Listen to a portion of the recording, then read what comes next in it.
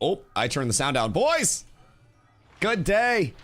I went to unmute my my mic feed and stuff because all of my audio is routed into like the mic and the game audio, and then it's patched through to like the other side of things, right? The other PC.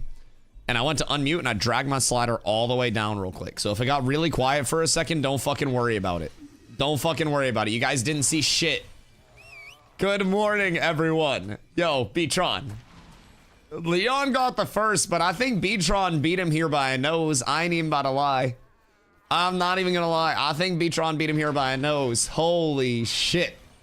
That's a close one. Ron, Glow, Gal, Valdred, thank you for the 40-day, dog. I appreciate you. Stompington, good day. Roach, what up, my boys? Tibbs, good morning. How are we all? We got a beautiful, beautiful, beautiful thing to log into today. 5 mail. Which means one of these is a scam, and 4 of these are legit, boys. It's just a question of which are legit and for how much. 5 Steel Bloom emblems, plus 4 gold. We had over 30 that were listed. 3 Spindlevine that I got over here.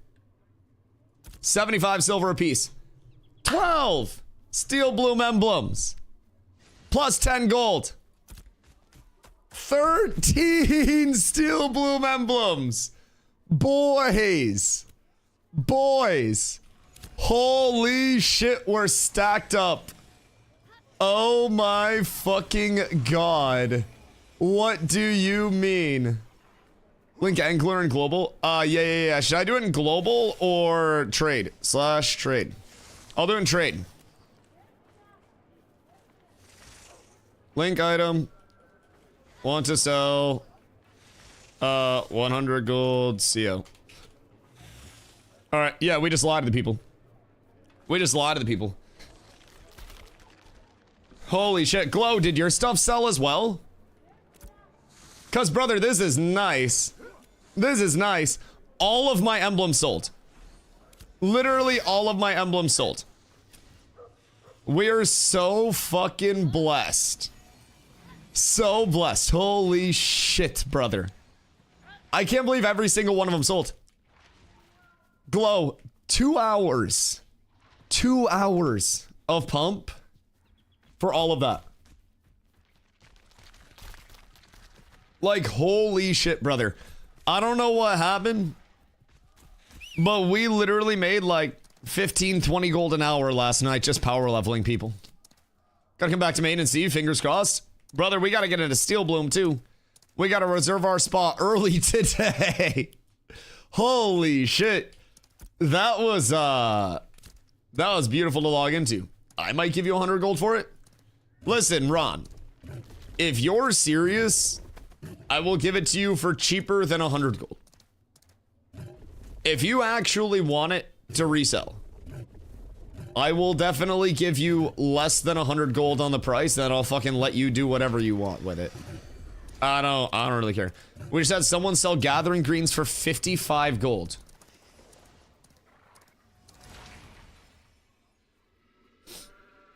$55? Oh my fucking god. Wait, that's actually absurd. Alright, yeah, so noted. Maybe more than 15 gold an hour if that sells. Yeah, a little bit more. I mean, that'd be another 30 gold per person right on top of it if it sells for 100. Like, just split that shit up 3 ways. I don't know, man. I don't know. I told you we were loaded. I'm doing okay. I'm doing okay. Also, Ron is pumping. Ron is fucking huge. Ron, you already have this recipe, right? We're talking about Ron? I'm loaded as well. Let me live my life. Let me live my life. You still need base copper? I'm actually past base copper at this point. Next thing I'm gonna be looking for is going to be blue zinc. Blue zinc. Because that's what I'm going to need for my 26 epic weapon. So I'm gonna be going into a Night Reaver one-handed axe to replace my one-hander right now. So this, when I roll it in epic, will be equivalent to like a mid-heroic item level 29. So with that, it's definitely gonna be worth. Definitely gonna be worth. But it's expensive. I got like 150 gold just alone in dragon trees here at market price, which I didn't check Jova for dragon trees. I got June's Kosh that I gotta pay for. That's 25 gold from Nin, because Nin gambit one. And then I have my zinc ingots. And the zinc ingots have to be all blue.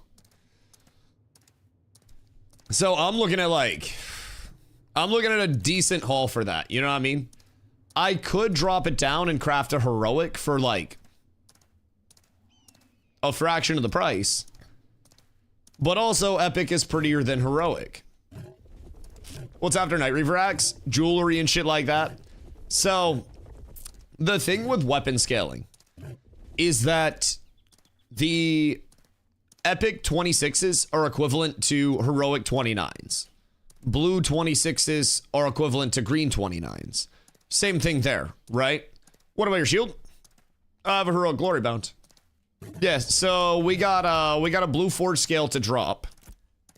We got a blue forge guards deflector to drop. So both of the things that I needed dropped in blue. And then because I already have the heroic glory bound, I just gave away the forge scale to another tank in guild. So like, personally, I don't have much to worry about at all. I'm set. I'm set. The fuck is epic zinc going up to? 70 silver each? Chat, what is this push on epic zinc right now? Because zinc and copper were like 50 silver a piece yesterday. What am I missing? What is this level of inflation? Ready to go grind more when you are? Yeah. I just want to check market real quick and then I'm gonna go. Because I just saw this motherfucker say 70 silver each. Probably better pedal shards. Right, but like 70 silver each. Someone probably bought it all. Probably. If I had to guess. What the fuck's going on here? Hold on. Zinc, epic. Zinc ingots for 2 gold. Wait, am I tripping? Why not just buy those pre-made zinc ingots?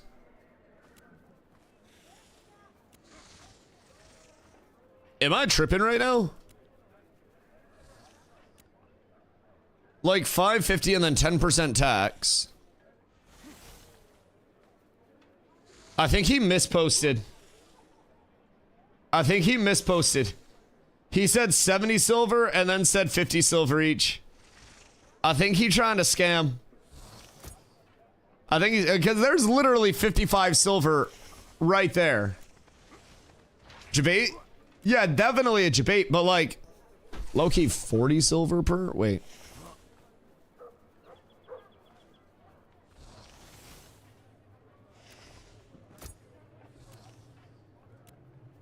Thank you, Bunny. Happy to help. 50 silver per is reasonable. 50 silver per is very, very reasonable. Epic rubies are working their way back up to a gold. 40 silver is a steal? Yeah. 50 silver is like right on the threshold of insta buy or not. 40 silver is an immediate buy. And also that was in guild. Copper's 50. I don't know why zinc is inflating. I'm seeing copper everywhere. Oh, the what? Why is this dude buying for 50 silver each? I'm so confused. I definitely think it goes up to like 75 a piece. But like realistically, I wonder if I could get him to buy for more. To make ingot and sell. You think he's doing ingots and then just selling it? But even then, zinc ingots were just 2 gold a piece. So that's not even the craziest profit because post-processing, you're looking at a 20 silver profit per. That's not really much, if I'm being completely honest. That's not much at all. Also, Ron, I still have your steel bloom emblems, brother. So let me know if you need them. And I heard guild was out of zinc armor plating. I have some more. And also, if you guys get me zinc, I can process like fucking mad. I can just pump out zinc the entire day, and I can get like a good yield up too. I have the zinc. You have a lot of zinc. Do you need me to process? because I am more than happy to process with my yield shit. I need a Braith Reach belt. If anybody from our Forge raids, yo, Q, what up, dog? How are you today? If anybody from our raids, why do they keep dropping it? What the fuck? If anybody from our Forge raids has a Braith Reach belt and they did not get a mining belt, I will switch with you happily, or I will just borrow your Braith Reach belt. Also, T-Mac over on YouTube. What up, dude? What would you get if you enchanted them to +1 or 2? It just adds 1% to all of the rolls. So it's nothing like OP, but it is definitely noticeable if you are enchanting something to like +6, +8, comparing it, right? Because that's going to be a 6% up on all your stats. So relatively noticeable jump overall. Relatively noticeable. So I can probably buy mats from guild for you, or 4 guild from you. Yeah, I mean, if they want to do that, then absolutely. I will give them a phenomenal deal. How does one humble cats with Navs member get into power leveling groups? Currently level 17 board. Come over to Steel Bloom. My goal is power leveling as many supports as we can get first. Bare minimum, I want to get people to 20. So like the priority slots are 16 to 20. So I will have me. I don't know where Sparks is at, but I'll have me, Glow, and probably a cleric coming in. And basically, we, the 25s, just take all the Steel Bloom emblems that drop, and then that's how we econ and stuff from it. So we make our money off that. And then from there, the 5 that are getting power level just obviously play the game, but you just sit super fucking safe. Utter nonsense, got like 6 crate runners getting ready to leave 8th. I can swing, but was gonna P level. That's like 18 crates. That's not a small amount. Morning to see if you washed your balls recently. Yeah, I actually lifted up my balls in the shower today. Yeah, I did a good taint scrub today. That shit was satisfying. Hyman Hills and Oak Groups failed me this morning. Oh yeah, they will do that. Yeah, they'll 1000% do that. That's gonna happen to you. Any pub groups will be very likely to leave you disappointed as shit. Like, it's a cool world out there if you're trying to play in pubs. I'm gonna be completely honest, man. Personally, playing my first time and being a tank back in phase 2 and coming in with no information about gearing, no knowledge about progression. Like, I had followed the project for years, but gameplay wise, I came in relatively blind, right? I didn't know metas, I didn't know how shit was shaping up. So I came in and immediately I learned, careful. I learned that pubs fucking sucked very quickly. That shit was like the #1 way to test my mental. And as soon as I started playing with like static groups of people that knew what they were doing, goodness gracious, it was a game changer, dude. It was so fucking good. So good. Yo, Roger, what up, dude? My friend and I are 25 and rolled on Shoal. We're a cleric and ranger duo. Are we able to apply? Exclamation guild, brother. We actually need clerics and rangers very badly. Very badly. Those are like our top 2 things. So, let's get my fighter to 25. I'll be leveling my cleric. What level is a fighter at? We should have good spots today. I don't know if Sparks is immediately online or not.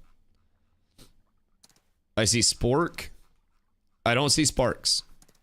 I don't see Sparks.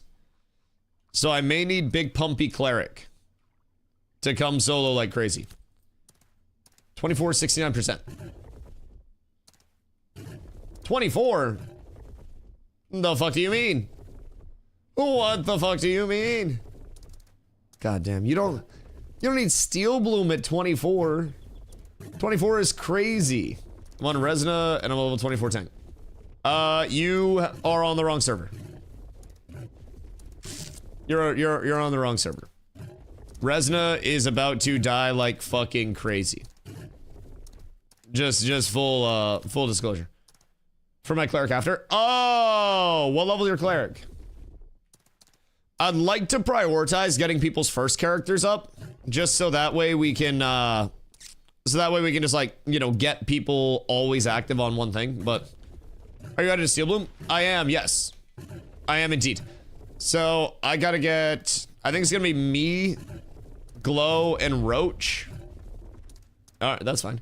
We need 25 cleric. I think Roach is around. Because Mr. Roachamus should be able to pump for us. And I think we good. I think we good. We got Roach to heal, and we got like other low-level clerics out the ass. So, who was Bard that needed it? If you guys are in Cats and you're coming to Steel Bloom to start the day, message me in game real quick so I can get invites out. Because I have, as of right now, 4 spots. Glow, you on? Or are you on your own? You are on. Did your shit sell, Glow, by the way? Because none of my essences sold, like my Riverlands essences, but legitimately all of my emblems sold. Every single one of my emblems that I listed sold. I don't know what happened. I don't know none of my emblems.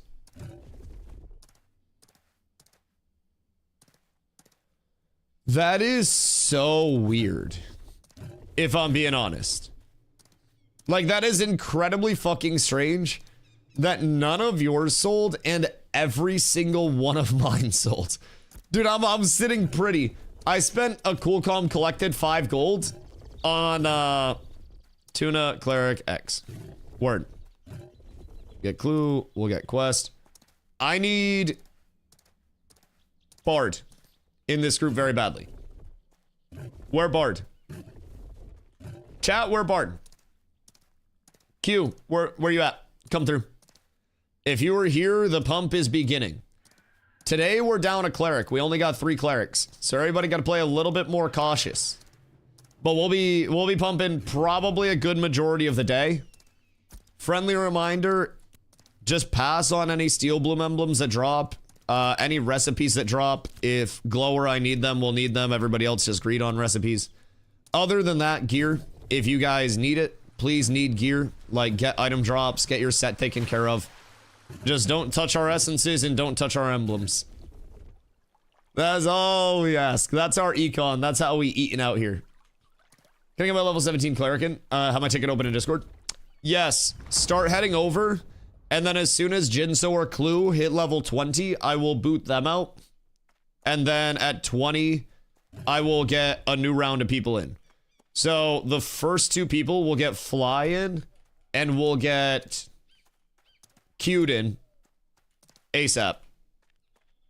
I'm 25% to 20. Yeah, that won't take long. That won't take long. 38% to 20. Okay, cool.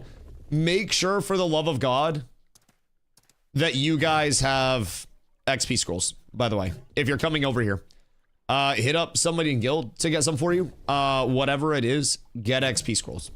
If you guys don't have XP scrolls, you are trolling yourself. Trolling yourself. What do I think Resinus dying? Your core 4 guilds all had at least 1 person named on the list. 3 of the 4 guilds, it was an officer or guild leader, which was really bad. So that's basically like your 4 most competitive guilds over there. And as a result, now you see this kind of like scrambling in Resna.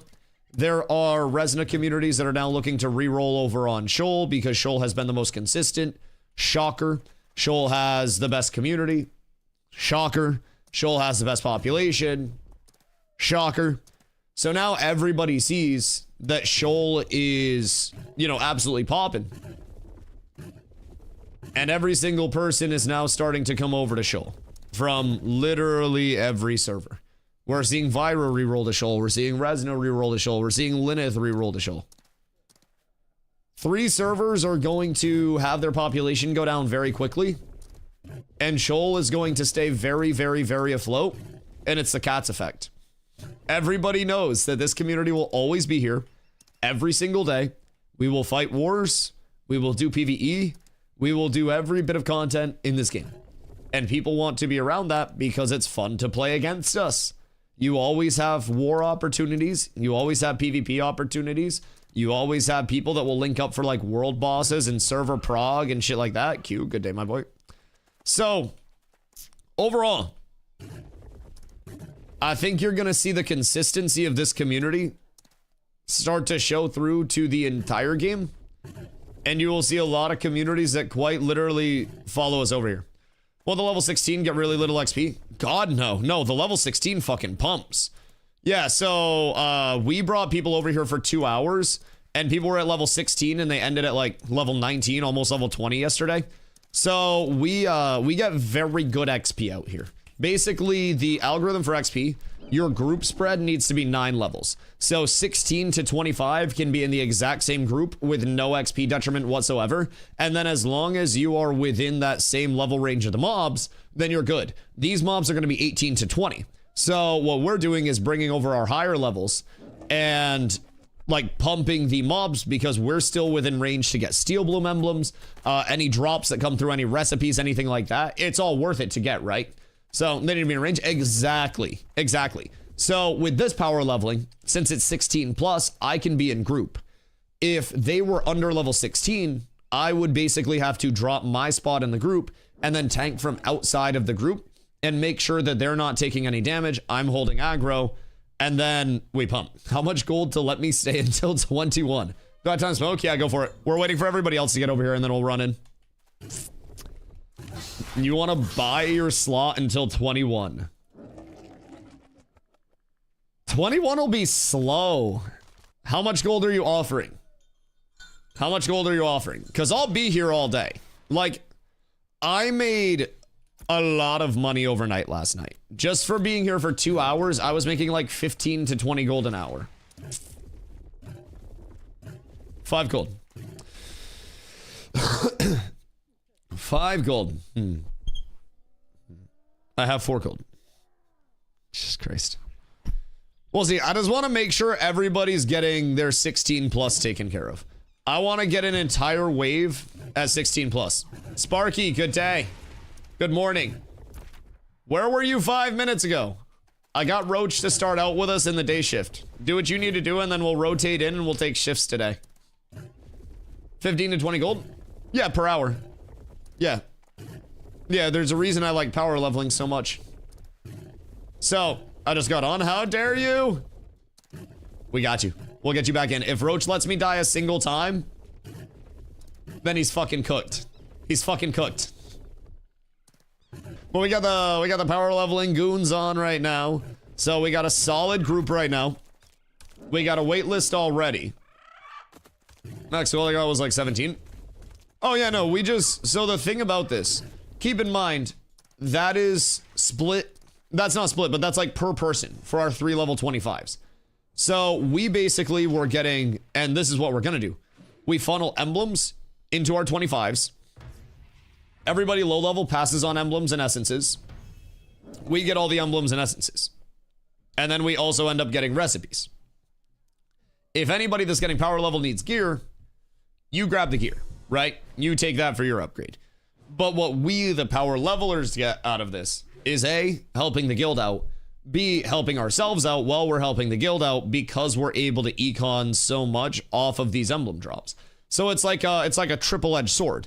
Now I have a really expensive recipe in my inventory, which will sell at some point and will probably snatch a good amount of gold. We came over here for, I kid you not, like 2.5 hours, and we got 100 emblems on the dot yesterday. Emblems are selling for 70 silver to a gold, just in that general range. And that's what we generated in like 2.5 hours. That shit is wonderful. Wonderful to actually get out to.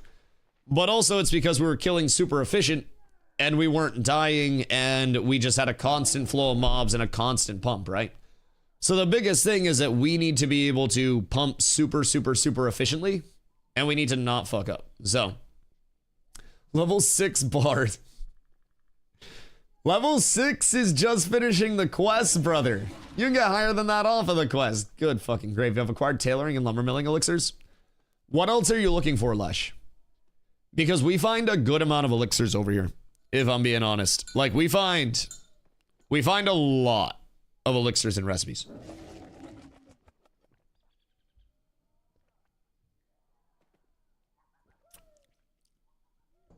Alchemy would be this. I'm a streamer loot that bitch. I'm a streamer loot that bitch for you. Immediately. Glow was dying. Glow never dies. Glow never dies. And if Glow dies, it's because he doesn't have a fucking spaghetti popped. I swear to God, Glow's selfish. What rarity do you need on your June's Kosh? Legendary. Legendary June's Kosh. legendary wood, and then all blue zinc ingots, or at least like primarily blue is what I'm going to be targeting.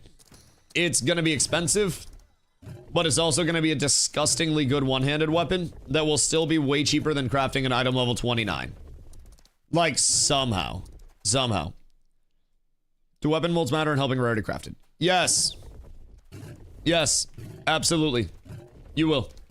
If Chloe dies, it's because he doesn't make it for me to Defiant Light. Bro, I'm like corner peeking him ready with the intercept at a moment's notice. Like, literally, as soon as I see his health start to go down, I immediately just drop the intercept, and then everything is perfect. Yo, Marcos over on YouTube, what up, dude? What are the main PvP endgame stuff you guys are doing? Just general shit. Wars, if there's ever a lawless area, or there's ever a conflict somewhere with any of our alliance guilds, we always pull up there. I'm trying to push everybody to start getting into the settlement siege mentality. Because, like, sieges are genuinely some of the best content in the entire game. And right now, there is no penalty for whoever loses a siege. Like, the town doesn't get punished, nor does a server. So it's really good to actually spend your time getting reps in settlement sieges. Just really, really, really good. It's 1,000 gold per siege, but that's also really affordable over the over like 200 people. You split that, it's 5 gold per, right? So I'm gonna try to get people into sieges. We run scrims, we show up and hit crates, we go to lawless areas, like I said, just general PvP shit right now, right? So in lieu of arenas and more of that like on rails content, we tend to make a little bit of our our own content, you know what I mean? We have a very, I call it an insulated community, right? Hold on, I'm gonna go blow my nose before we start. I'm gonna stop. One sec.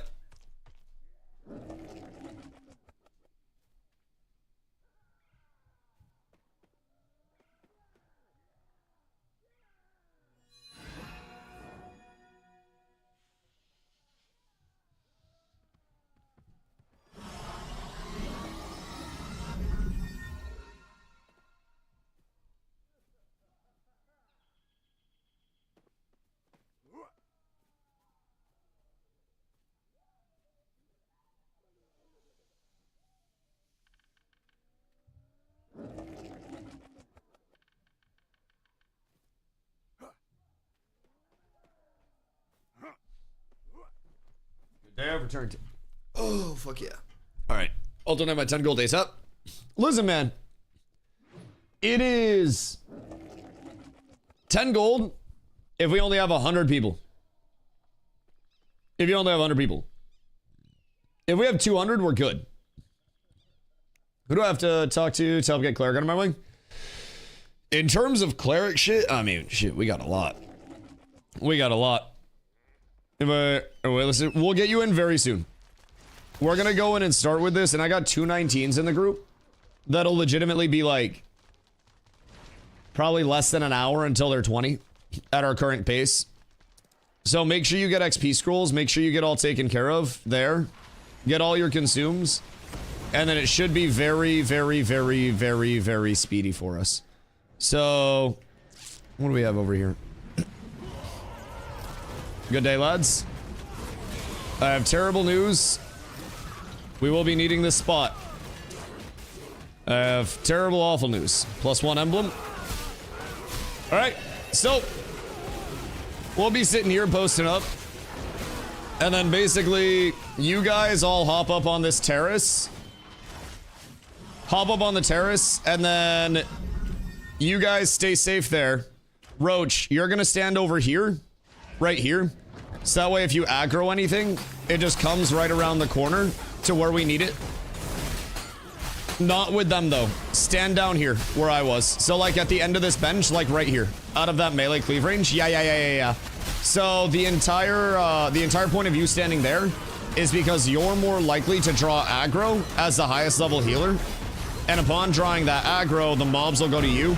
So if you're standing with them, then you're going to be pulling mobs directly on top of them and they will die. If you are standing over there and you're like, you can even stand like right here on this fence or something, like right here. And as long as you're not getting cleaved, then you're perfectly fine to free cast. I'll be standing right here. So as long as you don't get cleaved and the low levels don't get jumped, then everything's absolutely perfect over here. Did we talk about the war already? No. What happened this morning? Tuna mixed rice. Decta said like fucking 6 a.m., right? What the fuck happened there? Are they on like a different time zone or something? Because that is genuinely one of the earliest decks that I have ever seen. What the fuck happened? Power leveling day, is this open to join? This is Cats power leveling. Cats with abs power leveling. I love you, chat, but if you're not in chat, I don't love you enough to power level you. You gotta be with your guild for that. This world is an unforgiving world, and this world is a world that's all about cats, right? So we gotta take care of ours first. But as long as you guys are in cats, then there are many opportunities for you today. Many opportunities. And they will be in abundance for the remainder of your existence. What do I bring a dead bird carcass? I don't like dead birds. I feed pigeons every day. I was hanging out with my pigeons before stream today. I don't want dead birds. Are people actually complaining this cat's only? So, no, nobody's complaining. No, people are just asking if they can hop in. No, nobody. I think everybody very much understands that, like, I gotta get the guild in first. And honestly, I'm very lucky that most people are very chill about this. I've had a couple of people all time just be weird about it. But no, like most people in chat are just very like, hey Dusty, if you get a spot, let me hop in. It's like the streamer equivalent of when you're working in food service and you're like waiting tables and you're like, can I get you guys anything else? And they're like, oh, $1 million. And you just kind of gotta like laugh.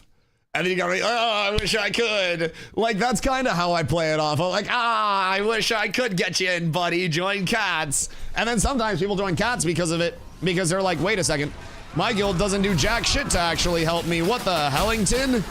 And then they realize that guilds are very important in this game and very fun to be a part of if you're in the right guild.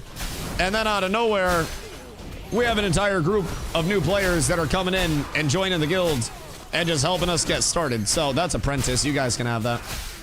Is kind of a funny interaction more often than not, but customer service having to react to that shit. So there's probably a reason why I enjoy streaming and yapping to people so much. And it's because I've always worked like front-facing forward positions, right? Just, you know, people-facing positions, interacting with dummies and having to be like, oh yeah, your joke's so funny. Your joke's so funny.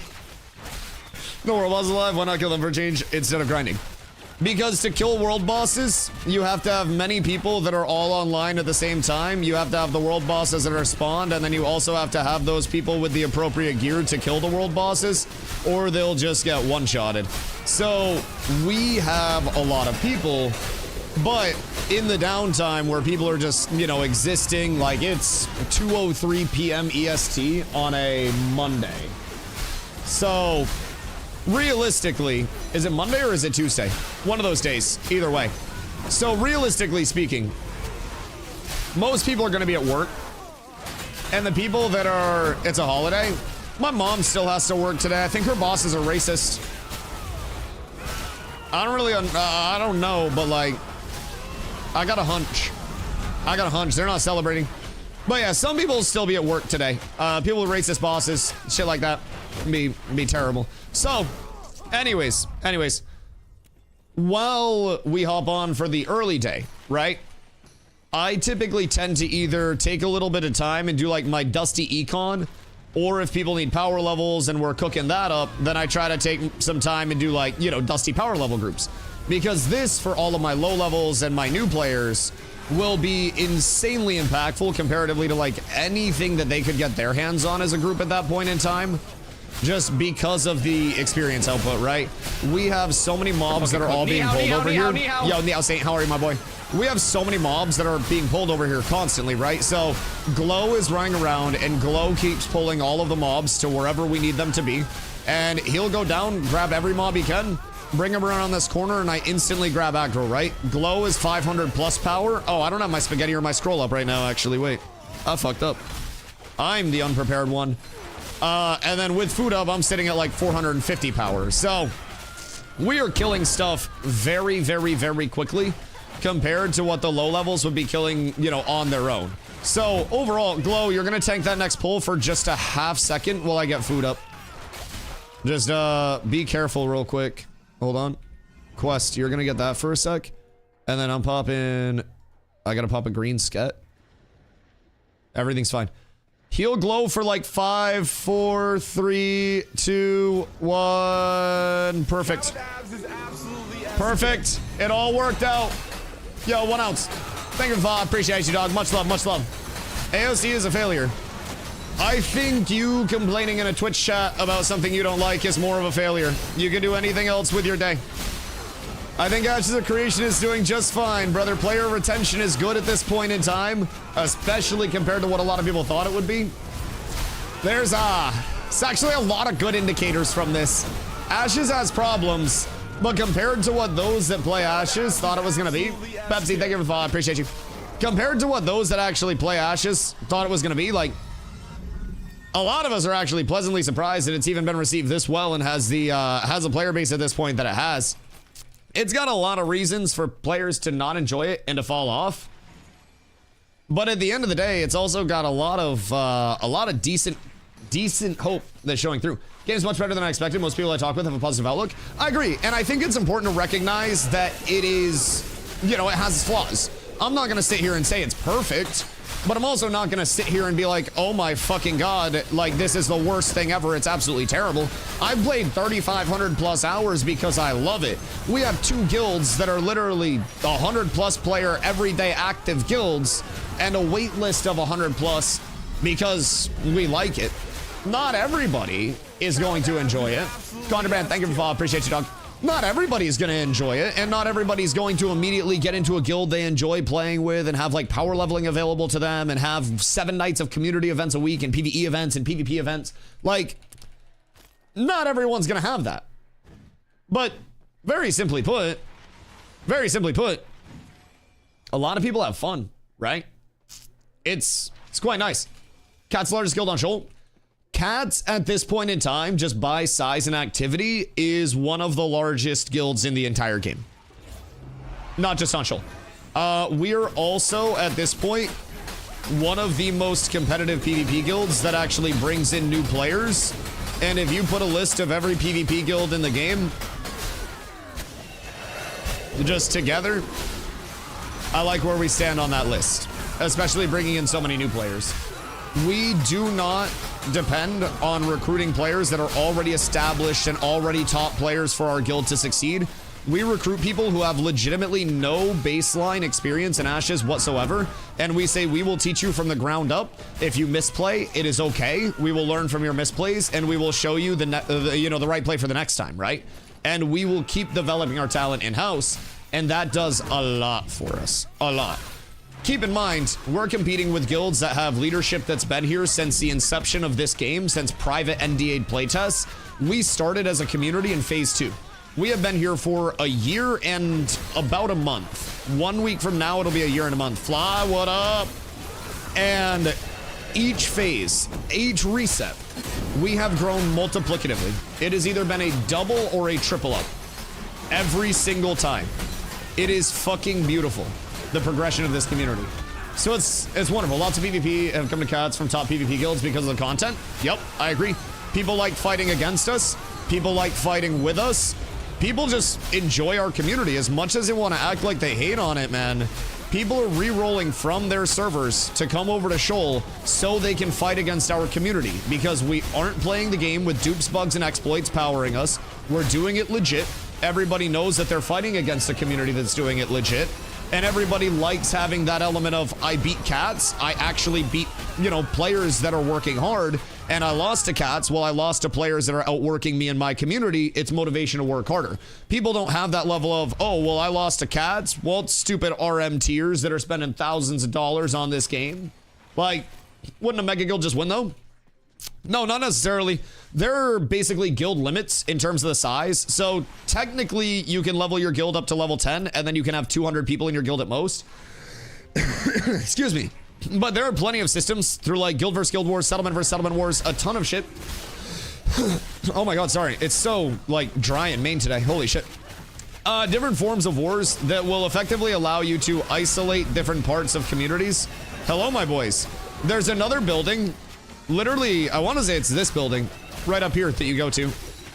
And then there's a good pull in there as well that you guys can do with just a few people. But yeah, so in terms of guild versus guild wars, those are like score dependent and every kill matters. So if you are in a guild versus guild war and you have a bunch of just cannon fodder, those guys are going to die insanely quickly, right? So mega guilds have numbers, but they don't have any strength behind those numbers. And I've said since I came in, Ashes of Creation is a game of strength in numbers, but also strength within your numbers. Careful, Roach, you're gonna get cleaved. And if you only have raw numbers and nobody in your guild actually has hands, then you get pirate software in this game. And your guild will just get exposed for not being as competitive as you portray it to be. And part of the reason people like fighting us is because we actually put, you know, our money where our mouth is in trying to train up our people. We've lost wars, we've won wars, we've fought against every single community that is a PvP community in this game at this point, and we've taken L's, we've taken W's, but we've learned a whole lot the entire time, right? And as a result, our players continue to get better.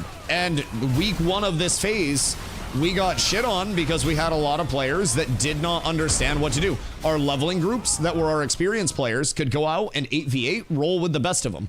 And then once we got our new players in and we went back to help, there were so many days where like I would be power leveling a group and we'd get jumped and it'd be brand new players that didn't even have PvP settings on. So like the first 2 weeks of the server, we'd be taking these fights and 3 out of 8 people in a group flag up, and then 5 people are going, Dusty, why can't I flag up? That was where we were at week 2. Now we're at the point where everybody's mad because we pull up with so many people that other raids just die. And everybody's getting angry about that.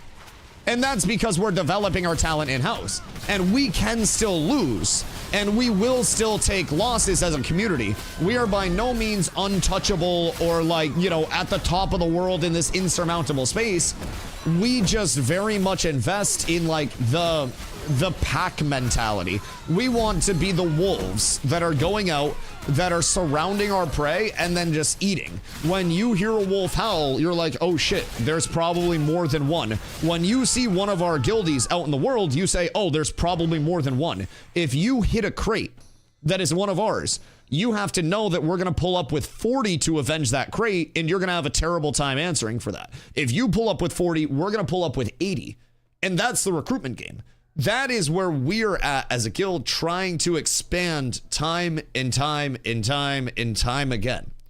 And that's why we keep developing. That's why I'm not just going to the competitive guilds that die saying, hey, give me your 32 PvP players.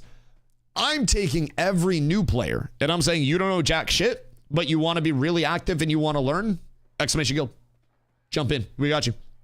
How does Gods feel about teaching new players of systems that aren't interested in joining guild? We're probably the most public community there is, if I'm being honest. Like, I say with my entire chest that Cats with Abs is the best community in Ashes of Creation because Cats with Abs is the best community in Ashes of Creation. And I don't just mean from a PvP standpoint. I don't mean we're going to roll up and kill everybody in the game. Like I said, we'll win and we'll lose PvP. We're a legitimate community that will take losses, we'll take W's, and we'll do both with grace along the way, right? But we are, in terms of the established communities that have leadership and have experience in multiple phases and have the infrastructure, we put more information out there publicly that is, you know, cutting edge meta information instead of 10 weeks after the fact for everybody to see. Oh, Elixir lumberjacking. Wait a minute. Yo, Bot Killers, thank you for the follow, dog. I appreciate you. So like every single thing that we put out as a community is public. Our crafting calculator, as soon as it was verified and validated, went public. So now people don't have to worry if their crafts are like legit or not anymore. They can see the actual, you know, the quality before they're crafting that shit. That was an entirely in-house made crafting calculator that benefited us like crazy and would have benefited us more if we were the only ones that had it and everybody else was bricking their crafts. But we throw everything out there as soon as it is ready. Our crafting calc didn't go public day one and people were like, oh my god, Dusty gatekeeping, rah. Only to realize that our crafting calculator wasn't reliable day one. So we wanted to make sure that it was going to be legit, you know? So check out Ashes. Cats community is clearly the most active community in Ashes. I appreciate that.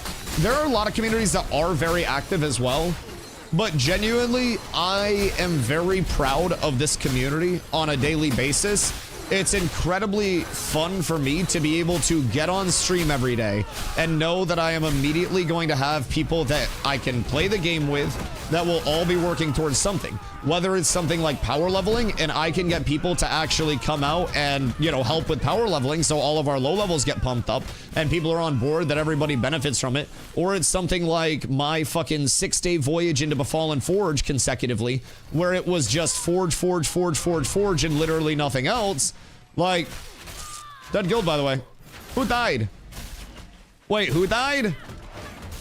So anyways, because global RPing and Jesus fucking Christ.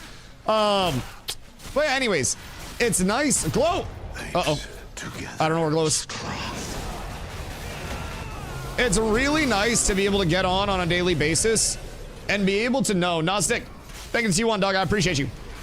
It's nice to be able to get on a daily basis and know that we are going to have people to play the game with, know that we are going to have people that want to improve, and people that are down to not just contribute to their own thing, but the overall success of the community as a whole. And that's why our community grows so much. That's why our community feels so active. Because we genuinely have a lot of people who are on board that, like, we all benefit if we all help each other. I've taken many days where I've made 0 gold, I've got 0 weapon XP or anything like that, and I've just pumped for other people. Because guess what? That all comes around entirely to me in the long term.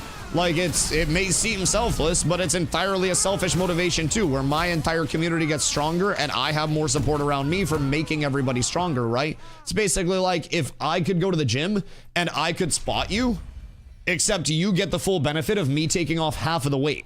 Right now, me, Glow, and Roach are taking off half of the weight for these guys, just sitting here smacking these mobs and tanking them and everything like that, right? And as a result, all of our levelers right now are having a way smoother experience than they would if they were solo, if they were trying to compete, you know, if they're trying to get a legit group at this time. It's night and day different. Good day, sir. I cannot condone you guys taking my mobs. That is very rude. Zombie, can you go harass those people for me? They're fucking lobies taking our mobs in there. They're being fucking rats. I don't want to have to go sit on them. More forge? More forge? More forge? They keep getting our high level mobs. We can sit at the top of the stairs if we really want to, and then just like sit on top of them until they fuck off.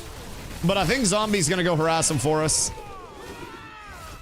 I think he might be going for it. So I'm not too worried. Worst case too, we can always hit him with the old settings check of doom. Settings check of doom is the greatest settings check. Wait, what? How did that happen? Brother didn't even grapple. What? The fuck? Am I tripping? I feel like I'm tripping. Brother didn't even grapple and the mob just like popped back over there. The fuck am I witnessing? The fuck is this? Jesus Christ. So anyways, forging this group with blood, sweat, and steel after 6 days of Forge to temporarily urge to do something else. I mean, listen, I'm glad to be out of Forge, but I will be going back. We still have plenty of people that need stuff from Forge. I still need a metalworking belt. So I've got my own personal motivations to get back there too. It's just this has always been incredibly reliable for us. We get good econ from it. We get good pretty much everything from it. Pretty much everything. People get power leveling stuff. Oh, it's fucking beautiful. Like, this is something that helps the entirety of the guild so fucking much that honestly, I would not want to be doing anything else right now, man. All right, you're coming with me, boys. Hold on. Will they fail the settings check? That is my question. That is my question. Hold on. Will they cleave? Please cleave. Please cliff. Please cliff. I need you guys to cleave. Please and thank you. I would like one singular cleave. My boys, my dudes, my guys. No, no cleaves. Alright, that's tragic.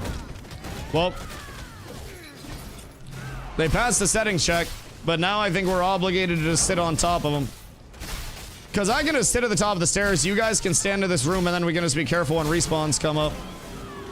We would just have to pull spawns fast as shit. I just don't want these fucking goobers taking our spawns, especially the good ones. This is gonna be a less safe place, so y'all gotta be cautious about it.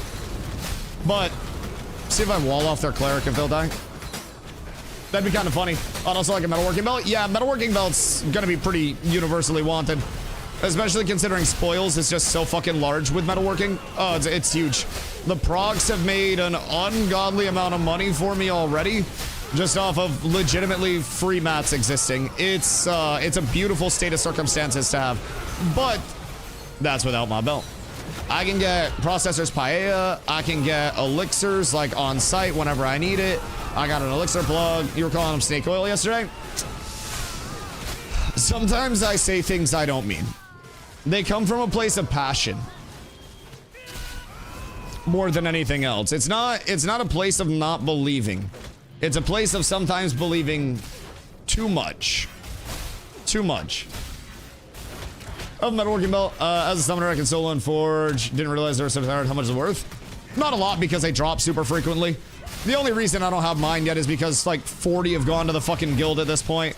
It's not one of the trade skill clothes that will have like power stats associated with it, like actual combat stats. You won't see that coming from it, so it's not gonna be like the most desired. The metalworking shirt and the metalworking pants do have power stats on them. So metalworking shirt gives 439 power on a green as a base, and then the metalworking pants will give a little over 100 HP as a baseline. So like those are quite good, quite good. Those are the ones that are really going to be desired. In terms of belts, like the metalworking one is really only going to be desired because it has spoils on it.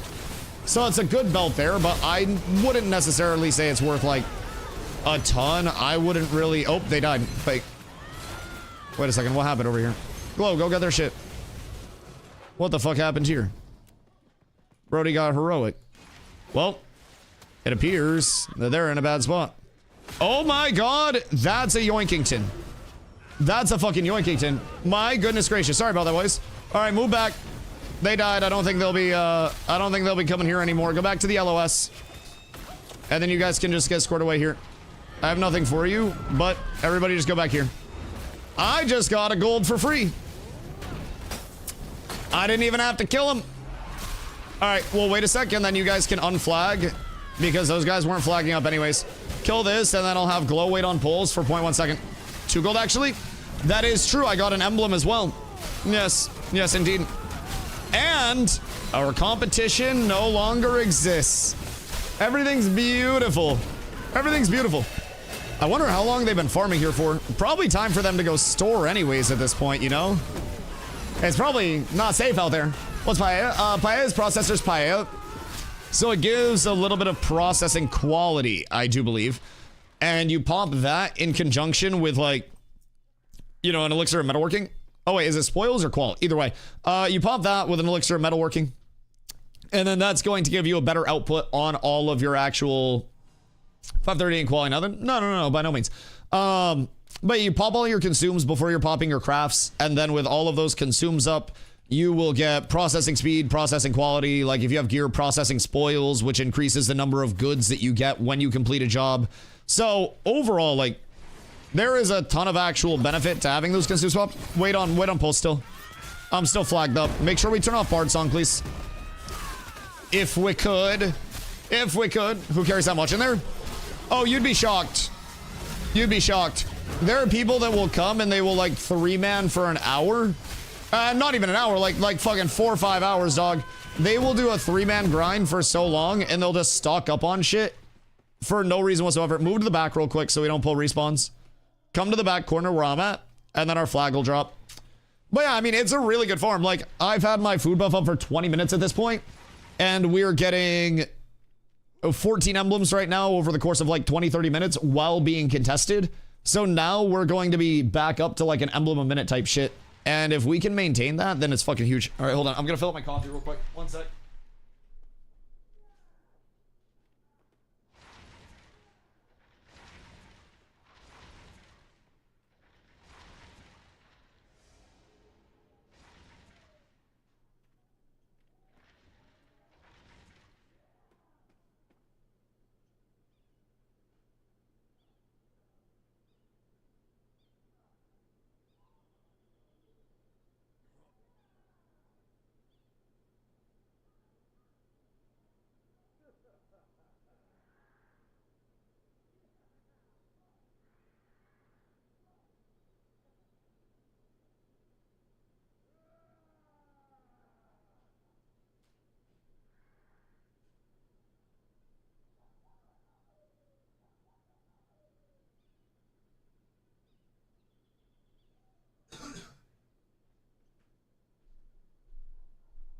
Thursday, my boys. We're not all dead. Everything's gorgeous, and I have a fresh cup of coffee. These guys whispered me, said we bullied them. They bullied themselves. Listen. I didn't do a single goddamn thing to them. They did it to themselves. They slipped and fell, and their glint fell out of their pockets. I don't want to hear it. Big bull. We'll do a small pull first. We have one of our levelers AFK. They're contesting a spot. Yeah, exactly. This is what I always try to say, man. Like, I'm not the bad guy because I can win a spot. We have lost spots. We have won spots. I'm not the bad guy for playing the game. If they want instancing, then there are games that have instancing. If they want ashes, brother, we got ashes for them right here. And let me tell you, ashes is fucking glorious when it is played in the way that our Lord and Savior Stephen Sharif intended it to be played, and there is friction and there is competition. Brother, it is truly a glorious, wonderful thing for everybody involved. Oh, the damage numbers are so sexy. Oh my goodness gracious. Chat, look at all of them. Look at all of them. Dude, it's so glorious. I want to hunt boats. Listen, no matter what B word you're hunting, whether it's boats or bots, you're doing everybody a service at this point, and we appreciate you, soldier. There are a lot of B words to be hunting out here. And honestly, both of them are bitches, too. A lot of B words to be hunting out here. I don't want to know how much XP you guys just got from that. Because that pull was probably an egregious amount of experience for you. If I had to wager a guess. This is where we really start, like, pumping. If we can get it uncon, you get glint like crazy. You get pretty much everything that you need, like absolute mad. Been away from the game for a week. Any big changes in the last week? General bug fix stuff. I mean, ban list came out, so they published names there. But just general business as usual, I'd say. Like, we got a couple bug fix patches. One of them broke more shit, so then they had to disable stuff again, but same old, same old. In terms of, like, massive content updates that are bringing new stuff into the game, you're not going to see one of those very likely until, like, March, April, if I had to guess. Those are typically what are called their milestone updates. And milestone updates usually come after a multi-month sprint where they're doing a lot of, like, prep for that big update. They're dropping a lot of bug fixes. You know, they're just getting a lot of stuff all squared away, fixed, taken care of because of those large patches that naturally bring in a lot of bugs as well. Like, they do have a lot to troubleshoot. I said bug patch this month. Yeah, bug patch this month, but that's not going to bring, like, new content to the game. They drop bug fix patches relatively routinely. And, like, overall, I expect bug fixes usually with Intrepid once a week at at least. Sometimes if they're really in a big bug fix thing, like a huge craze, it can be more frequent than that. Sometimes it can be a little slower than that. But realistically, we do get pretty frequent bug fixes over here. Pretty solid attention to shit. I did not pass on that Steel Bloom emblem. You shut up. You stop lying to me. In terms of, like, the large content additions, though, that's typically more refined to, like, or more confined, I should say, to, like, the milestone updates. The milestone updates are where we see new systems coming in. We see all that shit, right? Another streamer I watched was waiting for a raid in WoW yesterday. Long wait, then missed the queue. Don't play WoW, but just other problems with instance raid. Seems like, oh, yeah. Everything is like a cost benefit in terms of a system addition. There will be some people that like, and there will be some people that don't like every system that's ever added into a game. Whether it's instanced, whether it's non-instanced, whether it is competitive, whether it is casual. Like, oh yeah, they did, Steven did say that they're changing crates. What's the Discord? Discord.gg/catswithabs. Steven did say that they're going to be changing crates to when you pick up a crate that's outside of your, like, affiliation, so to say. Whether that's guild affiliation, whether that is raid affiliation, when you pick up a crate that's outside of that affiliation, it will flag you up for PvP. So, what will be intriguing with that is how long it will keep you flagged up. Is it the entire time, or will it be just like the normal, you know, short-term combat flag that we see where it actually ends up being quite quick? I think that's the big question there. And I'm hoping that it keeps you flagged while you have that stolen crate. Although that wouldn't really make sense because then you couldn't go into towns. So I guess that's kind of physically impossible. You wouldn't be able to sell because the guards would just nuke your shit. So I guess that's out the window. So it seems like you'll just flag for a short amount of time. The thing about that, if that's the case and they don't extend the flag duration at all, then that does mean that most of the time you will get ganked far enough away from an Ember Spring that you can't run back before the flag actually wears off.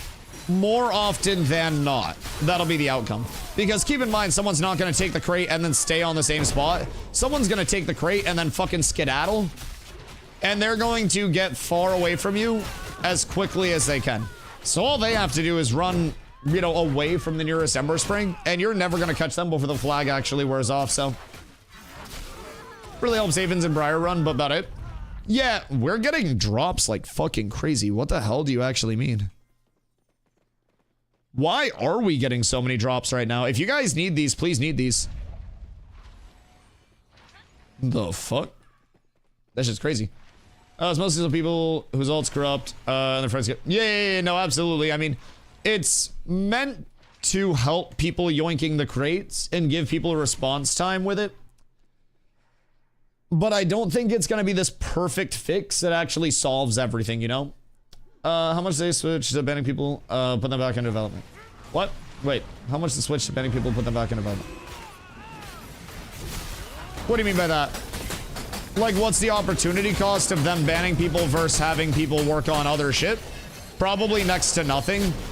Because Steven said he has 2 CS people and 2, I believe, like, producers that are working on the bans themselves in terms of, like, the manual review process. And those people likely were assigned as, like, extra to other tasks that they could be pulled off of. So it's not like they're pulling the fucking class balancing team or the environment team to look at bans. They're going to be putting people on the ban list tasks that can actually handle that, right? So they have many different people in many different jobs and roles. So, I mean, I don't personally think that we'll see too much just... I guess opportunity cost on the bad side come in. Sure that oh, you're chilling, you're chilling. That one wasn't one that I needed. No, you're good, you're good. You can hit greed on stuff. Hit greed on whatever, basically. And then if I need it, I'll need it. If it's an armor piece or anything like that that you need, feel free to need it. The only emblems that I really care about are select item level 29 ones. Or ones that are used for item level 29 stuff, and then the Steel Bloom emblems. So, like, anything else, please, feel free. Feel free. If it's something that I agree, that's all you guys. Are you guys getting emblems? I've been here 1 hour 0. What level mobs are you killing? Emblems have a substantially higher drop rate from level 20 mobs. So, this pack has 1 level 20 mob in it right here. And when this dies, it will probably have an emblem on it. So, level 20 mobs and Steel Bloom have always been the bee's knees. Always been that shit. And they are substantially higher drop rate. Told you. Substantially higher drop rate. Radiant piece of gear and a Steel Bloom emblem from that 20. So I would say try to get level 20s as much as you can. They never drop from 19s. I solo farm them. 20s are the only ones. I think they can drop from 19s, but it's way lower. Way lower. Like, we've seen them drop from 19s. But yeah, 19's got cooked. I hope they work more on the space program. Yo, Vera Space Program is a fucking banger guild name, though. I will say. That shit is heat. Should they ever just fully embrace it, the Vera Space Program would go fucking wild, man. I do like that. Yeah, that shit kind of is cooked, though, I will say. Definitely not ideal that there are motherfuckers just, like, taking off. Ooh, like that. That's coming home with daddy. That is a good one. That's a few extra gold. That is very nice for us to get. You guys are getting so much gear today, you little rat fucks. What is this? Oh, an elixir of weaving, don't you say, my good man. My good man. I do love finding elixir shit. Streamer loot? Yeah, but how's that one? Is that streamer loot for you? Perchance? Because that does seem kind of solid. Also, what that bad boy selling for? Perhaps? I like that. I like that. You're telling me I'm helping the Pope directly. This is insane. 3% to 20 now. Only took me months. I'm proud of you, dog. I'm proud of you. I want you to know. My first character did not hit level 25 until well over a month in. And honestly, exploring the world on the way that I did, or the way that I did on that character was really fun, man. I learned a lot about different parts of the world because I'd just run over and I'd see like high level mobs. Congrats to whoever needs that. I would see high level mobs and I'd be like, oh, this isn't gonna be good. And I didn't come in a state of, I need to min-max this. I need to understand all of this on the highest level. I came in the state that I wanted to learn as much as I could and like have as much fun with the systems and with the world as I could.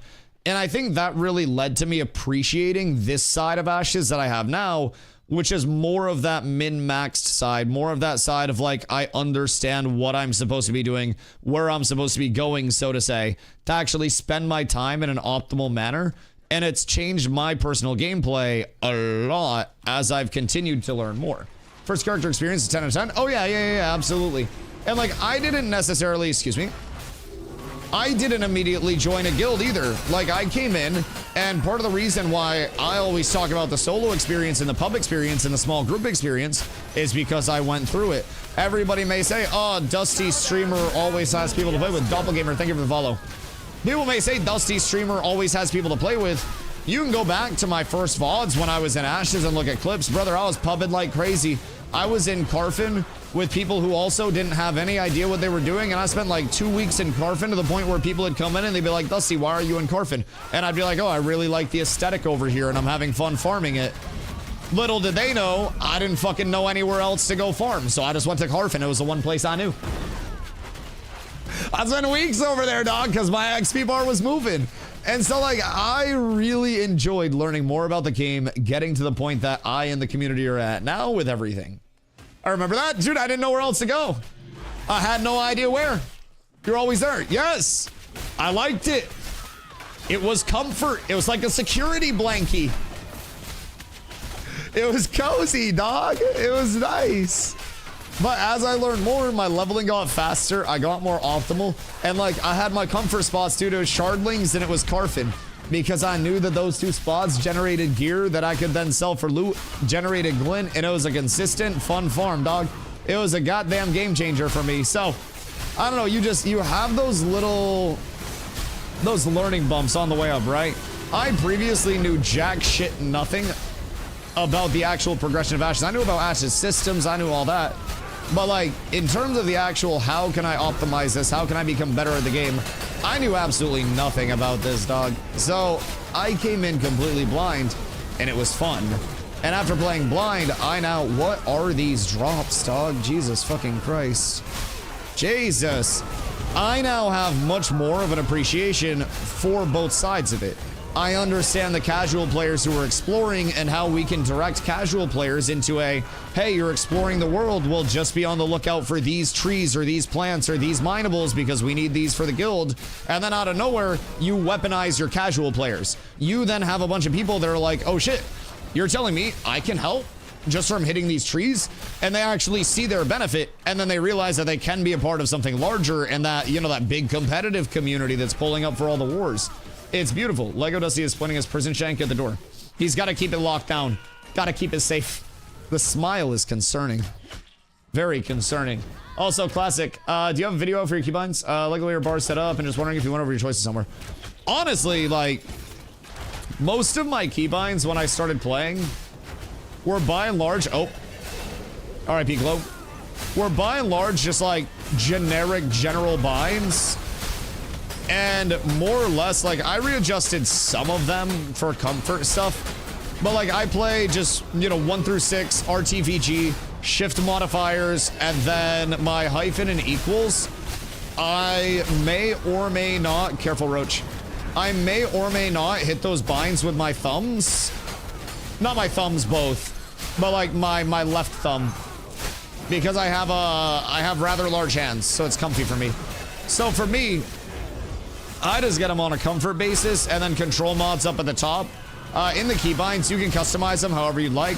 My dodge is E because I can just hit that with like a roll of one of my fingers and not compromise any movement, and dodging's not that great. Sprint is C, that's an easy thumb tuck in hit right next to V. My marking a target, I use as N. So that way it's just, you know, it's on my thumb. I sit the middle of my thumb, the bottom of my thumb on my spacebar, and then N is my target mark. So if I want to put a green cross on something, kill target in PvP, PvE, whatever it is, then I can do that just by hitting N with my thumb. Super easy there. Other than that, yo, Keyframe, thank you for the follow, dog. I appreciate you. Other than that, it's all preference and comfort on shit. I use a 2-side button mouse. So in terms of like my mouse distribution, I just keep it simple. I don't use auto attack. I like having the manual control over my attack inputs so I can stop them if I ever need to for like a, you know, for an animation cancel, whatever it may be. So I run manual attack, but I just hold down my front thumb button to attack. And then should I ever need to block, back thumb button. So it's like a gas and a brake, right? So let's get starting your Discord server. Yeah. If you got them in the Cats server or in my personal server, then just get it over to a mod. I'll make Nin fucking Thanos snipe him. Just pass it up to the mod team. I can't stop the people from selling their fucking shit in the first place, but I can damn well break the hell out of their shop. Yeah, I'll have Nin go kick their sandcastle over. I got you.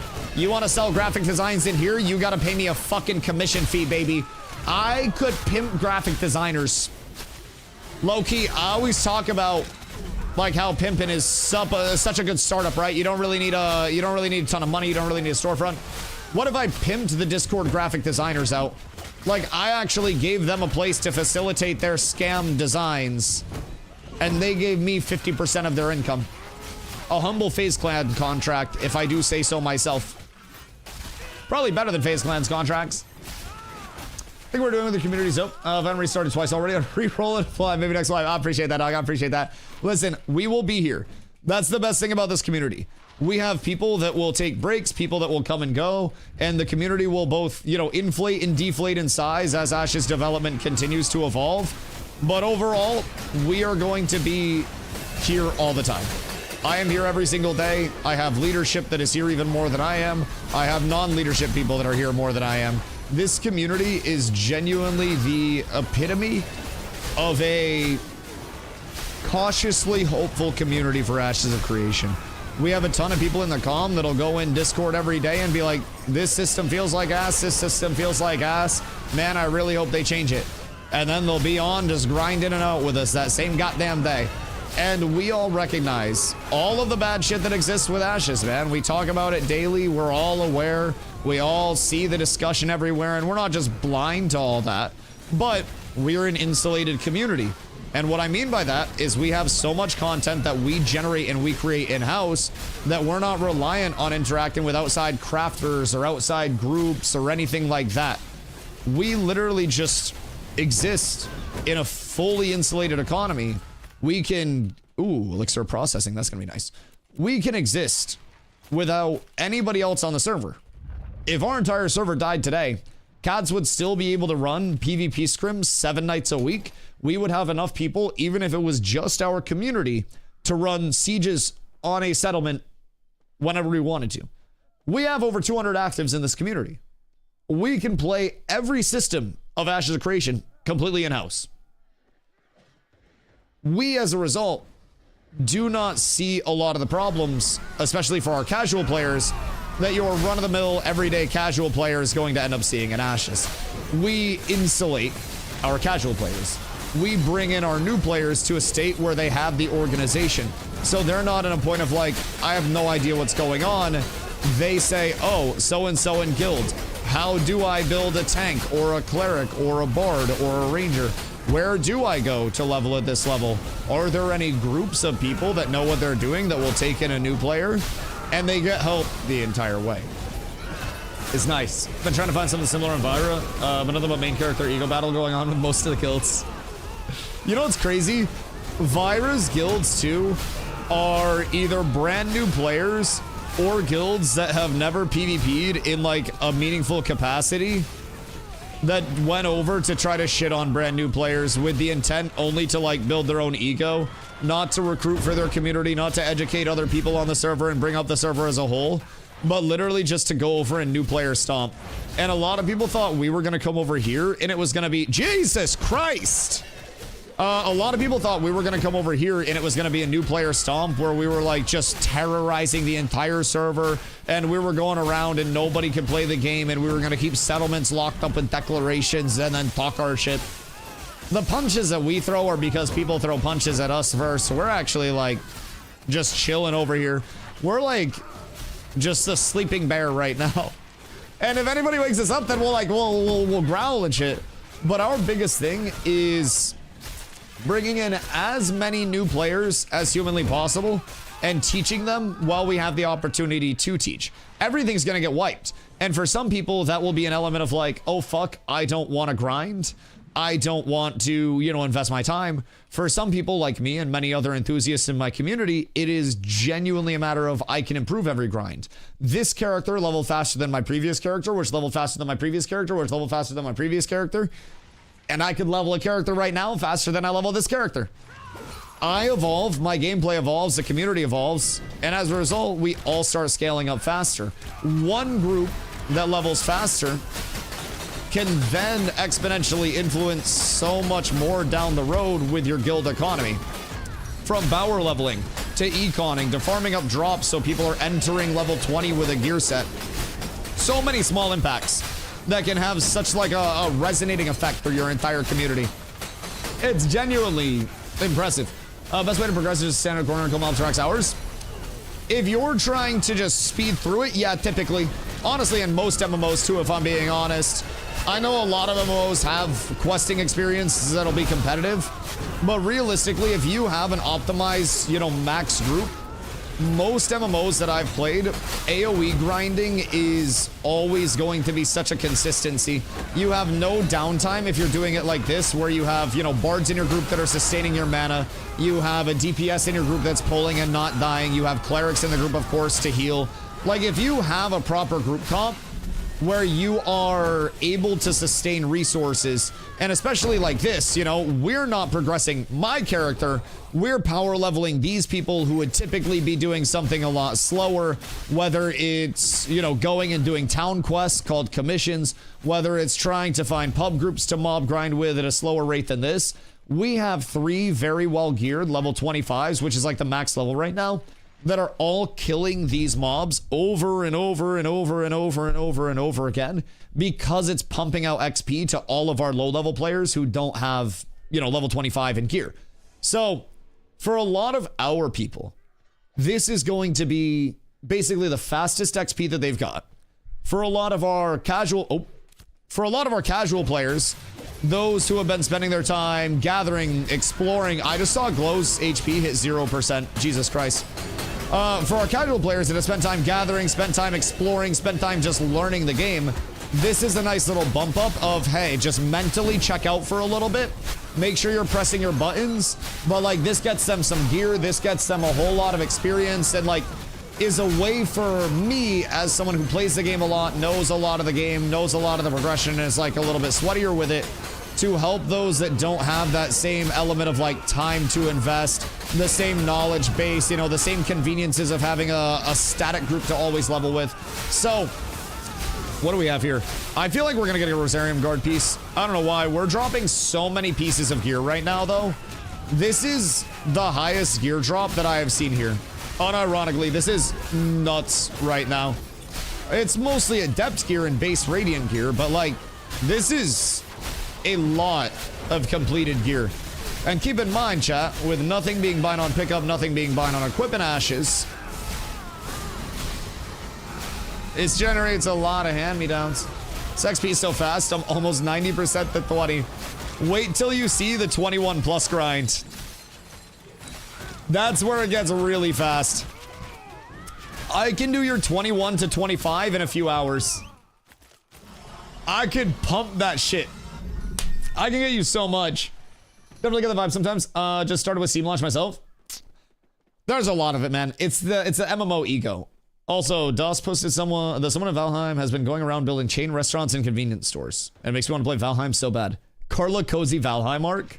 Honestly, it'd be good for you to play at the hotel, right? If your laptop could run it. It'd be something chill. Better than League. Do y'all have openings in your guild? We're on double waitlist right now for both guilds. But the waitlist also determines if we open a third guild. We do everything by, by necessity and by popular demand at this point in time. So we wanted to keep 2 guilds at full capacity within 2 days of activity, no logouts longer than 2-3 days. Everybody fully active, everyday player, fully involved in the game, in the communities, right? And then field the waitlist. Providing the waitlist, where do mobs go? Glow, the fuck you do? Go do it again. Go do it again. So anyways, providing the waitlist stays at the amount of people that it's, functioning at right now. We literally have, a 100+ person waitlist at this point in time. So Glow, did you fall? Providing the waitlist stays at the numbers that it's at, we're trying to do what I call like a sustained demand method, where demand for, a week and starting a third guild over that and allocating the resources to level the guild a few levels, allocating the resources to have a casual leadership base over there. That's a lot of extra moving pieces that if it's going to be a week and then it's going to die out, then, we're just going to call it good at 2 and keep the demand there.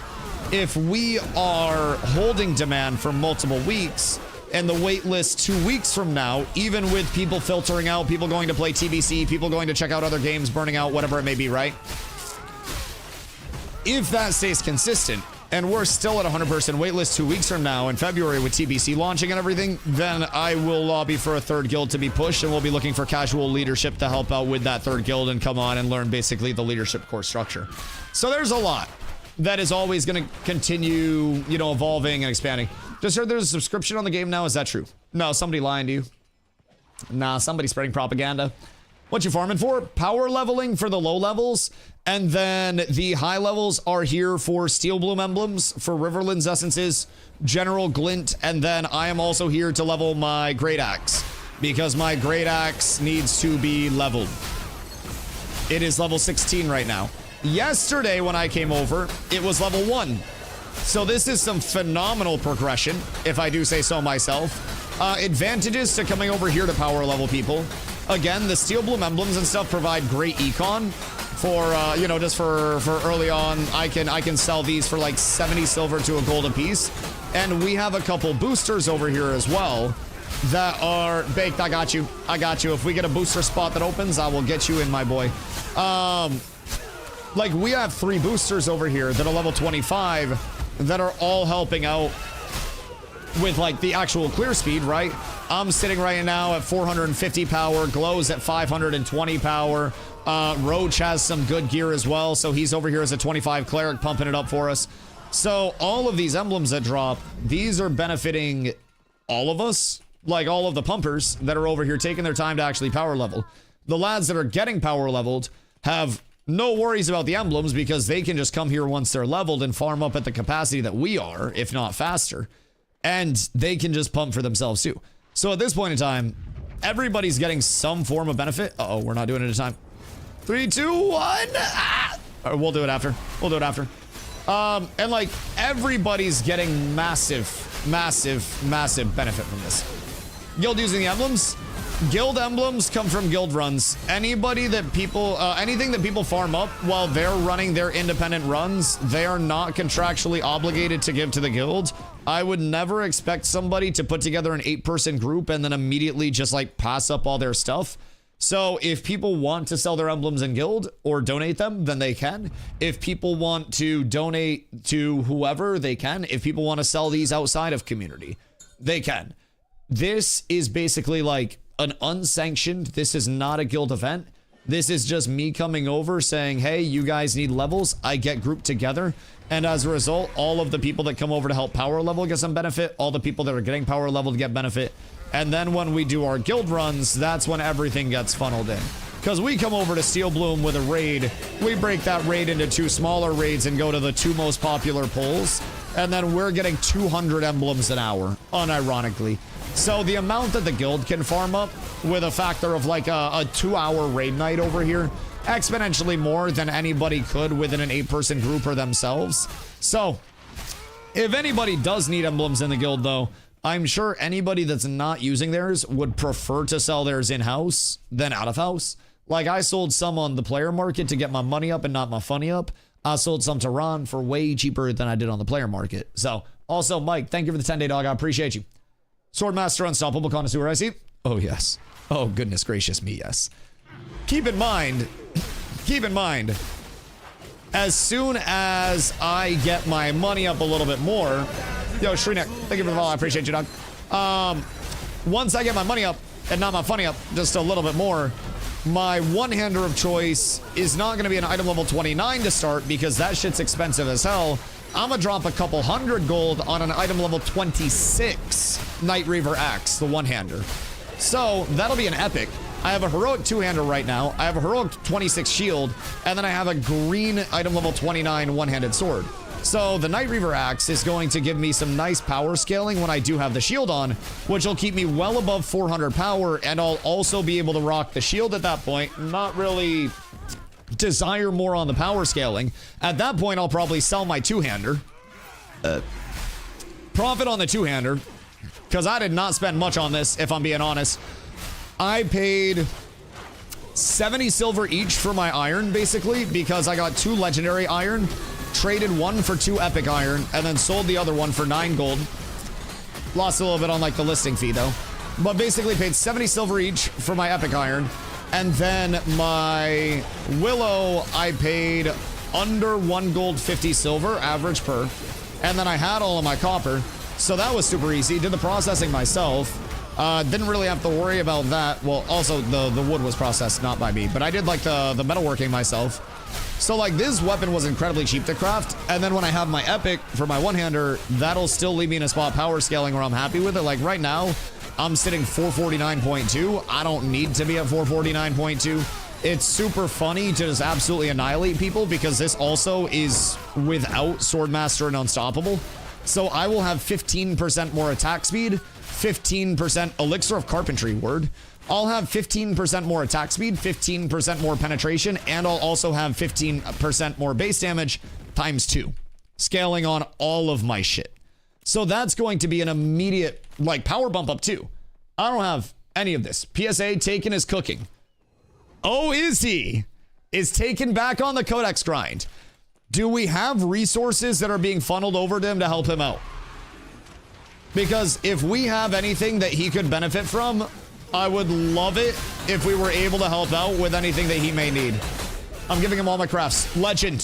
Sib, I appreciate you. Thank you for making all of Ash's better, dog. Ash's Codex is an incredibly amazing resource for the entire community, and Taken works incredibly hard to maintain that shit for us, and we are happy to be able to help him out. Giving him some legendary crafts that the community gave me. Fucking madman. I love that. This is what makes Ashes so cool. Everything's community, man.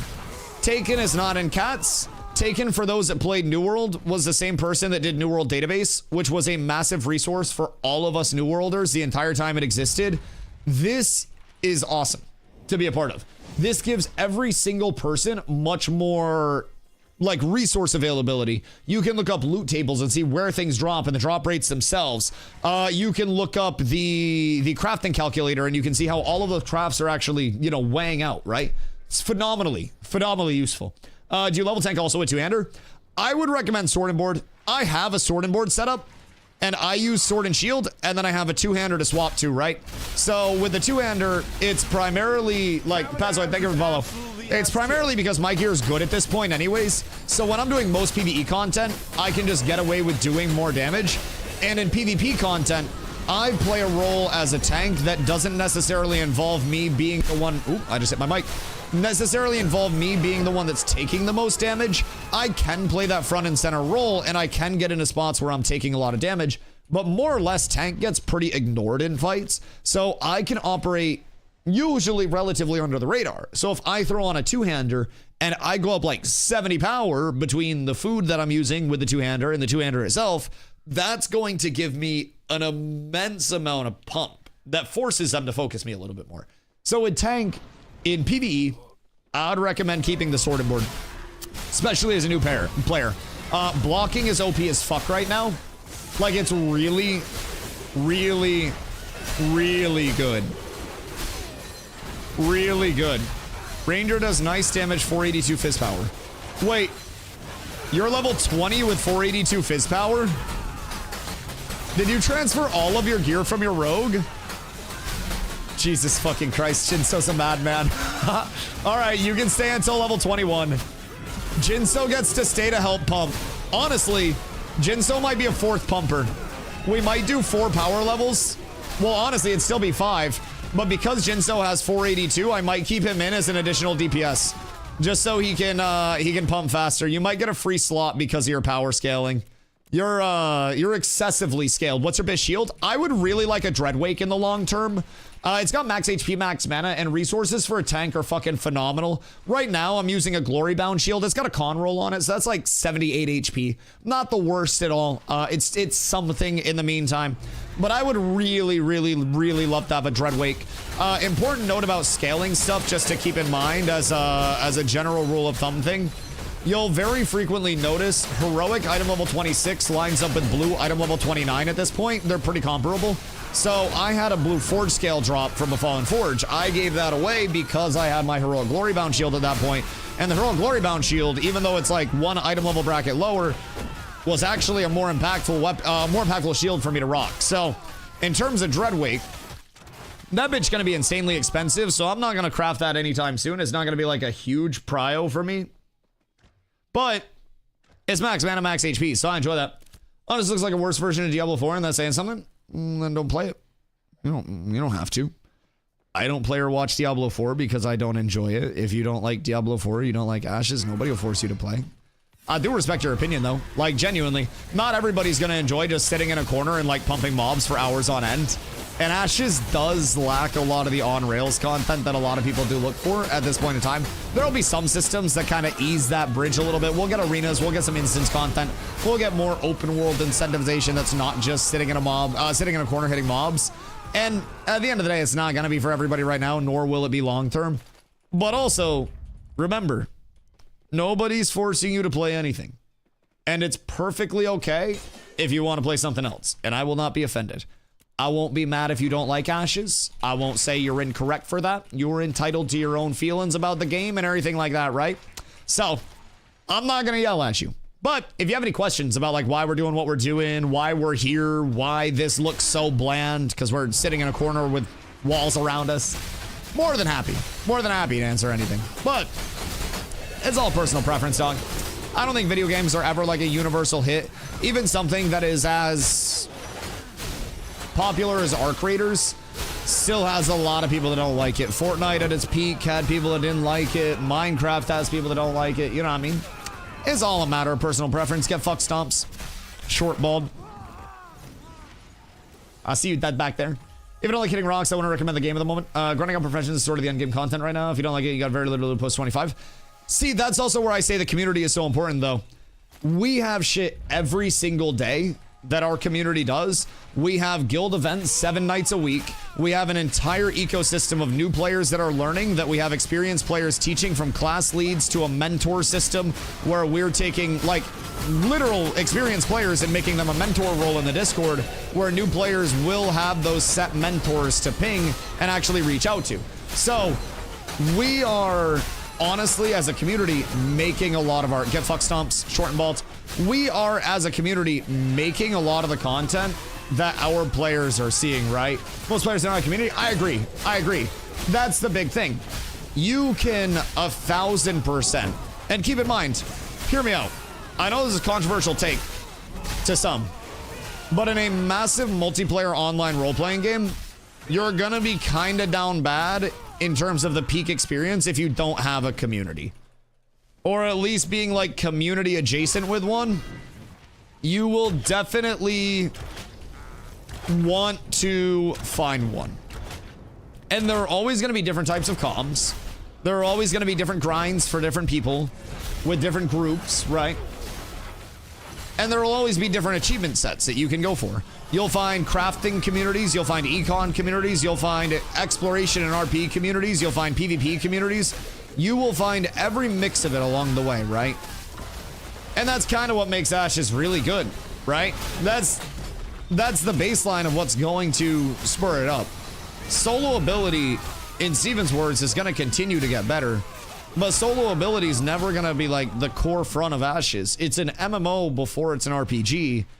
And it's got the core MMO roots. You know what I mean? If I tip 5 gold, is that enough to get a slag breaker pick crafted? Or how much of a tip is the right amount? We don't do any crafting fees or anything. You're in guild, right? Or are you out of guild? Because out of guild, we may do a flat fee. I don't know what our crafters are doing for that or what they've established. But in guild, you're never obligated to pay a flat fee or anything. You have access to all of our crafters. Tip whatever you feel is appropriate. Just do consider maybe getting food prepared for your crafter. And then a little bit of gold on top is typically the etiquette that I try to send people towards if they don't really know. It's kind of like you have somebody that comes over and helps you move and you don't know what to get them, so you buy them some beer and some pizza. And then they're like, oh, fuck yeah, dude, I appreciate you so much. It's that little bit of like, hey, you're crafting for me. Here is, you know, a weaponsmithing food or a crafter's casserole to help with your quality. Here is a, you know, here's an elixir of weaponsmithing to help out. And then you give them a few gold to cover the crafting cost and then actually their time. Especially with something like the pick, considering they have to run all the way down to the bottom of Forge. It does take a little bit. So, ooh, weapon level. So I would just say, like, whatever you feel is necessary. I always tip 10 gold, 5 gold for food and elixir, and 5 gold profit. Yeah, that's a good way to go about it too. And depending on the craft, like depending on how the person is, like I'll literally base it off of like the same way I do if I go out to eat, bro. If you give me good service and you're fun and like I like you and have a rapport with you, I'll tip you more. I'll literally pay you more in this game for crafting for me with better service. Like if it's a pleasant experience where you take care of me and I know as a result, I don't have to worry about getting scammed. I don't have to worry about getting something crafted and having it switched out with another piece. Like I don't have to worry about that with you. I will take care of you so that way you take care of me, right? And that's also part of how I run the community from my standpoint. I have a lot of people that also help out with leadership in this community and do most of the hard work, right? So I try to figure out how I can take care of them to where they take care of me. I recruit as many people and put as many people on their platter as possible, so that way they provide me with the strongest, most organized community that's possible, because my strong point is getting people on board, not organizing them. Once they're on board, I hate organization, and I'm incredibly grateful. Ooh, another herb-crusted Griffkin. I'm incredibly grateful for all of our leaders that are here. Same thing with leveling the community in the way that I'm doing it right now. This is taking care of other people with the hope that it comes around to take care of me and the community in the long term. Everything is cyclical, I believe, right? It's like the whole what goes around comes around. It's the whole karma cycle, except you can literally see it in real time and you can almost force your karma. If I do a good deed of leveling up a bunch of people and making their life easier, even if they don't go, oh my God, DustyWhy, here's all of my gold, let me simp for you. And they simply exist as an active player in the community in a positive manner, that benefits me. That's a huge benefit to me. Even if they're not just groveling over me, giving me gear, they exist. They help my community grow, and they help everything along the way facilitate to the degree that it's at now and far beyond that. And all of the people that we have that were taught by the 100 people roughly that we came in with that were core players at the start of this phase, well, now we have a couple hundred core players that have experience and knowledge, and those are our actives, not counting those that played before. It's nice. We see the growth in real time. It's not just the karma of, man, I hope this comes around someday. This is genuinely like, we put in the, you know, the groundwork. We put in the elbow grease as the players that are here right now, not just for Cats, but for Ashes as a whole. And we see Ashes improve. We see Cats improve. We see everything around us improve. It's fucking beautiful. It's really nice. Make Ashes the way you want it to be. Yeah, you can legitimately, you can change your gameplay loop on a daily basis. Very much based on how your community is and what your community is actually looking to achieve. First person I've seen talk about having community in the game, and I greatly appreciate that. Of course, dude, of course. That's my first recommendation for any player. Realistically, Ashes has so many different community options and so many different opportunities, right, for you to find a group of people you want to play with. I love this community. This community is not for everybody. We are a very, we're a very inclusive community to every single person, no matter what type of player they are. We are a, everybody comes and contributes in terms of your role. We don't dupe. We don't RMT. We don't exploit. We're not griefers that are going to be going around mob training and shit. We literally just kicked 2 people from the guild because they were going around griefing and mob training, and they refused to stop after multiple warnings. We are very strict in terms of how we play the game because a lot of us played MMOs growing up. A lot of us have spent a lot of our lives playing MMOs. And we all want to see an MMO that actually has a community that's established itself as not necessarily that's just going to be friendly with everybody, but if you're getting content against us, it's legitimate content. If we're dropping a guild versus guild war on you, you know that you're going to be fighting a guild that's working hard for their gear, that's doing shit the right way, and you know that win or lose that war, it's a legit war where everybody can say GG's, talk their shit after, and then it's all normal on the other side, right? It's beautiful. And we try to hold ourselves as strictly to that as possible. And not every person likes playing that way. A lot of people are like, oh, well, why can't I mob train on people if they're contesting my spot? Because mob training is a dick move. Affects the entire guild's reputation. And then when we have a leveling group out, people will see that we were the mob trainers, and they'll mob train us instead of giving us the, the somewhat unwritten respect of, hey, we're going to flag up for PvP, we're going to go with a settings check, we're going to compete for the spot, and then we're going to fuck off. Mob training still exists, but if you have that level of, respectful competition with people, right? I played sports my entire life. The best players on the opposing teams were always the people that I was competing with the most, but they were also the players that I was the closest with. Those were the players that I would go to and I would dap up and I'd give my respect to, I'd talk to before the game, and we would all share collectively, our friendly level of competition. And that pushed us all to be higher. So, did y'all look on your community also come from being a part of organized team sports in the past? Oh, God, yeah. Oh, absolutely. Fucking 1000%, man. So, developing talent in-house. I went to small high schools in Maine. A lot of the reason why we had 5 people in my starting 5 in high school that could even play basketball. Yo, Nexy, thank you for following. I appreciate you. Was because our best basketball players would go down to the courts. We had one set of courts in town that were outdoor courts. Our high school wouldn't let us go into the high school when it wasn't school time or practice time. So we'd go down to the courts and we would run informal practices the entire time that we were down there. We'd go over offensive schemes. We would literally run drills for people. We'd run pickup. And the same thing, whether you were good or bad, we would take you on a team and we would literally allow you to play. The good players would pass the bad players the ball, and it wouldn't just be, oh, you're dog shit? Well, watch me windmill on this dog shit player to farm up aura. I was trying to, yoink. I was trying to, and many other good players that we had were trying to include the other players that wanted to learn and wanted to get better. And as a result, we saw the growth. We saw more people that would show up for our pickup games. We saw people that would come down there every day. We had people that weren't even in the, on the high school teams that were coming down, and they would watch our games. They would look to hop into our games. It was a different level of community through and through. Very different level of community through and through. It was fucking gorgeous. And that has also led to me thinking of it as a matter of everybody plays their role, everybody fulfills their spot, right? I had my role on every team that I played on.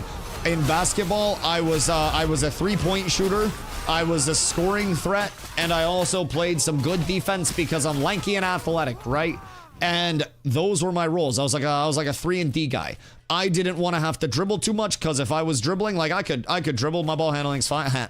But I didn't want to have to be the guy dribbling too much. I set screens. I work off of screens. I space the floor because I see the spacing in the floor, and I play into my role, right?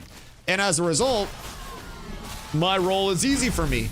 If I can get 10 points a game, a few rebounds, and a few assists, but I know I'm setting a high pick and roll, and then I'm going down, into the paint, and I'm stealing somebody off in the paint, and my point guard that's coming off my pick and roll doesn't pass to me, but they hit a little left ball fake into a right-hand layup because I've sealed off the right side of the hoop, and they score off that. I don't need the assist off that because that's my role. I don't need the 30 points a game because I play my role. That's how I think a tank. I don't need 30 kills because I know my role. I make sure that the people who are popping off, I make sure that my high volume shooters are shooting high volume, so that way me, like a fucking 40% three-point shooter, I can get my 40% three-point shots up with my shot selection, with taking good shots, not forcing it. And that also leads to me doing stuff like this. I have people right now that are gathering in cats. I have people that are econing. I have people that are running crates. I have people that are sport fishing. I have people that are helping Zombie with commissions and buy orders in Miraleth. I have people that are doing every aspect of the game. And I'm playing my role as a tank that doesn't mind sitting here tanking over and over and over and over and over and over again, because I played a tank and raid led since I was fucking 11 years old. I was born in this shit, and I'm not going away from it anytime soon. I like this role. I wouldn't want any other role. You know what I mean? It's beautiful. So when everybody actually embraces their role and everybody knows this is my spot, and as a result, I can improve the community from being in this spot the best that I can, everybody excels, man. It's like this corny saying that I heard when I was a kid that always stuck with me, because I always wanted these like big ambitious jobs, but I was a fucking idiot, right? And Garrett, thank you for the follow. I appreciate you. And one time I overheard somebody say this like little cheesy, like Confucius ass story about how like somebody walks up to a janitor one day in NASA, and the janitor's always just like bopping around and smiling and living his life, and he's got music and he's got headphones on, and he's vibing, he's dancing, he's singing to himself. And someone goes, "How are you so happy all the time? You're just a janitor." And the janitor looks at the dude and says, "I'm helping put people on the moon, brother. I'm helping put people in space." And the smallest role that people may overlook drastically helps put people on the moon. If people did not have the facilities that they had, if people had to take time out of their day to do something else instead of the role that they excel at, then it's going to be a different environment. And if that person goes in and they're upset about their role, and they're hating their role, and they don't see the worth in their role, then that's going to detract from the team. That's going to bring everybody else down just a smidge, because there's going to be that level of tension around it, right? But if everybody buys in, and if everybody just figures out what they want to do and what they get joy from, and they play that role to the best of their human ability, brother, that's how you see fucking sports teams that win Super Bowls, championships. That's how you see companies from the ground up that grow into these multi-billion-dollar conglomerates. It didn't start with one person that did everything. It started with somebody that was able to find what roles needed to be filled, and they filled those roles. This game doesn't exist because Steven Sharif is making it himself. This game exists because Steven Sharif found the role that he could play and is playing that role. He's not out there hard coding these changes in. He's listening and lurking and following along, and he's doing the get fuck stomp, short and bald. He's doing all of the organizational stuff that's necessary to keep it running with everybody in their role. And personally, I think that's the same thing that I look to emulate here. Everybody needs to play their role, and my role is just another role within this community. It is no more or less important than anybody else's role from the ground up. I recruit people. I may be like the creator of cats. I may have started this guild, but we have so many people in leadership that play roles that this guild wouldn't succeed without. So many people that take ample amounts of time out of their very busy days, and they live a much busier life than my dumb streaming ass. I don't have to commute to work. I don't have stresses. I live a blessed ass life. And I have people that, for free, by the way, take hours out of their day on the daily to help our new players, to organize the community, and to make everything function in the capacity that it does. It's all just the rules, man. It all breaks down to rules. My entire life has been a matter of, I don't need to be the only person. I just need to be one of the people. My dad always said, I'd rather know the guy than be the guy, right? And honestly, I feel that. He also said, I'd rather be lucky than good. Anytime he fixed something and I had no idea how he fixed it, because my dad's a very, very handyman, very MacGyver type, you know, redneck MacGyver type beat. And anytime he'd fix something, I'd ask him how the fuck he did that. And he said, I'd rather be lucky than good. So you got to know the guy, you got to play your role, and you got to get a little lucky. And if all three of those things line up, can live a pretty good life sometimes, man. Can live a pretty good life. So stream, I play my role. I show up, I yap. I'm not the guy. I'm not out here making millions of dollars in ad rev. But fortunately, I know the guys that show up. I happen to know some guys that are very generous and give subs to the channel if they're in a spot to. I know some guys that take 10 hours a day that lurk and help support the stream, that are yapping, that are keeping a tab up. Like, don't necessarily need to be the guy. Just got to play your role. Just got to know the guy. And life can be pretty easy, man. I think that also helps get rid of a lot of like anxiety, dog. I think a lot of people worry so much about shit that they can't control. And when you only try to control things in your role, well, then you know what you gotta control. Control what you can and like let the things that you can't be controlled by those who can. I said that my entire life in basketball. I said that my entire life when I was working. Everything, man. In sports, I can't make other people hit their shots. I can give people the best opportunity to hit their shots. The way that I play, I can create shots for other people. I can get my best looks. But if somebody makes a bad play, I was never the teammate to look at them and be like, what the fuck, you gotta see me open, you gotta do this, you gotta do that. I was a teammate to go over and dap them up and be like, hey, it's okay, we get the next one. Next play, right? Dap them up, next play mentality, get past that. Everybody fucks up. Control what you can. Shit's going to get janky, shit's gonna get messy. If you just put your hands up sometimes and you say, hey, is done, is out of my control, we move on, brother, everything gets a little bit easier. Gets a little bit easier. But mine says this game needs, instead of all the toxic PvP players turning people away, I'm a PvP player. Like, this guild is a PvP guild. We declare guild wars. We kill people's ships. We're gonna be doing guild sieges. We fight against the polars and the everything. Like, multiple phases. We have been smaller than we are now, and we have fought against every single guild in this game. There's a difference in PvPers and ego fiends. Yeah, I mean? And there are communities that are led by PvPers and comprised of PvPers. And there are communities of people that have never done anything competitive in their life or achieved anything actually competitive in their life that is worth yapping about. And their best achievement that they have their entire life, the thing that they're most proud of, is that they can win a phase of an alpha. That's so many people's claim to fame in this game. Well, we were the best guild in phase 2. Well, we beat you in phase 2.5. Well, we beat you in phase 3 and you took a loss last phase.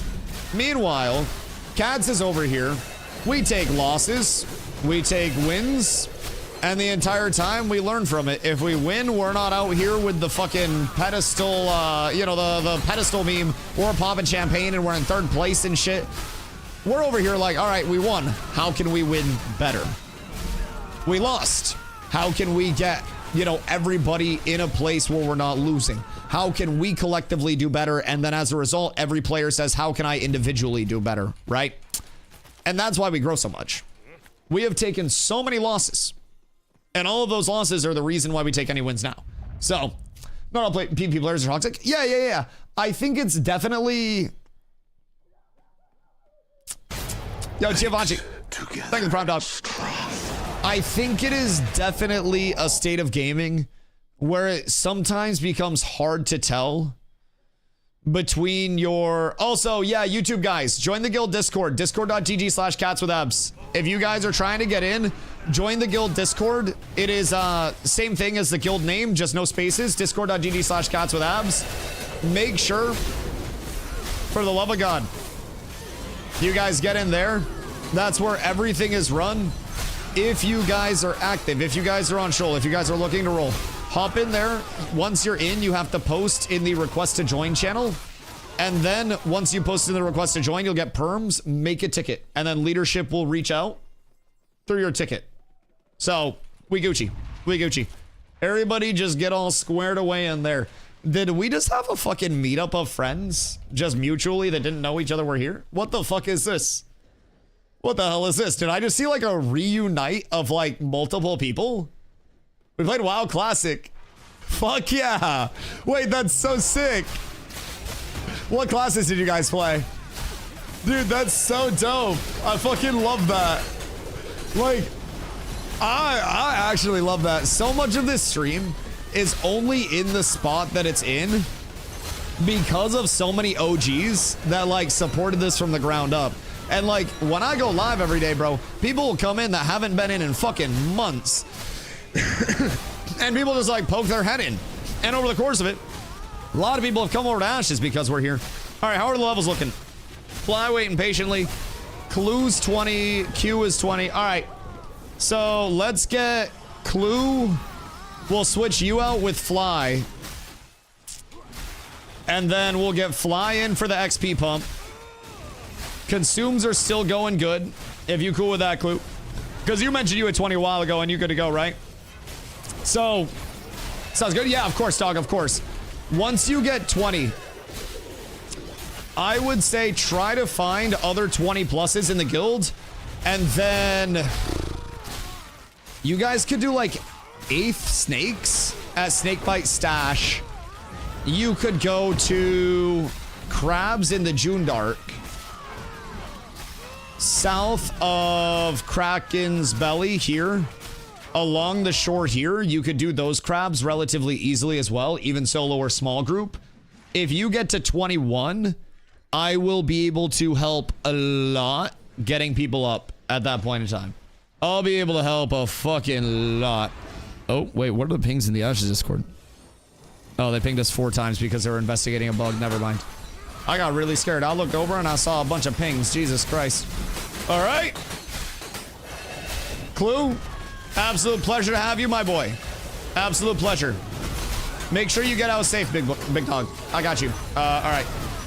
So Clue is here. We'll switch Clue out. We'll get Fly in. I can have someone escort you out if you need, or just follow Glow out on one of the poles and then get out of the door and turn immediately right, and then you're balling. Just follow Glow. He'll set the screen. Valdred? What up, brother? How are you, my boy? I hope you're having an absolutely gorgeous one. In stealth? Oh, yeah. That's also true. That's also true. Kraken crabs may be half taken by some weird fighter guy. Just invite the low levels to your group and then power level them. They'll give you shit.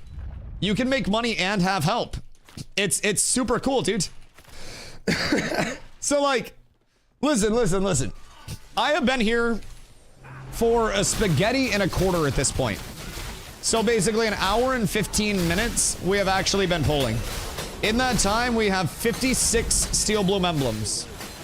We're at almost an emblem a minute pace right now while leveling multiple people. I haven't even made 2 bars of 16 for XP. Is 16 slow here? What are you getting for XP per kill? And how close are you? Maybe 16 to 17 is slower. 1300? Interesting. So maybe this would be best for 17 plus. Because I know 17 is fucking flying here. That's strange. Maybe 9 is where it really starts to DR like mad. 25 to 16, 9 levels reduced. Right. 9 levels should be the baseline. Outside of 9, you wouldn't get anything. I didn't know that it was a fucking 50% dampener at 9, though. Getting 3.5k plus from up. Okay, cool. 9 level dust. Yeah. No, that makes sense. But I mean, we're still nighttime pulls. Oh, it's nighttime. XP's about to go up, boys. Nighttime is the best time for Steel Bloom. Let me tell you what. Absolutely gorgeous time to be alive out here, my boys, my dudes, my guys. Oh, and next level, it begins the ascension of Axe, boys. Uh-oh, Roach is dead. That's less than ideal. All right, my low levels. It's an immediate res on Roach. Everything's perfectly fine. I live, I got consumes, we ball. Uh-oh. Jinso's pumping too hard. Jinso's pumping way too hard. We gotta get Jinso a fucking salve or something in this bitch. Jesus Christ. My brother is doing unadulterated damage at that 500 fizz. Holy shit. Oh, Clue, you off to work? Wait, that's perfect timing, dog. GG's. Congrats on your 20. Leveling it faster. I need some of that. Oh, dude. We're pumping out here. Like, we're getting a level an hour or over that for our people that are level 17 plus. Stumps, how close are you to 17? Because you should get a fuckload of XP once you're 17. 1 level per hour? Yeah. And that's like 17 to 21 is pumping up too, because Jinso, how close are you to 21? 150k? Oh, that'll be nothing then. That'll be absolutely nothing. And you're probably getting good gear, right? Getting a bar an hour?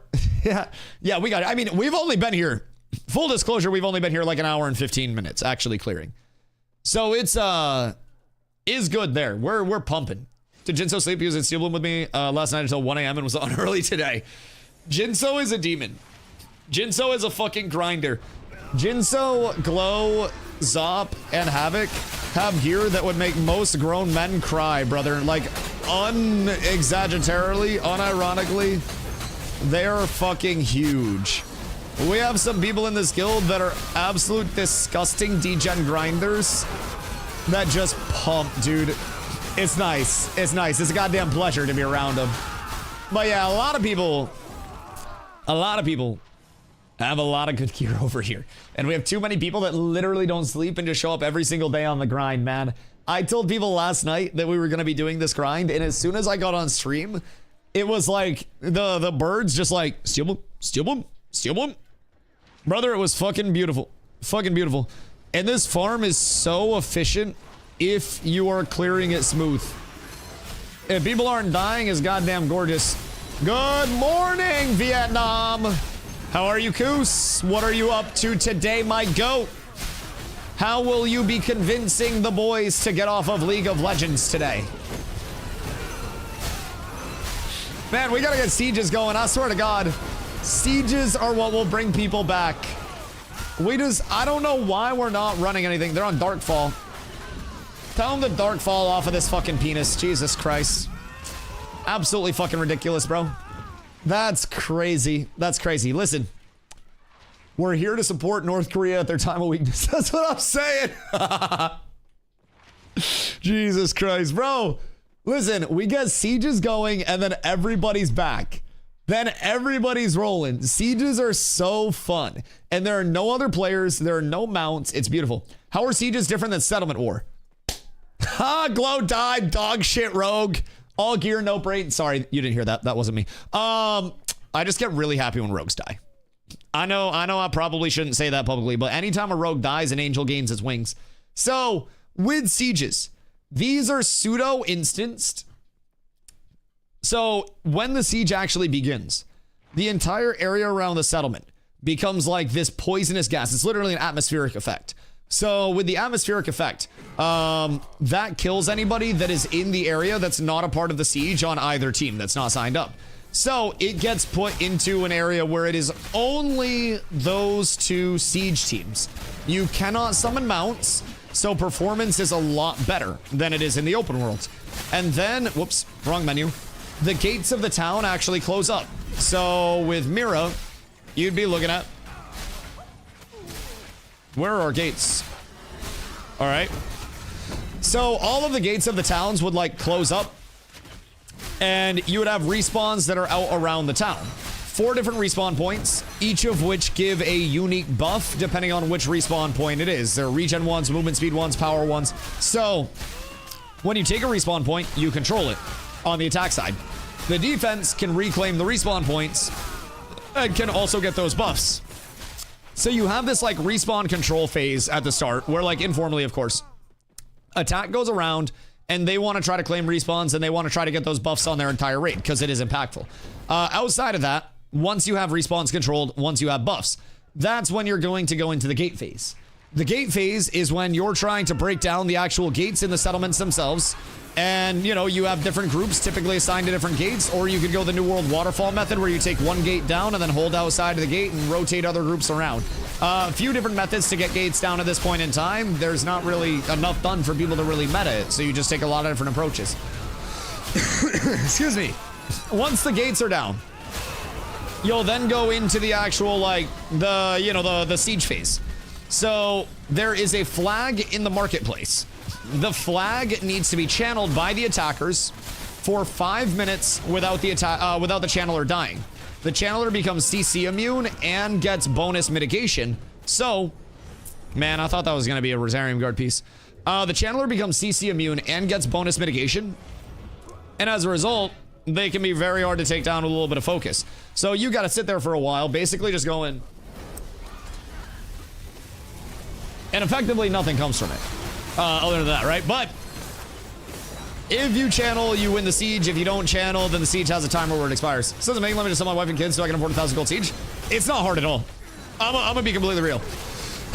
So, the thing about sieges, everybody thinks it's hard to get 1,000 gold until you realize that you don't need one person with 1,000 gold. You need 100 people with 10 gold, or you need 200 people with 5 gold. They are incredibly easy to get going right now. I have 5 weeks of my share of siege if it's only one side that's signing up getting the guaranteed slots. With a server like Shoal, it would be incredibly easy to coordinate. You want a slot, you get a slot. That's still a lot of gold? No, it's not. No, it's not. If I put a ping out in my guild right now, I could get multiple gold caps just in terms of liquid floating gold. 5 gold a week per person is nothing. Nothing. People spend more than that on daily consumes at this point in time if you're running spaghetti and you're running scrolls. 10 gold equals a casual day of running Aven crates. Aven crates are 5 gold an hour. You can literally make 5 gold an hour running neutral crates. This is my first full-time job and I don't know how to get rich anymore. Start with neutral crates. Aven's End to Briarmore over and over and over and over and over again will get you your initial nest egg. You can also go the route of like raw, brute force gathering, but the neutral crates from Avens to Briarmore are going to be incredibly consistent. It's common materials all the way around, and then you buy an epic certificate from Avens or Briarmore, and then you're good. Carla, what? Emergency alert. Did you crash my car? Excuse me. Gather, comms, do crates. Yep. Gather and do gathering commissions. And then upon doing all of that, you just run crates. It's beautiful. Just got 92k XP from one boss at level 24. Oh, yeah. Yeah, it's insane. Wild West Lego train set is going back on sale. That is an emergency for my wallet. Somebody call FEMA. Chat. Exclamation donate. Please help me recover from the atrocities that are about to be committed to my wallet. It's gonna be bad. What I don't understand is where all the lawless POI areas went. On PTR before Steam launch, they were rotating lawless POIs that are really non-existent now. They're kind of ass in the first place. Like, they existed in previous phases, I'll be completely honest. They were dog shit. The only thing that they actually did was make it easier for level 25 players to go in and clear out those areas. Like, it was fucking a YMCA basketball game that LeBron James was going to. So any low-level players that were in Oaken when it rotated, that were in any of those lawless areas, it wasn't going to, like, Steel Bloom, Carfin, and Forge. It was going to, like, Oaken Main Keep and Highwayman Hills and shit like that, right? And it wasn't upscaling the mobs. It wasn't doing anything to, like, prevent high levels from going there. And you would literally just see people stay there, which, their own fault, right? If they stay there, it's their own fault. But you would see people staying there, and then the biggest thing that would come from it is just low-level player dies to high-level player takes all their glint, and then runs off and tells them to get fucked and not stay on the tracks when a train's coming. Which, reasonable and fair. But the design of the system as a whole was just really not hitting in any way, shape, and form. The lack of PvP this phase is more because so many people are conditioned that you cannot make money mob grinding, and that mob grinding is not worthwhile because you're not finding the best shit, and that you have to gather to make money. I have 59 Steel Bloom emblems in an hour and a half. That's 20 Steel Bloom emblems per level 25 that's your power leveling, because we have 3 power levelers and 5 power levelees. We're getting 20 gold an hour off of Steel Bloom emblems. Just doing this. Over that, actually. Like 15 to 20 gold an hour off emblems. And then we're also getting our glint drops. We're getting recipe drops, which you can get elixir drops. You can get food drops. Yesterday, we got an Angler Smoke Delight, which is a really expensive drop. So, people don't have to gather. People don't have to do anything to get the best shit. But everybody's been conditioned because people will just say, well, mob grinding's not dropping legendary gear, so it's not worth doing. And then they'll say, oh, I'm poor. I've been trying to craft this entire phase, but I'm still broke. And I'm like, have you mob grinded at all? And they're like, no, mob grinding's bad. And then here I am, mob grinding like fucking crazy. Excuse me. Let me know when I can collect my frags. Oh yeah, those are probably in the crafting bench still. If I had to guess. I'll swing over at some point today. Yeah, I probably know exactly where those are. Shit. I forgot I had those bad boys. Literally, whenever you're in town, let me know and I can swing over. I'll just have to run over and then run back over here. But we just doing power leveling and econ shit today. So one of the times where we take a break and go store and vendor, we can probably get that sorted out. Because let me tell you, Q, run. Am I considered a power leveler? No. No, I'm not contracting a fourth person. No, this is a 3-man operation.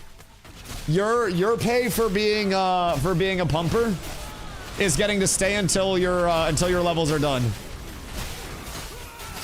That's your benefit. You got gear, so you get to stay for extra levels. We still got clerics and bards on the goddamn wait list, and I'm out here leveling. I do need ranger. I do need ranger. This is the ideal group for me to power level, by the way. Cleric, ranger, cleric, bard. It's fucking gorgeous. I would not want a single other thing in the world right now for a group than this exact composition. It is so absolutely wonderful. There are legit people that have sandfish forever. Oh yeah. Yeah, it's absolutely crazy. It's almost like you can progress in so many different ways that just because somebody says you have to do this or mob grinding isn't good or whatever doesn't actually mean it's bad, man. Doesn't mean it's bad at all. We legitimately made more gold in the last 30 seconds of Steel Bloom Emblem drops than most casual players have in their inventory right now. Just for perspective, I'm going to loot like 7 more Steel Bloom Emblems from all these mobs as soon as the rolls resolve. That's like 7 gold immediately. These are 70 silver to a gold apiece. We're making a lot of money out here, chat. But for whatever reason, somebody on YouTube that played 50 hours will tell you that mob grinding isn't good when they didn't even hit level 25. But anyways, I think part of it is genuinely just the belief that you can't get anything good. Correction, you're making a lot of money, not everyone. No, the entire power leveling group is making a shitload of money. Keep in mind, we're just taking the emblems and essences. There are recipes that are dropping, all of which sell for money. There is gear that is dropping, all of which are selling for money. We are getting a shitload of general recipes, glint, which you sell, all of that. Even if you're not getting the emblems and essences, and you're just rolling on gear, which I'm not taking, you're getting a lot from just existing in this, man. Genuinely, everybody's making money. And keep in mind, even if we split these across an 8-person group, hold on, currently have 67 emblems. So this is still across an 8-person group, 67 divided by 8, you're probably looking at like 8 and change, right? 8 gold in an hour and a half. So even at that point, you're looking at 5-6 gold an hour. Oh, sorry, Glow. You're looking at 5-6 gold an hour simply from existing here. And that's without having a raid. That's without, like, you know, we're just an 8-person group. We also have 4 people that are very low level. Actually, Jinso and Q are 20 now, so that's great. But we have multiple people that are low level, that aren't, like, fully geared and everything, you know? So, I wasn't even playing. I was basically AFK. Yup. Glow has like 3 golden glint. Well, not anymore. Not anymore.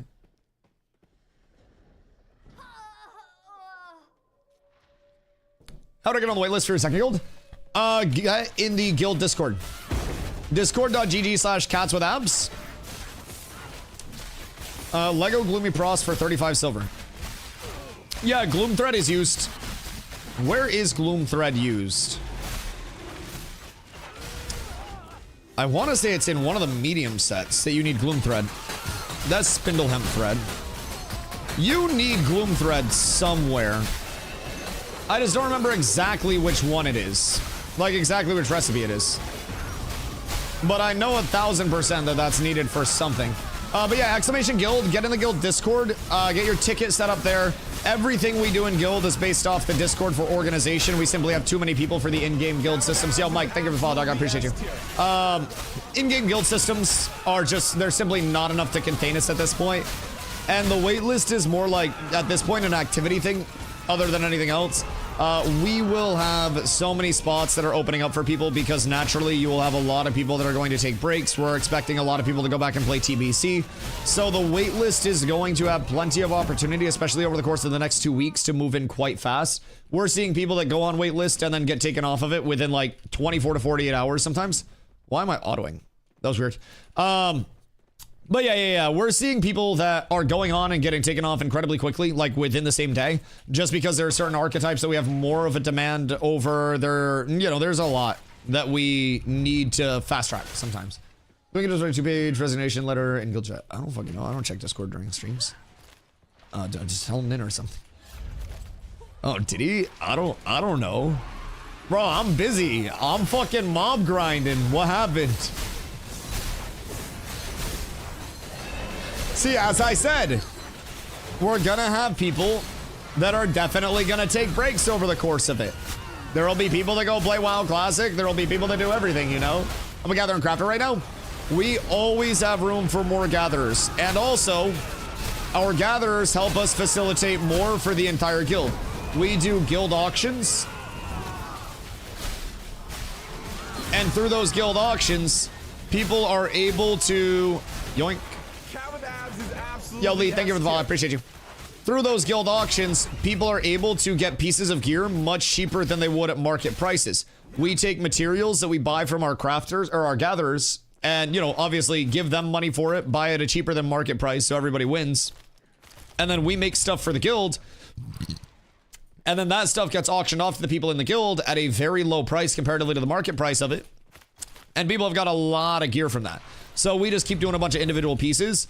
We are starting to work towards possibly some infrastructure to help with weapons when we see a weapon demand. But there's a lot that we have that's cooking up behind the scenes that requires so many different types of players and so many forms of gameplay all cohesively lining up, man. Like it's cool. It's 10 paragraphs. The fuck I do. Also, Lee, thank you for the hydrate, Doug. I feel like at a certain point, it's like a Dusty called me a mean name or something. Listen, the accusations are false. The accusations are completely false. I did not say anything that was said. Win, thank you for the brown dog. I appreciate it. What is he looking for? Oh yeah, that's fine. That's perfectly okay. I don't mind. I don't remember you were Mr. Handsome. Was that false too? Yes, unfortunately. Unfortunately, your eyes deceive you. This is an AI filter the entire time. I'm sure you've recently seen the AI waifus that are going out, like those very accurate face filters.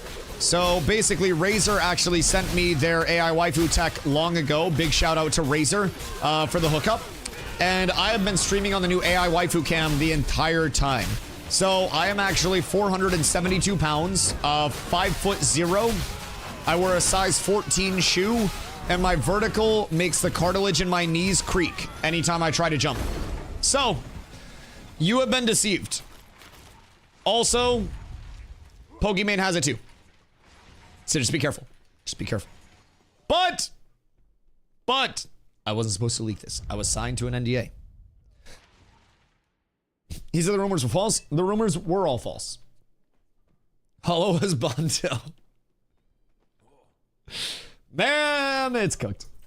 It's cooked. It's fully cooked. Oh, touch those lovely locks. Yeah, Stomps has slept near my feet.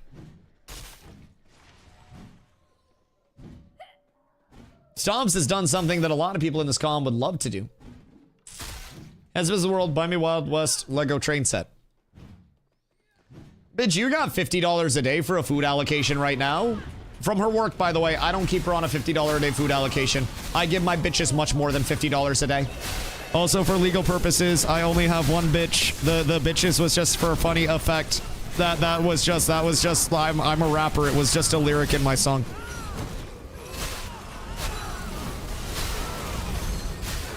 Hoofsy, don't tell her. They don't need to know. They don't need to know. Is it cheating if it's an army of femboys?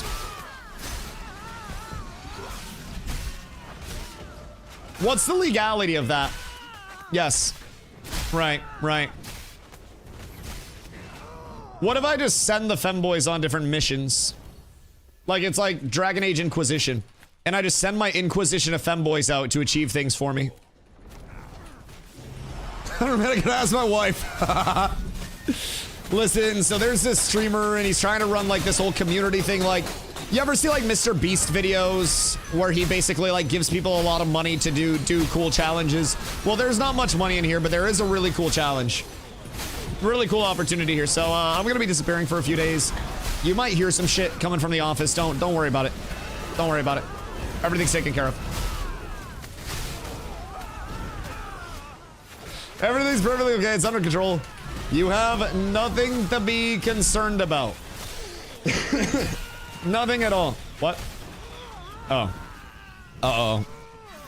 I thought you guys were talking about some PvPs. Goodness gracious. I got the heater at 79 degrees. Why? What the fuck do you mean 79 degrees? Carla, that's absurd. They're going to bill you. Like, they're actually gonna bill you for losses. That's fucking ridiculous. Not paying the heating bill, may as well. Yeah, she's at a hotel, but dude, I don't understand. I got no idea how she enjoys the heat that much. But I guess, get fucked, Stomps. Short and bald, baby, short and bald. Yeah, you shouldn't stand next to Jinso. You should stand up here, Stomps. On the little balcony. He literally said, I'm dead. Hold on, I'm pulling aggro. You're not pulling aggro. So you have no threat generation that's going out. You have like 200 power. So the, basically the Marauders that are jumping on you, they have a leap strike. And the leap strike will target the person who is next on threat. So that's why when I switched to it and you were dead, it was on Jinso and not you. You're not pulling aggro. Jinso is getting second on threat because of his burst, and then they're leap striking over to him. So, I've done auto attacks. Yeah, that's not you pulling aggro. You're standing a cleave.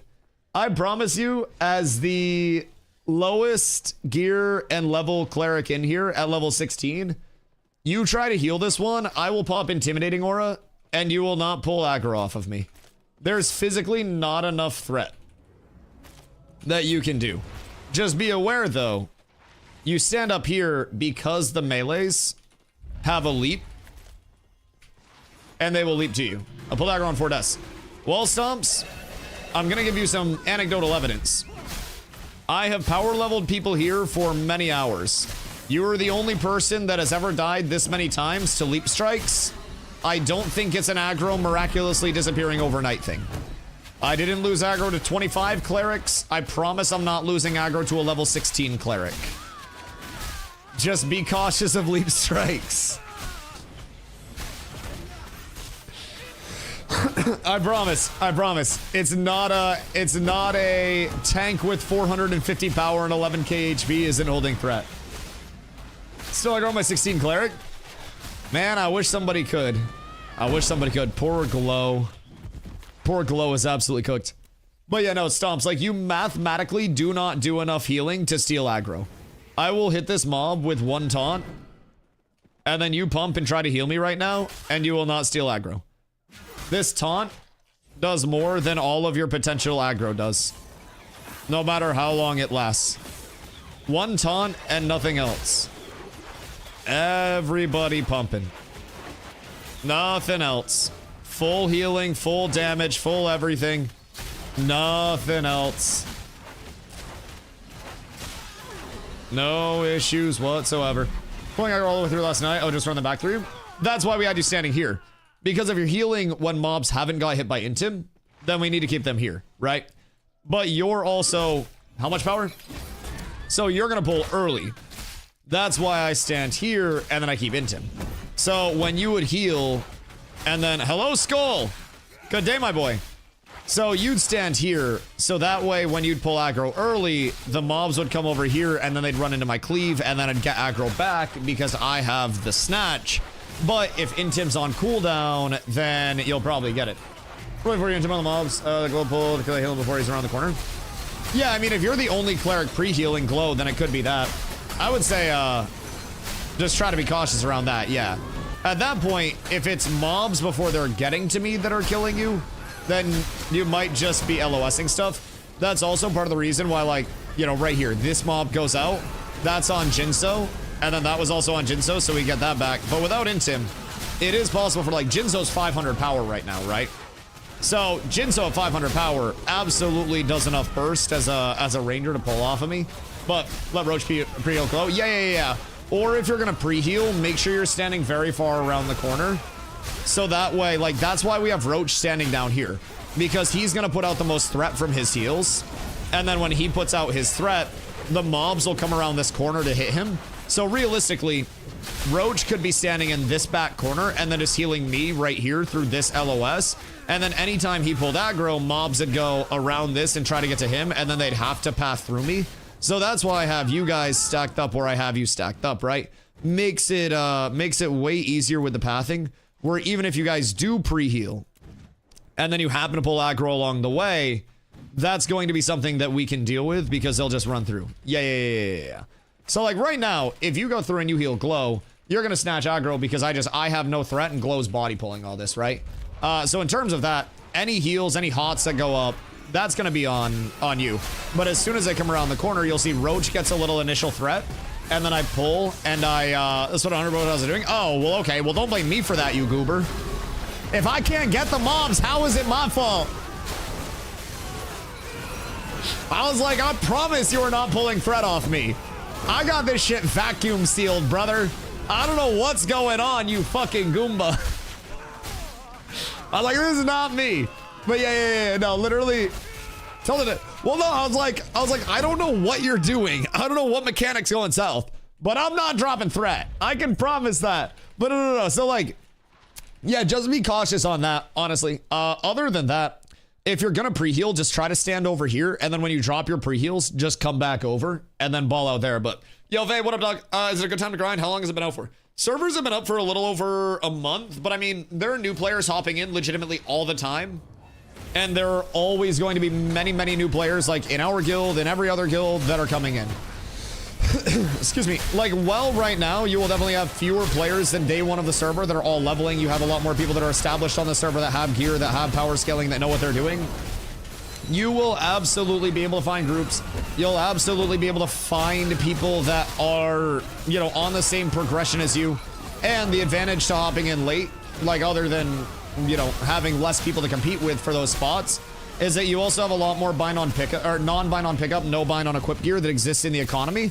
So with that, like, if we had just everything bind on pickup, bind on equip, as soon as I finish with a piece of gear, it would be disposed of. It'd be gone. Now, as soon as I take off this axe, if I decide to sell it, I can just give that to somebody else. So, oh, I had an ad. God damn it, Twitch Prime. Twitch Prime. TLDR, yes, good time to grind. You will be behind starting out because it's been out for a little over a month, but there are also a lot of catch-up mechanics that will keep you progressing very smooth from gear existing, points of interest existing. Like, really, the only reason that the player base has held so strong so far, and even has, like, the numbers that it has, is because there are so many new players that are constantly coming in. Ashes does lose players on the top end, especially once people play hundreds of hours. It doesn't have a lot of the endgame content, right? That some people are gonna want. It can get repetitive. So, while we wait on more of those systems, right? One of the biggest things, I just almost fell off of this. One of the biggest things that does keep Ashes, you know, healthy is all of the new players that are constantly getting in, all the communities that are recruiting those new players like crazy, and all of those communities that want to, you know, be here through the ebbs and the flows, the ups and the downs and the lulls. So, yo, bait. Goddamn right we are. Goddamn right we are. Thank you for 4 months, dog. I appreciate you. Much love, much love. Guys, I'm Apprentice Scrolls of Tanning and Stonemasonry. Ayo. That's not bad at all. Like, you'll see people primarily going for the Journeyman stuff at this point. Just because Journeyman is going to be your most impactful tier right now, right? Makes sense. But overall, they're not, like, terrible recipes to have by any means. They're still good to have. You're not at a detriment by having them. You might be able to sell them to somebody for cheap. But more or less, you will be looking for journeyman scrolls over anything else. Again, that'll be... Forgot about journeyman? Yeah. Everybody always forgets about journeyman. But most of your journeyman recipes, man, scrolls, elixirs, food, all that stuff, there is a lot of good potential with those to earn some money. A lot of good potential. You'll get a random recipe, get fuck stumps. You'll get a random recipe, and that recipe will be something like a craftsman's casserole. Somebody sold a craftsman's casserole for fucking 55 gold the other day and killed. Like, recipes are expensive because people make a lot of money off that. Those fire? Yeah, you gotta dodge. If you can dodge a fireball, you can dodge a ball. Literally anything. You'd be good at that point. You have a handful of people leveling with full sets of adaptive gear as well. Oh god, yeah. Yeah, absolutely. Gear exists in a more, you know, a more reasonable capacity. Points of interest are open. A lot of the competition that's typically associated... Get fuck us. A lot of the typical, like, bottlenecks will have alleviated at that point in time. So it's usually a little bit easier to come in at this point in level than it was your first time around. The only caveat to that is, like, having to find groups yourself. Which, honestly, if you're joining cats, we have so many new players that are coming in, especially with the wait list, having players that are basically like, you know, just waiting for the guild tag over their head, that you will always find groups. Always. Got a Rogan 5-piece Stone Ward and an Oak, like 5k HP. Oh yeah, absolutely. And when people make alts as well, like you're gonna have full adept gear. Jinso hit level 20 on his ranger and just immediately said, oops, I'm 500 power. Like, put on his entire rogue set that was a 500 power rogue set and was just like, yep, nope, I pumped now. It's nice. It's nice. Still the same corner. Undisturbed, baby. Undisturbed. And I'm making a shitload of money and I'm leveling a shitload of people. So this is a thing. If you get an optimal spot for free, why would you give it up logically? So my goal is to come here because the more mobs I kill, the more money I make. And the more that I kill, the more experience people in the group get and in the guild get. So I'm here to make myself and the other level 25s money while also get experience for all of the people that are not level 25. And if I can be here uncontested the entire day doing this, then I'll be here the entire day uncontested doing this because it is going to be... I got you, dog. It is going to be like the most optimal time spent. So with MMOs and honestly with anything like ARPG wise, anything progression based, there is always an element of if it isn't broke, don't fucking break it, right? And this is not broke by any means. So some people will want more variance in their gameplay. You can get that. You could come mob grind for an hour and then you could go elsewhere and then you could, you know, just go wherever you want. You could gather, you could econ, you could PvP, you could do whatever. Me personally, I'm used to 3-hour prog sessions in WoW, sometimes beating our head against the wall on the same boss. Fine with me. Just means game content isn't there yet. What do you mean by that?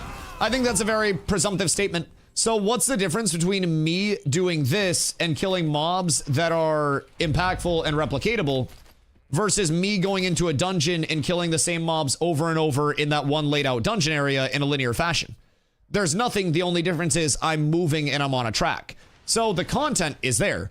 The content that we're doing right now is choosing to be here, econing, power leveling, and building our guild so we can do more of the content, such as getting out and gathering and processing and crafting, getting out into the lawless areas and sport fishing to make money and PvPing and completing world bosses and completing the raid content and doing everything that is in the game.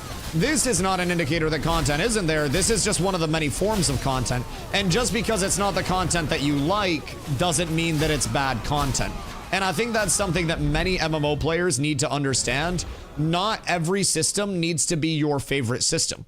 If you don't like mob grinding, standing around a corner, then you don't have to power level people and mob grind standing around a corner. You could be going to towns right now and you could be grabbing a bunch of commissions, which are repeatable town quests. You could be grabbing, you know, materials while you're out, completing those quests, donating those materials to the town and being compensated with citizen tickets that you can use to buy shit from the towns, and you can help build up the towns. If you want to go out and you want to hit rocks and you want to gather and process and craft and sell stuff player to player, you can do that. The content in Ashes is actually like being able to decide what you want to do instead of I have dailies, instead of I have to do this. I don't go here every single day and do this on repeat and have this be only what I do. But this is something that damn well benefits the community when I do it. So I try to get out here whenever people need it and it's optimal and kind of make the most out of it, right? So this is just one of many forms of content, brother. And I think it's very,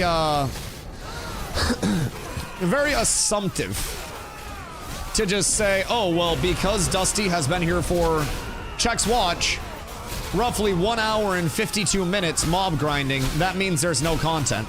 If I went and played WoW TBC, I would have a group that was doing the same thing for multiple hours on end. I would be running the same dungeon content and speed clearing it, or I would be AoE pulling in an area to level cap up so we're a few levels ahead of our quest and we can pump quests in an optimal way. It always exists, man.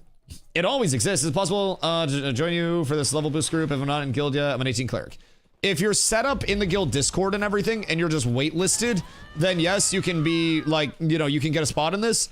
As long as you're in the comm and you are just, you know, you're all set up, you've gone through the channels and everything there. So PvP player content isn't yet there yet, though. What do you mean by that? We've had guild versus guild wars every single day for the past like 7 days. We've killed ships. We have done just about everything. We also run scrims. The PvP is just not there yet. It's not where it's going to be yet. I think arenas will be a huge addition. There are sieges that people aren't running. So how many sieges this phase have you participated in? Literally 0. There are rewards for sieges, but people don't want to fundraise the gold to actually do a siege. There are settlement versus settlement wars, but those right now, honestly, run like shit. And they're very quick. Guild versus guild wars, also incredibly quick. Just as this content is right now most rewarding, often games balance this by adding XP from completing things like quests, so assuming this game is still in early access, nothing to defend. But there is experience from other methods.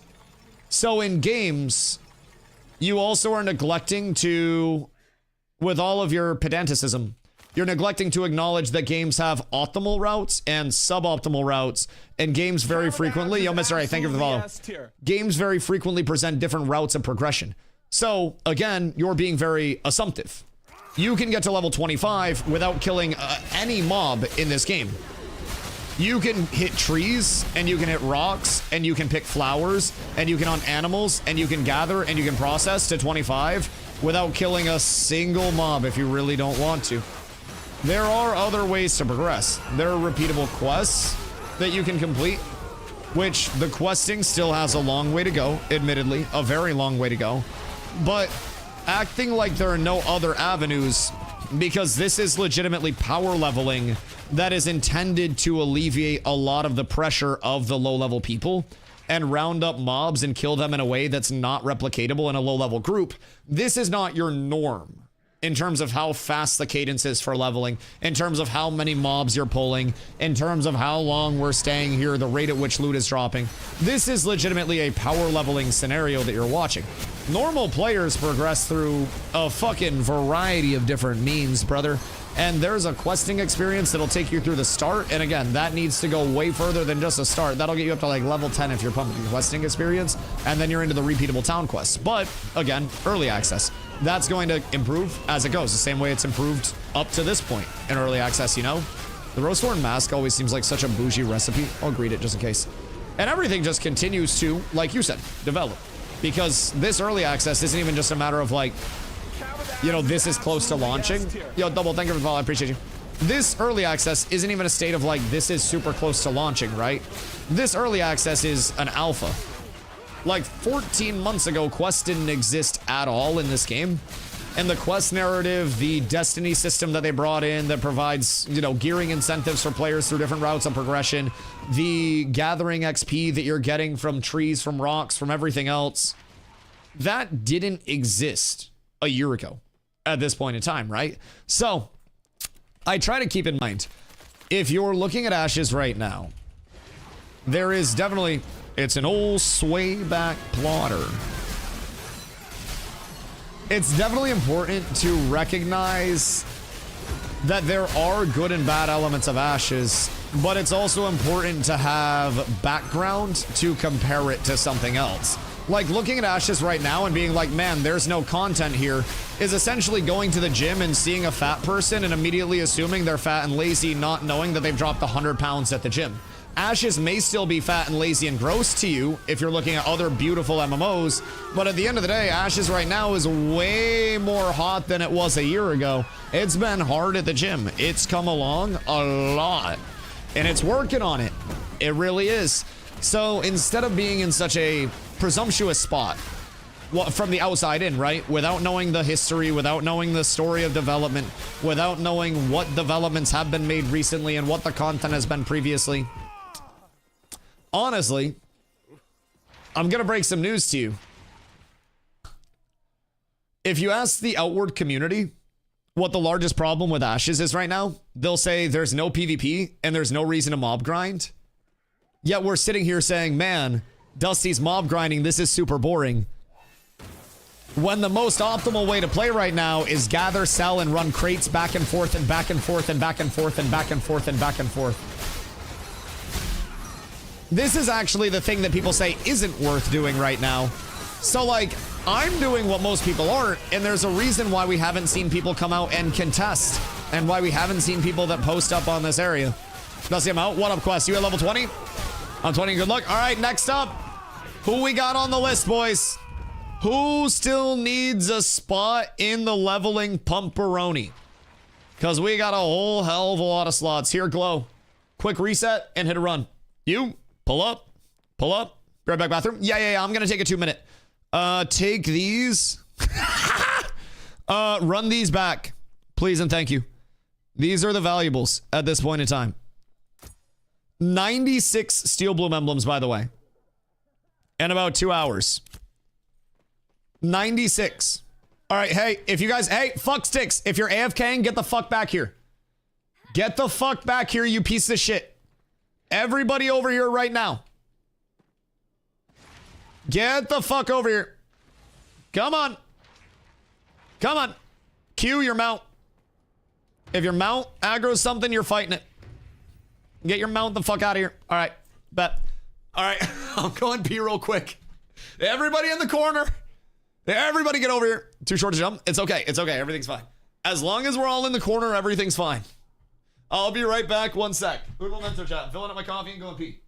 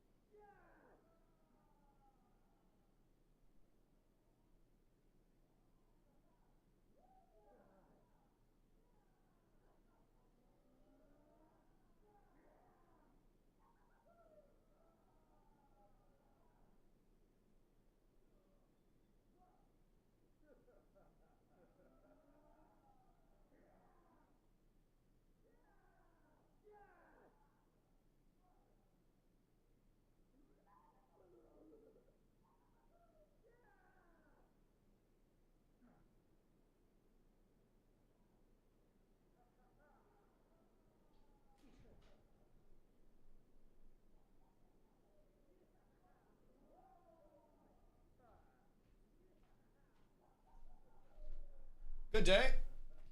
So, all things considered. I got you, bitch.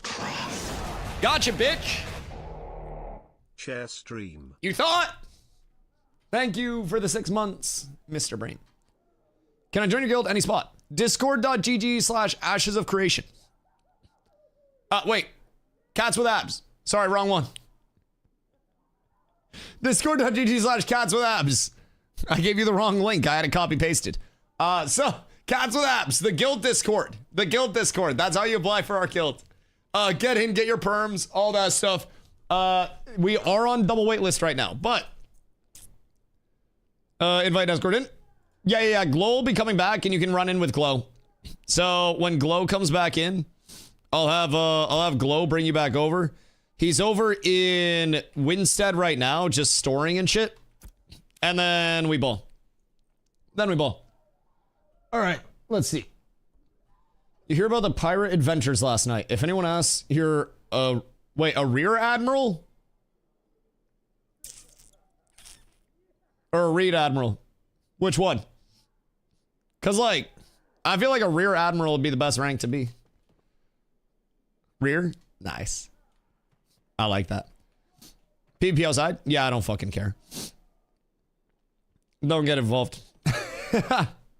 Who's actually... Like, who's out there fighting? Random question. Because if it's somebody that I really hate, I can go store real quick. But my goal right now is not to PvP. My goal is to pump you guys and make as much money as I humanly can while I am pumping you. That's the goal. So, realistically, I'm gonna just let them sort their shit out amongst themselves. Those fucking hooligans, those tomfools. And then we'll ball out from there. I don't have a fucking horse in that race. Pumping me? Hey, if you're paying. I just gotta get my cash out of it. But yeah. So like, I'm gonna let them do their thing. I'm not too concerned about getting involved. The fixer, corrupted guild. Oh yeah, that's fine. That's fine. More warning on trickling. Word. On my way back, going to AFK run while I take a dab. I'm on the strafe. All right, beautiful. Glow's on the way back. Glow, when you come in, just bring Kiddo with you. You also have Jinso coming in. So you guys will be good to just come in as 3 people. And then you guys can pull up, and then we'll just kill everything when you come in. Because we should have everybody here. And then once you guys are back, I'll pop another food, and then we will get active. Bro, I can't believe... So in that time, we pulled 32 emblems per level 25.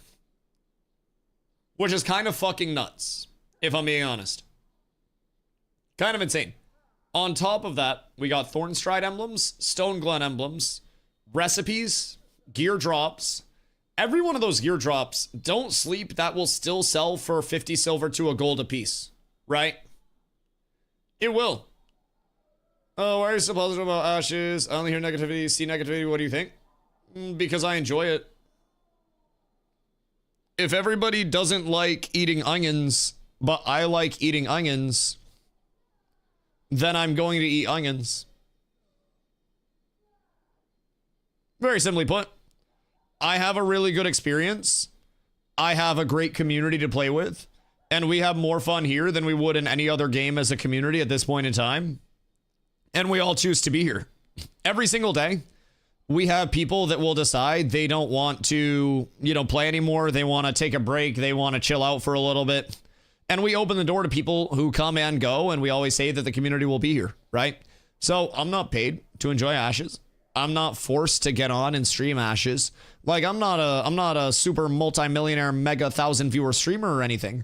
But I'm pretty confident at this point, right, that I could go to another MMO if I wanted to, and then just ball out, right? So, I know too, but I'm worried that the restaurant I eat onions at closes. Well, you can't control that. So, like, you can either go get the onions as much as you want while it's available, or you can say, oh no, someday down the road, something may happen that results in this game or this restaurant shutting down. Oh man, I better not go there or get attached in the first place. It's like never getting a dog because someday your dog's gonna die, right? It's almost inevitable. that at some point in time, every game will shut down. Every game will have a bad update. Every game will ebb and flow. Like, it's going to happen. But it's like the don't let your fear of striking out stop you from playing the game sport, right? If you are worried about something eventually closing down and you let that stop you from ever enjoying the thing in the first place, then it's probably going to stop you from experiencing a lot of good things in life because you're so worried about like, well, what if this happens down the road? What if this happens down the road? What if you literally just have a pulmonary embolism and fucking die right now? What if somebody breaks into your house and pistol whips you, ties you up in a cuck chair, and then bangs your wife? Could happen. Wild world out there. Crazy world out there. Are you gonna let that stop you from having a house or a wife? Nope. Nope. Lock your doors. But at the end of the day, you're not gonna let that stop you from engaging in the outward world. You could walk outside and there could be a masked gunman that takes your wallet and shoots you in both kneecaps. Welcome, kiddo. Right?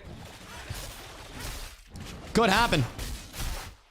You could go to get out of your car at a grocery store and somebody pulls up with a goddamn shiesty and some black Air Force Ones on, and then you no longer have a car or a wallet or kneecaps. You gonna stop going to the grocery store? Nope. Bad things can happen, but it's not very likely that they're going to. Just in the grand scheme of things, man. And if you're worried about a game shutting down and that's gonna stop you from actually playing, then you're worried about the wrong shit, bro. Just play what you want to play. Do what you want to do, and don't let out there this could happen scenarios stop you from enjoying something on a baseline level. That is my best advice that I could ever give anyone. If I, as someone who now is able to full-time stream, switch my game anytime somebody came into my chat and was like, Dusty, why are you playing this? I don't enjoy this. Why are you having fun? Then I'd probably have 2 viewers still, like I did the first 6 years of streaming and switching games like crazy. You just gotta play what you enjoy, and at the end of the day, if you like it, you like it. If you don't, you don't, you know? Oh, Glow, they're good now. They're good. You can come on in. Everyone's all set up. Everybody's all Gucci. So you're good to just pull up like crazy. Do the bodies move? Yeah, weirdly enough, they target whoever has threat. Notice how they're all targeting me. So sometimes the clerics don't like to die. They're blessed by the divine one. And at certain points in time, they will haunt you. They will haunt you. It's an interesting convo. Dude, I just always try to give extremes like that. Because truly, those are the extremes that people are thinking of when they say, well, what if it all shuts down? We don't know if it's going to shut down or not. We don't know if Ashes will make it to launch. We don't know if Steven has $1 billion or $10. At this point in time, we're not supposed to be the knowers, and we're not supposed to concern ourselves with knowing shit that we physically can't know. My opinion is if we all worry about enjoying the game, and we all worry about providing feedback that can make the game better, whether it's good feedback, whether it's bad feedback, indifferent feedback, whatever it is, if you are here and you believe in Ashes, you can help make it a lot better just by saying I like or don't like this thing, right? Very simply put. And I think those that are able to tune out the noise and tune out the unnecessary yap from the outside and inform themselves, honestly, will probably shape the future of Ashes, good, bad, or indifferent. And that could be great that the community has so much direct say. That can be bad in the long term, but those that are here will be here and will probably play a substantial part in what Ashes' long-term infrastructure is really looking like. So my best piece of advice, man, if you like something, you like it. If you don't like something, you don't like it. Not everything is for everybody. You know, everything's always going to be changing and evolving over time. It's just going to keep shifting. You come to Jova quick. Fuck, why didn't you ask 10 minutes ago? We literally took a break. How long are you going to be there for? We just took a break and I just bought food. Will you be around in like, oh fuck, now I fell. Everything's bad. Fucking cooking it. I'm selling the bag. I'm selling the bag. If you'll be around in like an hour when this food buff wears out, I can run over and meet up with you. Because at that point, we'll probably have most people here 20 plus. Excuse me, pardon me. I fucked up. I fucked up. Excuse me, pardon me. All you say is easy to prevent, just order online and stay at home. What if the cook poisons your food? What if the DoorDash person wants to rob you and it's a DoorDash person that's an undercover operative that robs your house? They're DoorDashing so they can get the, you know, the addresses of all of the people that are DoorDashing from the expensive places, and they only take upscale restaurant dashes, so that way they can case houses and they can see who lives alone, who's an old person, who has the nicest house, so that way then when they drop it, they take a picture in their phone, they keep that picture, they write down your address, and then they case your house as a result of it, only to come back and break in. Even if you order online, brother, bad stuff can still happen. What if your house burns down from electrical fire while you're asleep? Yup. Yup. Listen, somebody broke into my porch and they stole 2 ounces of weed in my bong, right? Dusty cooking on robbing people. I can come up with some really weird scenarios. Really weird scenarios. So my degree is criminal justice, but my minor is behavioral psychology. My emphasis was basically in criminalistics, and my intent was to work for nonprofits and try to like put in need-based programs in low-income communities that would stop crimes from happening out of like necessity, so like property crimes and shit like that. And like multiple times along the way, when I was a kid, like my bikes would get stolen, just random shit would get yoinked. And I'd always be like, damn, that sucks. Not because someone stole my bike. Like, I was poor. I didn't necessarily have immediate money for that. But more so that somebody was so down bad that they had to steal a fucking bicycle from somebody's front yard. So I was like, huh, I wonder, like, how I could help that in the long term. Turns out, you don't really get paid much. I'm a professional locksmith. That's how they get my clients more times than you can imagine. Wait. Whoa, wait. That exact tag? Yo, Escape. Thank you for the T1. I appreciate you. I lived in the ghetto, never left shit outside. I lived in a mobile home. Like, I lived in a trailer. And my parents said I couldn't bring the bike in the house because the trailer was too small. We didn't have room for the bike in the house. They always told me to put my bike out back at least. We had a little shed and they told me to put the bike in the shed. But I used to... RIP Glow. I used to like not want to put the bike all the way out in the shed. So I just like, I'd kick it up on the front porch and then I would just call it good because we had like a small porch and motherfuckers would just yoink that shit. If you have clear skies tonight, look for aurora. Huge solar storm going on at the moment. Geomagnetic K index of 5 expected, largest solar storm possibly since like the early 80s. Fubo! Also, good day, my friend. Hope you're having a beautiful day. Wait, that's exciting. So, explain this to me. Geomagnetic K index of 5 and solar storm. Is my internet going to go out? Am I fucked? Fubo, I'm alone right now. My big, strong, muscly Carla's all the way in Rhode Island working.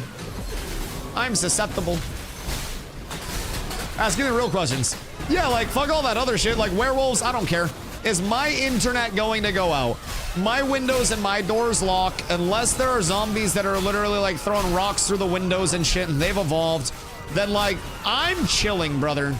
I'm perfectly okay with it. Oh gosh dang it. That one's being a butthole. That one's being a butthole. Could be some grid disruptions. Right. So what is a K index of 5? Like what is a K? What's that mean? Is that like Kelvin? Would not advise to take high altitude flight over the poles. Why? Can you get sniped out the sky from a solar flare? Bro, imagine if you were flying over the poles during a solar storm and you got fucking quickscoped by the sun.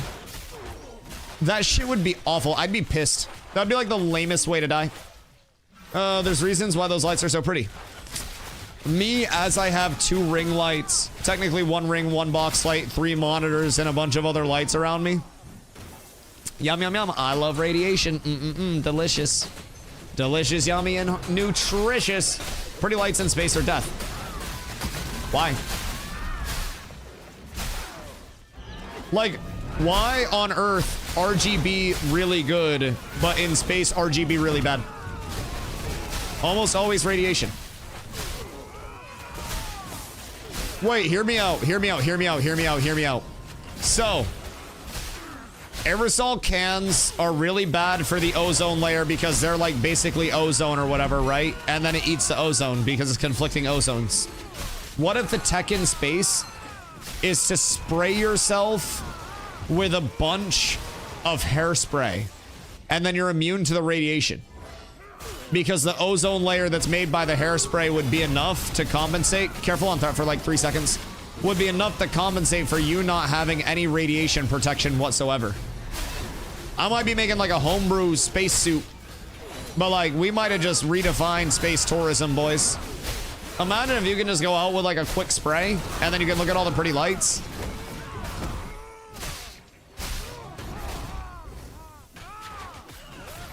Oh, goodness gracious. Goodness gracious. Spray on auto. Yeah, it'd be great. Be great. You got your fucking armor that just pops up. We're looking for investors to get this on the ground. Investors? Possibly you. Is somebody flagged up down there? What did I just see down there?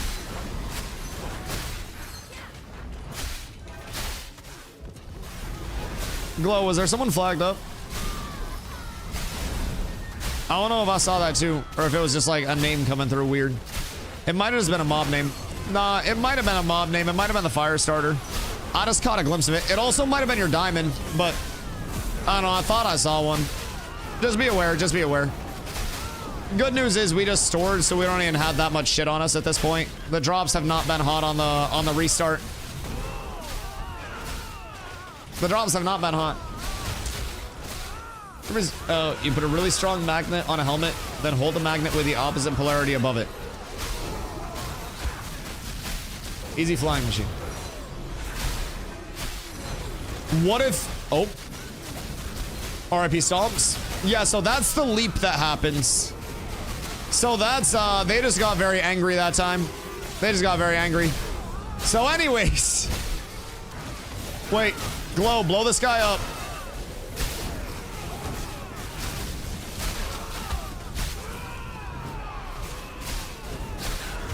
All right. Hold on. Sorry, dog. Can't allow that. Can't allow that. RIP to you, brother. Terrible news for you and you exclusively. I hit like a fucking truck, by the way. I hit like a truck. All right, hold off on pulse and let flags drop real quick. Just to be safe. Just to be safe. Just in case. I don't want anybody to get ganked unnecessarily. And then I have to stop leveling. XP's way better now at 17. Okay, noted. So 17 plus is the ideal sweet spot for this. 17 plus. Do you have an XP scroll going as well or nah? Turn off Bard Song. Same guy's been doing it for weeks. I mean, I don't blame him, but like, that's not necessarily going to be a huge comeuppance. Get your loot back, by the way, because he had a portion of your loot on his ashes. Granted, he's also not really getting shit from killing our low levels at all, if I'm being honest. He's benefiting absolutely zero from that. Was there a flyer above us? What was that shadow? Looked like there was a flyer on us. Good day, my center. What up? Oh, shit. Wait, is this one of us? Is this one of ours? I appreciate you, my brother. What's up on ramparts?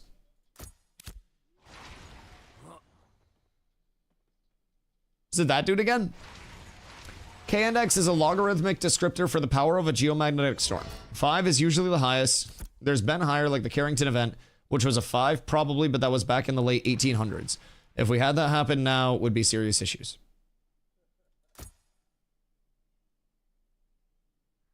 Wait. So, like, what are the serious issues? 5 is extreme, and that's what's going on now, but not the top levels of it will be pretty skies. Huh. That sounds cool. What time is that supposed to be, like, visible in main app? I'll run outside and I'll look. Like I said, if what happens in the 1800s, it would kill a lot. Of our... Oh, there's a second part of that. Of our infrastructure and any airplanes in certain areas. Okay, think giant EMP. Right. Ready? Yes. Ready. Interesting. Has the potential of being a civilization reset. Oh, I'd be so pissed if the reason I had to get a real job was because the fucking sun killed Twitch. Can you imagine if I wasn't able to like game for a living anymore because the sun made us go outside and rebuild civilization? Bro, fresh starts would be ass. All right, hold on, chat. Plan. White pipe. Plan. If global EMP happens, we will all meet up in Maine. Where? I don't know. We'll find each other. Maine's not that large. But y'all all just keep going northeast until you hit the really rocky coast, and then you'll hear me yapping. Maine starting zone? Yeah. We all reset in Maine, and then everything's fine. I got you, Mr. Low Level, sir. Yeah. We have plans. I'm up north of you. What, you're in Canada, right? Because I have a lot of Quebecois in the chat. Like, we could definitely get, you know, a whole multinational thing going on. Because at that point, I don't really think there will be much stopping you. Like, because if all of the maps get wiped out, then also it doesn't really matter. Everyone can just sneak in everywhere, right? So, kind of chilling. Like, they're getting in the back of my car. Okay, you ever seen the Always Sunny episode where gas, you know, is out of control, and so they're basically solving the gas crisis, and they buy up a bunch of gas and then they resell it? What if you just have to? Yes, the Thornbound Scepter Shield. That's a shield, by the way, if anybody needs one. But yeah, you just have to buy up all of the gas, and then you have to be prepared. So that way, when, you know, EMP happens, you become the crafter, or the gatherer, I should say. And then our crafters go through, and they put the gas in the vehicles that they're improving, so that way everything's all set. Everything's taken care of. It's this beautiful, everybody plays their role. Chat, we're gonna need you guys to start pumping gas. Head of the Rockies is closer, only 6 hours from me. Ooh, Nin could be like our Canadian Rockies representative. It'd be like the Brotherhood. Get stomps. Tragic. It'd be like the Brotherhood in Fallout. Game's not yet live. It's still in development. It is still in an alpha. So it is playable 7 days a week. It's pretty much like live service, but it is not a game that is fully out yet, right? So there's still a lot of ashes left to come. Still a lot of ashes left to be deployed. Like, it is far from, at this point in time, what the final product is going to be. And we're here primarily to play test, find bugs, and provide feedback on systems and bugs that we find. So overall, it is far from what it's going to be. I think it's still got a lot of fun elements to it, though. I think if you're in a community that provides you a lot of content as well, then you actually have a lot to do. We have a lot of players that are retained simply because our community puts out so much content, but it's definitely, it's not the thing that applies to every player. Like, my experience is a lot different than a lot of other people's experience. So, if we're going to main for wipe, you owe us all fluffer nutters. You'd rather have whoopie pies than fluffer nutters. Wait, is a peanut butter fluff sandwich not commonplace elsewhere?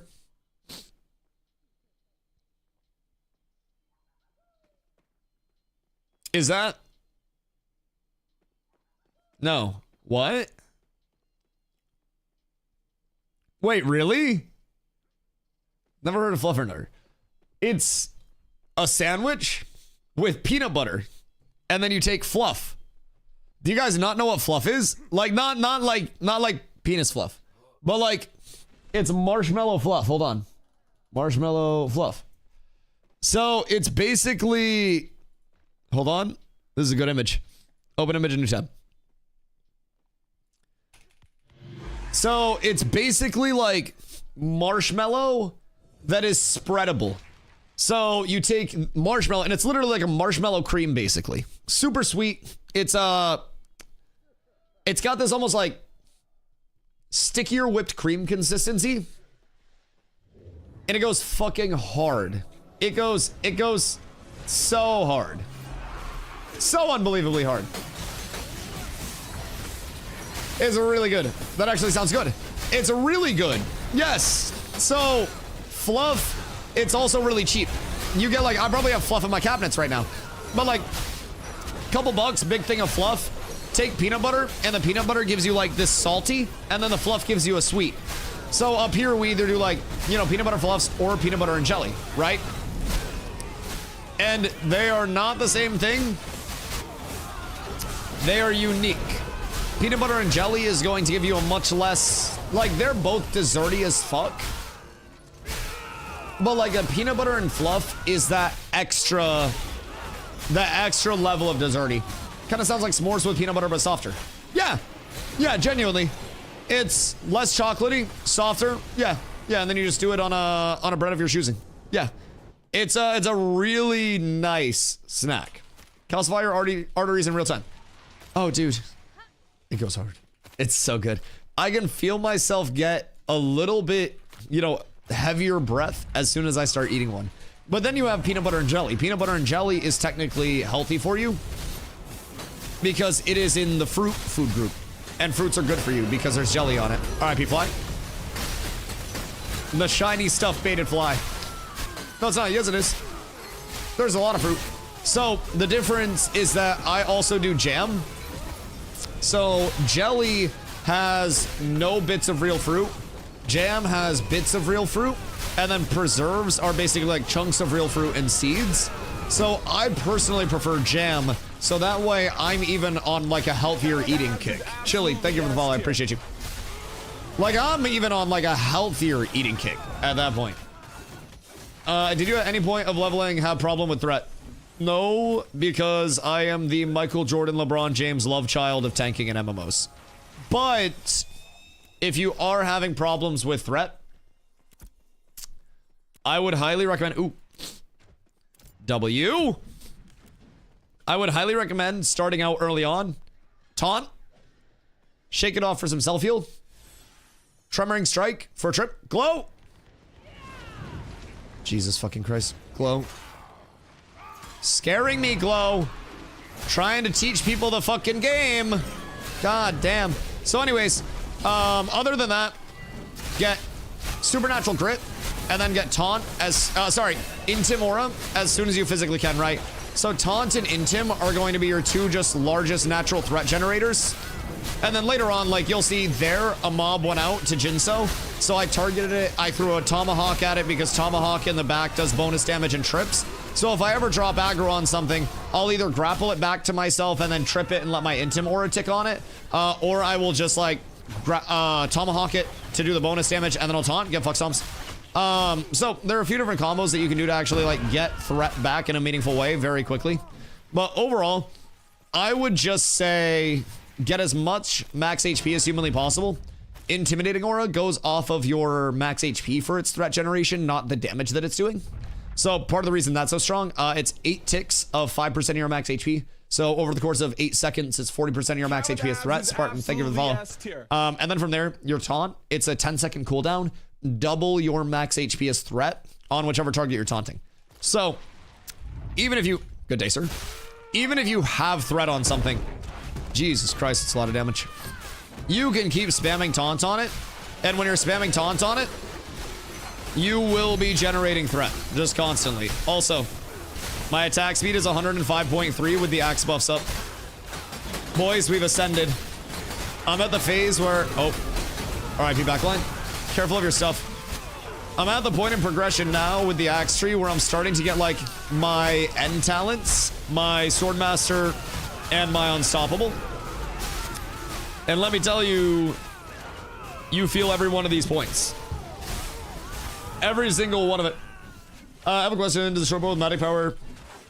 Never to the deals is magic or physical. People are saying for whatever reason that it's converting everything to fizz, which would make sense in terms of the short bow and the long bow. The magic short bow does technically do fizz damage, so that could be susceptible to fizz mitigation. That seemingly is how it works. And then if you're using like a fizz book or something like that, then it converts it to magic damage. So then you're dealing with like, you know, magic mitigation. Also, can someone res Chafe? Poor Chafe. Poor Chafe. I can get 132 fizz speed on my fighter, upgraded my food, but still only says 132 soft cap. What did you upgrade on the food? Could be a point of hard DRs. I haven't really pushed up to like 130 plus consistently at all. I also haven't run like fizz speed food and stuff, but fizz book steal magic damage? Yes, but they take your fizz into consideration on the scaling. Yeah. Input that 112 is another really juicy animation spot right around there. What's that? Oh, the attack speed? I mean, attack speed will probably just come along later. Realistically, tank breaks down a lot of its casts around 100% to really like the good breakpoint that I like to be at. It's +1 ability during my trip combo. So that's really where I like to sit bare minimum. The thing about Axe is it is definitely lower attack speed than a Greatsword is. Greatsword has more base attack speed on it. It also has Swordmaster Swiftness for another 15. So that's great. We don't have the base attack speed, but we do have Swordmaster Swiftness still. So when I have those buffs up, I am going to be getting that 15%. The great news is that I'm also getting 15% Fizz Pen, 15% base damage, and 15% base damage. So in the time that I'm getting up to 25, every single one of these upgrades that I get will be fucking huge. Fucking huge along the way. Very impactful. All right, zombie, what up? So hear me out, we deck on someone. Yeah, but look at all the clerics and rangers that I'm leveling right now. And the bards. And all the money I'm making. It's beautiful. It's glorious. So, me personally, I'm getting a lot done right now. I won't lie. We got a handsome supply of Steel Bloom emblems at this point in time. They've had it too good for too long. They need XP up. They don't need to be like you, zombie. They don't need to be like you. I will say they do need a humbling, though. We gotta take all the newbies and just let them shot call for themselves. We gotta let them handle it. I'm 100% XP debt. And stat dampening is doing nothing, correct? Like your max HP is the same and everything is the exact same. How much is Epic Zinc going for?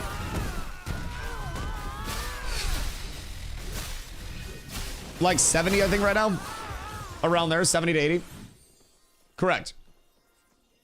Interesting. Have you eaten today? I had strawberries. I had some strawberries. I also will say I ate a disgusting amount last night. I kept waking up, like, while I was trying to sleep. And I would go out. And I would just devour food. I don't know. Like, no, that's not good. Oh, wait, you're saying the strawberries. Yeah, no, the midnight snacks were not good. It was like Doritos, and it was like those little marshmallow things that you got, the little marshmallow snacks. I had big back activities last night. It was scary. He's comfort eating? No, it's more like raw primal instinct. She usually supplies me with like good food and everything. Boxy, good morning. I hope you're having a beautiful day. Why was grind here? Really good power leveling spot, really good money to be made.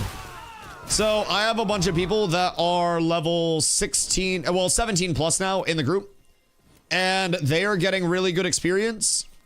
The people that are here that are helping power level, that are the level 25, so myself and the 2 other 25s we have, are all doing a lot of damage to make sure they're getting more experience. And we're also getting the emblems funneled to us. So with the emblems and the essences, we sell those, we use those for crafts, whatever we need, right?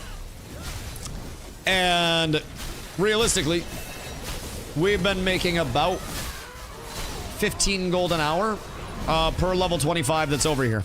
And that's not counting any of the weapon drops that we're letting everybody get their hands on. Like all of the gear drops. Basically anything that's not a Riverlands essence or a Stone Glen, Thorn Strike, or Steel Bloom emblem is just getting dropped. So 15 gold per hour is crazy in this game. Keep in mind, this is, yo, Sizo, thank you for the follow. This is 15 plus gold per hour without funneling the completed item drops, which every completed item drop could sell for 50 silver to 2 gold from like adept to radiant weapons. Easy, instantly. So any one of those weapons adds to our 15 gold per hour. If we find a big recipe, then that adds to our 15 gold per hour. And a recipe doesn't have to be like a server first to make money. Recipes right now are still selling for 50 to 100 gold. So, yesterday, for example, we got an Angler Smoke Delight. This can sell anywhere from like 70 to 100 gold night and day over here. And there were none on the market yesterday. So there's a lot of demand around it. Everybody wants it because it's a fishing quality food. So we find something like that plus gold per hour. that sells, that gets distributed to our pumpers, our level 25s. And that's how we can econ out here. So that incentivizes our level 25s to come out, help out the lower levels. The lower levels wouldn't be out here farming this anyways, so it's really like nothing lost in that regard because they wouldn't be getting this without the pumpers.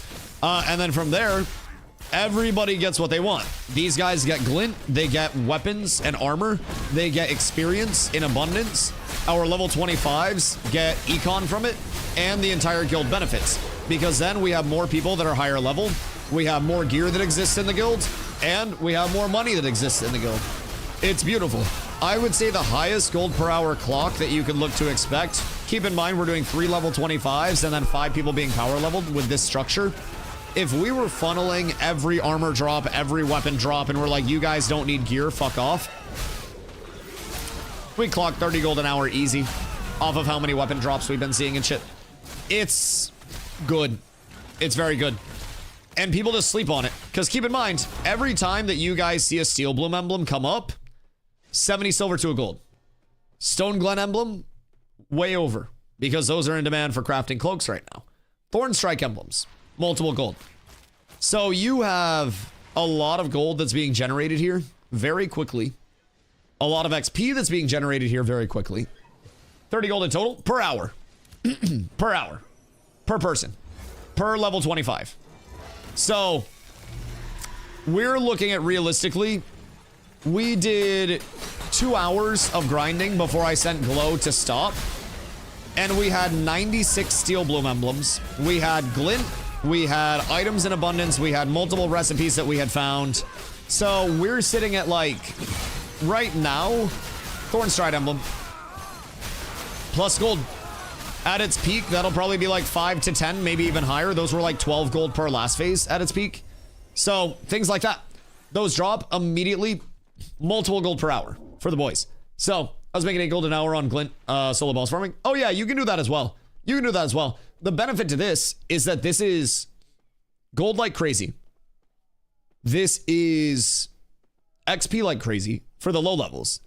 For me, I'm triple dipping because I need to level my great axe anyways. So I'm getting my great axe levels out of this. So I'm kind of accomplishing a lot all at once. I'm leveling people in the guild. Is this Lotharia? This is Shoal. I'm leveling people in the guild. I am econing for myself and other level 25s. I am basically just making so much more happen by coming through. Can you kill bosses solo in this game? Bosses, no. Named mobs, yes. Soloing a boss. Oh shit, my mouse just died. Hold on. Soloing a boss is actually going to be like near impossible for actual bosses. But you have like normal mobs, and then you have named mobs, and then you have boss mobs as well. No, absolutely not, X. Absolutely not. Yeah, there are so many good routes that people can go. And realistically, I think there are too many people that are just sitting here like, oh man, named mob grinding or like mob grinding in general isn't worth it. I have to craft. I have to do this. I have to gather. This game's Farmville, blah, blah, blah. It's because people just believe the first thing that they're told and nobody actually goes to verify something. So if I don't want you to mob grind, I can legitimately just spread this rumor that mob grinding is ass. And time again, people will reiterate that because Streamer Man or big reputable guild says mob grinding is ass and all you do to econ is gather. But then you see a bunch of people in those guilds that are literally level 0, well, level 1 on all their gathering, their crafting, and their processing, but they have 1,000 gold without RMTing. Well, how'd they do it? They went out, and they hit a shitload of mobs. They got something that was in demand. They sold it to players. They made gold from it, whether it's gear, whether it's emblems, essences, whatever it may be. And then they used that money to make more money. They invested. It's almost like you can't believe everything everyone tells you on the internet when you're asking them how they're making their money directly. And so many people will just be like, mob grinding's ass, mob grinding's ass, mob grinding's ass. But then you come over here and you see us pumping out more money per hour than many forms of content in the game. And it all kind of clicks, right? It all kind of clicks. And that's why I like being able to stream and not do YouTube stuff. It's very easy for me to be transparent. It's very hard for me to actually hide stuff. It's quite nice. And reliably so. Yes. The caveat to this is if you're dying and you're not organized, this is going to be a lot less optimal. We have Glow pulling. Glow is a 500 plus power rogue. I am a 450 power 11k HP tank that is pumping this. We are not dying very frequently. Glow's cooked. Glow, I don't know where you are. We're not dying frequently. And all of the materials are being stored on me because I'm super tanky, I'm super beefy. I shouldn't die at all with this. The person who's most likely to die are the low levels or poor Glow on the back line just getting fucking obliterated. So, for me personally, we are basically... Gremlin, thank you for following. We're funneling all of the mats over to me. I'm looting them. When we go for resets and we take a quick break, Glow takes all the materials that are worthwhile and then runs them over to town. And then at the end of it, we get together, we divvy up the materials, and then we all figure out what we're gonna list for, and then we all list shit. It's nice. It's consistent, it's replicatable, and all you have to do is plan out a little bit of your progression in a meaningful way. You just gotta put a little bit of effort into it. And you can make so much money, right? And even if we were dividing among 8 people, we would all still be making... I rolled a 1. We'd still all be making very good money, just comparatively across 8 people as well, because we are generating just so much raw gold per hour, right? But it'd be less than the 3. That's the advantage to getting out here and doing it with 3 very geared 25s, and then a bunch of people that are getting power leveled. They're cool with the XP, they're cool with the glint, they're cool with the item drops, the armor drops, the weapon drops. The 25s get the econ side from the emblems and shit. And then everybody's happy. Glow.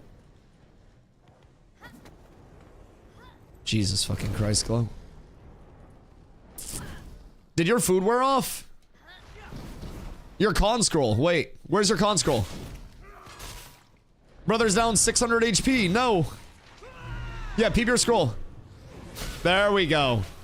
There we go. Now he's beefy. I gotta re-up mine as well. Where do you find corn burlock fur? Anvils. You will find those up there. It should say in... Let's see. Processing. If you go into, like, lumber milling, and then you search up corn burlock, it should say where it's found. Yeah. So you can always do this. Lumber milling, search up the tree, and then find the baseline of it, and then it'll say gather in, and then this area. So that helps out a lot, but you'll find those bad boys in the anvils. Just never saw them? Yeah, I mean, they're the braidwood of the anvils. So in the same way that you're not going to see a whole lot of braidwood in the Riverlands, you're not going to see a ton of corn in the anvils itself. They're going to be pretty quickly contested and pretty quickly snatched up. Although your chances of seeing them in the anvils are definitely better than seeing braidwood. But still trying to figure out where the skinwalkers are. Nowhere. They're all for my hunters. You cannot have them. You cannot have them. Those are Cat's proprietary skinwalkers. We need those. We need those. We've worked very hard to raise those skinwalkers up from babies. And now we command the skinwalkers. Oh, we're hitting a hot streak with emblems. Oh, boys. Oh, boys. The hot streaks feel so good when they fucking happen. It is absolutely beautiful when it all shapes up in a meaningful way. You just find like one set of loot that gives you fucking 7 emblems, and it hits, and it feels nice. Excuse me. Back in we go. It is a goddamn game changer for me. It just really keeps you going. Oh, look at that. Every mob, boys. It's beautiful. Oh shit, Fly just leveled already. All right, we're up. Stomps, how far into 17 are you at this point? Because you leveled relatively recently, right? How much faster is this for 17 to 18 than 16 to 17 was? If the damage is physical, if you're a magical class using a short bow, you'll lose damage on the light attacks. No, so it takes your magic power and then through voodoo wizardry converts it into physical at the end conversion. So like you're not losing anything by running a longbow if it's a magical longbow. As a caster, the only thing that would change is your longbow, like auto attack damage, basic damage, would be susceptible to heavy armor mitigation. So I got like 300 to kill increase on the 20 mobs at 17. Okay, word. Did anything else spike up for you, or are you still like a little low at that point? Because that's intriguing. How many emblems? Right now we have 23 here, and then we had, what did we send back in the first run? Like 97 or something? So we have probably like 120 emblems at this point in time. In 2 hours and about 40 minutes. You stored? Was gonna say go store soon. Oh yeah. So we have glow store whenever we take a quick reset or a break or cycle somebody out. So we have glow go over. Just do all that shit. Glow can grapple out. I'll just chill and AFK for a second and then call it good. But it's been treating us well, brother. It's been treating us very well. Not to mention, I think everybody that comes here at this point is now leaving with a full set of Adept gear and is getting a good start on their baseline Radiant gear. We've seen Radiant weapons dropping. We've seen a lot of good shit. No Steel Bloom stuff, Rosarium Guard, or Bloom Warden though yet. Just important to note. So, it's nice. It's nice. I think this is one of the few things in the game that truly does benefit everybody in multiple ways. From, you know, our power levelers, those that are pumping, getting econ out of it, spending their time in a meaningful way for themselves, while also having our newer players, the lower level players that are getting a baseline. Ooh. Well, that's interesting. That's interesting. And then we just find cool stuff along the way, man. They get XP, we get econ, we get cool shit. It's a goddamn beautiful set of circumstances, if I do say so myself. Finally 25, so I can die in glory and forge more. Brother, the forge has been kind to us. Did you see my chest? I had like an Ashes Moments worthy forge run the other day, brother. It was unfucking believable how much we were hitting. Like unfucking believable. Seeing as you have gold now, probably need what I DM you to. Oh wait, hold on, word. I can peep that. I can peep that. Because yes, my gold is my gold's doing okay. Now, I'm trying to stay all squared away. I'm trying to get ahead of the curve. I'm trying to have excess gold so I can still buy and sell and flip stuff. I bought Bunny's Epic Zinc on the player market earlier today because it was a really good deal. So I want to have buying power at all times. It's nice to just be able to grab something and yoink it and then flip it. So this just help other players level and make money at the same time. Yeah, I mean, make money, help them level, get them gear, everything, right? So this is like the core of what everything in Ashes is all at once. So in my opinion, in MMOs, you're trying to do one of three things. You're either trying to level, get gear, or you're trying to make money. And then once you're able to do all three of those things all at once with one group of people, you hit the optimal time spent, right? You hit the point where you are now pumping out all three of those things all optimally as fuck. And we're getting XP in abundance for our people that are getting power leveled faster than they'd be able to get XP in a group. I'm leveling my Great Axe, which I actually need to level as well. We're getting econ. So we could just do this with 325s also, so bringing them is just helping out. Correct. And we're basically, like, they get gear. We're sacrificing, so to say, some of the money that we would get from being able to sell the gear, but it's also helping the guild so much because we get some money from it. Our top end continues to get more and more, which creates really high level items that are dropping down to others in the guild. They're getting baseline sets, which will help them get geared out, you know, in a baseline, save them money, save them time, investing, crafting, whatever it may be early on, allow them to focus on other shit and play more efficiently. And then we're also getting more level 25 manpower. This scales up a community so hard. So hard. Just be wasting XP not bringing them? Yeah, exactly. And like any gear that drops, like we could sell this, like I said, for, you know, 50 to like 2 gold a piece, right? 50 silver to 2 gold. We could make decent money off of the drops that we've been getting per hour as well. But I would rather see every single drop going to somebody that needs it. Anything that doesn't get needed, then we'll just set that aside. We'll either give it to second guild. Whoops. We'll either give it to second guild or we'll just sell it and we'll econ it. We got recipes. We got extra shit. We'll double back, make sure everybody's eating good, make sure they got a full belly in terms of their gear. And then anything extra is good. And PvP, play with shield. I play with both.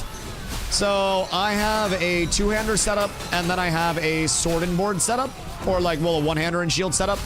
And I kind of switch depending on what tank role I am playing in PvP, and also whether I am being focused or not. So the big thing with tank is that people don't want to focus a tank because we are so tanky, right? Naturally. You ignore the tankiest person until last, and then you kill the squishies, you kill the supports, and the high-value targets. Well, with Ashes allowing us to scale power so optimally and so highly, we as tanks can basically say, you have to focus us, or we're going to pillage your backline. We can gear very aggressively, right? I still have very high max HP and survivability, but I'm also sitting at 450 power. So, with a two-hander on, I'm able to say to them, hey, you have to deal with me, or your backline is going to be very unhappy very soon, when they don't want to have to spend time dealing with me. And then the second they spend time trying to deal with me, I switch to my sword and my shield. Any bloom recipes? Oh shit, were we on lookout for any? I figured we had them all at this point. Probably a lot. I've been passing on most of the recipes, but I can just ask the group. I've only been grabbing elixirs and like cooking recipes, but almost certainly, yeah. We've seen like roast thorn recipes. We've seen bloom warden recipes. What are we on the lookout for? Because I can just ask everybody to check their inventory right now, and we can probably find whatever we need. We are getting a lot of recipes. I have a cheese and lemon zest ravioli dish going on right now. I need to make this at home because it's so good. Wait, that sounds really good, actually. That sounds delicious. Why did you make that there and not here? That sounds like it'd be really good with shrimp. Like a nice fresh seafood dish. Yeah, that's on the menu. There was a ton of steel bloom recipes last night. Yep. I can check my storage when I go back as well. Tibbs will have a lot of recipes too in second guild zob. So we can check with Tibbs. He's on every single day, so he'll usually be on. I think he's on at like 7-ish every day. So he'll have a lot of recipes. Everyone that's been in this group will have a lot of recipes. Oh, wait. What do we need? I guess I should start grabbing them. Ask and you shall receive, brother. I'm telling you, this shit pumps. Tell people to get out of Jova. No. Everybody go over to Jova. Stay the fuck away from me. Oh, and Bloom Warden gloves. Well. Wait. Bloom Warden gloves. Oh, never mind. That was the one that we got. Pretty sure I just saw Tibbs. Oh, word. Yeah, if Tibbs is kicking around, then just see what Tibbs has for recipes. I gave him a bunch. Glow will also have some stuff. I'll have some stuff. But there should be a lot. If you give me a list, we can just, we can do a consensus, see what we need. Because, like, I'm not exaggerating when I say we have found hundreds of recipes here over the past, like, couple of days. It's a lot. Probably everything in the loot table. I passed on them last night. Yeah. I didn't know we were in need of any of them. I've just been trying to get, like, the basics. Porker, thank you for the follow, dog. I appreciate you. A bard can still PvE as efficiently as a fighter. Yeah, probably better, honestly. Excuse me. Like, bard PvE soloing is really good. It has a lot of sustain. It has a lot of good burst damage. It's got a lot of good movement. It's got incapacitate, so you can, like, get to safety, CC, and reset. Like, bard is really good. The thing with bard that you have to be aware of is that bard typically has a higher, like, hands cap, so to say. Bard is a higher APM archetype that will require a little bit more of just like a baseline brain to play on a very high level. So you will want to be aware of that if you're barding. I mean, at this point, I'm gonna just save space. Beautiful. Everything's glorious. Everything's wonderful. Everything's amazing. Honestly, I'm making good money just in terms of the glint, too. Like, I'm making really good money in terms of just the glint. This is probably the best consistent gold per hour that we made this entire phase. Finally, Cat is a napping one. Congratulations, my boy. As Rosarium, the set I should be aiming for even as a ranger. I'd probably go Briarhold over Rosarium as a ranger to start out. It's going to be cheaper to craft because you won't need auto carcasses, and it's going to have a force bonus instead of a fortitude. I think Briarhold is it's quite good. Order that I'm just very high and high level. Wait a minute. Very high and high level. Wait a minute.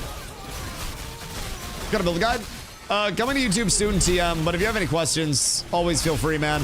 I multi-stream on YouTube, but I hate posting recorded content because I change my mind so much.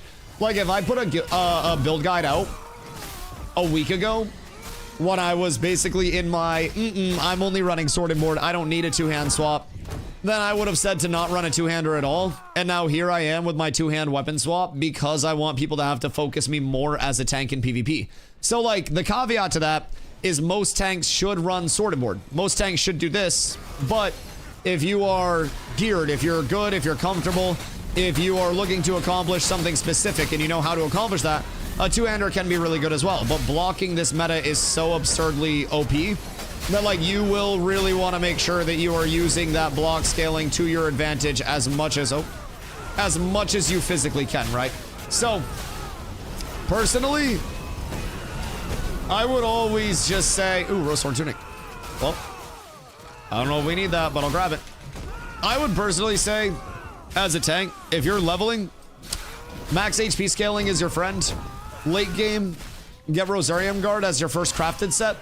Go for glory-bound weapons to start out. Glory-bound weapons are just incredibly consistent. As you kind of understand tank more, there are some other options that come in, but just for perspective. Oh, no, okay. I got you. So, in terms of the glory-bound set, I have a glory-bound heroic great axe right now, 400 max HP. This is 600 max HP. So I'm getting over 1,000 max HP just from my weapons existing. I have a glory-bound shield for my offhand, and then because when I go to a sword and board, I have a lot more effective mitigation. I'm going to be making a Night Reaver one-handed axe, which is going to have that secondary power roll on it. So I can drop a little bit of like true HP because the shield is going to give me so much more max HP, right? So it's nice. How many emblems did you get already? Oh God, like since yesterday or just this morning? In the, we've been here for a little under 3 hours right now. Actually, right around 3 hours, I'd say. Butcher, thank you for the follow, dog. Yeah, if you have any questions, like, build-wise, let me know, man. The reason I don't put out a lot of YouTube content isn't because I don't like talking about the build. I actually love talking about the build. It's just that it evolves so quickly. Uh-oh. Everything's fine. It's just that it evolves so quickly, and there are so many, like, avenues of evolution where I take the build, where I'll be testing something, and then immediately, like, a small meta shift happens, or, like, you know, I notice that it's a very DPS oriented, you know, in terms of like the priority target for PvP meta. So then I'm like, okay, well, if nobody's going to focus me anyways, then maybe I can get away with a two-hander, right? You guys are pulling the whole floor? Oh, yeah. So the biggest problem that we have is that we run out of mobs.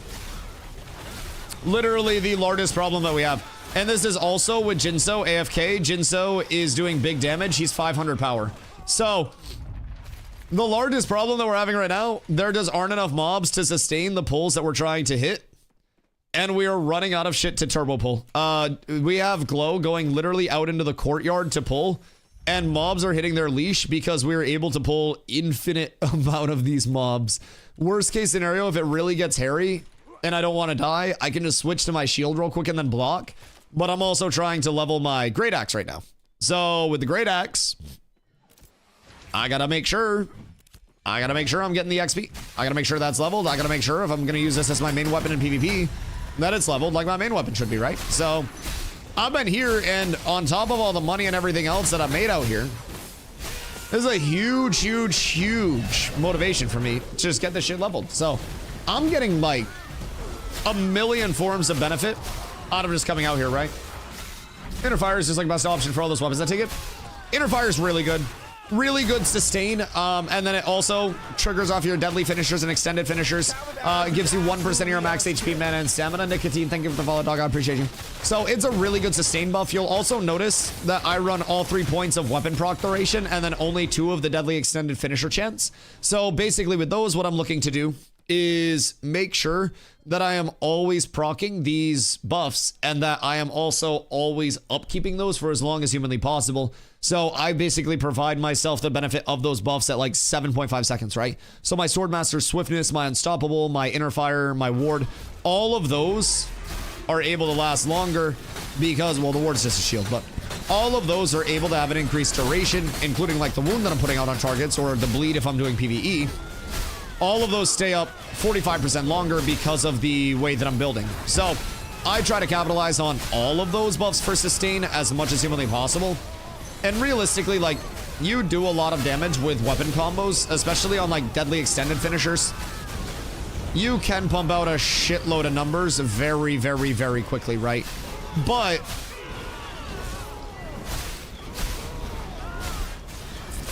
I'm using a lot of abilities as my true damage a lot of the time. And I'm trying to get my weapon, like my weapon combos through, so that way I can put all of those buffs out on people. And I can just keep sustaining myself, keep sustaining my group, whatever it may be, right? So that's one of the best reasons to be running bows on cleric. Oh yeah, it's incredibly strong. Like longbow in particular, you have inner fire, you have a 35-meter range, which is the longest range in the entire game for any ranged weapon by 5 meters, and then you also have wound coming into it. Wound is fucking insane. Wound is a necessity in like most PvP scenarios ever. It's really good. Anyone out of the finishers and combos work with shortbow with the bard? So it's like 1, 2, 3, and the fourth one is the last turn of the combo. With shortbow, it feels like I'm attacking 12 times to proc it. If you hover over your weapon down here, it'll break down like what your entire combo is and exactly how many instances of damage go out. So like with weapons like the mace, if you get a deadly finisher or deadly extended finisher, it will basically double hit. So you'll be going through and you'll be like chunk, chunk, chunk, chunk, chunk, chunk. And then you'll be like, why am I doing 6 instances of damage right here? And then you hover over mace and it says like on the deadly extended finisher proc, you do that double instance of damage, right?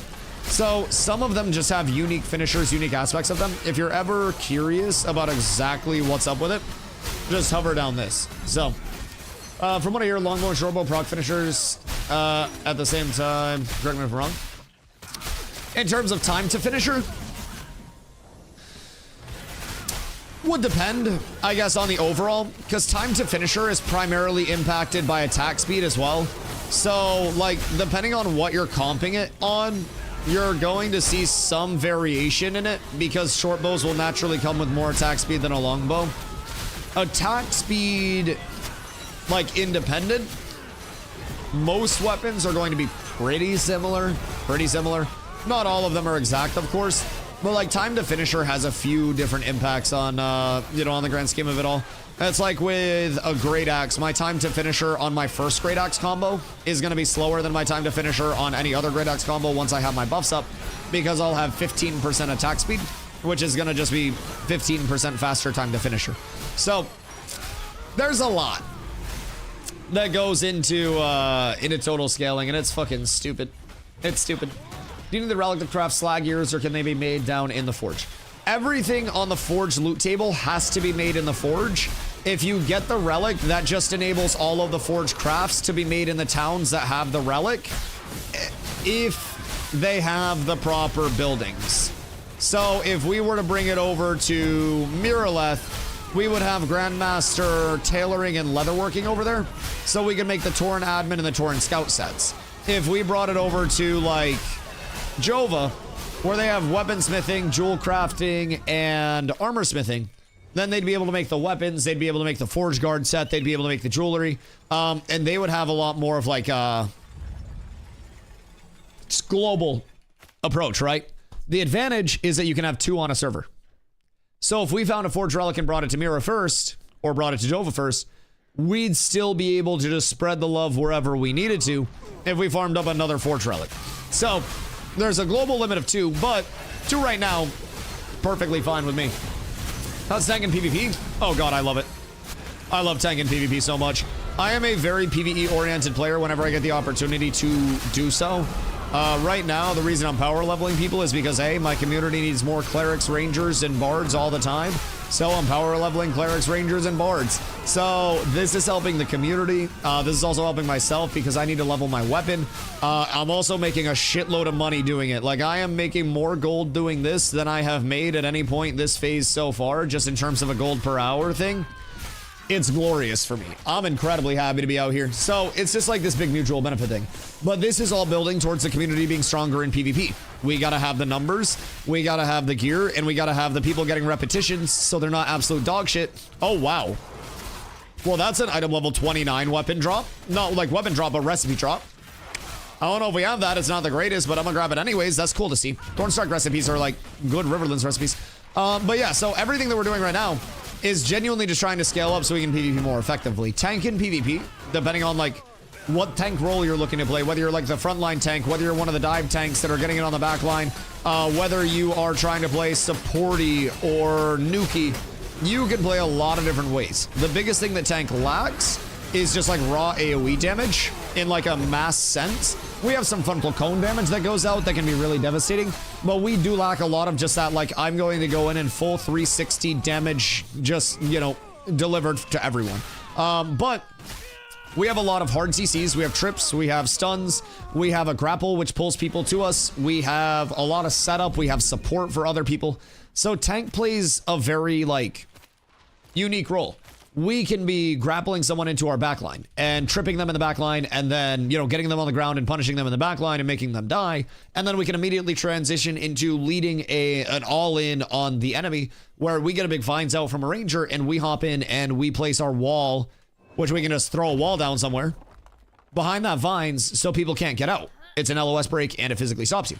So with the wall, you can make a lot of huge follow-up plays. Then we trip people. We have banners. So with my banner, I throw this banner on the ground and 15% of my max HP goes to all of my allies that touch the banner circle at any point. So if we're engaging, I can throw a banner in between us and the enemy. So everybody that runs through my banner is able to get, you know, that extra shield as we're going into that big fight. I can impact the fight as a tank in about 1,000 unique ways. And every tank that you talk to will build a little different, will play a little different, and will just do something unique to their play style, their gearing, their role. And tank is, I think, one of the most, like, player-to-player varied archetypes at this point in time. A lot of archetypes or classes just, like, lack that variance player-to-player, where it's just like, yeah, this is your build, have fun. Tanks can play so many different ways, and there are so many good ways that a tank can impact fights and shit, that you are able to effectively do whatever as a tank.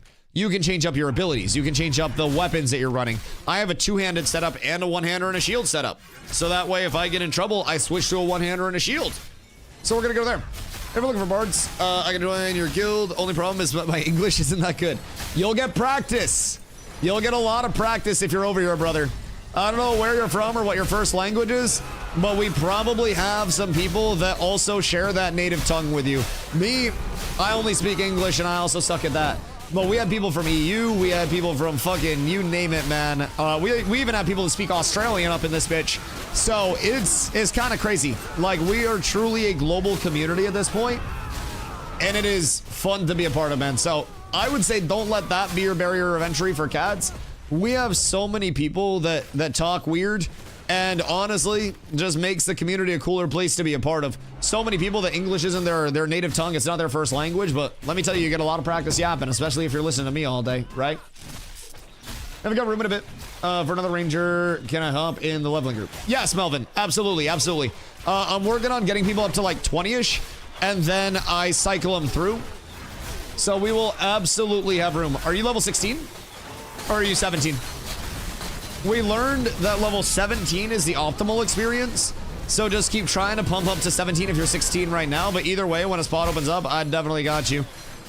Q and Fly are both barding right now, so we can always go down to one bard if we need to and just have a mana battery, and then we can get you in there, because Q's 21, so he could be in the late game leveling at this point.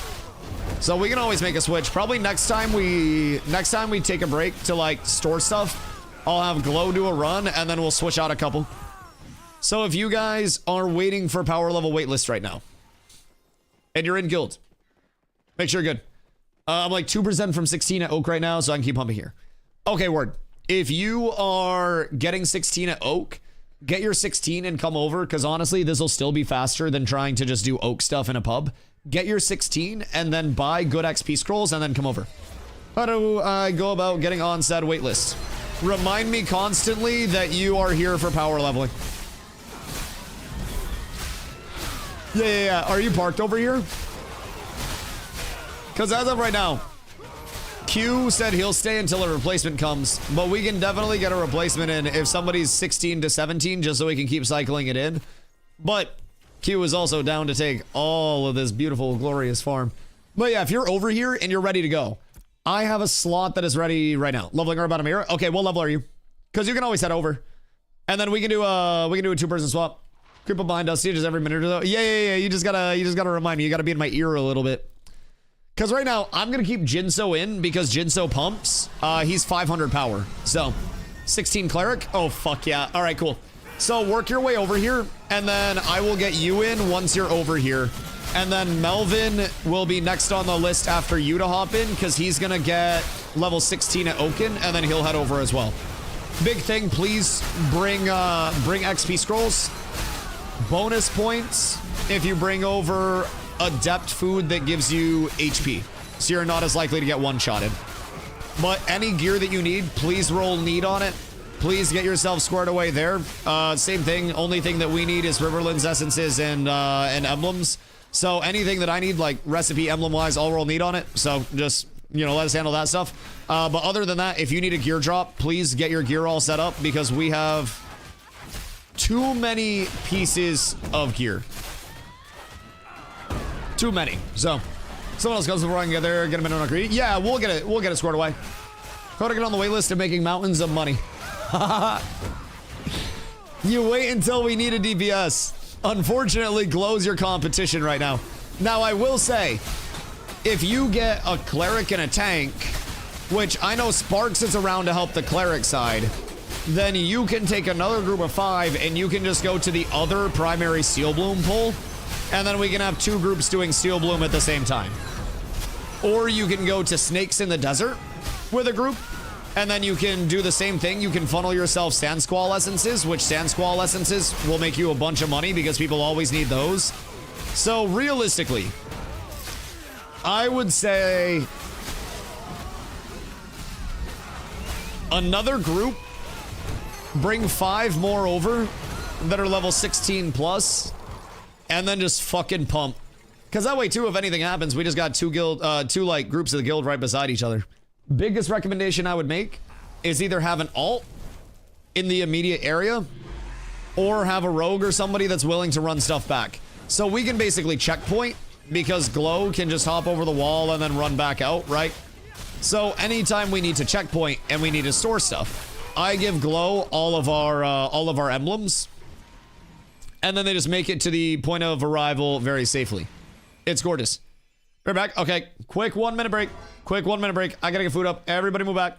Over at Kraken's right now. Oh, yeah. So, people that rotate out of this group, I could send them up to you, and they could get XP there. Super easy. Give me like 5 real quick. Okay, cool. I'll start pulling when I'm back. I'm gonna pop a food, and then I'm going to bring my coffee out, because it's almost 6 p.m. And then I shall return momentarily. 1 sec, chat.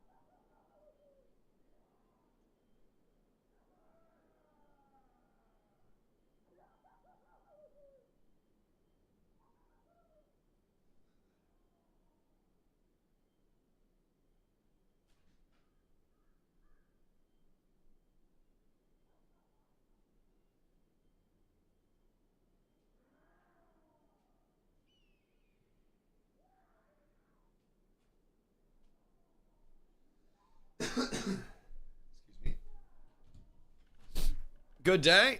What in the hillbilly horror is this? Oh God.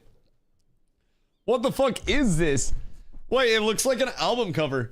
Yo, you slap a parental advisory warning label on this shit? And this actually kind of goes hard. This goes sicko mode. What the fuck? Master Chafe. Good day, my boy. How long you plan on doing this? Gotta log for a bit, but I'm already at the spawn with the guys just waiting. Oh, I'll be here for a while.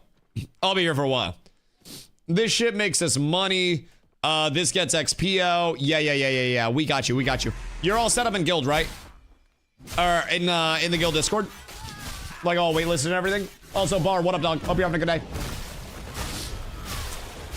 day. Just enough time. I have to do dinner for the family and stuff. So I'll have to be later on this. That's fine. That's fine.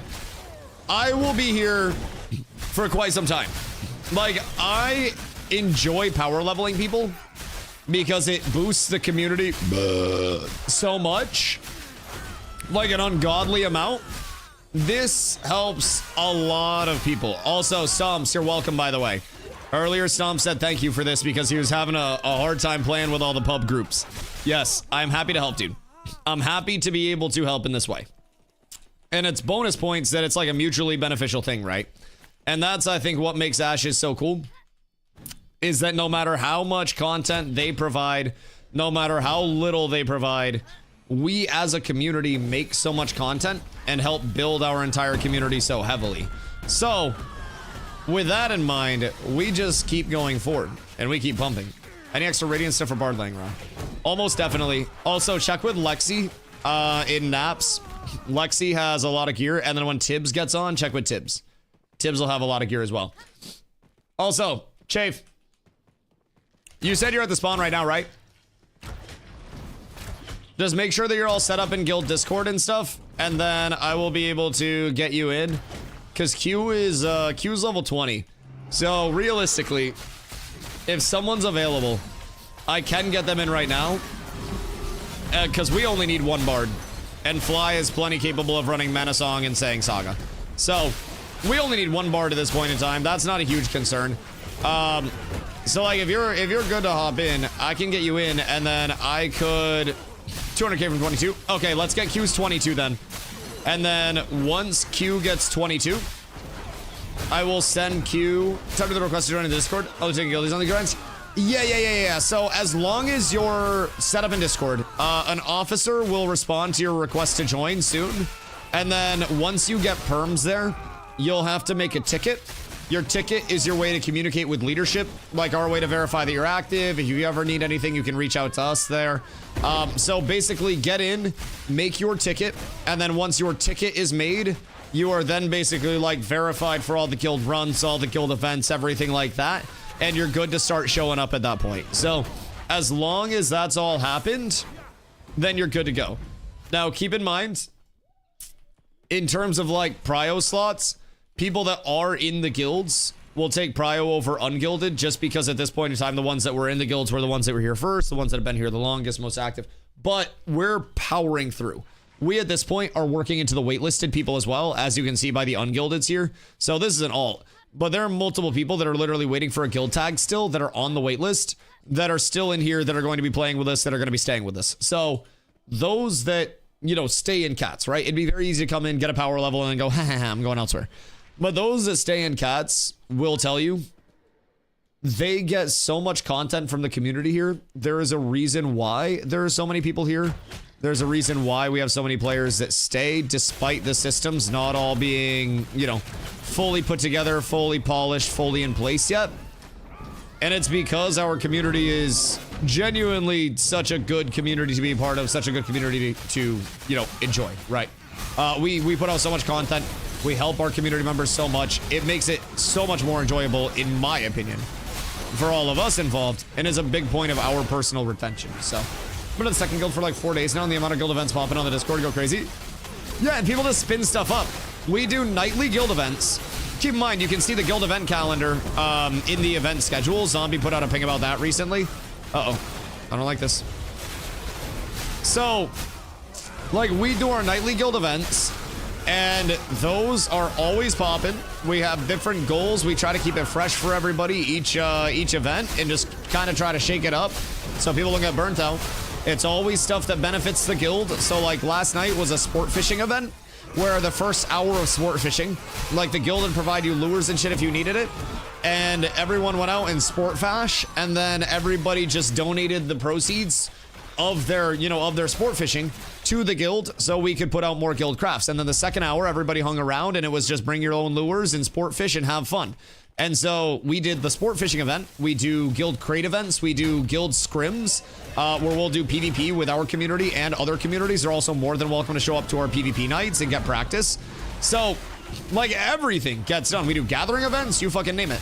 And we also have auctions up in the guild Discord right now. So anybody that is in guild with perms, if you have gold, make sure you check out the auction house tab because the guild creates, crafts, and then auctions off pieces of gear.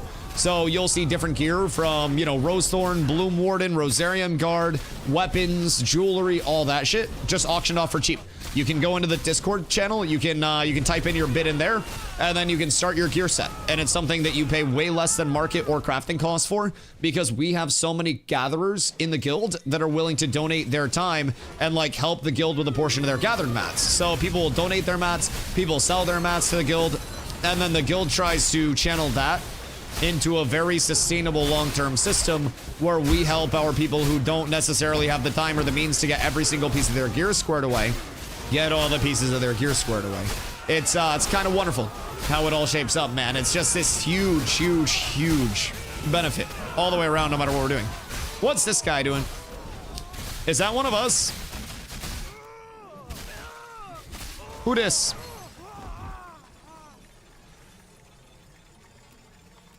Who be stealthing? What the stealth is going on here?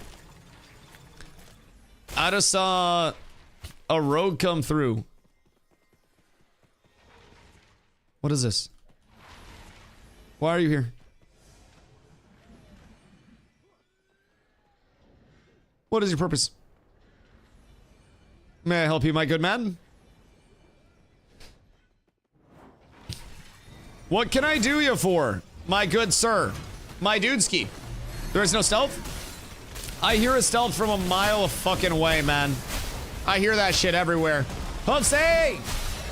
What up, my boy? Exclamation of seen. Eventually you can get to go to a guild meetup at TwitchCon. Bro, TwitchCon this year is going to be so fucking fun. TwitchCon is going to be a goddamn blast this year. I can't wait. Like, it is going to be by far the most fun TwitchCon that I have ever been to. Just based off the fact that we will have so many people going this year. Like, last year we had a group, and our group met up with another group of my friends, and we had a great group that, by day 2 knew each other and everyone was very comfortable. But like, this year we are going to have a horde of people that are all going to TwitchCon. That are all just gonna be fucking, we're going to Zerg the TwitchCon floor. Jesus Christ, we're gonna have to go single file. I'm gonna have Zombie leading us through a fucking marching cadence, so that way we don't take up the floor like IRL streamers. I'm gonna average 5 viewers because all my viewers are gonna be at TwitchCon. Worst decision I could ever make for my channel for those IRL streams, boys. I'm gonna need all y'all to pull out your phones. Arcane Arabiata. What the fuck is this? Oh, Arcane NG food. Ron! Ron! Ron, I found something for you. IRL Guild Wars. Bro, honestly, DOS has experience running an actual, like, LARP camp. His sister did for a while, and he did all that shit. DOS could probably get us set up with what we need. Bro, that was just so much gear. Holy shit. Y'all better be looting so I don't get a lot of bullshit in my bags, please. I'm physically gonna have to go sell soon. When I go sell, I'm gonna take a sec and I'm gonna run to Jova to sell. Because I'm going to need to also give... Oh, alright, Kiddo. I'm gonna also need to get Bake his iron that I've been holding hostage all day. Once I get into a spot and it's pumping and like the benefit is tangible, I never want to leave the spot, but I gotta get Bake his iron. So next time we take a quick break, we'll go sell. Everyone can go repair if you've been dying and shit. We'll deposit. We'll keep the stack growing. Right now, we have another 57 Steel Bloom Emblems. And then Guild Raid? Oh, wait. Guild Raid's at 7, right? Or is it at 6? What time is Guild Raid at? Because if it's a 7, then we're going to go for another 50 minutes.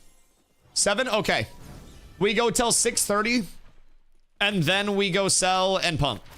If we only have 50 minutes, we go 50 minutes longer. That's perfect, because then 6:30 will allow us to split all of our stuff, and then do a checkpoint, and then go Guild Raid, and then the lads that are here, you gonna come back after? Oh, yeah. Oh, God, yeah. Yeah, absolutely, absolutely. I'll be back. I'll be back.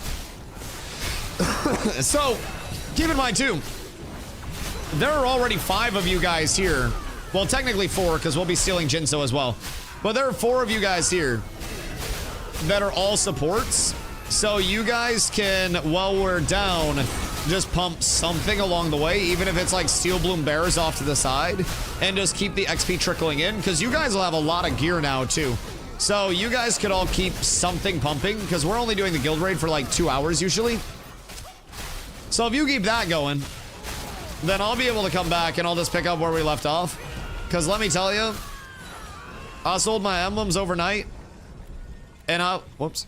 Why are they giving me lyrics? What the hell is this music? I couldn't even hear that shit. So anyways, I got like French lyrical music. I said the Quebecois were in chat, and Spotify put fucking French lyrical music into my goddamn Spotify algorithm. So anyways, the amount of benefit that I'm getting out of this, like personally, I'm getting my Great Axe leveled. I am getting the guild leveled. I am making an immense amount of clams at this point in time. So, I'm gonna just keep doing this. I will do this until the wheels fall off. And then as soon as we have surpassed what Steel Bloom provides, I can also go to a higher XP per hour spot for the 21 to 25. But this is also such a good amount of money. This is fucking ridiculous, man. I don't necessarily know that I have had such a chill generator of this much money this phase in a while, man. Tagging in after guild event. You got a 1v1 glow for it. Ooh, Bright Grove chest. Oh, good day. Good day, Bright Grove chest. That's a nice one to see. Our tailors will be very happy with that. Oh, fuck. Hold on, I need someone to take here. Uh-oh. Stomps. Stomps, I need you to take this. Take all of it. Distribute it to the people. Take what you need first, of course. Get yourself set up. Hurry up, hurry up, hurry up! I only have 2 stalls. Oh my god! Ah, shit. Fly. Take this. Distribute it to your people. Fuck! Q! Q! Oh my god, it's all falling apart. It's all going to shit. Thought he gonna single-handedly kill the Steel Bloom Emblem market? No, no, no, no, no. No, no. The Steel Bloom Emblem market, honestly... Bro, there are hundreds of Steel Bloom Emblems being exchanged on a daily because so many people are still crafting the Rosarium Guard sets. The average player is now getting into the Rosarium Guard push, the Petal Shard push, all of that. Which is why we're seeing another resurging pass to rubies going up. Epic rubies were previously 50 silver. Now they're working their way back up to 75 to 1 gold. Steel Bloom Emblems had dropped off. Now they're working their way back up. There's the second wave of crafting coming in, especially for more casual players. They're getting their XP squared away. They're finally getting some form of econ, and now the crafting information is starting to permeate throughout the economy and throughout the player base. So people understand, oh damn. People understand that they don't have to spend 1 million gold to have good shit, right? This axe is realistically like 40 gold to craft if you are being smart with how you're purchasing stuff. It's not bad. I sold 45 epic rubies today. For what? What was your sell point? Jesus Christ. You got a gold per? Also, Aries, what you getting up to, my boy? I'm having an absolutely gorgeous one, dude. Yeah, the ruby market is definitely seeing a good resurgence. It's seeing a very good resurgence right now. And that is something to consider. Like, you are seeing in real time the secondary wave. How's the loving going? Tibbs! What am I go? Brother. You see the smile on my face? You tell me how the leveling's fucking going, baby. You tell me how the leveling's going. It's going exquisitely, man. We've had a wait list. We've got multiple people to 20 plus. So we're pumping, man. Emblems and essences out the ass today. Recipes out the ass. Everybody's getting geared up. It has been unfucking real. I gotta pass on recipes. Yo, Glow, can you start needing on recipes and stuff? So I don't have to. I'm gonna pass on recipes if Glow can start needing. Valdred, do you have an illustrious glint? Jesus Christ. Valdred out there with a casual 10 golden glint? My fucking god. My goodness gracious. If I can avoid dying by 6:30, I may have one. I may have one. But yeah, the leveling's been insane, man. The XP per hour all day has been phenomenal. We had a few people that were here at the start of the day, but they ended up leaving and then saying we were bullying them. So I mean, sorry. But like, you gotta do what you gotta do. Other than that, man, we have found an ungodly amount of recipes. We have found, oh, Zombie! Zombie can always come to a pickup of recipes, and then he can get them to where they need to go. I don't know, like, I don't know what he needs, but Zombie can always pull up and then just yell at all the crafters, and we can just give him a bunch of recipes. So that'll be huge. I'll be on at 8:30ish. Yeah. So we will be resuming after the guild raid. So we're going to be going until 6:30 here. And then we're going to be going to sell, repair, take a little bit of a break. Guild event at 7 for people that are 20 plus. If you are not 20 plus, then please just keep leveling, keep pumping, keep grinding. And we will get you squared away in due time. But in the downtime, try to find a group for like the couple hours, even if it's like fucking 5 clerics that are all just chilling, vibing. Try to get yourself some XP in the downtime. And there are some spots here in Steel Bloom where you could also just pump super easy. But yeah, try to stay productive in the downtime. Do what you got to do to get something going. And then, sorry, Q. I saved Kiddo and Q died because of it. Honestly, poetic justice. Really just a gorgeous interaction, and Kiddo died anyways. God, I love tanking. I made a heroic play that resulted in +1 person dying, but it was also the right play to make. Like, in theory, intercepting there is the right play to make because I saved saved Kiddo. But Q died, and then Kiddo ate an ability after the fact and then also died. No matter what you do as a tank, sometimes you just can't stop it from happening. Sometimes it's out of your control. Pope is going to take direct control of Winstead of GM Arcane Engineering if Arcane Engineering is a mill soon. Wait, are you doing Arcane Engie too, Lesh? Because I have a fuckload of Arcane Engie recipes. Please do Arcane Engie. Can't res. We need a saga! Yes? Okay, would you be willing to meet me in Jova at like 6:45? Hornbound, you say? Because if you meet me in Jova at 6:45, I have too many recipes, and I will give all of them to you, and then any that you don't need, I don't care what you do with at this point. Genuinely. Crab's going hard, might just stay here. 2 magic longbows, 1 2-hand magic web, 2 1-hand magic webs, 1 1-hand fizz web, and a fizz book. Crabs are good. Yeah. And like, I can always just send people out to crab with you in the event that people, you know, need XP still, and they're not in this group. I can definitely make that happen, so you let me know. Oh shit, wait. Boys, I almost got the epic glint. So we are close to hour 4 of farming. At 6:30, it'll basically be 4 hours of farming this. So very baseline, I will be at like 2.5 gold per hour in glint, and that's not accounting for anything else that I am getting along the way. Someone please come pick this up real quick. This is a god dream. This is a god dream. I saw a second stack. Oh, it's over here. This is a bright glint. This one's corrupted. Not corrupted, but it's stolen. So the initial people that were here when we got here kept trying to move and pull different mobs in different areas, and then ended up dying to the mobs. I didn't even do anything. I didn't bully them. I didn't do anything. And we just look over, and there's like a heroic ash pile on the ground. And I was like, what's here? And it was +1 Steel Bloom emblem and +1 heroic glint. Also, we got a lot of stone glint emblems. We have multiple Thornstride and Stoneglen emblems from this too. And like, I gotta craft a Stoneglen cape at some point. So that's fucking massive. That's gonna save me a whole lot of effort there. Whole lot. Well, we need to get started with Steel Bloom as a healer. Like, you can do Steel Bloom groups in lower level grind areas here at like 16. Bunny, thank you the prime, I appreciate you. Thank you, thank you.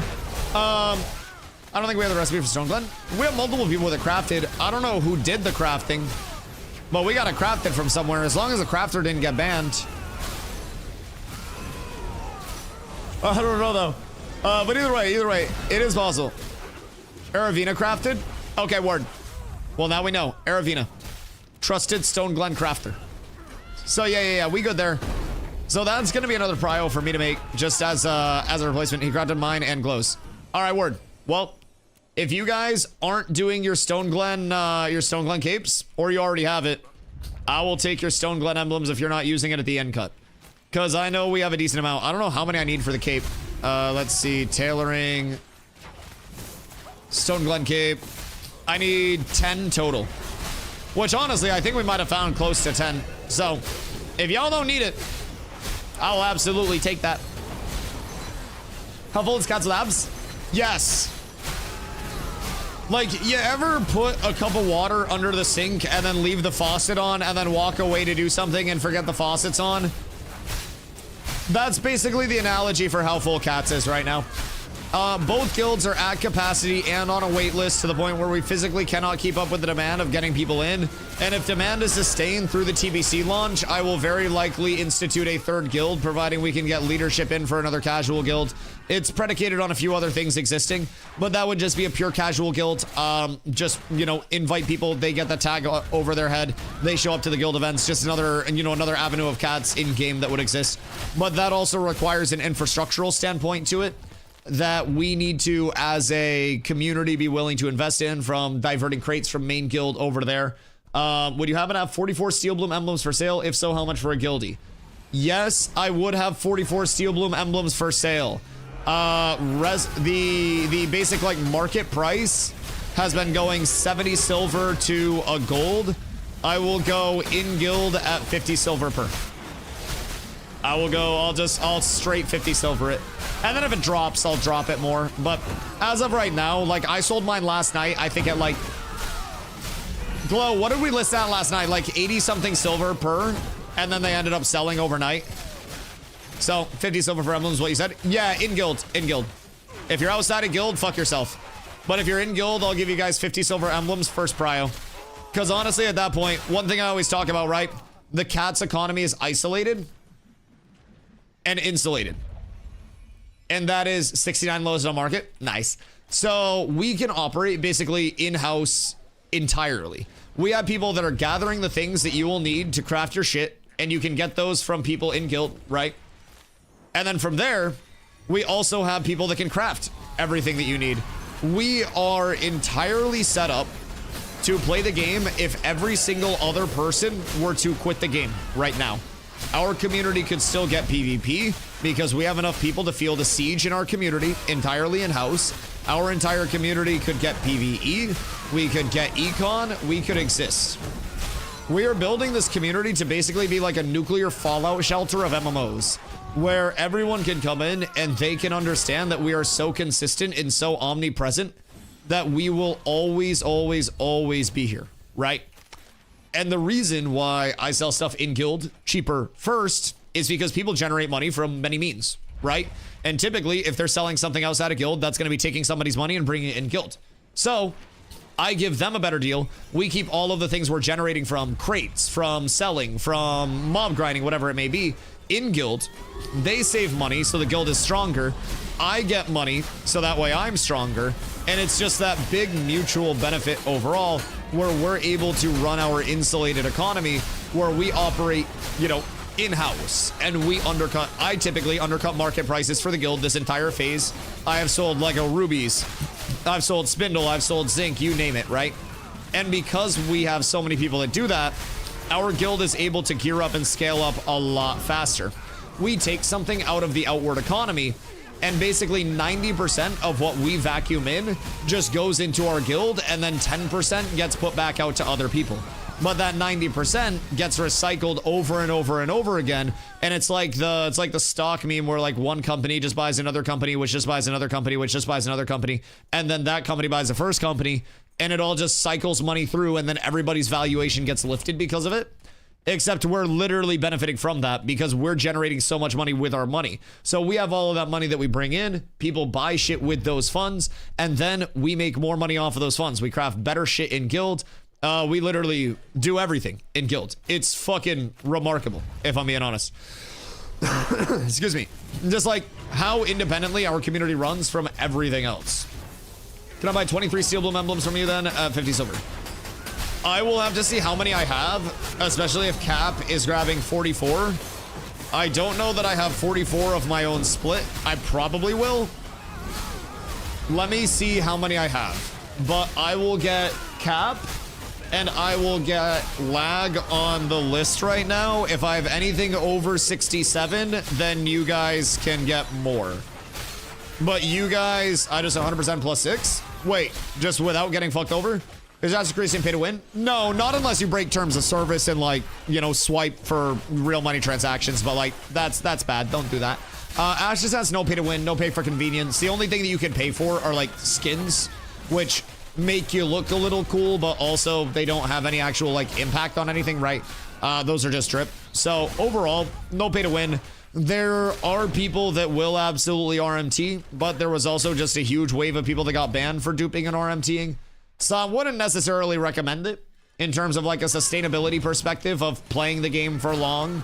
But yeah. No pay to win, no pay to progress, no pay for convenience, anything like that. And they have very heavily iterated like over time that there will never be any of that. Dead body's still turning to watch you. Yeah, it's an alpha. Yo, Just, thank you for the follow. I appreciate you. It's an alpha. Sometimes that's set for very important things to cope. Why that happens, I have no idea. The lore I've come up with, it's only the cleric bodies that do it.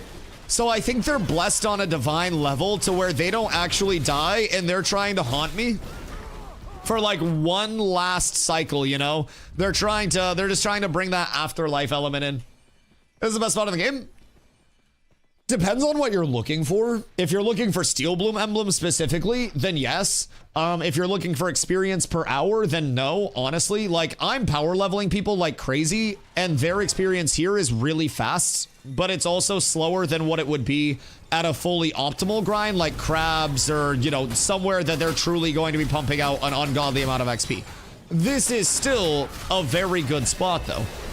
In terms of what we're targeting, we're trying to power level people that are level 17 plus, 16 plus. They can come out here bare minimum. And we've been doing that really successfully. On top of that, this area drops a lot of Adept level 10 and Radiant level 20 gear. So they're able to get squared away with just, you know, general baseline gearing along the way. And then the Steel Bloom emblems that drop here, because we're in Citadel of the Steel Bloom, which is this big lotus-y thing in the middle of the map. This is, you know, the only place that these will drop.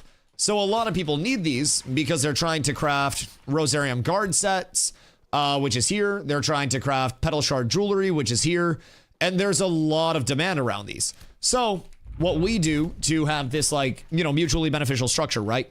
Our power levelers get funneled the emblems and the Riverlands essences, which are used for crafting.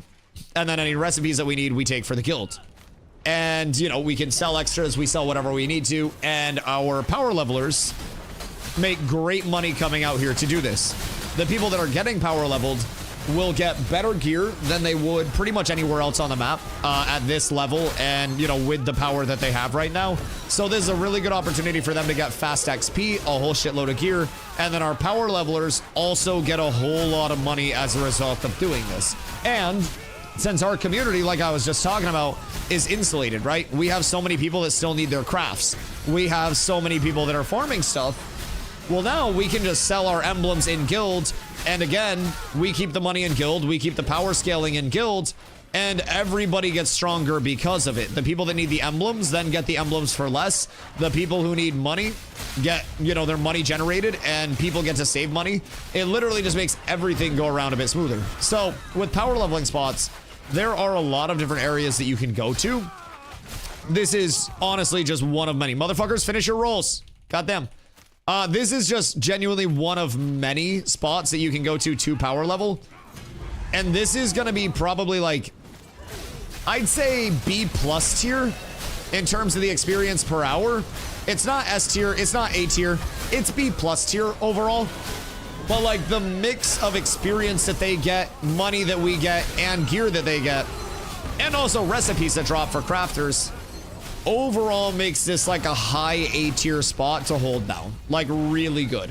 And we've been able to hold it down for the entire day today and a good part of yesterday without too much going wrong for us. And stuff could always go wrong at any point, but like realistically, the worst thing to happen so far is that Glow dies sometimes on pulls and throws away his own Clint.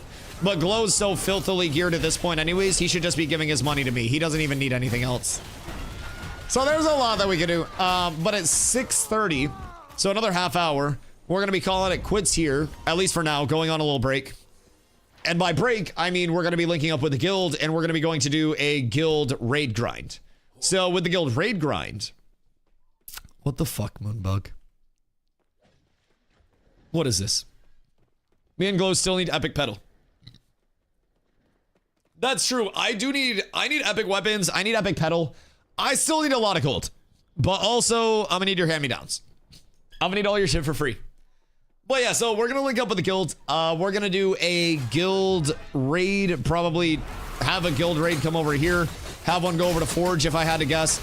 Target these emblems as a whole. Target farm recipes. Excuse me. Any gear drops that we're actually getting, just go directly to the guild. So this is like an independent thing outside of the guild events that we're doing because it's just such a mutual benefit. Our more geared people need gold. They need stuff to sell. They need shit to econ. Our lower level people need XP. Very simply put, I need to level my great axe. I'm benefiting, guild's benefiting, and everybody's up tremendous. Also, emblem count right now is 71 in inventory. So I'm hoping in the next half hour, we get another 30. If we get 32 in the next half hour and we go really hot, just bang, bang, bang, bang, bang, then we will have 2 stacks. If we get, I think I gave 97 the first run back that Glow did. So if I can get 32, or sorry, Jesus Christ, 32. If I can get 103, which would be actually 32 more, that's where the 32 came from, then we'll be pumping. And room for Nav's 21 cat cleric. At this point, waitlist. Also, 21 plus is going to be pretty slow out here, honestly. Like, it'll still be good, but at 21, I would send you out here to hit up Valdred. If you link up with Valdred, he's doing crabs, and at crabs you'll get good experience, and that'll be a good spend. This kind of like tapers out above 20. You really want to do like 16 or honestly 17 to 21 is best here. And then above 21, you can go like Communion, you can go Snakes in Jinnah, you could go to Hakriba Snakes. There's a lot that you could do once you get 21 plus, but it kind of like fades out. Rhino, thank you for the follow, dog. I appreciate you. So I've been trying to do people 16 to 20 here, and then kind of cycle them out and get a bunch of people just 20 plus. So at least that way, y'all can do 20 plus grind groups. Like get out into the desert, hit snakes, get out to shardlings, do all that shit, right? Because if you guys get scored away just on a baseline there, that helps. But let's go 20 last night during our grind there. Massive. Okay, to go with it up. Should I econ more and get whites? We probably have so much gear floating at this point. If you need gear and you're down bad, reach out to Lexi. Lexi has a lot of extra. Tibbs is kicking around as well, so reach out to Tibbs. Tibbs has some extra. We have an ungodly amount of gear at this point. You shouldn't need to econ at all or spend money at all. We'll have a lot, but I wouldn't worry too much about initial gear. I would just talk to whoever your class lead is. So like, or whichever cleric you've been buddying up to the most, honestly. And then from there, figure out which gear set you want to start targeting right now. If you have any gold, I would beef tartar. If you have any gold, I would save that up, and then I would look in the auction house tab in the guild Discord we are auctioning off like Rosarium Guard, Bloom Warden, Rosethorn stuff, item level 26 stuff. So we're trying to get people pumped up and squared away as quickly as possible. So just make sure that you're peeping that. Oh, hello, this lady. Absolutely beautiful. Absolutely beautiful. Make sure you're staying tuned on that so you don't miss anything there. Oh shit. Glow died so we could trade Glint. Not even Glint, I'm so sorry. One emblem. I got Glint on my mind. My brain is fried from the grinding. Glow died so we could trade a couple of Steel Bloom emblems, man. Glow, I'm so sorry. I'm so sorry. Blame the clerics. Blame the clerics. I didn't do it. Also, check your food buff. God damn. It's an actual tragedy out here. All right, 24 minutes remain, and we're at 75 emblems. In this stack, that is. Glow, we must pump. We found 4. So in 6 minutes, we found 4. We will be very close to 2 stacks. Really hope you still aren't here from last night. I slept. I came back at the start of stream, though. Like, I got on 4 hours and 45 minutes ago, and I immediately said, boys, who wants Steel Bloom? Like, the fact that we have so many clerics that are coming up, so many rangers that are coming up, so many bards that are coming up, and the money that's coming from this for old Dusto is absolutely nuts. Brother, I got no complaints. I will literally show up here every single day until all of these lads are 25, and then we're good to go. At that point, I'll have fucking gold cap, because Steel Bloom emblems are going to always be in demand. Literally always. I am selling them in guild for like half of the market value of them, specifically because we will need so many.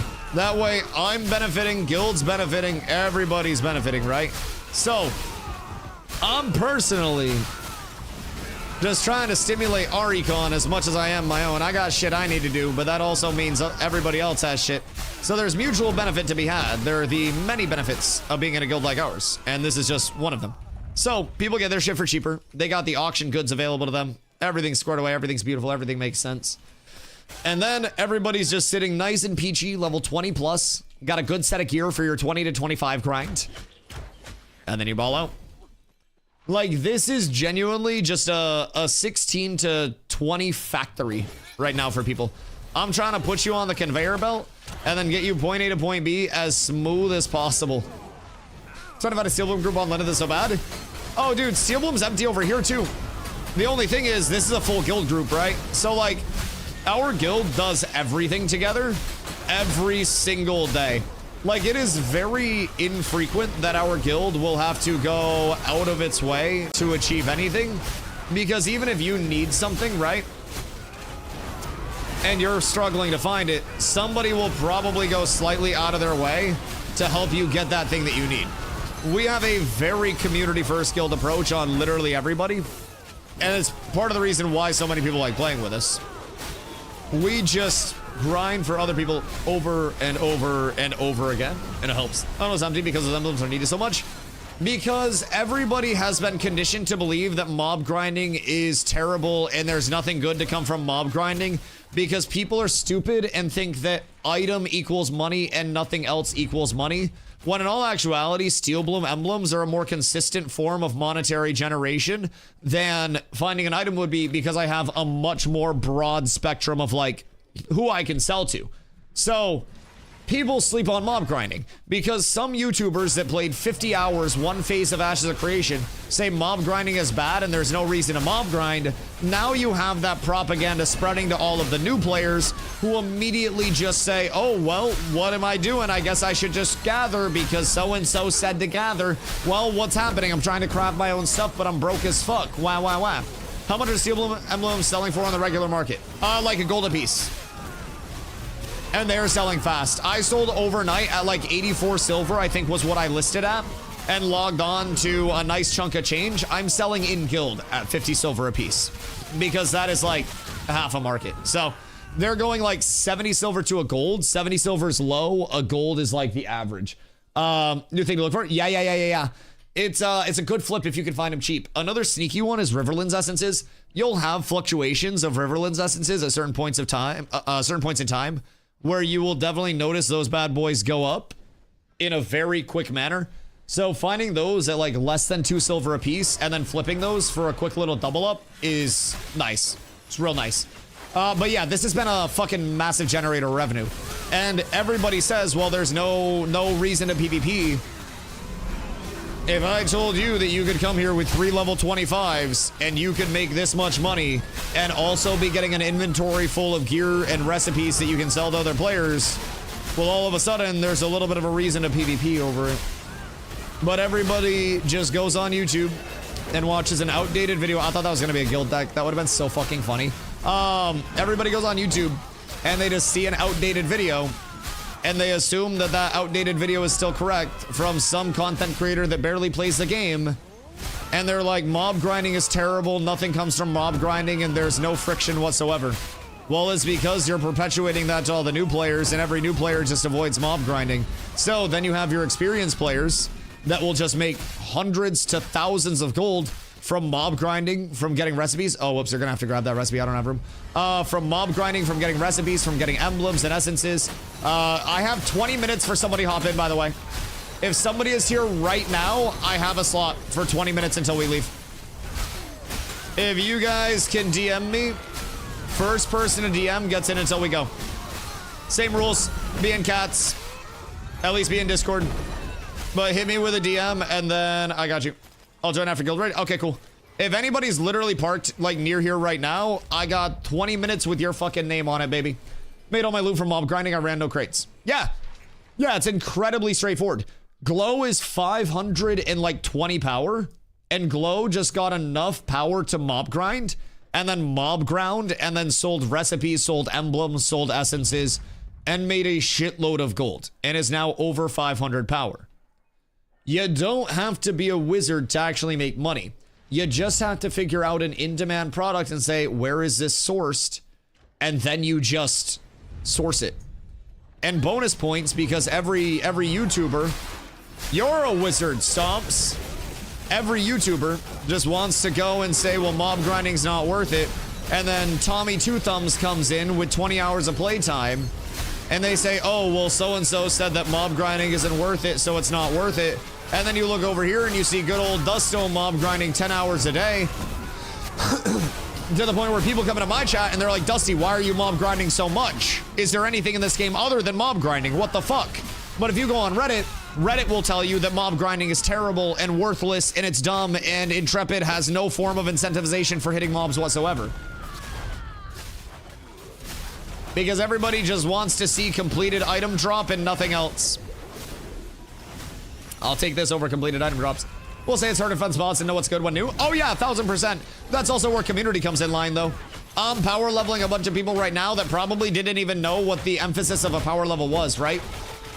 That's the thing, like, it's hard to figure stuff out, but joining a community gives you the opportunity to learn from people that are far ahead of you, right? And there are people that have been grinding it out that probably did not know this level of XP per hour was something they would achieve on their way up. That didn't know this much money was generated from this. Keep in mind, Cats is completely transparent. There are people in community right now that are watching the stream that are now like, oh shit, I gotta get me out to Steel Bloom. Look at what Dusty's doing. Welcome. We're here for the betterment of Ashes, not just our community. We'd rather see the entire game grow than just us. You're welcome. So, it's a little bit of a different vibe here, man. And being a part of the right community can be a big help to anybody that's trying to come in. New, experienced, whatever. PvP, PvE, anything, right? Only thing is, we're trying to make the Ashes community the best community to be a part of. We're trying to make it so from the top to the bottom, everybody understands what gear do I target, when do I target it, what are the mats that are going to be in demand, what are the things that are going to be, you know, viable for my other options. We try to provide that to everybody in this game, not just our people. And as a result, we believe that long-term our community will continue to be one of the best communities to play this game as a part of. It's a really awkward system where we're literally not doing proprietary stuff to get ahead. We're putting it all out there and they're saying, hey, this is what you get and more, baby. Come through and help it all grow. Harmonia jumping us, Halsey pass. All right, we might cut it 15 minutes short. Hold on.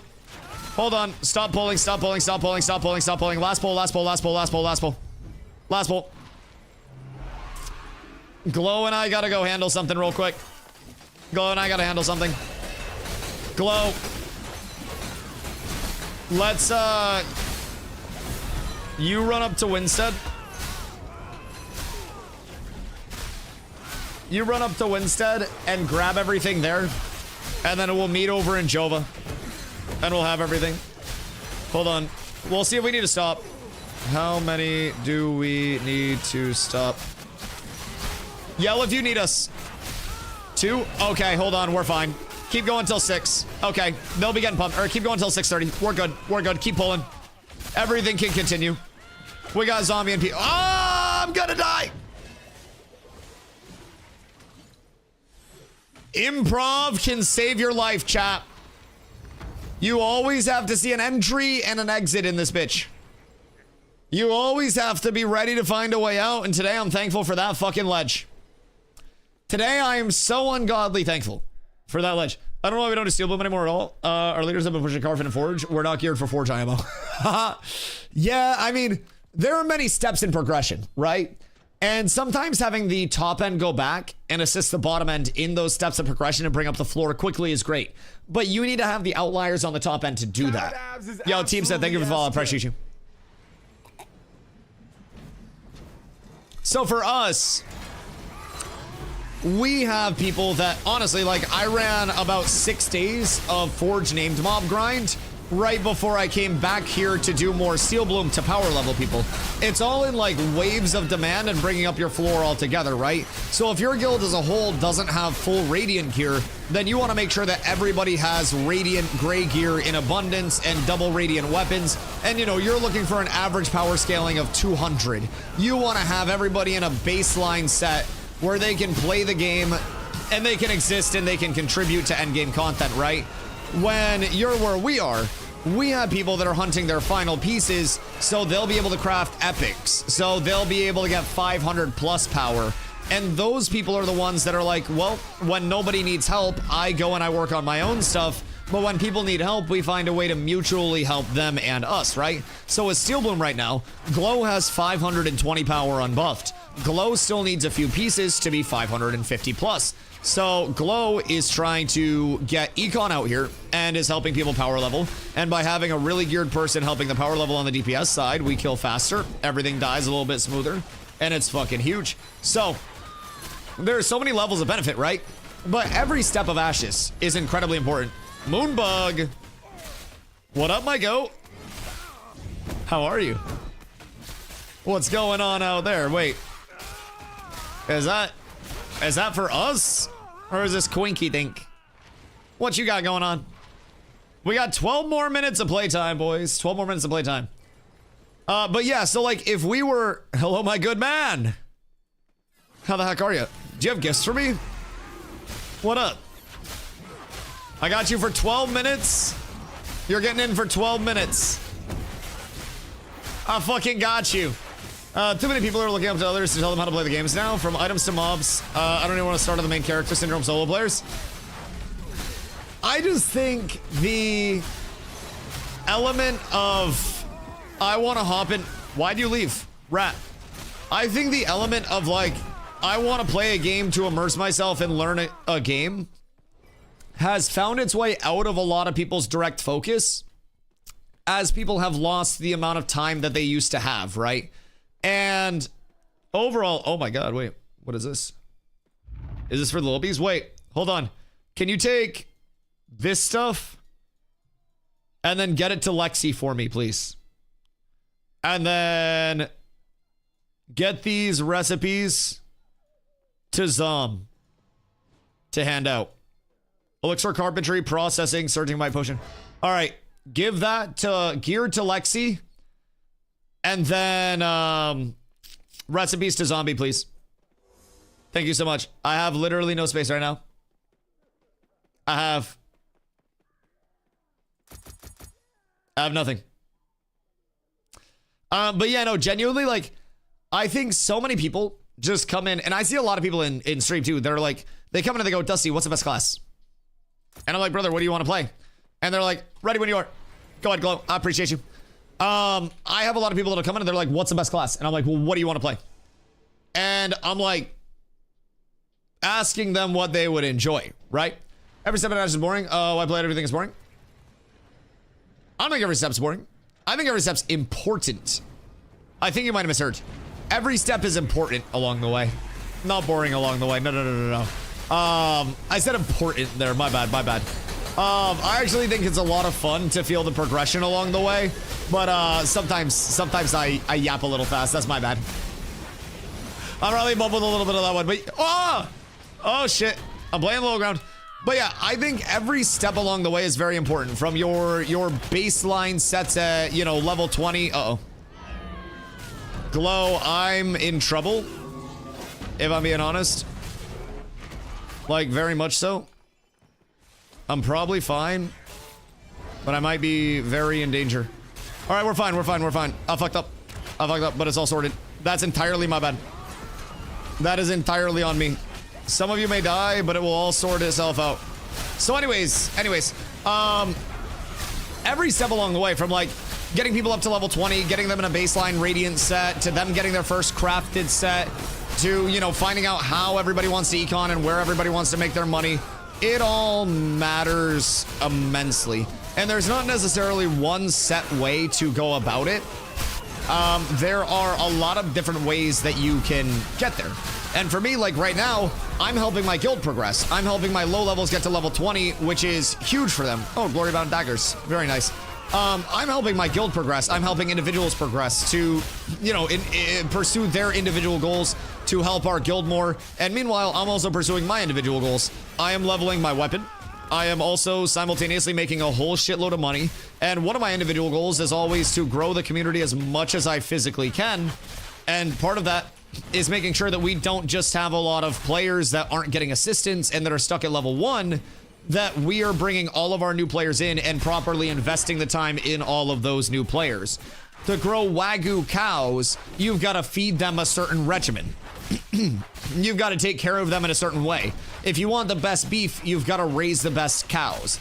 And we are raising the best cows here. We're investing the time as the original farmers that started the farm to essentially build up the Wagyu cows.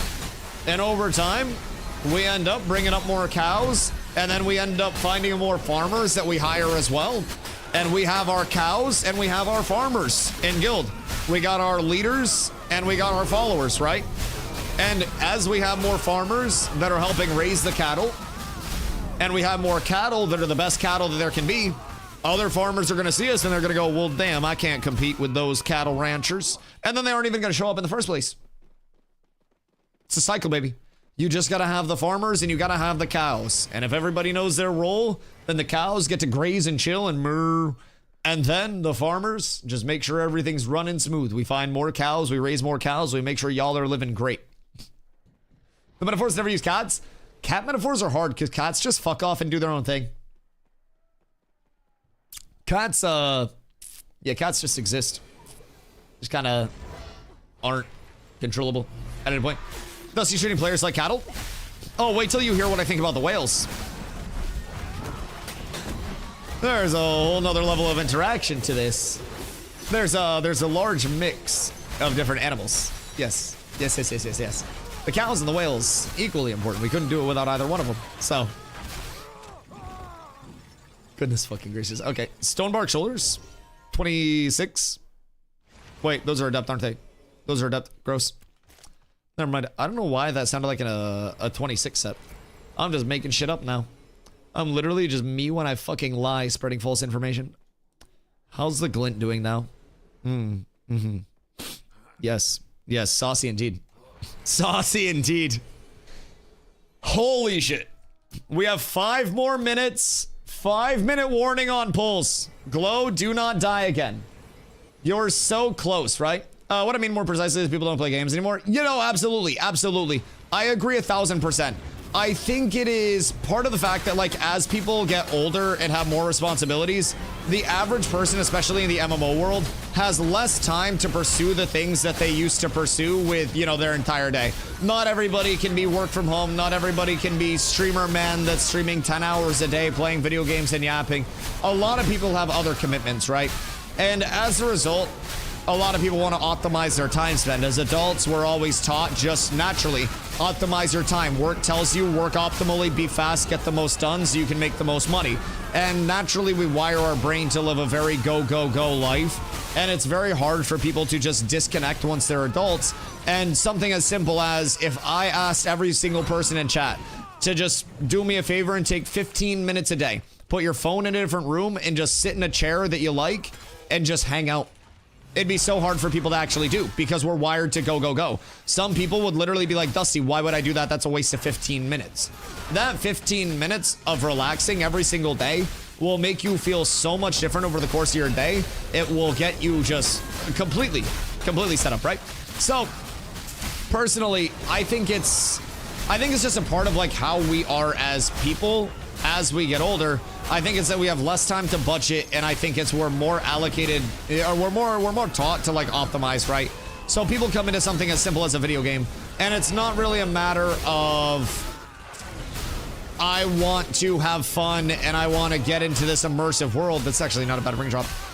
It immediately becomes, how can I get to level 25 the fastest so I can do the best stuff the fastest? How can I put in the least amount of work and optimize this time spent so my limited amount of time in a day is spent in the best way and I can get the most bang for my buck? Not realizing that the bang for your buck is simply just fucking enjoying what you're doing. Like, if you're having fun while you're actually playing, then who cares how you spend your time or what your output is? Now, I think in the gaming scene particularly, there have been a few evolving, evolutions of things. Content, change the game. People that can play the game for 10 to 12 hours a day, that are literally like, you know, the game's legitimate professional players that have made a lot of money from their respective games, or the equivalent of the professional players that would make a lot of that money if that game did have professional players. Once you start having normal people try to compare themselves to those players that just have the degen time and the degen allocation of everything, it becomes very hard. And once people see what's possible from, you know, AoE polls in an MMO, and they're like, damn, what build is this? What comp is this? What's this guy running? And then it's no longer about like, well, let me explore my build and get there. It's about how can I get to this guy's build, right? In a shooter, it's about what loadout is this guy running? What gun is this guy running? What peaks does this guy run, right? What are this guy's timings? What's this guy's econ if it's an econ shooter? Like, everything becomes this comparative state. And there are always going to be people that are better and worse at things. And like the analogy that I use for gamers is it would be like if people stopped themselves from playing basketball for fun because they see LeBron James playing basketball or Victor Wembanyama or Cooper Flagg, and they say, well, I'm not that good, so I guess I got to put down the ball and hang up the shoes. Who cares if you're not as good as the people that are making millions of dollars to do it? Who cares if you're not as good as the top 0.0001%? Do shit for fun. And I think for some people, the fun is optimizing. For me, I have always loved being a little sweat. I started gaming when I was 4 years old playing Diablo 2 with my older brothers, and I always wanted to, on my Summon Necro, find a way that I could get my Enigma much quicker. So that way I could be teleporting around with all my summons and I could be tele-stomping stuff out and farming 5 times faster. So I tried to figure out how my brothers and I could work together to make sure that we can actually get, you know, squared away with all of the econ, all of the rune words, all the gear drops that I needed. We make plans at the start of these ladders, right? And that taught me a lot. Then I went into WoW, and I wanted to try to get the best gear that was available to me, right? And I wanted to try to optimize. Then I started raid leading when I was fucking younger than 11 years old. I was like 10, 11, and I was raid leading and main tanking. And so I learned about like the optimizing a group standpoint. And I led my first guild called Fat Dudes with Big Mouths, but because of WoW's guild name limitations, I could only have Fat Dudes with Big Mouth. It wouldn't let me put the S at the end because of character limit. So we were Fat Dudes with Big Mouth for my first guild that I ever led. I was like 10, 11 years old, and we were doing some alt raid content. We had some people that were like friends of my brother that knew what they were doing that would come down on alt and help out. And then I just recruited other people that either had alts or were just bad at the game. And we would just prog, right? So, for me, I always got joy out of the sweaty side of shit. I wanted to optimize myself and other people. I wanted to make the experience as easy as possible. It's part of the reason I started playing tank so much, was because I wanted to tank these mobs, and I wanted to make sure that, you know, boss fights with mechanics, mobs, whatever it may be. I wanted to make sure it was smooth. All right, 6:30. Glow, one more big pull. Hold on, one more big pull. 10 more minutes, 10 more minutes, because we could get 100 emblems. If we clear out this stack, hold on. 5-minute warning, probably, then actually have to go. It's close, but we can get some. We can get some. Also, another one-hander. How many have you found out there? And they're all Radiants, I'm assuming? I think the only thing I've YouTubed this phase is what the fuck is tempering? I need to come here and you can also ask. And then I got you. I got you. And hear me out. I think trying to get information is not bad. I think asking questions is how people grow. It's how I grew and how I understood so much about this game. I get fed information. I ask questions to people. But the questions do not mean a dependence on immediately doing that. If you ask me, Dusty, what's your build? What are you running? And I tell you what my abilities are, and you're running something else, that doesn't mean what you're running is immediately bad, nor does that mean you're immediately obligated to swap to whatever streamer man is running. And a lot of people forget that side of it. We can have differences. We can have, you know, build discrepancies that make us all feel a certain way with our build and fit our play styles, right? And referential material is great. But having this element of like, I need to do what man with viewers says is bad. And I think that that's something where so many people directly shape their experience off of what somebody says that is a reputable source. And instead of that reputable source being a reference, that reputable source is everything. It's sacrilege, you know? Yo, Tort, what up, dog? Played New World for the last 4 years. This is the next MMO to invest time in. If you want to. I mean, honestly. So, I spent 7,000 hours in New World. When I left New World in December of 2024, I had 8 characters on 8 servers, fully geared out, warring. I played the Eternum update and then, like, left at that. That was my last time coming in. Didn't go back for Night Haven, anything like that. So, personally, fat dudes with neckbeards. So personally, when I came over from New World, I noticed that Ashes hit on a lot of the social systems that New World really wanted to have, but failed to carry through, right?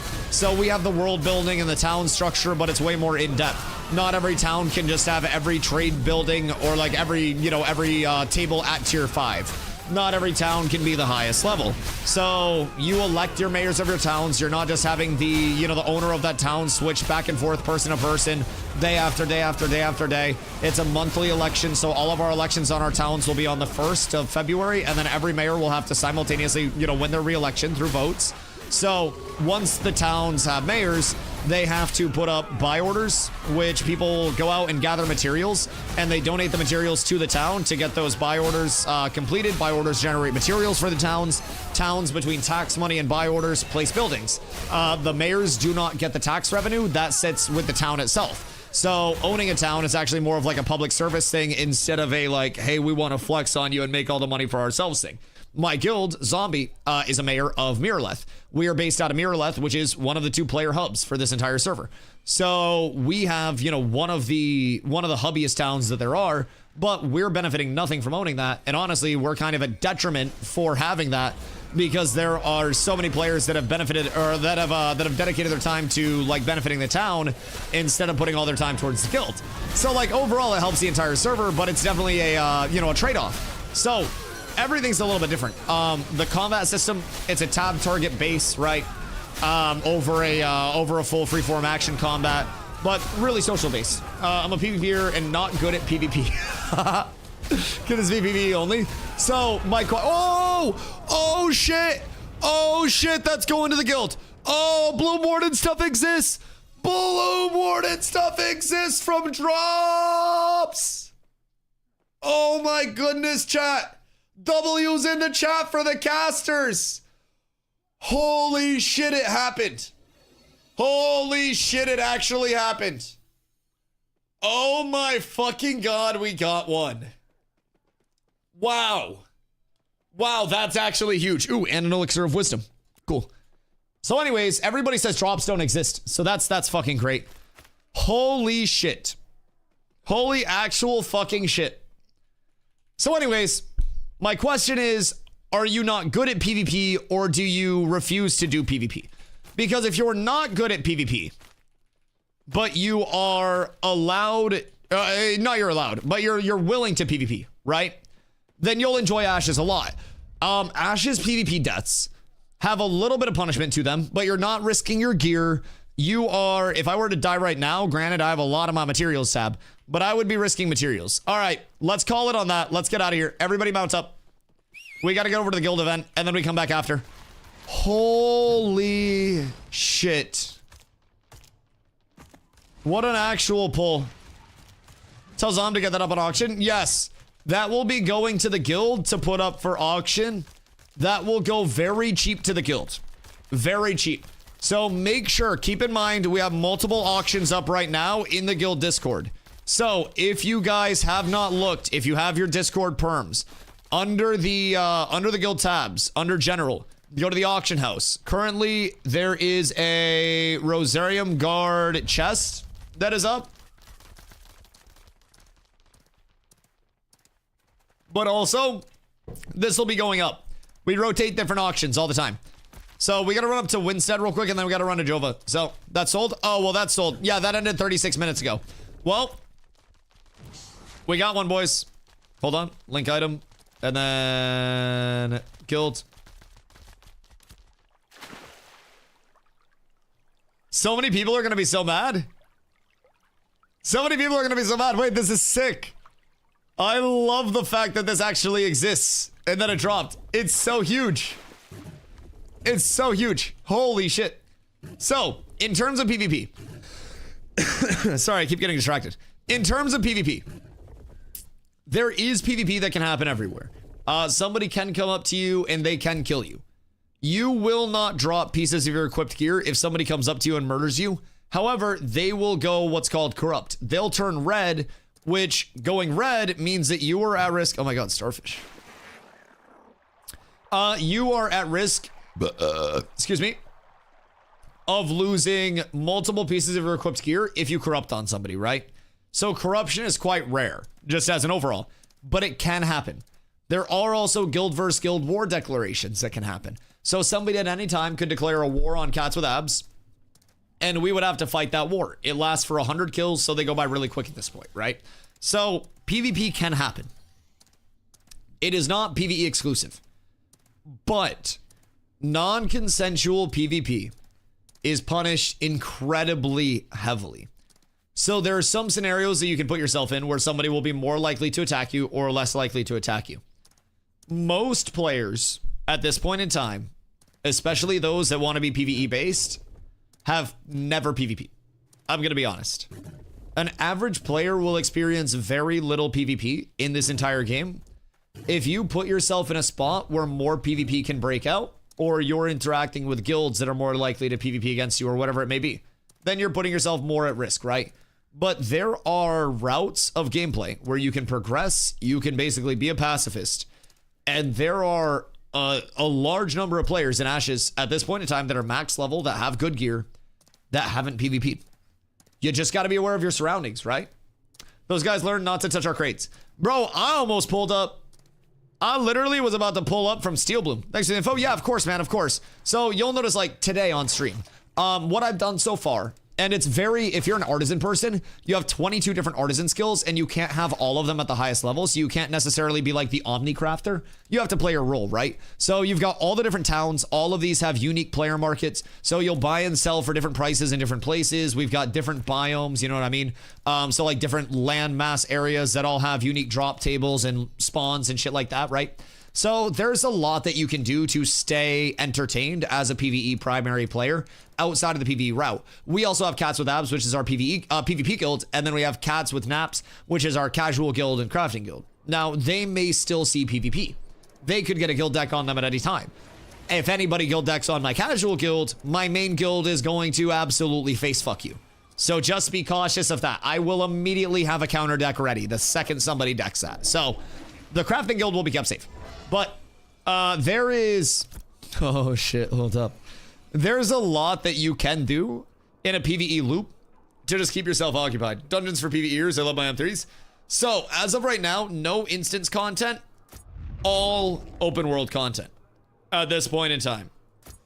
About to lick a raid of ammonia crates near 8th. Oh shit, wait. Speaking of PvP, you're about to get it. Stay in Jova. I'm in Winstead right now. I was gonna go over to Jova, but zombies calling us over. The green goblin mask is speaking to me. Oh, fucking hell. These are the guys. We will. You can have those stone clan if you need. All right, you're a legend. I appreciate you. We just got to divide this up real quick. I will go to Winstead immediately after. Not Winstead, Jova. Yeah, I've been holding your shit hostage. I got you. I got you. All right. Oh, God. Oh, God. My inventory. I need somebody from Naps to come grab this. I need somebody to grab this. Jinso, what else do you have? I have no more room.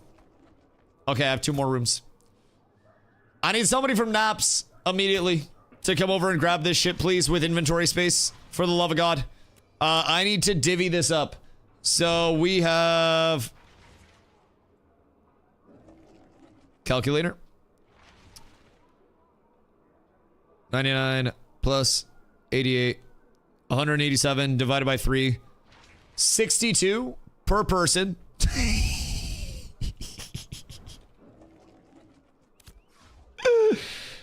Oh my fucking God.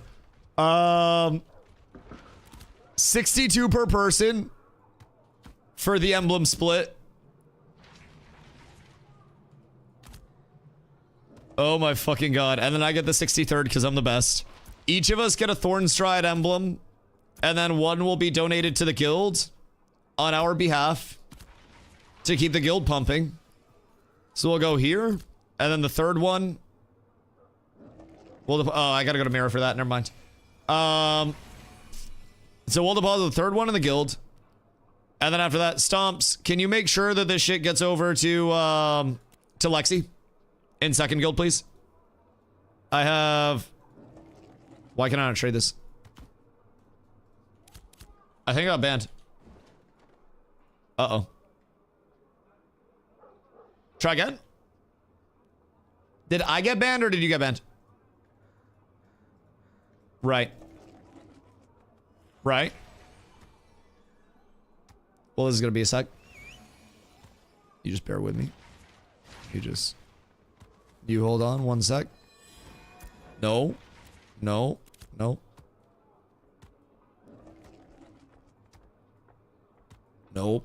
Alright, this surely works, right? Alright, beautiful. Everything's great. Let's see.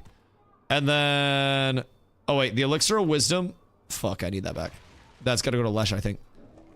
And then this goes... This goes... This goes... These go. I'll send these over real quick. Goddamn. German Jeweler. Alchemy. Good. Here, have some bread. And have some apprentice scrolls. Already have wisdom. Alright, cool. Well, I'll sell that bitch then. What's it selling for? Because I'll love that. I'll love that. Sell your glint? Yeah. I'll sell my glint. I'll sell my glint. Alright, glow here. Your cut, my good man.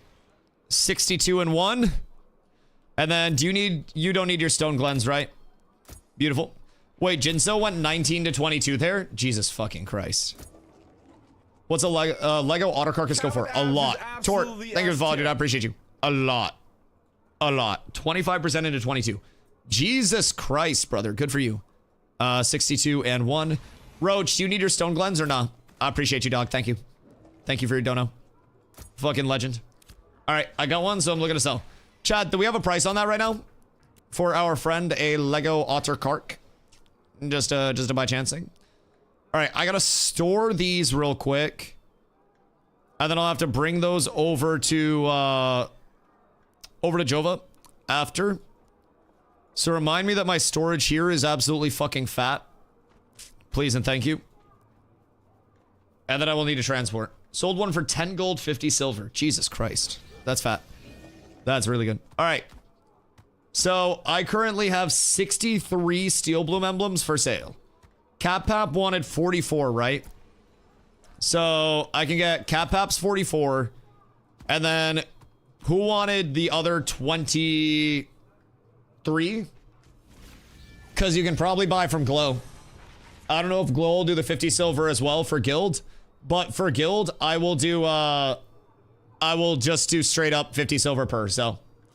Only have 20 gold right now? Yeah, you're chilling, you're chilling. Contribute some epic rubies. Hey, fuck it. That's fine. I will set it aside for you. So that's all your guys' stuff.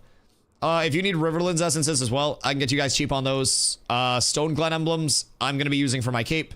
So, grab HT bill, I'll check recipes when I get back also. Wait, are you going right now? We're hitting Harmonia crates. Me and Jova? Yeah. I gotta go to this Harmonia crate raid real quick though. I gotta pull up to that. Also, chat, you guys ever seen an epic glint before? Because now you have. Few hours of grinding, boys. Some good clams were had. Some good clams were had, to say the very least. What about Lego Glint? Honestly, I want the 10 gold too much for that. I could save up. But like, holy shit. Is Epic 10 gold? Yeah, Epic's 10 gold and Lego is 100 gold. Yep. So we got the 10 gold vendor. And then we got the extra gold on the side. So that's 12 gold, 70, 80, 89, 94. So I got almost like a 13 gold vendor out of that. Just quick roundup on things, quick roundup. I got a 13 gold vendor. I got recipes out the ass. I got Thornstride emblem. I got Stone Glen emblems. I got Riverlands essences. I got the Steel Bloom emblems, which honestly, these could sell at a gold a piece, but I love my community too much. So I will not be selling those for a gold a piece. I'll be selling them in-house for 50 silver a pop. So that way everybody can benefit. Everybody can cook. God fucking damn it, man. What are we doing to these crates? Oh, shit. All right. Something bad's about to happen to these guys. Oh, fucking gravy. Look at the shiny coin. It's gonna be mine in an hour. What if I just don't buy your shit? What if I just make a heroic one-hander and call it a day? No, I will. I got you. Today will be beautiful. Today will be beautiful. I see. No, I have Harmonia. Yeah, Harmonia. I believe. They had a bad day already with addiction. Oh, it's about to get worse. Oh, no. Oh, no. Running them down over touching our crates is the most American thing. Yeah, they literally just tried to jump our crates. So I always say Ashes is a game of like social implications. You put yourself into the content if you want to take part in the content. They hit our crates, so now we're going to hit them. If we hit anybody's crates, it would make sense that they decked on us, regardless of the size, regardless of anything. Dusty, this is a Carfin raid. I thought we were going to blast Harmonia. Wait. Zombie said we were about to hit a lick on Harmonia crates. Oh, man.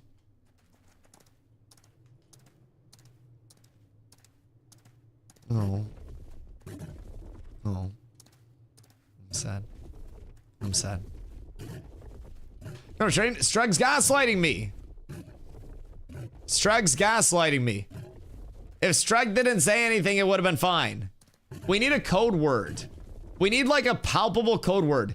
You know how like Carfin. Yeah. Carfin. We're going to Carfin.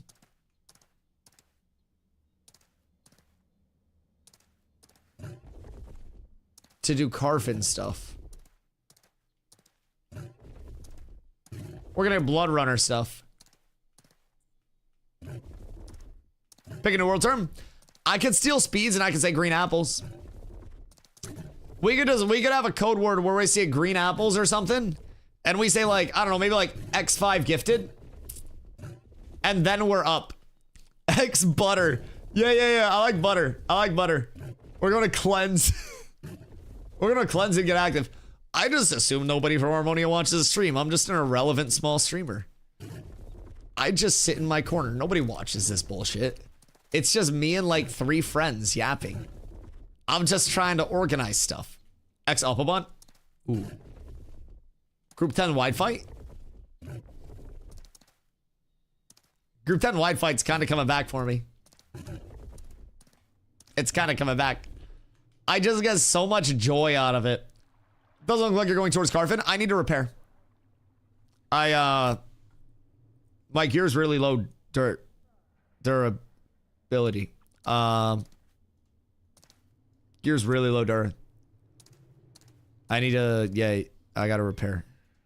I believe you. I'm a trustworthy person. I have like 12,000 followers on Twitch. You can trust me. It's like 5 digits, by the way. You ever seen 5 digits before?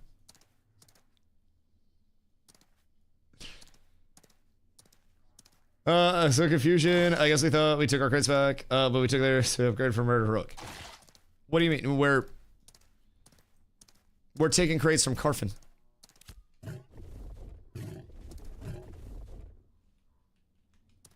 We're going to Carfin. It's time for Carfin.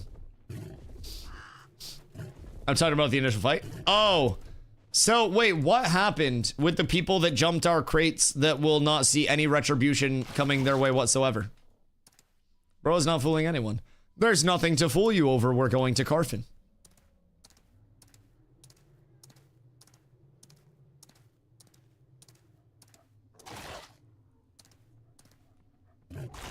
One v one me? I can't. I'm going to Carfin. I have a guild Carfin event that I must get to.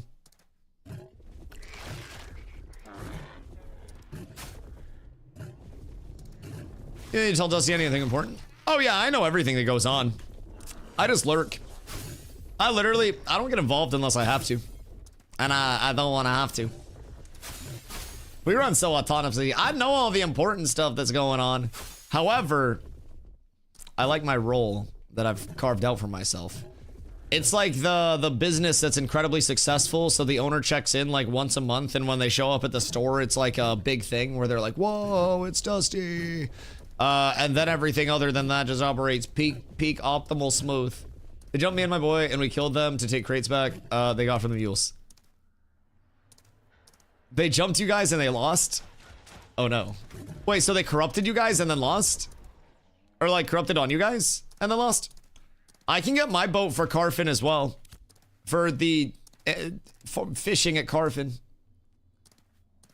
For Carfin fishing event in the anvils. I'll get my boat.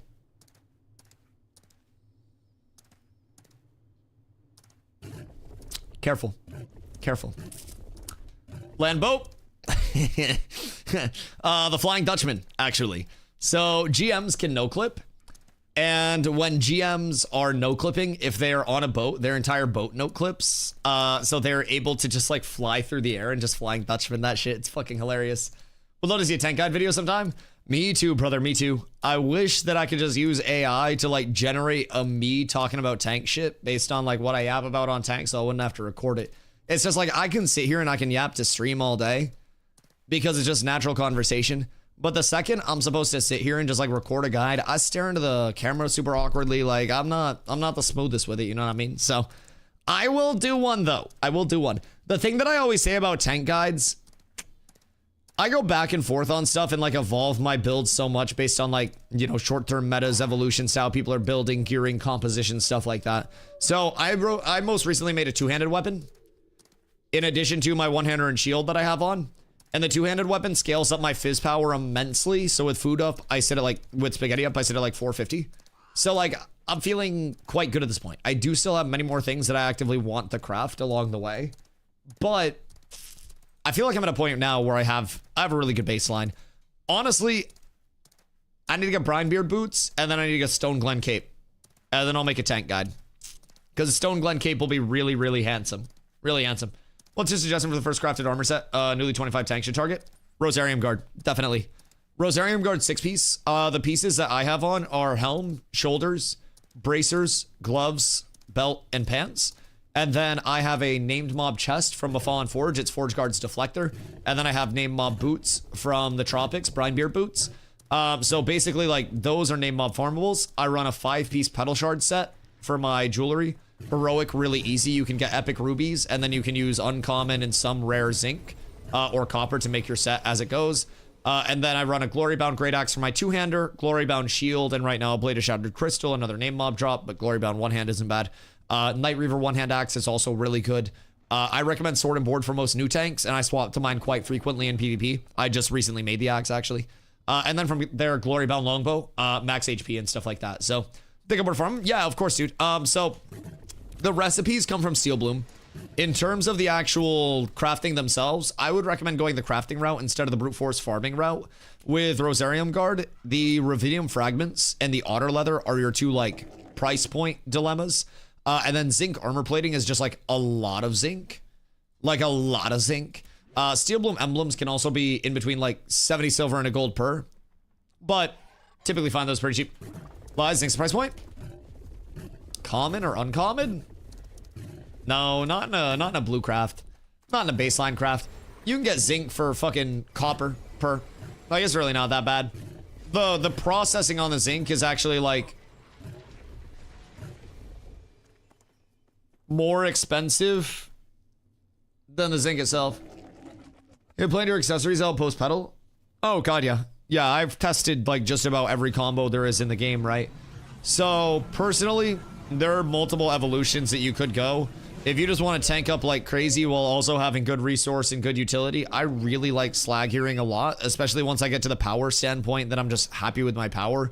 A Slag Earring plus a high rarity 3-piece Petal Shard set is all really solid overall. There are a lot of good options though. If I want more offensive, I can go with Shadebound Earrings.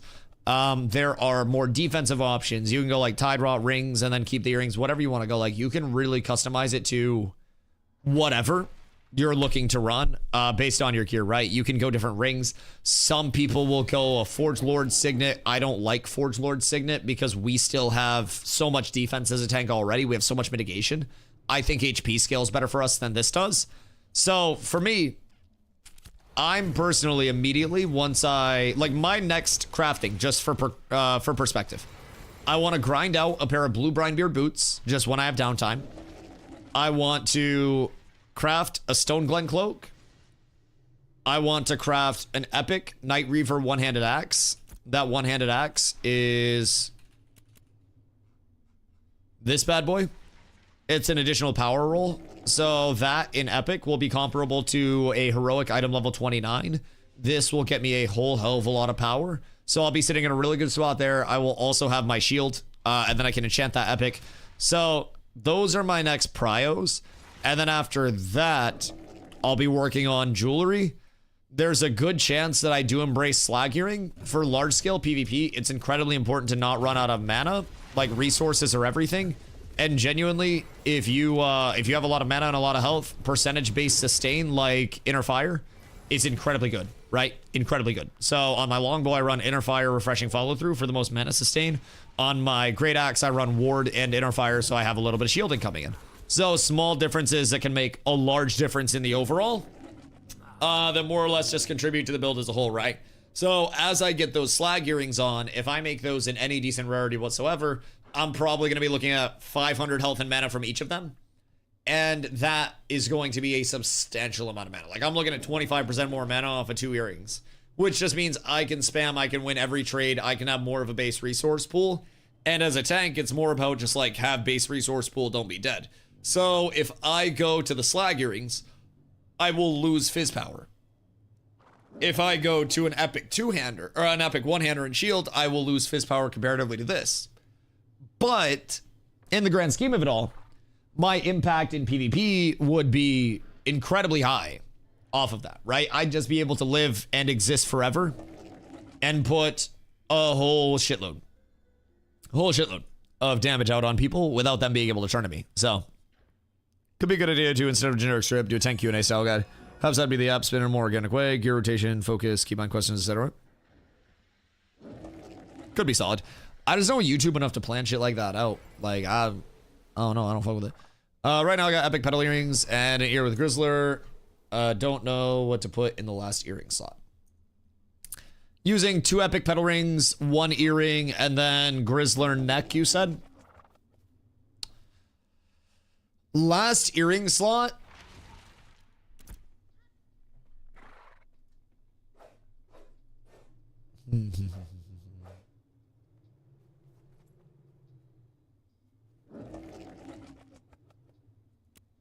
Could slap a Tide Rod in that bitch if you're looking to get pricey. Like, if you're looking defensive, I like Slag a lot. Slag is my favorite earring in the game. Tide Rod's also a really good defensive earring. Like, not bad at all.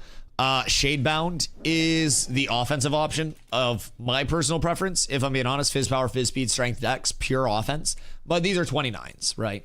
If you look at Slag, honestly, like, Slag's really not that bad to craft. Like, really not that bad at all. So if you're trying to get off the snores. Am I being robbed? What the hell? What the hell is this? Want a hollowbound butt? Yeah, but. Is this the craft of it or a recipe being sold?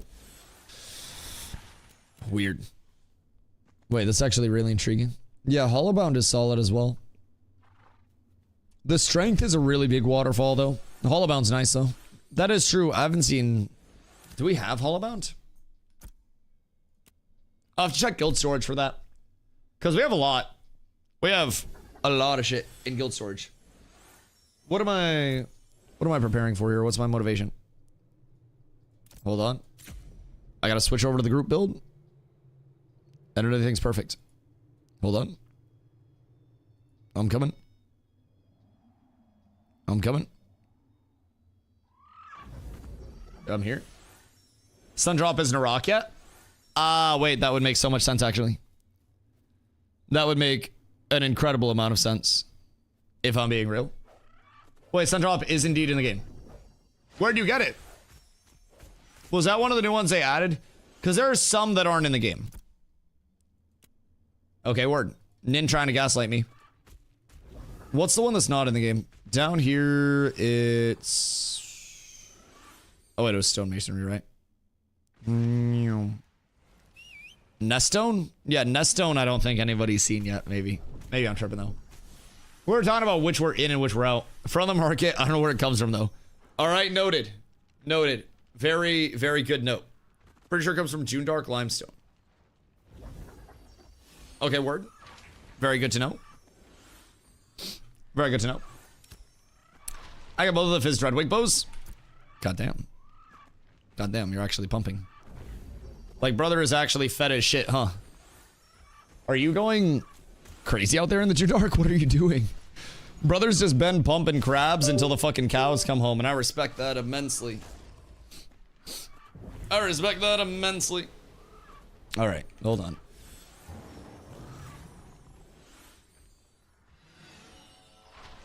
Voice, what you're about to see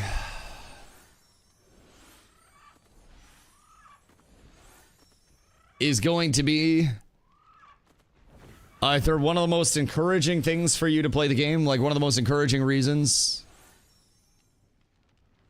or a reason for you to hate the game. But let me tell you, it's about to be fun. Where's Glow at? Glow went to get Taco Bell. Glow's an econ player exclusively now. Also, yes, my emblems are in Winstead right now. But after this, I can pop to Winstead to grab that, and then I can go over to Mira. Or no, Mira, Jova, sorry. Learning curve looks a little rough. There's a lot of depth to it. There's a lot, and it's only going to get more steep as systems come in, which is part of the advantage of being over here now, right? If you are learning more at this point in time, then you will be parsing less information in total, all along the way, right? And as new systems come in, as more shit comes in, you're going to be looking at less total information all at once because you've been learning along the way. And for launch, you'll be in a way better spot, right? So overall, you can look at that like one of two different ways. You can either look at it from a standpoint of it's so much to learn, I'm never going to actually be able to learn it. Or you can look at it from a standpoint of, look at all of the potential for me to continue learning and continue evolving and continue doing new things. And honestly, I'm 3,500 plus hours in right now. And I learn more shit every single day. Like, you just keep learning. I've been chatting, just hit me up when you're heading up to Winston and along on trade you. I appreciate that. Yeah, I got you. Launch? I mean, if it launches, it does. If it doesn't, it doesn't. Either way, like I said, I'm 3,500 plus hours in. I've got a multi-100 person community at this point that plays daily, and we create a whole shitload of content. So, realistically, my question to you is, if you don't think it's launching, then what you doing here? Just general question. No one's gonna make you believe in Ashes if you don't want to. But if you don't like Ashes, then I wouldn't recommend watching Ashes content. It's probably not gonna be the best fit for you. You probably will just not enjoy it, even if you already don't enjoy it. But I think Ashes has as good or as bad of a chance to launch as just about any other MMO at this point in time. Keep in mind, MMOs are just disgusting in general in terms of a development standpoint right now, where it is always incredibly uncertain what's going to happen with every MMO in the future. Whether it's the Riot MMO, whether it's Ashes, whether it's a AAA or an independent studio, man. MMOs have been cooked, right? So, even if it never launches, playing 3,500 hours means you're having fun. Oh god, yeah. Yeah. Ashes is very community-based, but if you like community, there's so much that you can do with your community. Hold on. 3. All right. All right, what are we looking at? Let me know when that timer's at 0. Okay. What are we looking at here? Are they coming? Boys, we may be looking at one of the greatest mountain pass blammies of all time. God, I hope so. God, I hope. We've got the perimeter set up. I give you Mount Zoomies. I appreciate you. I appreciate you. Carfin looks different. Oh, Carfin is fucking sick. So they upgraded the Unreal Engine like version a while back, depending on when the last time you saw it was. But now it has like blood fog and everything around it. They've changed the lighting like 72 different times. It's nice. They're gonna RP it for 1 gold per crate or just slay. Well, I'll tell you in about 5 seconds.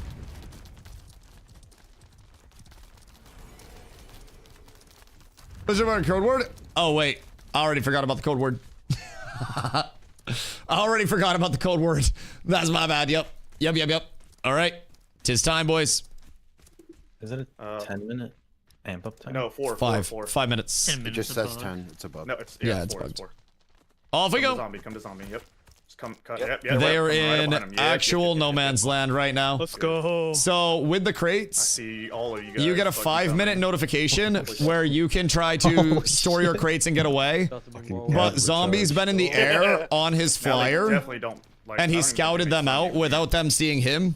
So we caught them in no man's I'll put land up where them you and have to get try to walls. get them Yeah, 5 we can minutes get walls away in from front and towns. shit. So they're going to try to get to towns to store guy's crates. red here for We're me. going to try to catch Yeah, them if he's red, start hitting him. and If he's actually red, start get their hitting him. crates. Word? As long, only the people that he's red. So for. we're trying to get over there and we're trying to take their crates. Well, them Dusty, I can't. I'm not there yet. There's no room in raid 1. If you're not in raid 1, you gotta make a second raid. I'm coming There's around the one corner for a turning wall, back. boys. I'm on my way. I'm on my way. If they turn back, I want send a couple to sit on them. I've got a couple stragglers. I've got a couple stragglers. I'm gonna stream in here, zombie, so you guys can follow me as well. Okay. I'm on my way. They're playing like this, bitches. I'm on them. They cannot. They The cannot turn source back. is so They're drippy, far but too it's back. so slow. Yeah, Where's Kaladar? I need a terror bird Yeah, if they ASAP, would've turned to dog. Sunhaven, they probably would have made it. Where's actually. Kaladar? Oh, fuck. Oh, fuck. I'm just herding them back to you Back guys. from dinner? Why aren't you fishing at Carve? Listen. We're fishing in the Do we want to anvils. prio mounts while they're mounted? We're fishing in the anvils. Yes. No. In the war, you can't Everything get is them out, fine. without Everything is fine. So just kill the. Kill the It's player, just and a once sport the fishing mount event. spawns, then, This is Carve? Yeah, this is take their Carfin. shit. This is Carfin. Because either they're gonna. This is what it's all either they're about. gonna come get their shit or they're not. All right, this is just impending Are there doom. more of them ahead? This is literally just The minute impending they turn doom. red, though, hit them and kill them. So everybody can't that's go up over the Can't here, get the mount though. they're gonna No, start you don't like hit them out, you splitting. will corrupt. They're gonna start delta splitting. Just wait for it. The panic shall be setting Kill the in. guy, yeah, wait for it to despawn. Don't force flag. Everybody. And this is also partly because they hit our crates earlier. So they jumped some of our crate runners. Yo, Ido, what up, dog? You just came in at the perfect time. So right now, there's a guild, Harmonia. They are running crates. Crates basically can level your guild or can make you money depending on what type of crate you're doing, right? And in terms of crates, we had people in our guild that were running them earlier. And this guild, Harmonia, tried to jump our crate runners. So Zombie got word that they were running their own crates now. And we stalked them, and basically Zombie has a flying mount. So he used his flyer to get up in the air and figure out where the crates were. And we came down with a raid plus to avenge the crates. So they tried to take our crates earlier. We kept our crates and killed them. And now we have their crates in sight. We have a guild versus guild war that's going to activate in literally 1 minute. And we will be able to kill them in the open world pretty much anywhere. So guilds can always declare guild versus guild wars on each other. And once that guild versus guild war goes live, then those two guilds can fight each other anywhere in the open world for the duration of that war. So because they jumped us, we're now getting revenge to jump them back. We want to show them that our crates are not going to be safe to jump. And we want to show them that if they mess with our crate runners, we will pull up with a lot of people. So a little bit of quick revenge. And the guild declaration will only last for an hour. Sorry, it's 2 hours, basically. We literally just got Sparta together over a blue crate. Yeah. Yeah. Listen, that's part of the community side, though. Part of the community side. So, this is the guys that try to corrupt on me and 2 other cats outside KT. Yeah. So these guys have basically just been poking the shit out of our guys for a while. And just being a little bit of a nuisance to our guys. So there's a little tension here. And the response for this is primarily because they keep just generally being annoying to our guys. Don't kill him. I'm gonna need to slow down there, buddy. Just a quick little slowdown. Shouldn't this be active right now? Am I tripping? Or should we be active already? Because I said we went to war like a full minute ago. When did the deck go out?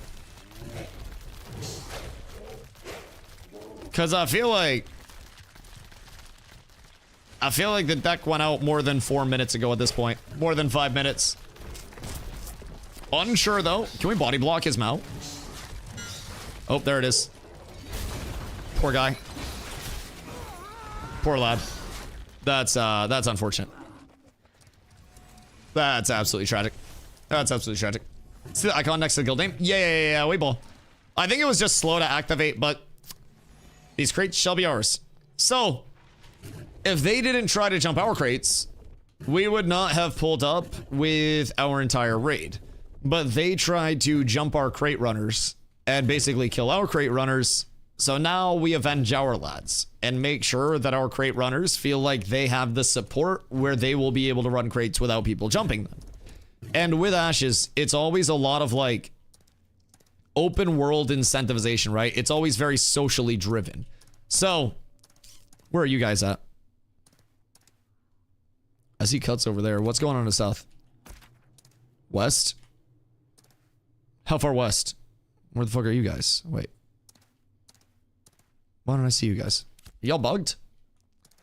I don't know what's going on over here, but prime example of fuck around, find out. Yeah. Like, and it's honestly, it's all in good fun, right? But I always say Ash is incredibly social. If you want to be a PvE player, you have to make PvE decisions. If you want to get involved with larger guilds or PvP guilds, you also have to be aware of like the guilds that you are getting involved with. Ooh, Spindle. And if you try to jump crates from a guild that will pull up on you with 2 raids, then you've got to be ready for that as a result. Otherwise, you may just have to look the other way when crate runners go through. And eventually, if the people that are, you know, the big bad guilds, what's going on over here? Where are our people? Who is dying and how? What is going on over here? What is going on over here? How do you feel about spies joining guilds? Yay or nay? I think it's all fair, Kim. Honestly, it's a lot of commitment. It genuinely, it just... I'm gonna put something out there. there's a lot less proprietary information in guilds than people think there is. And most of the guilds that would be worried about a spy in their guild are doing something shady on the back end that they don't want anybody figuring out, right? We could have a goddamn GM in our guild, and they're just gonna get a lot of the content that Ashes of Creation is supposed to have. We don't really care who's in our guild in terms of like spies, GMs, fucking the Pope. Like I don't give a shit because our guild does everything the right way. And the only thing that a spy is going to find in our guild is that it's actually just a really fun community to play with. And low key, we might steal the spies from a recruitment standpoint. So some guilds may be more worried. We don't do anything that nobody else is capable of doing. Everything that I do is streamed. Everything that I do is transparent. We have multiple people in the community that do stream. So it's not like Cats is this big under wraps organization. Everything we do is transparent, man. You guys know the structure of the guild. You guys know that we have different like logistical operational standpoints. What is happening over here? Where is Fixer?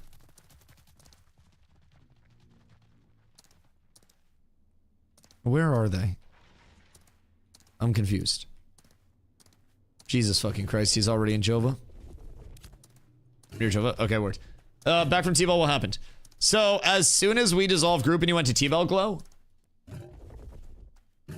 Zombie found Harmonia crates. So Harmonia was who hit our crates. And Zombie found their crates that they were running. And as a result, war were declared. So we had taken their crates. We have claimed them for Cats, and now we are scouring the world trying to find these rats. It's time. Snow-covered Ruvidium is neat. Wait, did I run by a Ruvidium? Surely I didn't run by a Ruvidium, right? Front and I just started playing Ashes yesterday. How are you guys liking it so far? W? Yes, Sirski. Yes, Sirski. Big W. You sure did. Hold on. Where? Wait a minute. Wait a minute. Wait a minute. Where is this Ruvidium? While everybody else runs into the fray, I run to make myself some more clams. Where's the fucking Ruvidium? You gaslighting me, you rat? Hold on. What the hell? Wait a minute. Wait a fucking minute. I'm on top of it. Oh, you grab it then. If you can grab it, you grab it. I gotta find people. I gotta find people. Heard server's gonna reset in February. Any truth to this? No, honestly. They have announced legitimately zero plans or anything for wipes or anything in between. Their goal is to wipe as little as possible. There is always a portion of the community that is like wipe hype, wipe hype, wipe hype all the time. But I also call those people idiots. And that's the nicest thing I can say about them. Because every time that somebody says wipe these servers, you can't. God fucking damn it. Oh, wait. Hello, my good man. Anytime somebody says, like, wipe these servers, they are trying to go out on a limb and say there is no chance that these same dupes, bugs, or exploits will happen, you know, the next set of wipes, right? Because you have two things. As Depp said. Yo, Snow Player, thank you for the follow. I appreciate you. In terms of... Is it a Rick and Morty reference with a C-137? Banger. Anyways. A lot of people, definitely, fall behind and they get the idea that it'll be different, like Depp said. You know, I know so much more. I will catch up with all the sweats this time and then I will be in power. Well, bad news, the sweats are also learning more. They're optimizing more and they're also recruiting more along the way. So, a lot of the time, the people that ask for a wipe will then be asking for another wipe a couple months down the road. Everybody along the way that is asking for a wipe because the economy is bad, right? They are immediately saying the economy will never be in this bad of a state ever again. And all of the bugs, dupes, and exploits will be taken care of by the time these servers come back up. And that simply won't happen. If we're saying that there are going to be zero bugs, dupes, exploits, or anything in between with Ashes, if they wipe, they're crazy. I'm Steam, baby. The amount I learned so far is insane. When the game wipes, I'll know what I need to, but it'll still take time. Oh, God, yeah. Absolutely. Absolutely. Like, every wipe is an opportunity to learn, but they also like do not want to be wiping frequently. They also need to onboard players and see how new players are able to integrate into the economy and catch up through different catch-up systems. Like, there's a lot that's benefited from not wiping. And there's also an element of like, if it does wipe and people have the right mentality, then they just decide, hey, I take what I learned and I go. Are Harbinger's working? Yeah, Harbinger's working. Granted, working. The Harbinger event so far, it is not expanding. So they have the expansion not turned on right now. The Harbinger event cycle does facilitate on a timer at this point, they've said. So like it actually goes through and you have to push back the mobs and kill the mobs, and then it spawns the harder mobs, and then it spawns more. Lawless PvP is up in the anvils. Oh, what the fuck? Wait, rotating lawless zones are back in. Oh, interesting. So Harbinger event cycle is working. It's bugged. You don't flag. Weird. That's what the Harbinger system is right now too. Yeah, the Harbingers don't flag, so. That's weird. That's weird. So yeah, there's still plenty of bugs with it, but those events have been in since the start. They don't move.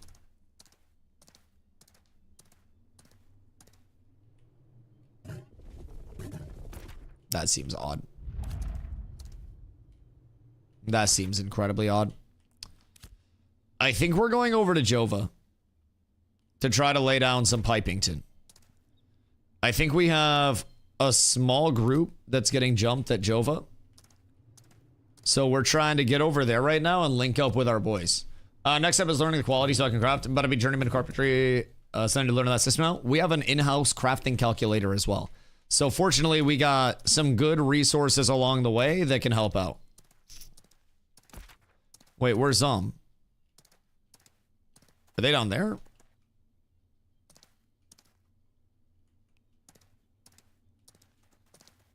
They're fighting outside of Mira at the river. Where the fuck is Zom?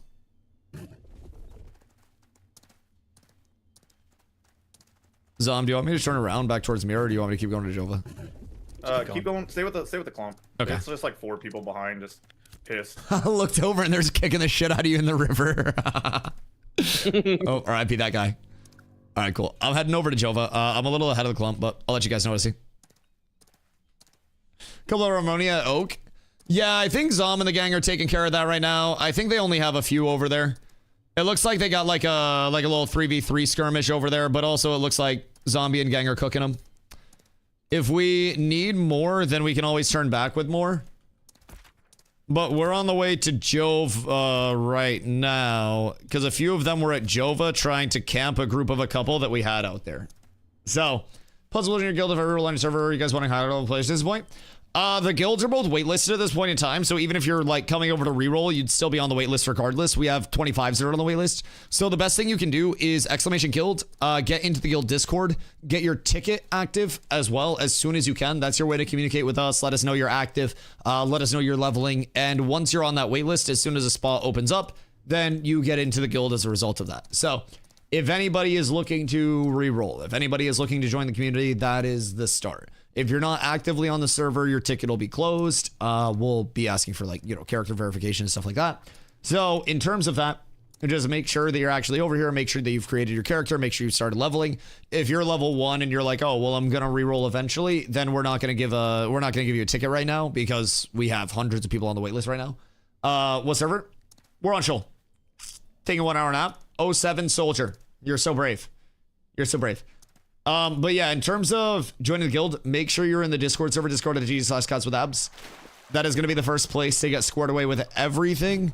And as soon as a slot opens up, you will be able to, as a result of that, hop into the guild ASAP. Those that are on the wait list that have been active, if you're on the wait list, you have perms in the guild Discord.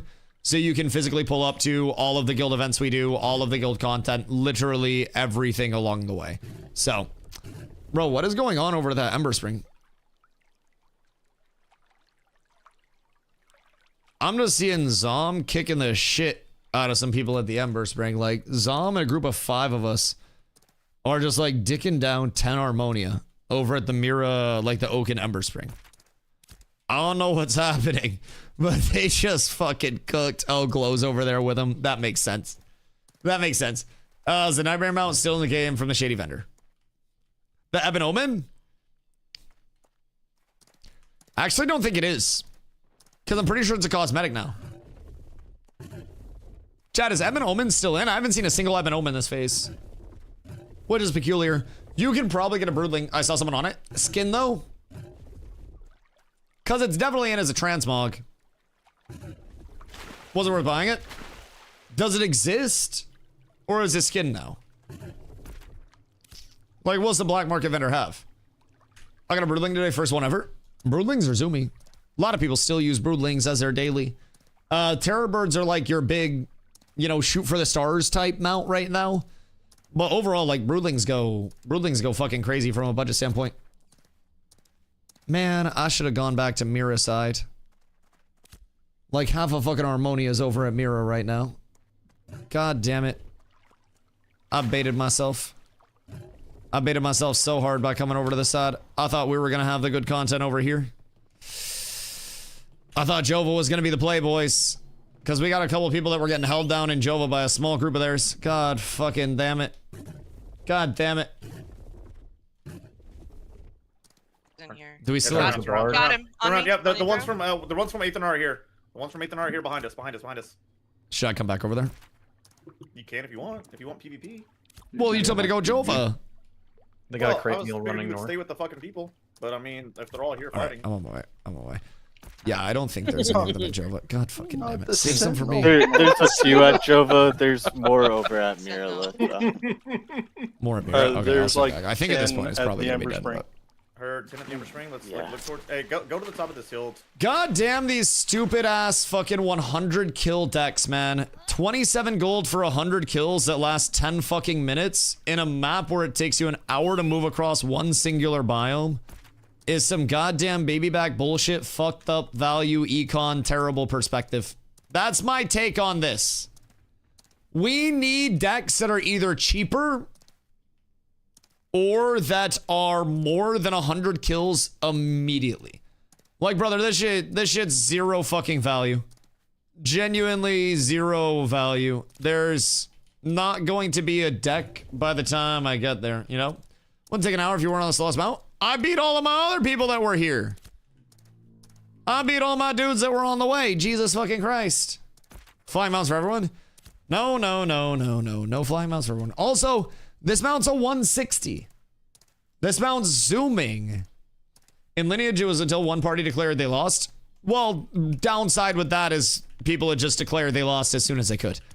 I just think there needs to be more than 100 total kills, considering in my guild alone, I've got fucking 145 people right now that I can all call. 144 people that I can all call right now.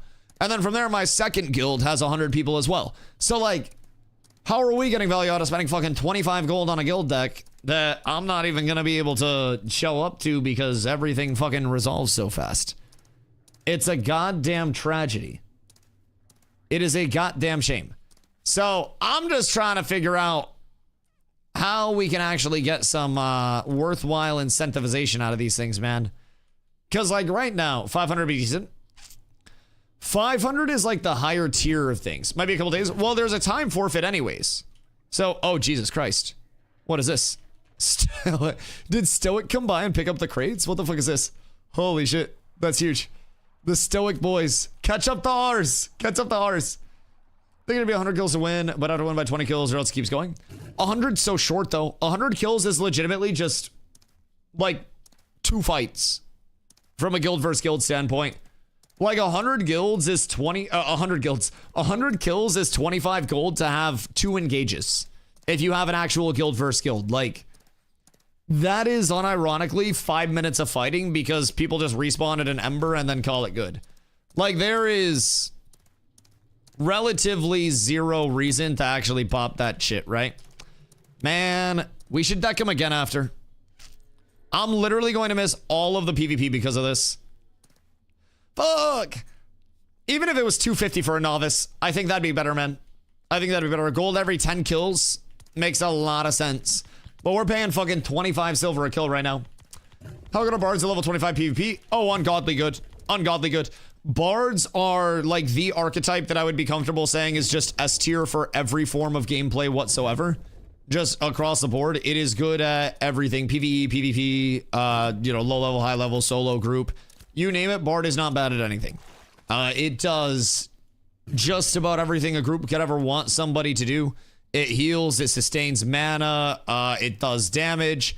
It does a lot in every scenario of the game. So, who'd y'all deck? Fucking Harmonia. They jumped our crate runners earlier. So, we decked them to take a bunch of their crates. So now we have people that are running crates. I thought there was going to be PvP on the Jova side. But it appears there is none on the Jova side.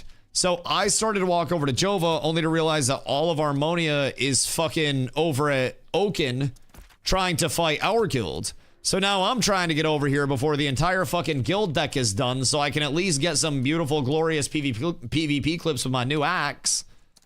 But it seems like it's gonna be done by the time I get over there. I'm gonna get there literally just as this bullshit's ending. Because I ran halfway across the Riverlands to Jova, and then I ran halfway across back when I realized there was no PvP at Jova. Oh, dude, it's so tragic. It's so tragic. Genius play on your side, misinformation, hide your movements. Brother, I just want to hit people. I just want to hit people, if I'm being honest. Oh, wait, are they actually killing a couple of our people? Well, that's simply not going to be allowed. That's not going to be allowed. I'm almost there. I might get a fight or two, which will be beautiful. Because I will be able to just go in and nuke some people. I just wanted some dragon trees. Hey, yo, you get 10 Legos, I'll buy those bitches. Ni hao, ni hao, ni hao, ni hao. Yo, Neil Wrath, how are you, my boy? Sometimes you can tell me. No. So, there was PvP in Jova. Like, some of them were jumping some of our people. Yo, Manchester, thank you for the follow, I appreciate you. Some of our people were being jumped in Jova, so I tried to go over to Jova to help our people because I thought they were going to try to jump our people and, like, not play it straight up. Turns out, they wanted to try to backdoor us coming in from Aethanar where we initially jumped them. So, now we're at the point where we've got them at Oakenbane. But let me tell you what, I'm going to get over here just in time to kill a couple of them. But at least I'll get to kill a couple of them. I hope we all die. They need to kill every single one of us real quick so I can get in and I can get more PvP. They need to full wipe us. Back up east, back up east, back up east. Abs is absolutely S tier. Fuck yeah, I like hearing that. Back up a little bit, Oh. back up a little bit, back up a little bit. I'm in their back up line. the hill towards the west side. Look I can get behind them right now. Yep, look west side up the hill. Look at Moon, look at Moon. I'm on the high. I need you guys to push up to me or I'm gonna die up here. Alright, push up the hill on Dusty, push up the hill on Dusty. Go, I'm go, here, go, I'm go, here. go. I'm just walking up. Go. Banner down, banner down, banner down. Everybody push, Get Nimbles out, Nimbles I can banner down. Nimbles out, Nimbles out. Walking forward. Going into the back line. Look at a book. Book trips. They're clump. Book dead. Oh wait, Skull's PvP flag. Don't hit Skull. Green Cross backline dead. Dumbass. Kill me, I don't give a shit. Kill me. It's fine. I was about to. I just tapped and started pumping. Look towards respawn. Yeah, I tripped that cleric on you. Oh shit! Look towards respawns. I'm with you, Zom. I'm checking Ember for you. They're coming up from I had a behind. grab in 3 on this guy. 13. That Tomahawk followed him. Oh shit, they all just rendered in here. Oh yeah, they're all here. They're all here in front of Oaken. Come back to zombie. Half of them are like rendered out. Yeah, they're to the left. Towards the riverside. Yeah, I'm in the river right now with them. They're all just running away from me. Don't run to Ember. Bitch. Come to daddy. I think they're running to Ember. Oh shit! The Sentinels. Alright, stay back. Do not hit them. They got ungodly range. Don't hit them. Go, wrap right. They have a group of reinforcements coming from Miraleth. There's 20 of they're them not gonna up make on it the in time. North Hill, above. Go down the river. above the Go down the English river Ring. northeast. I hope we have a second deck. They're finally getting people here. Coffee, don't go in yet. Like, they're finally getting enough people here to actually, like, have content. This is great. 20. I'll pop myself a nice little pascuti real quick. Yeah, stay. Nice little delicious pascuti. Also, Sloan, thank you for the follow. I appreciate you. Rad, thank you for the 8 months, dog. I appreciate you. Let's go. Move your fat asses. Let's go. They're pushing right at us now. Let's go. Get over here. Good. There's roughly Say the 10 word. leaving Jova. I got axe grappled. Very weak, dead. Nice. Good. Look left side. Get roots on this side. Get roots on this left side. On helmet, on helmet, on helmet. Roots, roots, roots, roots. Go, go, go, go, go. Go left side, go left side. Everybody push. I had a wall behind him. Push, push, push, push, push. Push into this. I got a big wall behind him. I got a banner up on this Go one. to back, go to back, go to back, go to back, go to back, go to back. Good, good. Clean him up, clean him up, clean him up. Good. I don't know why they're in-capping tanks so much. Finish them off, finish them off. We're still in advance. Finish them off. Insane synergy on those routes. I walled their supports on the right. Get that healer. Axe, job. axe. Green cross. Can we get a drop in on Diamond by chance?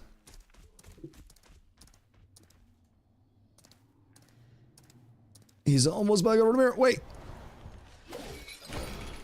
Grapple doesn't work. Scam game. Because they're still, we're still in the event, and they're still trying to fight. Actual fucking scam game. So Yeah, he's not, Jesus not flagged Christ. For me, Dusty, I can't help. That's okay. Scam game. Grapple doesn't work. I can try to get him to flag. They're trying to kill us you on know the the east back side door. of Jova inside the city. They're in Jova, grappling people fuck? into the guards, and the guards are yeah, killing then the people they relog, grapple. relog. If you're not here with What us, are these animals relog. trying to do right now? Clear in a minute. What are these animals trying to do? You have to relog. Hold on. Yeah, Why is my Aegis not on my bar? I just want to taunt somebody in PvP as well. So I have to reload. Yeah, yeah. It will not. Oh wait, there's a reload here. Off we go. Bottom where'd he go? of the hill to the south. Bottom of the hill to the south, where we originally ran up. I'm gonna pressure this. Oh wait, careful of the sentinels. Careful of the sentinels. Be very careful. Yep. Okay, we'll just one more combo you. Sit cross hill like southeast side. Green cross. One of the rogues just went in. Oh, then why do I get hit but they don't? Everybody just restack on zombie top of the hill over here to the northeast. Restack. Good luck, boys. Restack. My What guys the are in fuck do you trouble, too. mean? Okay, Where at? Bro, what is this bullshit discrimination? he's gone. What the actual fuck do you mean? Regroup on zombie. How the fuck do I Some of you get guys are hit in the there? advance, some of you guys are not. I get jumped, and then I fight back. So if you need to relog, glow, Curide, all you What guys, the fuck? Relog.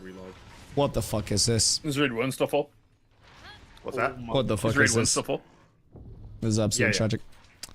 Oh wait, no, but How in the fuck does that even happen? Worst case scenario. Genuine worst case scenario. Absolute worst trade deal in the history of trade deals possibly ever. I just don't understand that level of discrimination. Oh, hold on. They're coming up behind us. well, yeah, well, like half of us aren't in the event. They're pushing walls and roots. Back up. I got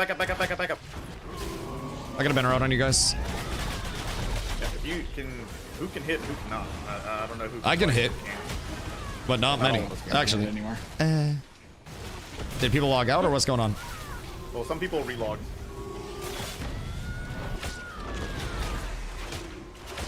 It's lagging so much. My heals aren't even going through. Sick.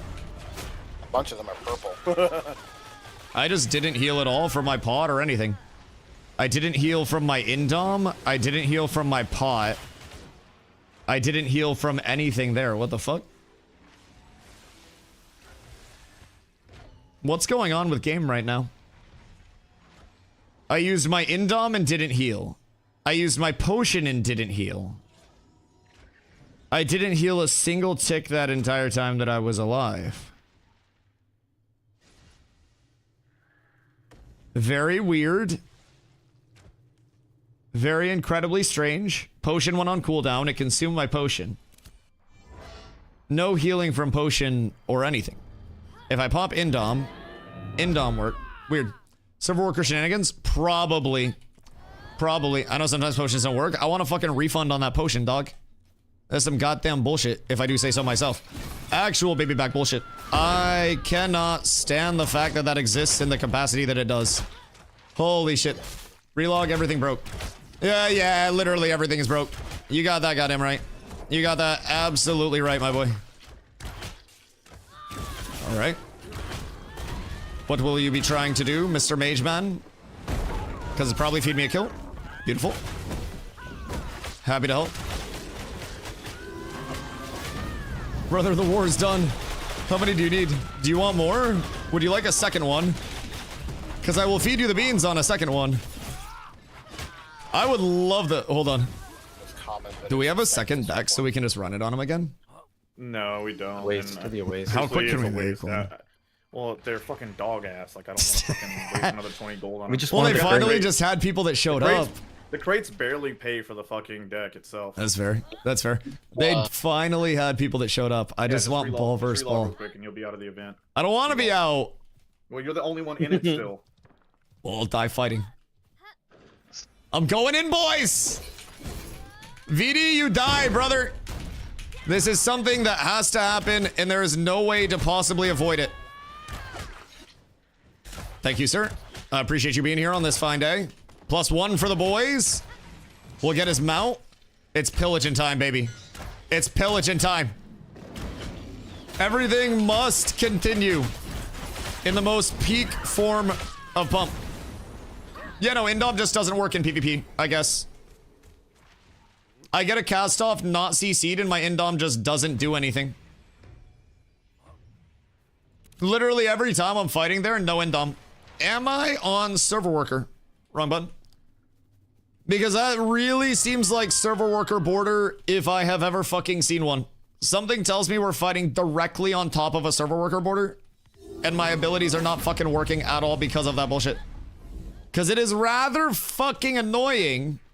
Yup. Ha! God damn it, I hate this game so much. I hate this fucking game.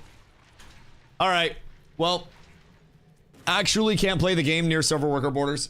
So, server workers are the allocations of resources that actually run the server.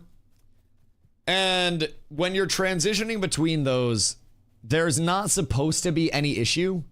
And it's supposed to be seamless. But, Zeno, thank you for following, appreciate you. But basically, when this number changes, then that means you're transitioning to a new server worker. And my abilities were just going into the void right there. I would pop an ability and it just wouldn't cast. And I'm like, what the fuck is going on with this? Why does this feel so clunky and laggy? Turns out, server worker border right where they're standing. So that's why my abilities weren't going through. When I was bitching about my potion not going through. That's why. I'm not crazy, I just play this game too much. I'll be honest. Alright.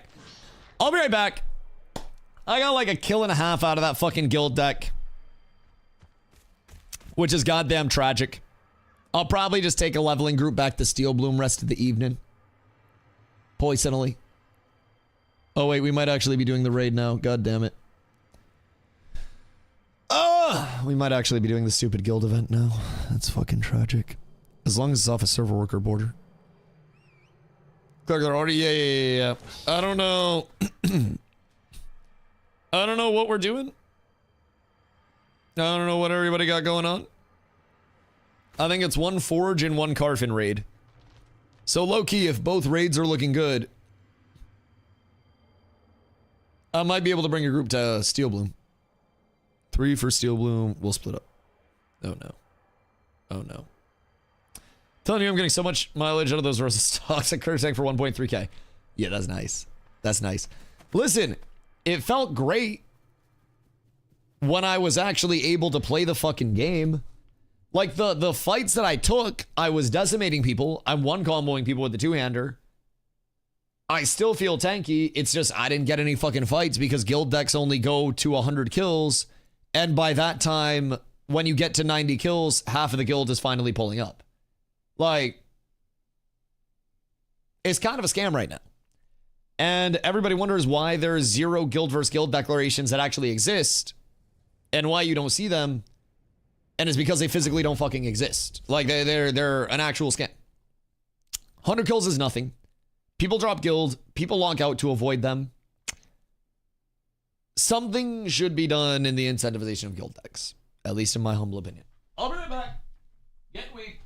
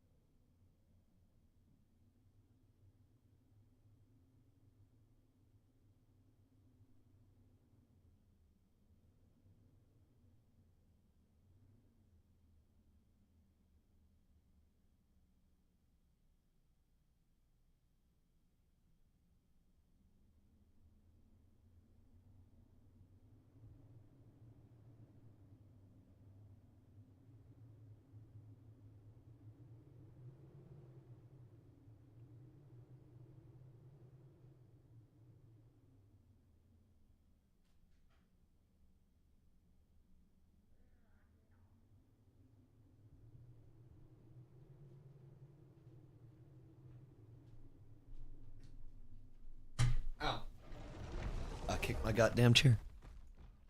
Goddamn stupid ass no value Guild Wars. All right, we're back, chat. How do we spend the rest of our very productive night? Probably, if I had to guess, making a shitload of money. That's the goal. That's the goal. I owned in a little bit of money. I need to get 20 gold from CapPap, which I'm on my way up there now. More PvP. PvP doesn't exist. The only time that PvP exists is when people spend an exorbitant amount of money to get a couple of kills. And then it basically lasts for a few minutes and then it fizzles out. It's absolutely tragic. Damn shame, really 250 would have been better. Oh, 250 for guild decks at this point in time would be good. I think 250 for guild decks would be great. Like, in terms of, like the kill total, yes. Did the crates even cover the deck? No. Like, no. Just very simply put, no. We need a siege. I've been trying to get the siege going for a while. Sieges are guaranteed, like, a lot of content, a lot of fighting. Sieges are really good. Very worthwhile, very kawaii. I would personally love sieges. 10 gold a person for 100 signups. Or if we have 200 signups between the whole alliance, then 5 gold a person. Easiest thing in the fucking world to run a weekly siege. Like, Sunday could be siege day. If we really wanted it to be. We just have to have a consistent roster of people that are willing to farm up the 5 gold and show up on that weekly basis or however much we run it, right? And honestly, other than that, we're not gonna do a ton of content. Like, what guild upgrades does main guild have? Size. Just size. More people. More people. I think this 25 gold to engage in some fun is unnecessary. Should just be free. Well, keep in mind, we're also limited. So we only have 3 declaration charges per 24-hour period. So, like, when we use a guild charge, it takes 24 hours to recharge. So even if it was free, and we decked 3 wars over the course of a day, that's 1 every 8 hours if we want to have 1. Want to come tank carve? I have to get bake his iron real quick first. You guys not have a carve tank? Where's Zombie? What the Hellington is Zombler doing? Where is everybody else? Yeah, I gotta swing up to Winstead to link up with CapPap. And then I got to go to Jova to get bake his shit. And then we ball. Go carve. I don't want to go carve. I don't want to. I wanna go Steel Bloom and power level people. I don't want to go Forge. What if I power leveled a group of 5 clerics?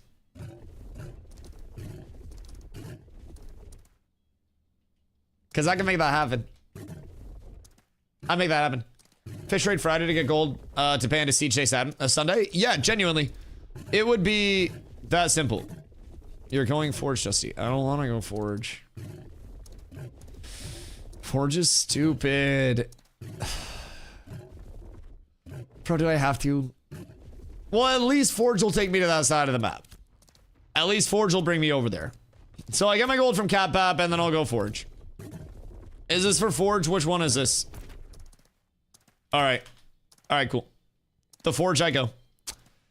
What am I doing in Forge? Are we just doing name mob route? Forge? I want to go to Steel Bloom. Like I said, it's no big deal. It is a big deal. Do what you need? Well, I need to get rich, motherfucker. This is a guild event, so this is free. I'm not being paid for this club appearance. God damn, if I'm not making money, then the money's making me. And I can't let the money make me. I gotta make the money. So, like, I gotta get my ass up into some more emblem farming. I gotta lock that down. I'm making people very, very, very wealthy with this. And the more people that I can power level, the more glorious it is across the board. So, I'm not near Jova now. Where are you? Because I can always give the mats to Zombie. Because Zombie's going to be over there and he can ferry them somewhere for you. We might as well make him like work a little bit.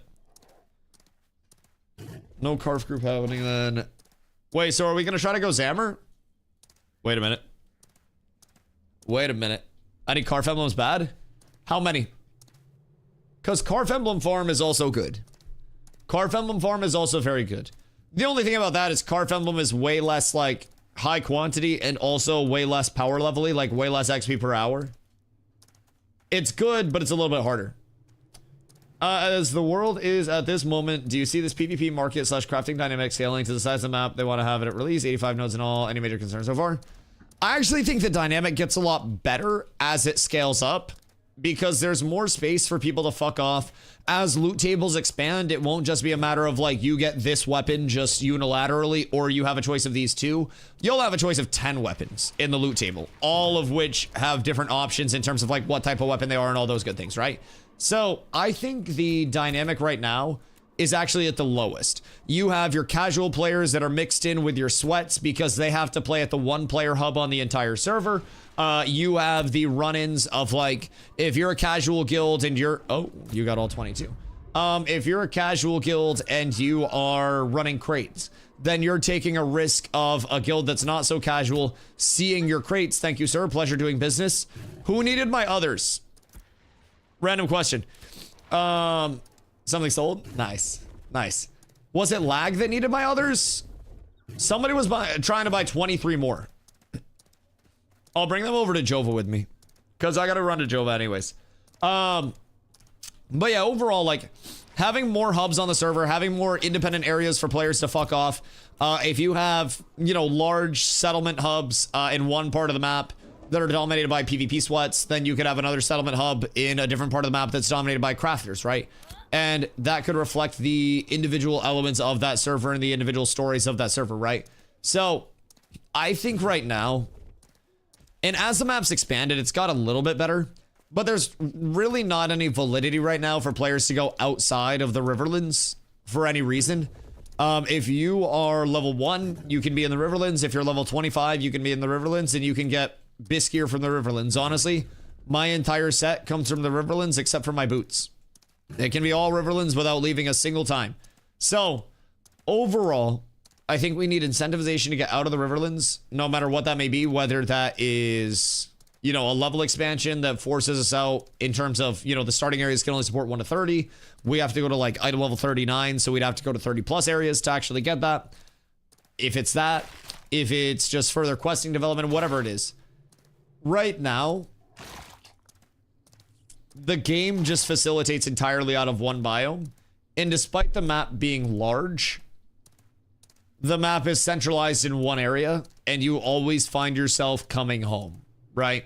So, hey, Olak, thank you for the hydrate. I have a story for you. Milk got left out overnight, and I drank it, and it's fine. So, like, we bought a 3 case of lactose-free milk from Sam's Club, because that's what I drink. And this was a while ago as well. But basically, it was sealed in its container and everything, so it was perfectly fine, hermetically sealed. And it got left out on the floor. It's not sugar-free milk. No, it's not sugar-free milk. It's lactose-free milk. I like sugar. I like sugar.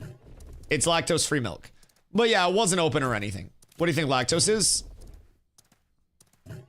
Well, it's surely not sugar because sugar doesn't upset my belly. I don't have diabetes. I get the shits when I have too much dairy. It is. It must be a subtype of sugar then or some bullshit. Oh, it's a sugar. Well, yeah, it's not my granulated sugar. That shit's not fucking lactose. Because that does not upset my belly, let me tell you what. Let me tell you what. Like, glucose is a sugar. So am I diabetic, but it's like milk diabetic? Like, am I type 4 diabetic since milk upsets my belly? Because that seems like diabetes, but more like targeted. Well, kind of. Chat, I just got some really bad news.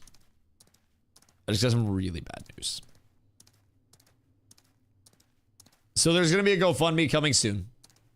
I'm going to need everybody that's a T1 or a Prime sub instantly up that to T2 or T3. I've recently learned that I am diabetic. And I can get through this with your help. All of your help. But lactose-free milk is more expensive. So I must manage my diabetes. You like the enzymes to break it down, kind of like the insulin, I guess. Right, right. You're allergic to happiness? Oh no, most cheese is lactose-free.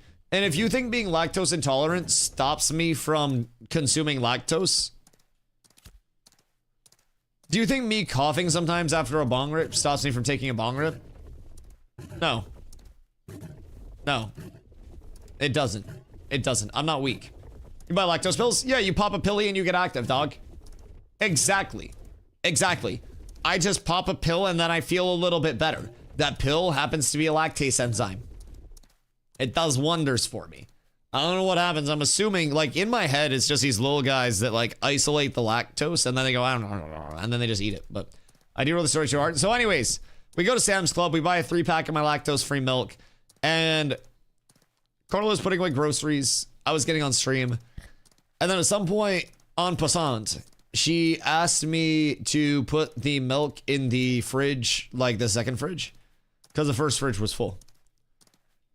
And I guess I didn't hear that. I didn't hear that shit. I wake up the next morning and I walk out and I'm like, oh, the milk's on the floor. En passant, it means in passing in French, you fucking normie. It's a chess move and it's a secondary language. It's when your parents French Canadian. I think that's racism because I'm from Maine. No, one of my parents is not French Canadian. My oldest brother's wife's dad is French Canadian. You racist fuck. Jesus Christ. Jesus Christ. Absolutely ridiculous. It's not made up, by the way. My oldest brother is married to someone. So my stepsister's dad is French Canadian. So. Fuck you, first of all. Well played. And also, that's racist. I'm just putting that out there. I'm just putting that out there. I guess lactose-free, unpasteurized doesn't cheese. Yeah, so it wasn't opened. It sat out, and I just went out the next morning, and I was like, oh shit, that's not good. So I put it in the fridge immediately, and it got, like, you know, it got refrigerated. And then I allowed it to refrigerate for multiple days to settle down any bad stuff that may have happened. And then we smell checked it, and Carla, as a good protector does, taste tested it and drank some of it and let me know if her tummy hurt a few minutes after, and it did not. So I put some in my coffee today. I've been fine. That's completely fine. Word. Okay, they destroyed all the bacteria and you didn't open it to introduce any. Yeah, it just sat on my floor, but it was sealed while it was sitting on my floor and none leaked out or anything. So like, yeah, overall good. Just put my emblems up for 79 again. Market seems like all 80 plus 54 gold total, it said. Jesus fucking Christ. You're an animal. You're an animal. I'm selling mine in guild at 50 silver per. It makes me less money, but it also makes me happy. So I got Calivan set up with 44 that he needed. Somebody wanted to buy more, but I have 19 more that are left over. I might throw the 19 up.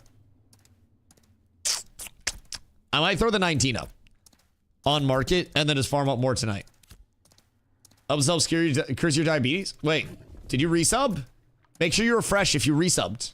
Savo, I appreciate you. My diabetes is controlling my life and it's ruining me. There it is. Together, strong. Savo, thank you for the 10 months, my boy. For the diabetes less than 3. Yes, sir. Yes, sir. We've always got to keep the diabetes in mind. Aries, thank you for the hydrate. Also combating the diabetes.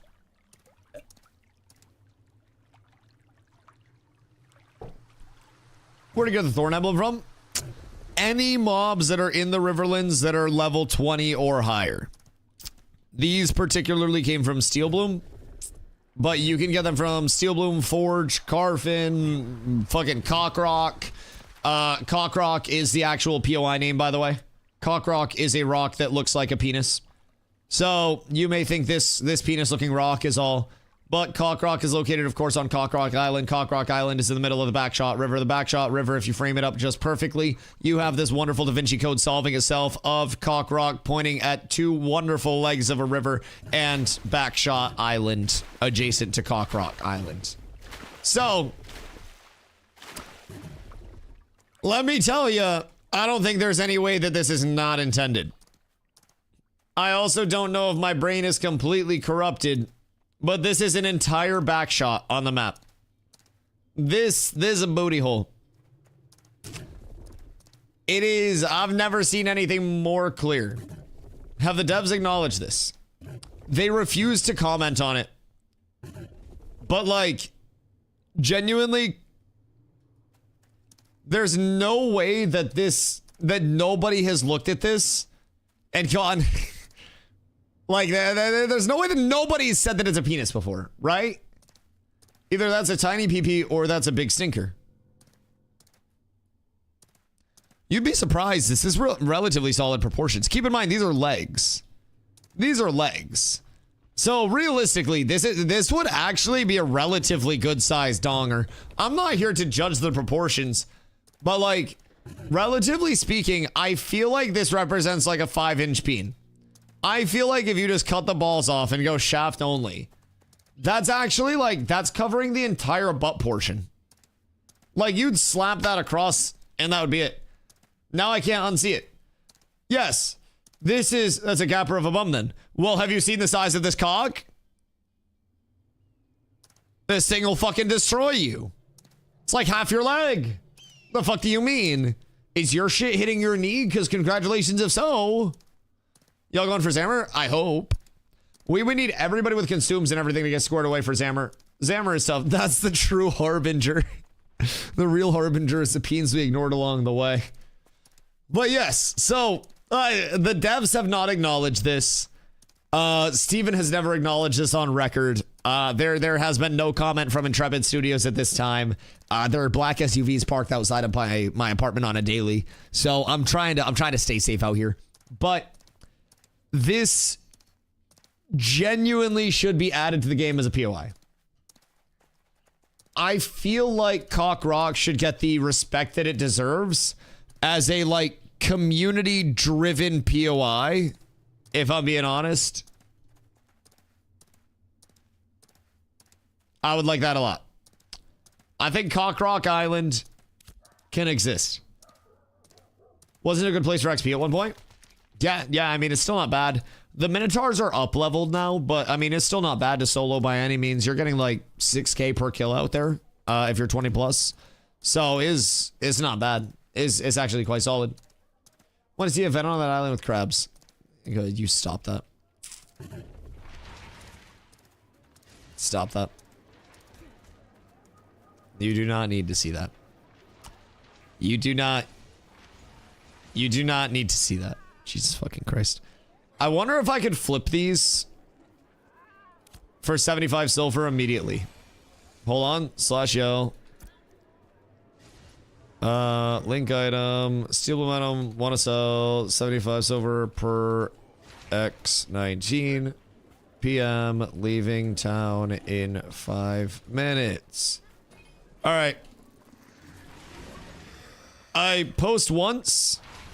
I run around the town and spam. And then somebody will message me.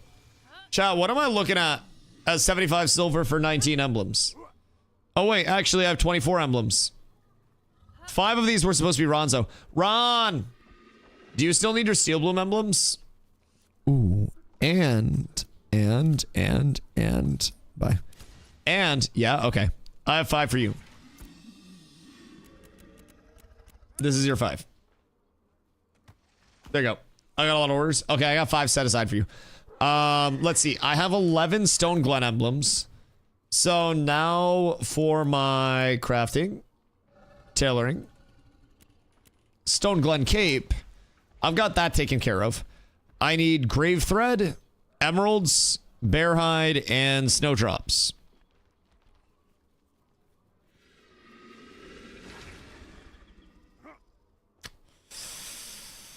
And let me tell you, it's a goddamn tragedy. 4 gold, 50 for all. For all 19? I love the guild, but I can't scam myself. I can't scam myself. Goodness gracious.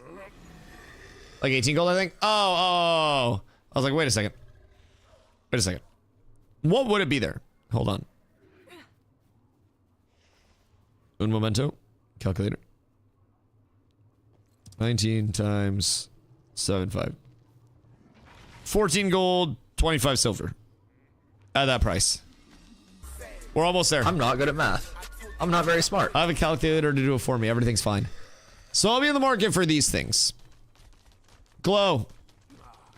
What did you spend on your cape? Random question. Random question. Because, it's a sexy cape. It's a really sexy cape. Especially when you craft it in higher rarity. Ugh. Like a heroic one of these bad boys pumps. So I need to figure out what glow popped on the cape. And then probably get myself one of those made.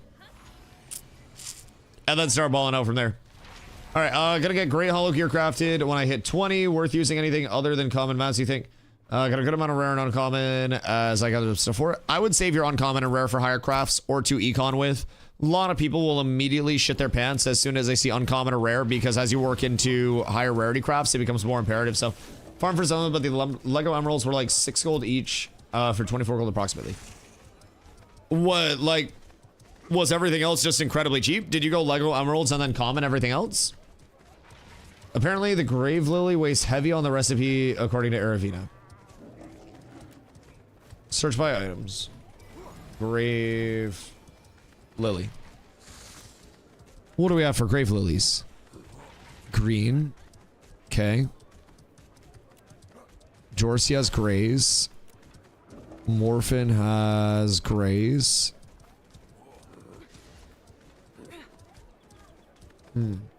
How many is it? Common yardage, heroic lily, Lego emerald. Oh god. Oh god, how many lilies do I need? Wait. How many is this? I need 2. Oh, okay. Well, we'll work towards it.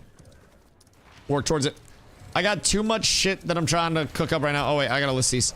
Glow, what do you do list yours for, by the way, so I don't undercut you? Random question. Because I'm gonna list these 19 and let them ride as well. I also want to do a social experiment to see if mine sell and yours don't. 79? Alright, bet. I'm gonna do a little social experiment to see if these sell.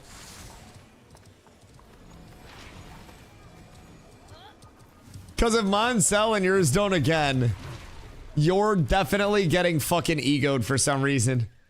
I don't know why, but somebody doesn't like your shit at all. So that'd be tragic. Also, I gotta be spamming global for the anglers. Chat.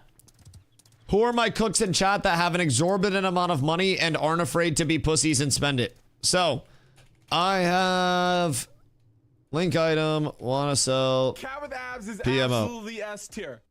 Daya, thank you for the follow. Appreciate you. So, I have an Angler's Smoke Delight recipe in my inventory that I will sell right now. Worth mentioning, the Epic Stone Glen is only 50 to 100 more HP than the Heroic. Cat with abs is Reno, thank you for the follow as well. I appreciate tier. it. I don't have it, but I also don't care much for it. It's nice. You make a lot of money off that shit because everybody is always pumping that. If I come up off this bread, I'd take the Anglers. How much bread do you have? Because I hope it's a lot. I hope it's a lot. Just for perspective, somebody in Guild sold Gatherer's Greens for 55 gold the other day. And Ron is telling me that this is, a bit more than that. So, if you were to guess how long the early access will be open, what would you go for? I mean, it'll go all the way until launch happens. So, like, the early access isn't really that traditional, we are close to launching type early access. It's more along the lines of, this is the rest of our development, and then it's just labeled as early access, right? Because Steam makes it labeled as early access because it's in an alpha. So, overall, like, my guess on Ash's launch is the second half of 2028 because there's so much Ashes left to come. There are bugs with the current version of the game. There will be bugs with future versions of the game, and it's just going to change and it's going to develop, right? So, overall, personally, I think we will see multiple wipes in between now and beta. We'll see a wipe at beta. and then we'll be in beta for probably like a few months to half a year is my guess. And then after that, we see launch. But I think we're still a long way from the launch of Ashes, and it's honestly not a guaranteed thing that Ashes does launch. LMOs are scary, so no wipes until beta. Oh no, multiple wipes in between now and beta probably. Their goal is to minimize the wipes and have them be as infrequent as humanly possible. But I think naturally, who turned off the lights? I think naturally, with the evolution of where the game is, who turned on the lights? Good to see you, Planendorf, if you're out there, buddy. Something tells me Planendorf's in here. So anyways, there's going to be a lot of evolution in the game from now until, you know, level 50 with all of the secondary archetypes in, all of the other towns in, the higher tier of town in, the guild castles in, the family system in, the religion system in, the instancing in, more world bosses in, more dungeons in. You fucking name it, right? You fucking name it. And it's gonna change. So, I think it's inevitable that there will be wipes. Got 506 power, unbuffed, power scaling is stupid. You're stupid. Also, that's quite nice. Part of me kind of wants to power whore a tank to 500. That'd probably be with buffs. But right now, I have Heroic Glorybound Great Axe. And then I have my Heroic Glorybound Longbow.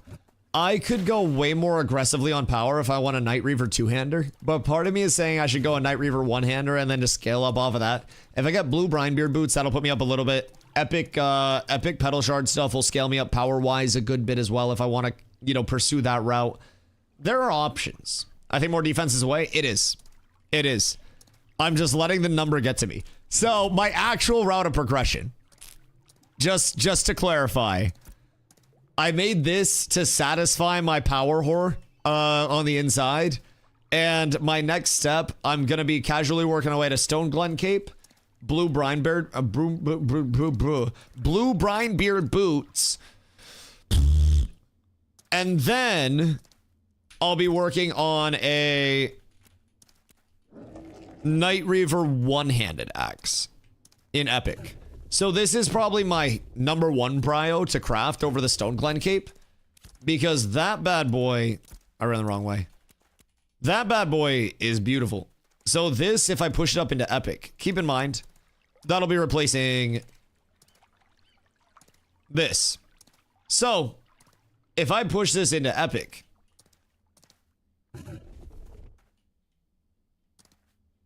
this will be nice. This will be a great pump. I'm obtaining those items where crafting's one. Want to see something? My gathering is high, and my processing, I have metalworking up. So part of Ashes that's important to keep in mind is it's a guild-based game, and we are one of the largest communities in the entire game, if not the largest, most active community at this point in time. So we have an entire in-house crafting infrastructure. We have gatherers, we have guild auctions where the guild itself makes pieces and auctions them off. But essentially, my form of income is from... Hold on. My form of income is from a combination of, like, you know, gathering and selling shit. Earlier today, I made a whole hell of a lot of money from... Oh, everybody's dead. I've been making a lot of my money lately from power leveling people, and when we're power leveling, I've been bringing people to Steel Bloom, and so I sell Steel Bloom emblems. I sell them in the guild for cheap, or the ones that don't sell in guild immediately, I list on the player market for less cheap. So everyone in the guild gets a discount, and they're all able to get their emblems super fucking cheap, and then I make money. So, Dusty, they're inside already. Am I bringing these lads in? We have Glow, and then a couple stragglers. Shall I wait for the last couple? Train will be leaving in like 5. How much for power leveling from 10 to 25? What, like gold? In terms of someone to pay me or what? Because I do it in my guild for free. That's the advantage of being in the guild. So what I've been doing lately, I have basically, and this has just been the last 2 days, keep in mind. So I bring in 3 25s, myself, a DPS, and a cleric, and then 5 power level E's that all soak, right? I thought you were doing gold for randoms. No. This is all in guild. I don't do stuff for randoms at this point. So I have too many people in guild to feed. So I have an entire wave of recruited clerics, rangers, and bards that are coming up in second guild right now. Cats with naps. Dusty going, I'm waiting for the stragglers. But yeah, so Cats with Naps has an entire wave of like clerics and rangers and bards that are coming up, which we're all like very in need. And when they hit level 16, I can start power leveling them. I could do it lower than that, but 16 is where I can like pump recruit mages. Chat! Mage time. Mage time. How many do we need? Because I can get us a lot of mages. I can get us mages whenever we might need it. What's the inside joke about mage? No inside joke. We actually just see mages. Probably genuinely just see mages. I've recruited a lot of stuff outside of mages because we had a lot of mages in-house, and a lot of people feel like they, you know, got pretty substantially nerfed this time around. Where is everybody, by the way? Did we all hit the jump around, or what are we doing? But yeah, so like I do a lot of our recruitment for the guild, obviously very front-facing, so it's very easy for me to be here recruiting and yapping all the time. So I just did a huge wave of recruitment to fill our numbers out on clerics, rangers, and bards to get us all squared away in those core roles. And now the next focus will probably be some mages, so that way we can get a little bit of probably just some AoE damage out for whatever reason. You guys in US? Yeah. We play on Shoal. So Shoal best server NA by far. A lot of guilds are starting to realize that and are actually re-rolling over to Shoal as well. Where is everyone? Random question. Y'all take the slow route? What's going on over here? What's happening on this side? I had a tap. Oh wait, you guys are a tap master? Okay, word. Are you guys respawning it? I can just clear through with everybody. What DPS is performing now? All of them, honestly. Especially from a PvP standpoint.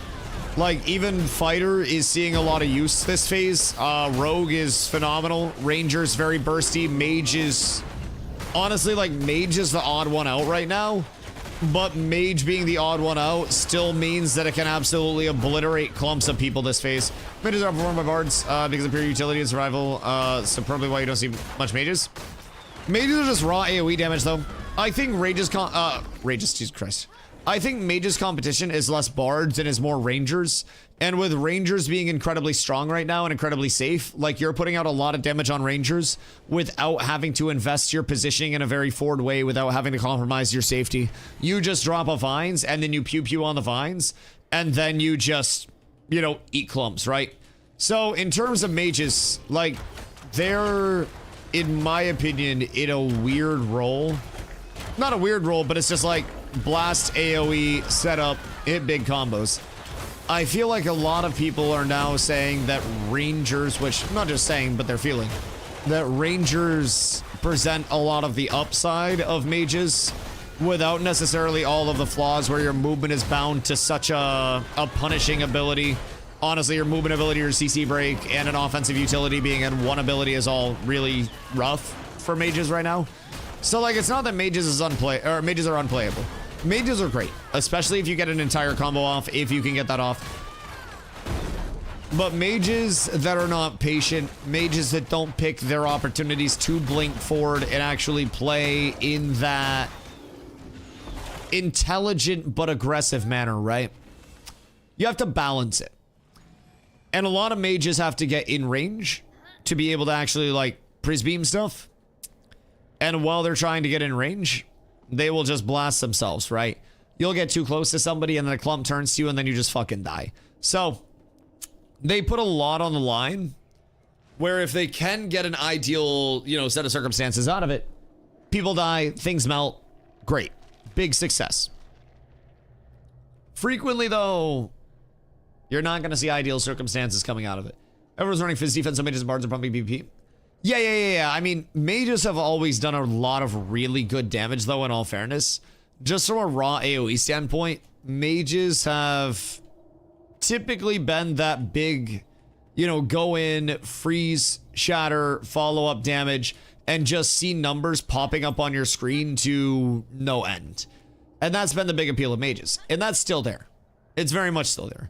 But with power scaling being as high as it is right now, It's not like you need that entire big dangerous combo when you have fucking rangers that are hitting people for like 6k. And that's with a lot of people having heavy gear on. So, hitting a 30-meter chain lightning that crits 5 people. Well, see, that's the difference between a patient mage and like somebody that's just gonna throttle themselves in too, right? I definitely think the potential is still there for mage to do a fucking lot. And I don't think anybody in their right mind is sleeping on the damage that a mage can do, especially in a group scenario. But I definitely think that a lot of people play very impatient. This is what we used to see with Fighter as well. I don't have a shield on. This is what we used to see with Fighter as well, where people would just jump in and then they would get people that move away from them with like ult dodge, and then the fighters would just disintegrate, right? And now that fighters can operate with movement being a little bit less floaty, they're actually able to keep people in range. So, like, mage, when it is able to perform, is great. But so many people haven't adapted to the fact that you can blink in and then just double dodge roll out and be basically invuln during your double dodge roll and cover 72 meters of distance. The smart ones have. And you will see good mages that have adapted their playstyle into more of a safe, you know, safe playstyle where they're actually playing less as that, I'm gonna full send early and I'm gonna wait for it to develop, right? As a counter. So, I think you definitely see a lot of evolution, and you see mages that see their opportunity to full jump in and then just melt shit. But I definitely think you have to see a lot more patience along the way. Also, Falco, what about go? I remember when mages were busted. Like, they're still good. I thought that was gonna be a forge piece. Jesus Christ. My drops have been so fucking hot today. They've been so good. People get turned off by mages early on because they're the same in every MMO. They're very gear dependent. Oh yeah, yeah, absolutely. And in Ashes, they're also very group dependent. Like, even a geared mage, even a geared mage in 1v1s. It's gonna be tough. Gotta be tough. I was wondering why two-handed axe was considered best melee weapon over two-handed mace or sword. Two-handed axe has the best weaponry in the entire game. So it has bleed or it has wound. In PvP, you'll want wound. In PvE, you'll want bleed. And then from there, up at the top, you're also getting Swordmaster Swiftness, which comes from sword traditionally. And then you're also getting Unstoppable, which typically comes from a mace. You're combining both of those. So when my weapon is level 25, you'll see me having this point, this point, this point, and this point. These 4 buffs will cumulatively give me a buff list. I already sold some emblems. Will cumulatively give me a buff list of 15% fizz attack speed, 15% fizz pen, 15% base damage, and another 15% base damage, all of which stack up and activate at the same time and have the same duration. So basically, with my full weapon build, for 7.5 seconds after getting a deadly finisher or extended finisher off, I basically become Thanos. So my entire thing in PvP is I want to have my longbow out, and then as soon as I can, I want to get into melee range, and I want to start cleaving. I want to get a big cleave off, and then I just want to dump all of my abilities on people and just start blasting with all those buffs up, right? So no other weapon in the game is going to give you that double down on the buff. And some won't even give you either of those percentage-based increases. And those are, in my opinion, the big differentiator, right? It's a status effects. It's those 2 buffs. You just combine wound with those buffs, and it's a fucking no-brainer, in my opinion. Give Moonbug and Havoc, and we'll Wizard Cleave an entire 8-man. How geared is Moonbug? Like, what is Moonbug looking like? Because I know Havoc's also north of 500. Did you hear Sib just also passed 500? Sib's 506 now. So the Spell Cleave group is alive and well.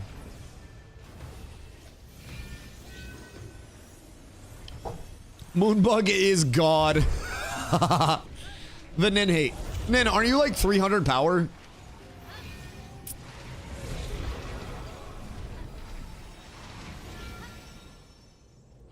Sorry, that slipped out a little bit. That was a little intrusive. That's my bad. That's my bad. All right, what we do? Are we waiting for Tapmaster, or are we rotating? Fairly certain Moonbug has 2 epic plus 6 level 26s. Word. All right, well, it's been nice not having cats on the list, but it appears we will be outed soon. Dope. 2 days, I'm dropping full epic jewels and epic I-26s. Oh, really? Oh, really? We got him 10-ish minutes ago. Okay, we'll sit here until the respawn hits then, and then we'll go on the name mob loop. If that works for you guys. We can farm the trash, let those that are straggling catch up, get reses out, get buffs up, all that stuff. We'll wait for a spawn, and then we'll get a loop going. Cat's casters are kind of fucking juiced. I think we also have multiple fizz that are above 500. So Jinso is re-rolling on his Ranger. His Ranger is 500. Or like 496 or something. We have Glow that's 520. I'm sitting at a mere 430. Unbuffed. I'm a peasant. I still got a lot to get. And I'm balancing 2 weapons. I'm just putting that out there. I'm balancing 2 weapons. But it's coming along well. But yeah, we have some pumpers, man. We have fighters that are up. I'm up. We're all feeling great. I'm only 324. Chewy. Fucking poor. Absolutely despicable. Also, I bought... Did you sell your Epic Zinc earlier today by chance? And have a really nice mail to log into?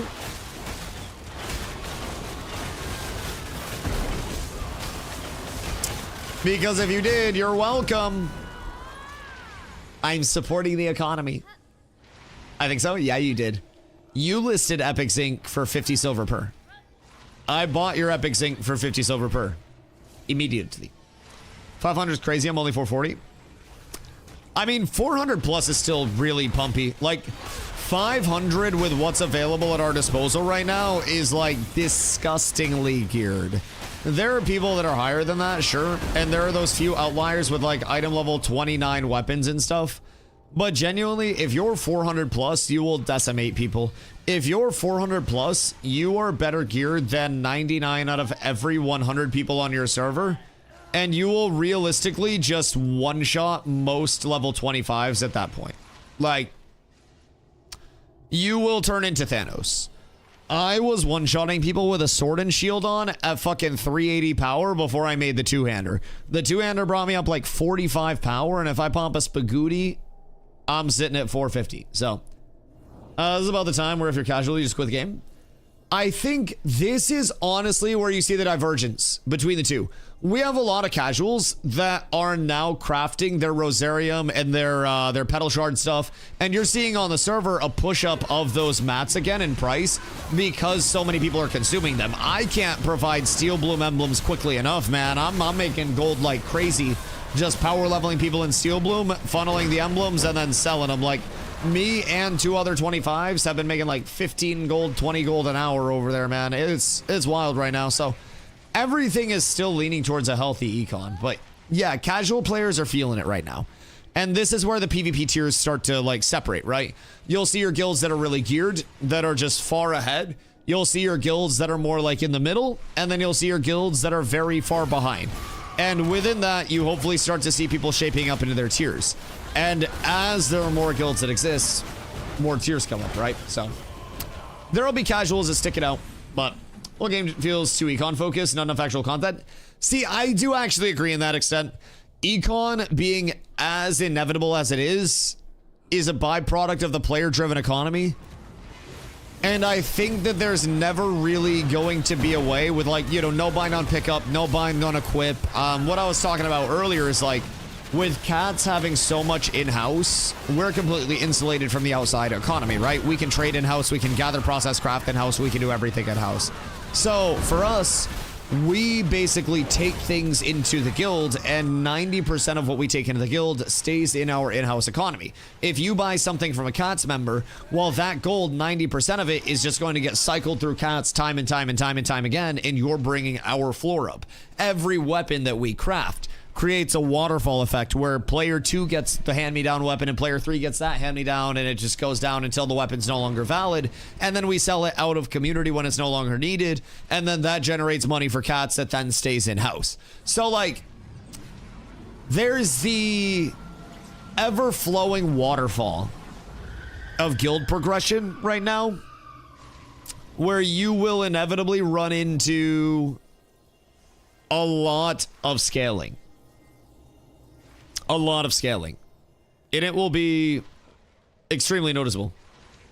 Wait, where'd Caution go? Did Caution just grab a strand and then dip? Legend. He said, I'm going out on a win. All right, hold on. I'm filling up my water before spawns come in real quick. Un momento.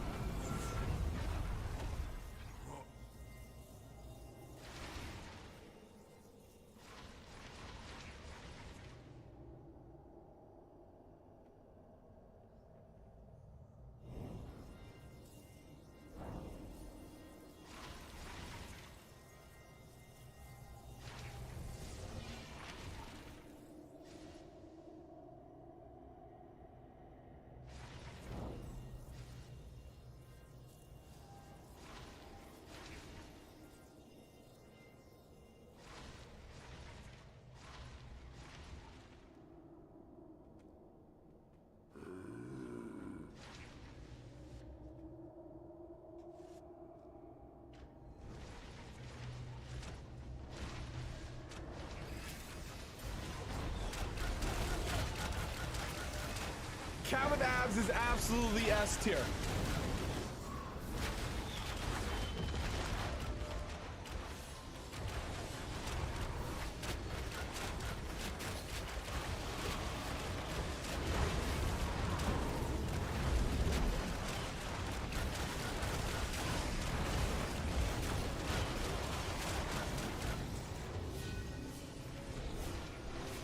Good days, everybody dead.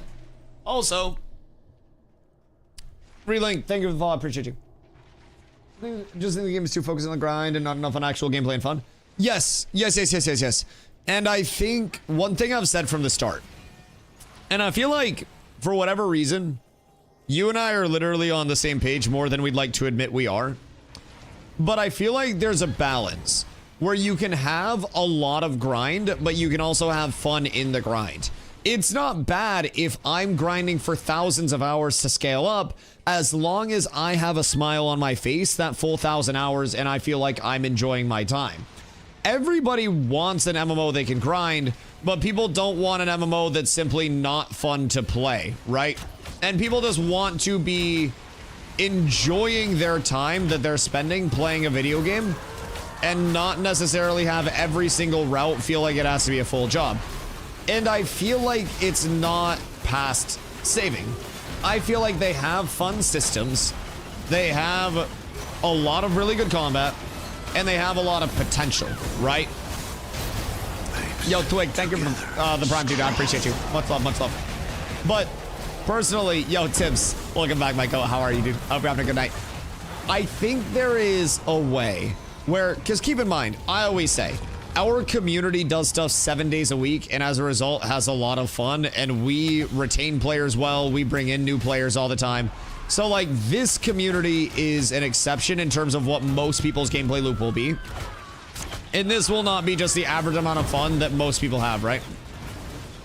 Thank you for killing us. Listen, hold on. That wasn't me. That wasn't me. So personally, like, I think the solo ability coming up to a better state, I think people realizing, hey, that there is good that can come from mob grinding. I mean, shit, I got a Bloom Warden Sash from Steel Bloom today. I'm gonna say, we found like multiple Dunes in spears and shit down here. Oddly enough, though, I think there's a bug where only ancient Dunes and spears are dropping from this loot table. Buffer's auction? Yes, sir. I actually saved it specifically for you guys.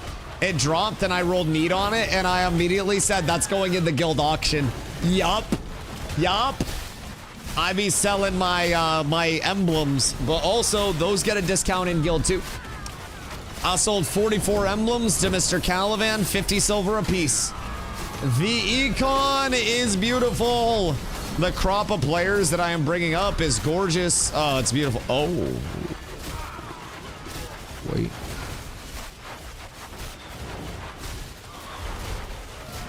Wait just a fucking second. That's actually fire.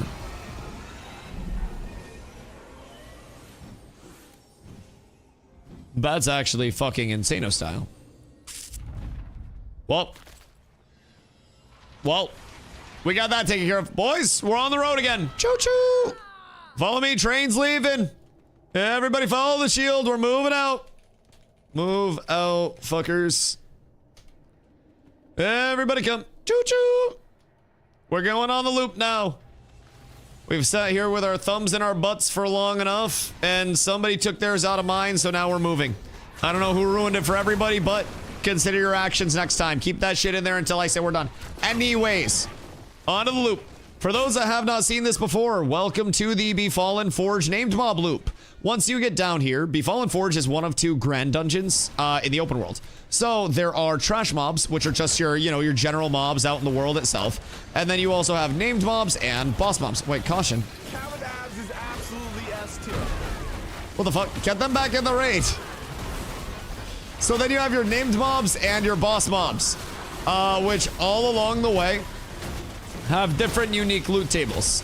So basically, what you're looking at here is a route that we run over and over and over again for the guild events, where we will kill all of these on a cycle. Caution, still the loot.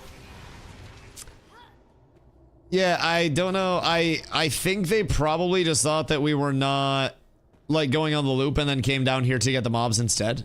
Probably other people conning it or something. Just get him in the raid and then we ball in. I don't think he stole it. I don't think he meant to anyways. Oh wait, wrong way. My bad, wrong way. That's on me. Don't follow me. Now follow me. That wasn't me. Yeah, just get him back in the raid. As long as people aren't like dropping raid to contest their own guild, then that's fine. But Lasix is over here. So now we don't know when Lasix died. We have to see if they killed Lasix. Because if they killed Lasix, then I don't want to keep us here for a full Lasix respawn. So now our loop's a little weird. Let's go up because Stomper's still here. If Lasix respawns, someone asked them if they killed Lasix or not. Because if they did, then we just keep pumping. And then we'll get it on the next route. And then we'll just get it synced up. Zimmer fight? Probably could. If we get everybody here to pop consumes and like get all dicked up, we have enough max HP. And this is without people having con scrolls. This is without people having like bruschetta popped. If we get everybody to pop food and scroll, then we're fine. How much HP do you need? If we have 6 to 6,500 on most people, and everybody just stacks up on top of the cage, and they just have clerics spamming on top of them whenever AoE damage goes out, then it's doable at 6,500. Also, blocking is OP. We just need to make sure that people are not getting gibbed and one-shotted. Personally, I think that's, I think that's the biggest thing. Too many at 3 to 4K? Well, they don't have food up. So if they have, come to Xamarin if you want more, I'd be 6,500. Y'all set up in the guild Discord. Get yourself set up in the guild Discord, my boy. Everything we do is going to be in guild, but we are the largest, the largest community in the game at this point, if not one of the largest. But yeah, we have a lot of people in guild, so make sure that you get in the guild Discord. If you do want to pop in for runs and just like general shit like that, we're always farming, man. Whether it's like people getting power leveled, whether it's people on just gear grinds, whatever it is, we run guild events every single day. So we're going back to New World and steamroll everything for the one time.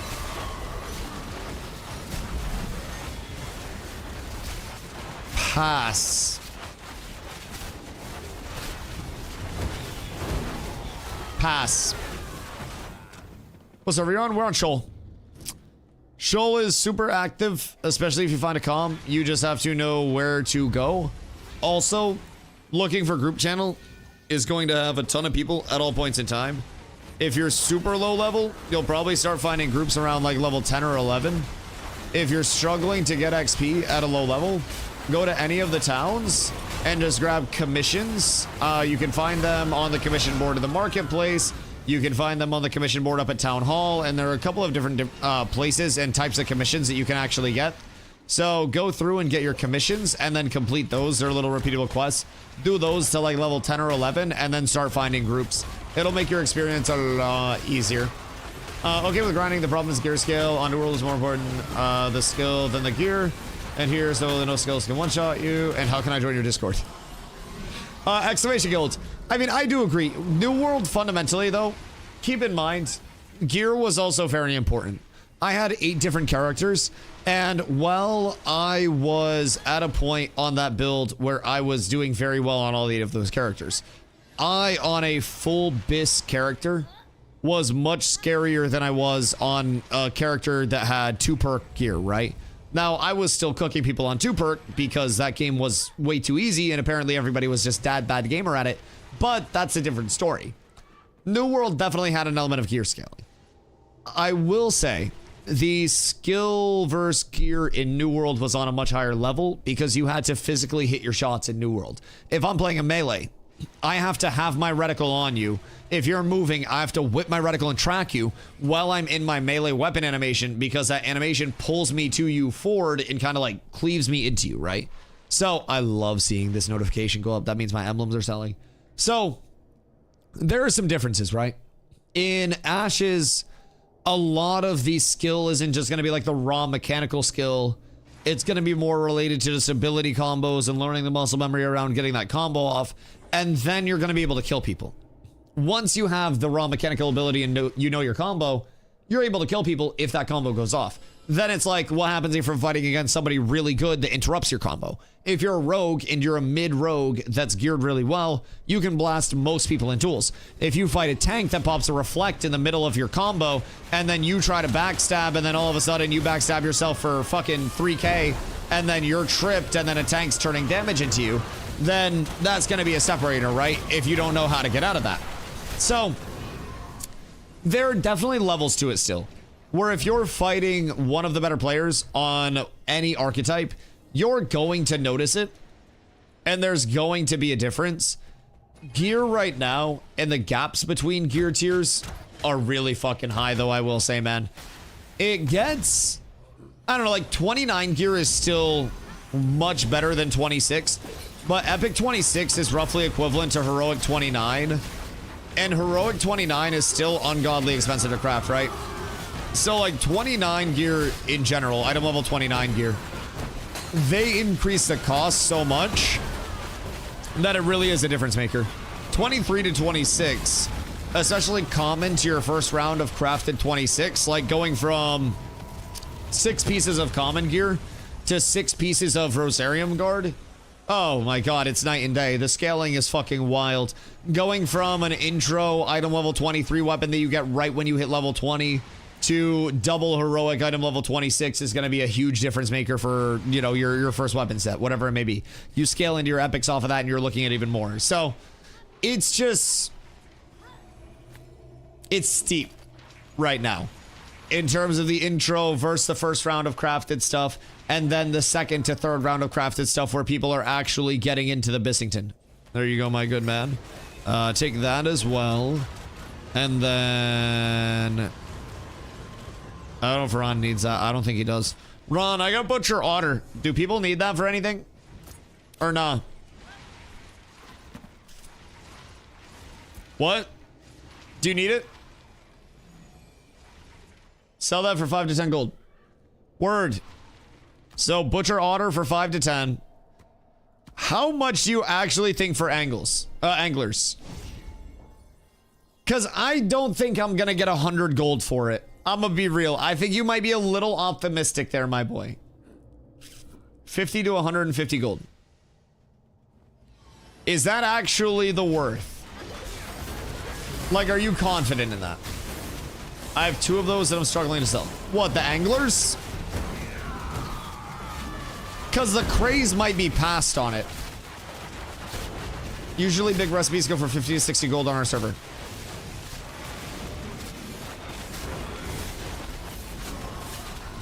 How large is Butcher Skinwalker? Like Akiri and the Thorn Strike. Bruh, I've seen so many recipes that I probably could have just made generational wealth off of. Jesus fucking Christ. I probably have Thorn Strike recipes in my storage right now. Jesus fucking Christ. Good gravy. Okay, so Butcher Skinwalker is 15. Butcher Otter is 5 to 10. Elixir of Lumberjacking recipe. Where's Lesh? Do I have the Pope in the chat? Good fucking golly. People give me recipes for free, but then product as cost for them. Well, fair. Well, it makes sense to feed our crafters. I'm not gonna like not give our crafters shit first, but I always sit on so much like net worth in my storage that I just don't move. I bet if we did a guild storage audit and then listed a bunch of recipes or sold them, we would make a lot of money. Instantly, someone in global selling order for 10 gold. Global? Tibbs. That's one of us. You got Skinwalker Butcher? I do. Yes. Right now. Actually, I have 2 of them. Would you like me to reserve one for you? Ron said it's probably like 15 gold. So I'll give you half of Ron Market since in guild, 750. 750 and it's yours. GG, well played. I got 2 of those bad boys. So I can give one to you and then I got one to sell at full price outside. I appreciate you. Spent ungodly amount of money on recipes. How mad are you gonna be if I look in my storage and it's just everything you've needed? I need Leshrak to come see me next time I go to town. I need Lesh. Because I have so many arcane NG stuff. Okay, Dusto, what the fuck do you want, pussy? Sorry. Hi, Nin. I need your epic sync. Yeah, absolutely. 3 gold per.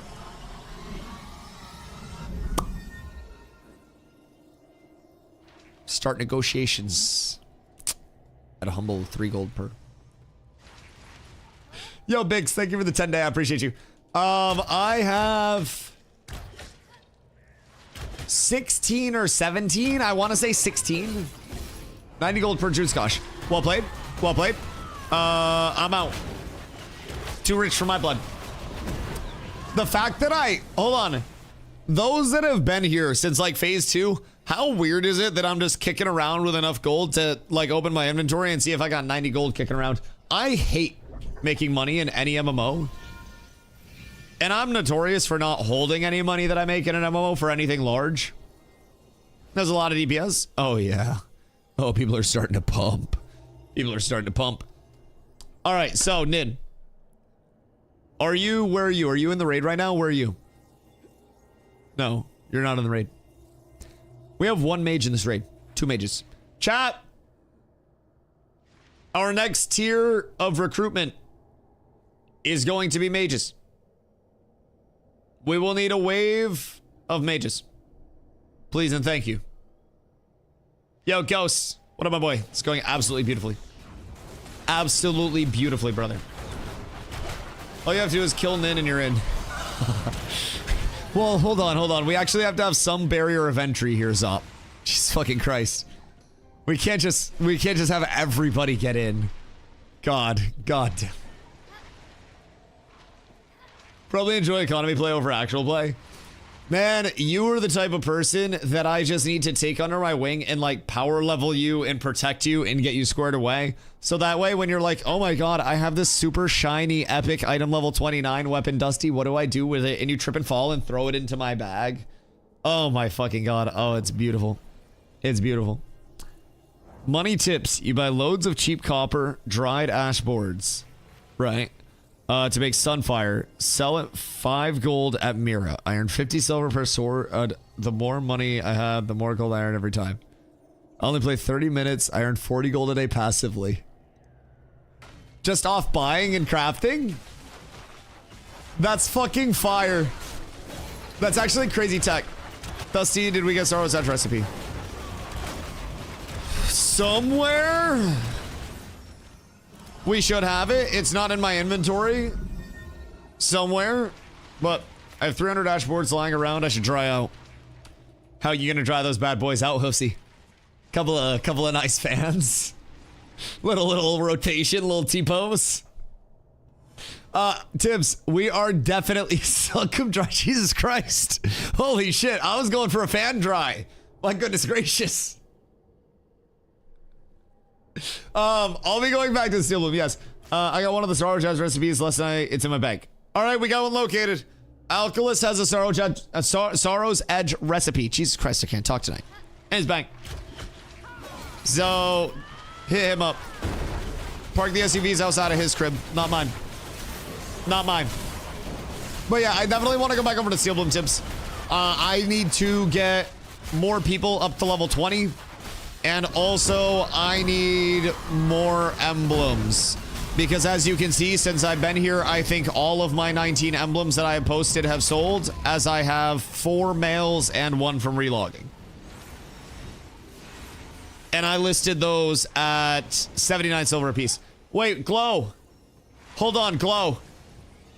Tell me glows have also sold. I was doing a social experiment because Glow and I have been listing at the same price, and all of mine have sold and none of Glow's have. I don't know what's going on. I don't know how, but I need to get in on this shit for a bit. If you're getting in on it, you have to be able to pull. Excuse me. I had a noti, but it was fake. Brother, I've been watching my mails tick up since I've been here. What do you mean? There's no way that you actually... Dusty's higher than Glow in the listing. That wouldn't make sense. Oh, wait. Because my market hasn't come down because of my essences that I have up, maybe. What is our undercutting you? Undercut these nuts. Jesus fucking Christ. The Riverlands SSS sell? The Riverlands SSS did not sell, no. No. Not at 40 silver, who would have thought? I maybe should have started out by listing a stack. I kind of went gung-ho on it. We got a war deck on Stoic as Steel Bloom. Whoops. And do we have another deck ready to go? Who the fuck decked on Stoic? Stoic's on holiday right now. 40 silver, they go for 8 silver in Mira. Well, they didn't go for 40 silver. So there's a reason they go for 8 silver, and that's because that's the price. But yesterday, when I got off stream, the cheapest on the Jova marketplace were like 50 silver a piece. I undercut at 40 silver. Somebody promptly undercut me. Fair game. They probably sold some. I did not. Shut the fuck up when I'm talking. Sorry. Rude as fuck. So anyways, yeah. So I have sold none of my essences at this point. My Riverlands essences are still in my possession as of this point in time. And they will probably come back to me after that wears off, so. I'm not good at math. I'm not very smart. Listen, I feel like I'm econing quite well this phase. This is the phase that I have had the least streamer loot handed out to me, believe it or not. Believe it or not. This is the phase that I have made the most money and had the best immediate gear at this point in time. I'm proud of me. I'm proud of me. I've never seen you have this much gold in any MMO. And keep in mind, if I wanted to, I could have just been farming Steel Bloom nonstop this entire time. If I was smart, I probably would have been. Anytime there was downtime. Me, Glow, and a level 25 cleric go over, and we have 1,000 gold in Steel Bloom emblems at this point. We're the Steel Bloom emblems. The Steel Bloom emblem barons, but you're saying you're not smart. No, I'm not. I don't claim to be. I claim to enjoy the fun side of MMOs and not the getting rich side of MMOs, because typically that is boring. You guys are like fucking pigeons when I throw birdseed down. Jesus Christ. Despicable. I find it boring until I actually start making money out the ass. And then I'm like, wait a second. Having money's kind of nice. You wouldn't have that lovely chest piece if you were farming Steel Bloom. You're right. I'd probably have an entire item level 29 set by now. It's not boring? Okay. So, like, it's not boring to make money. But I also really enjoy smacking mobs or smacking people. And that's like the most fun for me. I'm a combat enthusiast. So, for me, I have recently taken a lot of joy in power leveling people in areas that there are profitable drops. Primarily, Steel Bloom has been my flavor of the week. And I will be doing that for quite some time. I bring... We just clicked an epic Thorn Strike. That's disgusting. That's disgusting. We'll have people there very soon. Very, very, very soon. What is that guy's power scaling at right now? Random question. Also, Dreadwake's better than Thorn Strike. I know. You're gonna say Dusty, you're wrong. You're wrong. And it's okay to be wrong. But Dreadwake on top. He's at 530 unbuffed. Is that with the Epic Thorn Strike? Surely before, right? Because if so, that... I went the wrong way. Whoops.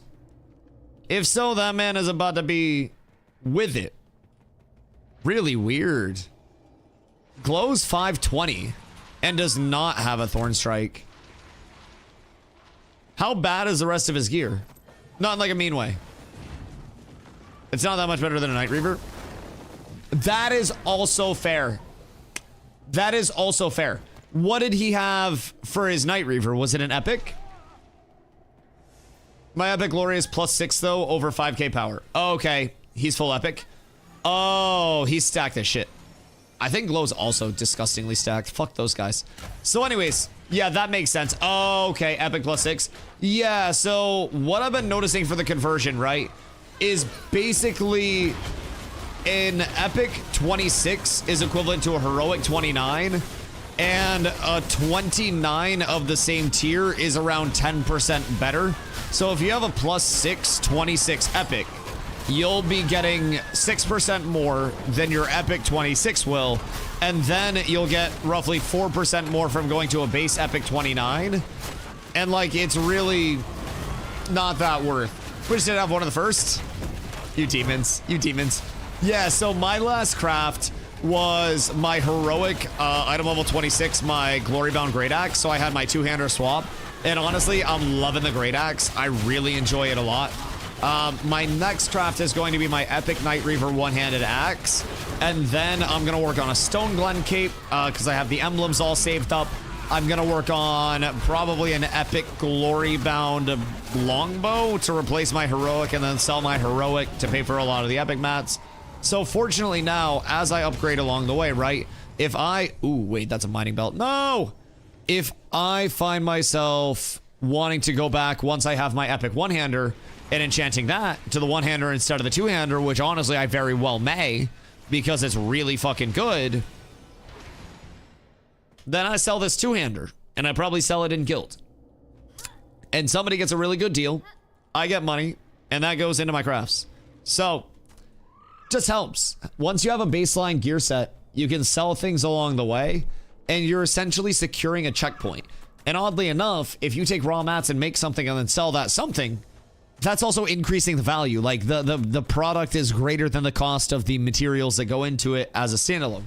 So very frequently, if you're making these checkpoints and you're prepping and you're buying things low, and then you're making and you're selling the good when the product is high, and then you're going to your next thing, you're just going to make money passively off that. I'm going to make money when I sell my Rosarium Guard, because I literally, I farmed so much of the actual zinc for my Rosarium Guard. I got good deals on my Revidium. Like everything that I make, I'm going to profit when I recycle it into guild, and that's with giving it to the guild at a lower cost. So, I don't want to shout price check to roll copper. Like 15 silver. Right around there, I think. 13 to 18. Bingo. Dude, I would be so fucking good on Ash's Price is Right. I swear to God. I don't know what it is, but I got this shit down. I'm gonna grab Stomper and pull him down real quick. Should be more viewers on Ashes. So much better than WoW. What do we only have 900 people watching? It's an MMO that doesn't have a lot of the, you know, the tried and true element to it, you know. WoW has been on people's radar now. Some of the people have been watching and following WoW for 20 plus years. Ashes has had an existence for a while, right? But a lot of its existence has not necessarily been the most positive feedback from people and the most positive route along the way. So personally, like 900 viewers in Ashes a month plus after these servers went up is honestly really good. Not too long ago, there were nights where I was sitting at 60 to 70 viewers, and I was the only streamer in the directory, so every single stream, I try to send out a raid to somebody. There were nights where I physically could not send a raid out to anybody in the Ashes directory because nobody else was in the Ashes directory. So this is growth. This is a step along the way. And when comparing it to things like WoW, we gotta remember, man, we haven't stood the test of time yet. Like, we haven't earned that, you know, that OG-ness that WoW has. we're not going to have the appeal to everybody that WoW has. And as a result, we're going to have a much tougher task in establishing ourselves in that long term, right? And Ash is going to have to convince a whole lot of people. I'm sure WoW's alpha wasn't as good. Exactly. Exactly. And as Ashes gets further and further, it's going to continue to hopefully convince some people that it's worth checking out and worth convincing streamers it's worth staying. And right now, it's not going to have the staying power. It's not going to have the retention systems. It's not going to have a lot of the repeatable content that people look forward to, you know? It's just lacking a lot in terms of comparative MMOs. And the MMO market is full of games that have either existed 20 years or games that died before they exist in the first place. So, I'm not surprised. Honestly, I am actually surprised, but I'm surprised that it still has this many players and this many viewers. I'm pleasantly surprised. I have been through many, many, many lonely times in Ashes where there were not many content creators holding it down. There were a lot of people that, you know, just went elsewhere, burned out, whatever it may be, went on breaks, just didn't play and weren't streaming. And we've come a long way. Come a long way. Remember that while Intrepid is fighting to improve Ashes, Blizzard is fighting to worsen WoW. It's fucking huge. It's absolutely fucking massive. That is very important. Yo, NBA, thank you for the follow, dude. I appreciate you. I appreciate you. Some of the jobs. No. It's not even a matter of like throwing disses or anything. Please don't interpret it as that. But even a standpoint of now, we have, look at the number of content creators that also have jobs that are just in the community as a whole, right? I get off stream every night and I go from not having anybody active to scrolling through directory and finding new people active on a daily basis. It's not a matter of me taking a dig at anyone because I'm always here. It's more a matter of like previously, there were so few people that existed in just a baseline manner in the first place that there weren't people here at all. Like, you know, those that were working were still streaming, but they streamed their shift and there just weren't a brute force amount of people here, right? So many new people coming in, it's great to see. Yeah, that's the biggest thing, man. That's the biggest thing. And there were people that held it down, another mail notification. There were people that held it down as much as they physically could, and always there are people that make YouTube videos when they can, that throw streams up when they can. And it's incredibly rare that you'll see somebody, especially in a community as small as this, that is able to, you know, put out consistent content. And there's a reason why I'm so incredibly grateful to be here, right? Because it's not a very realistic thing. So while I've been here, fortunately through a lot of the ups and the downs and everything like that, there have been times where you see more people coming in. There are times where you see fewer people coming in. And I can tell you the only reason why population is so high right now is because there are new people that are still coming in while other people quit. WoW TBC pre-patch hit. TBC is going to hit for Classic, and we're going to lose more players. But there have been a lot of players coming in along the way. Yo, Skinner. Thank you for 2 months, dog. I appreciate you. Is there a downside if I took 2 groups into SP in raid mode? Steelblum? Do we lose XP? Less drops? Yeah, zero experience in raids. So you'll notice right now my weapon this entire time has been level 19 at 100%. Painfully close to leveling. But yeah, anytime you're in a raid, there is zero... I got a burp. Excuse me. Basically, you get 0 character experience. You get 0 weapon experience, anything like that in a raid. That was to stop people from having a small group of people basically carry a raid as a whole and then just run in rotation. So tapping up right now for 10 gold tip, 3rd one this week with a fat tip. People are actually so generous this face. Yeah, because people can just make money like crazy. Yeah, it's free 99. Brother, everybody's rich as fuck. It's crazy. Also, have any of your emblems sold, Glow? Because I just got another mail, by the way, while I was down here. Surely some of your emblems have sold, right? None. Are you listing in Jova?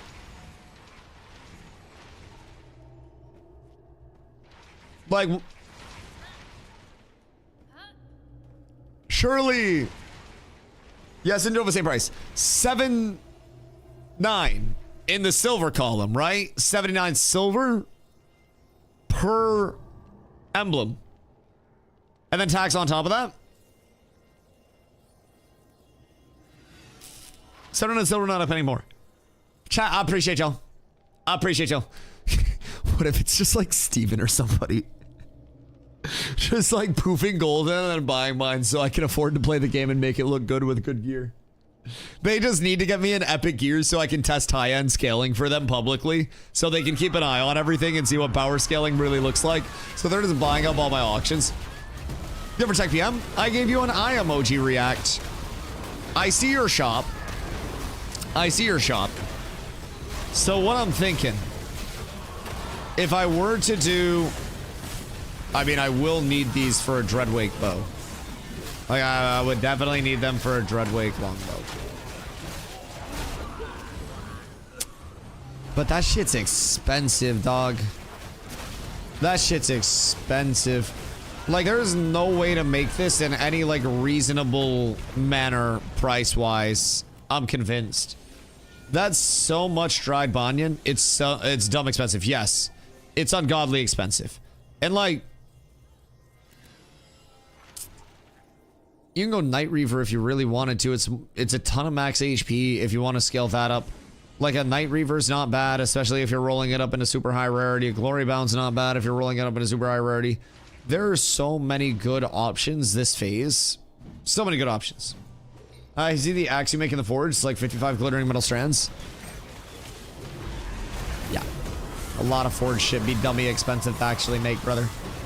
We have dropped 3 Ancient Dudes and Spears since we've been down here. I have a blue Forge Guards Deflector from down here.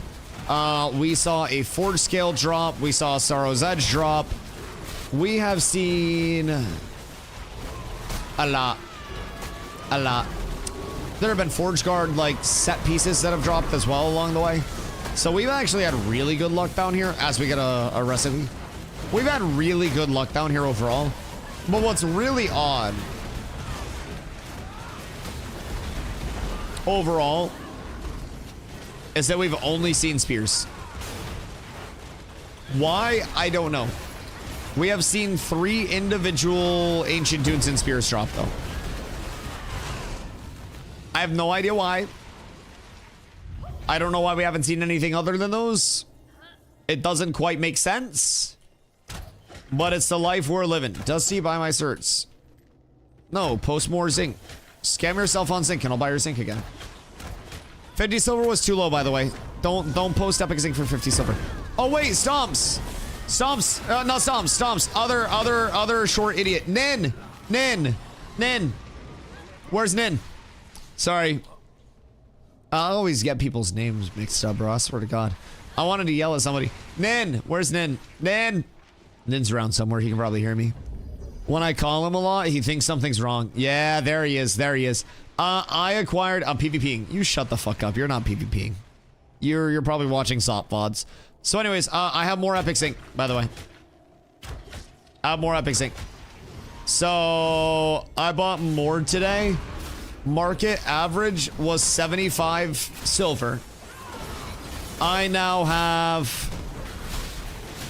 God, I want to say I have like 30 or 31. So what do you want to exchange at a going rate?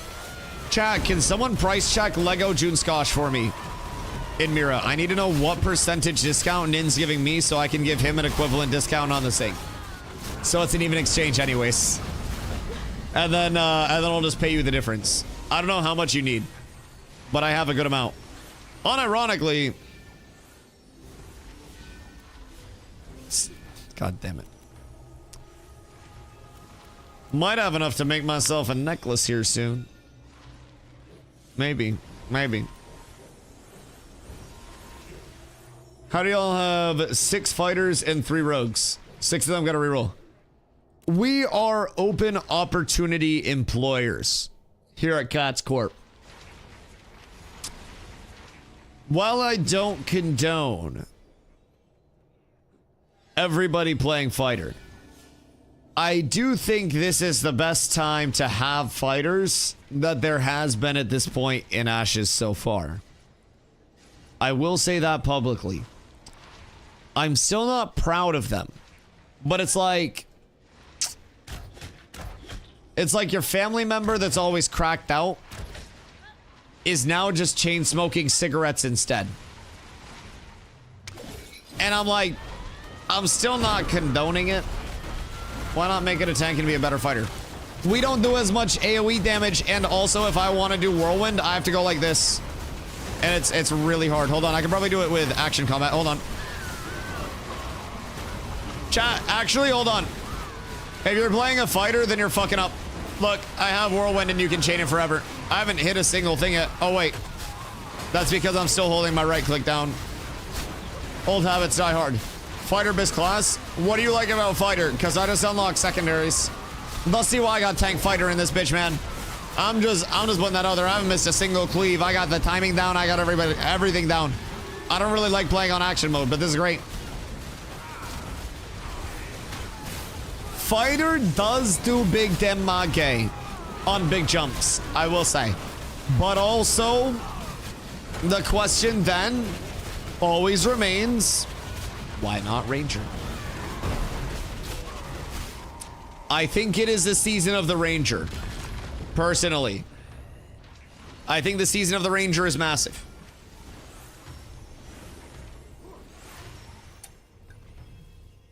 I think mage stocks are slightly down. I think mage stocks still go sicko mode. Question remains, how will fighter land damage? Vines and void. All you need is one singular vines and one singular void, and then everybody basically sits there and just goes, well, a bunch of damage gets pumped into them over and over and over again because you can't fucking do anything. If you don't have a nimble immediately out, you just kind of sit there and like get wombo comboed, and then fighter has the opportunity to jump in. Now you may say, can we try Zammer? We can go to Zammer if we give Zombie all of our glittering metal strands.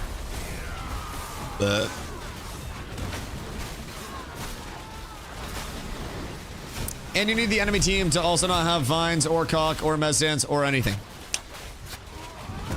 Also, what if they just don't use all those things? But yes, see, you'll appreciate this analogy, I think. How to know the guild? Get in the guild Discord. The analogy that I use for like fighter versus other archetypes is that fighter, like every archetype is a slot machine in terms of getting the ideal scenario in PvP where you execute your role to perfection, right? And nothing can really be to perfection, but execute your role properly, right? What you're trying to achieve is achieved. And with some archetypes, it is you pull it down, like you pull the lever, and it's 2, maybe 3 different spinnies, and you line those up and you get your jackpot, right? Those are going to be like your clerics. Those are going to be your, you know, your tanks, your rangers, like most of the, lo and behold, really popular PvP archetypes. Then you have Bard, which is like fucking 4 or 5. You know, you got a little bit more movement on the Bard aspect of things. And then you look at Fighter. Fighter is like 13 different individual spinnies that all have to line up for a jackpot to actually hit. It is the class that has the single most in terms of the number of spinnies and the variables that all have to line up perfectly for you to get the situation off where Fighter is good. But if you get that off and you clip that and you put it on YouTube Shorts with some sound effects, it'll probably get 1.2 million views. The Shorts algorithm goes fucking crazy right now. So, realistically, there is an opportunity for fighters. That opportunity is essentially the same as the person that gambles nonstop, gambling nonstop, and just fucking calling it good, right? Just absolutely awful. So, personally, whoops. So anyways, personally, I just think Fighter has a lot of, why not this, right? You go through a dungeon and raid and still get all gear and emblems to drop, like if we didn't care about the XP. Yeah, you can do anything in a raid and get drops. There has never been anything proven that you get more drops in an 8-person group than in a raid, especially from a kills per hour standpoint. You are typically Gonna save Samurai try for the group is wrapping up. And strengths go to zombie. Yeah. But typically in terms of like a raid, you're killing a lot.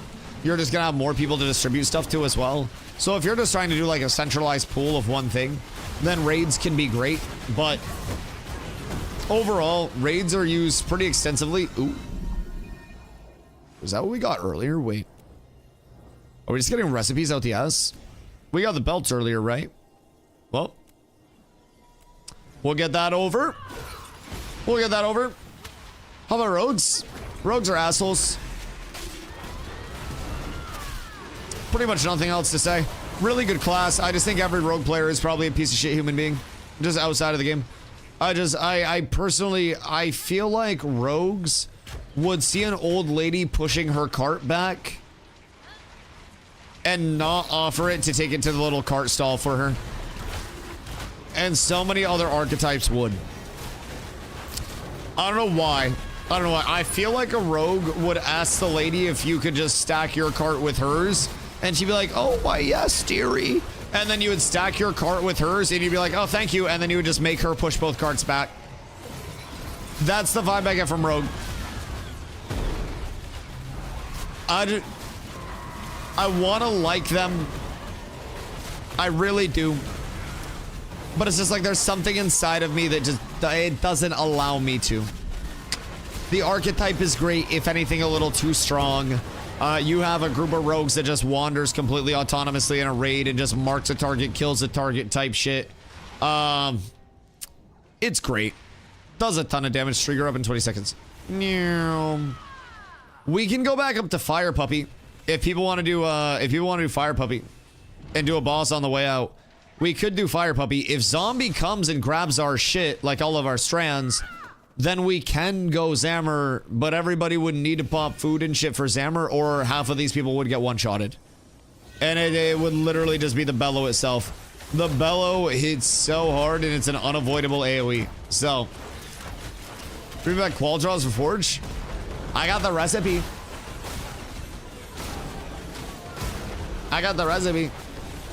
We're dunking on a lame guild. Whoops. And why? What they do.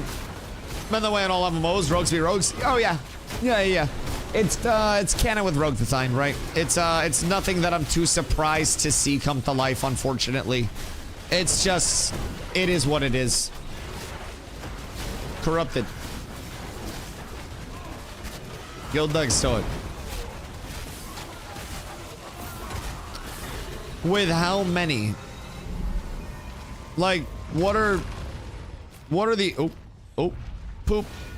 What are the overall numbers that we're seeing on their end of things right now? Cause I feel like, wait, did you say I was a Steel Bloom? Cause honestly, I'll slap a motherfucker up just so I can get Steel Bloom back. Like 20? All right, so hear me out. We pull up with 60.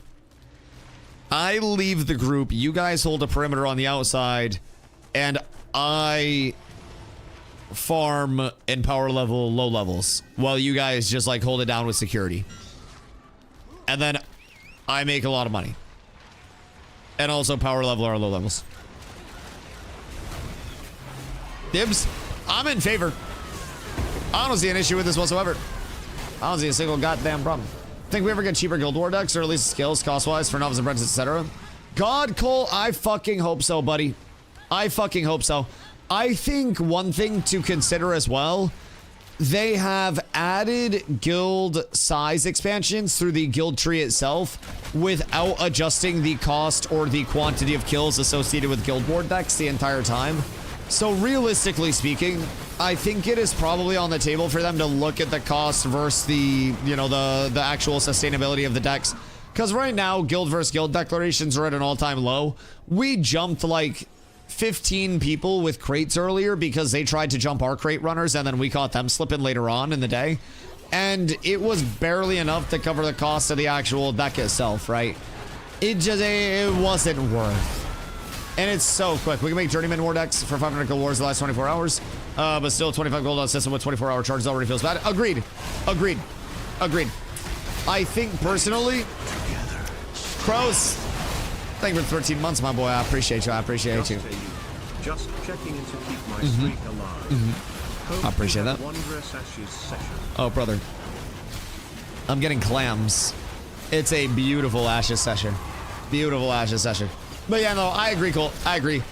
I think at this point in time, the accessibility of decks, like personally, I think it should be taken out of the crafting UI and it should be a guild functionality where I go into my guild and it's declare war, send invite, right?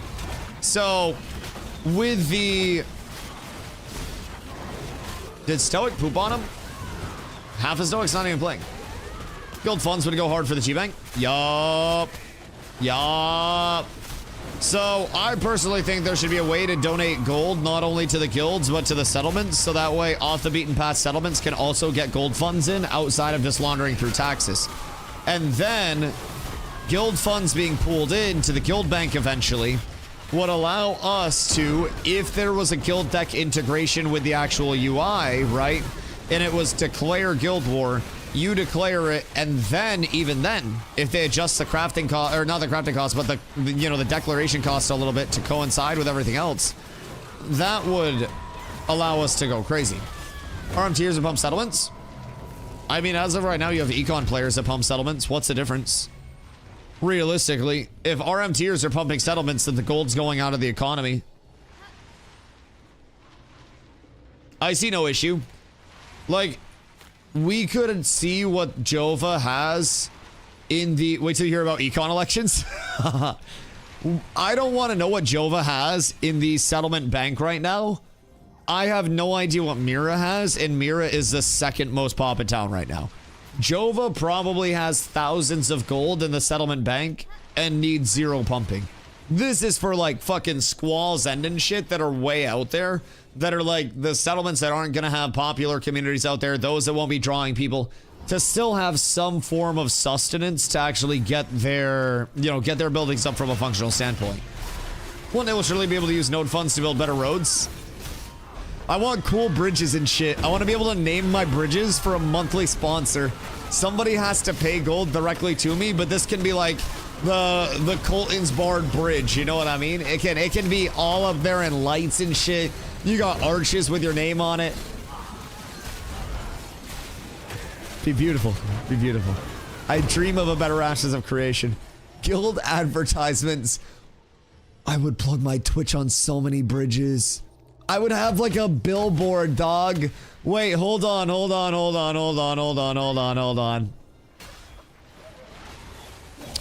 Hold the fuck on. In-game propaganda? Join cast tonight outside the Lionhold Bridge, a giant banner. You got the banner that's like in each of the lions' mouths, so they're like holding it and it's like, and then the banner's just join cats today. Cole, they need to get us in the stew together. Let me tell you what. We could change the scope of this game. People are worried about Intrepid running out of money. What if you just have a giant Amazon.com banner in Lionhold? Yo, G2G would pay millions of dollars a month to have a G2G.com banner. Player auctions over in Samia's.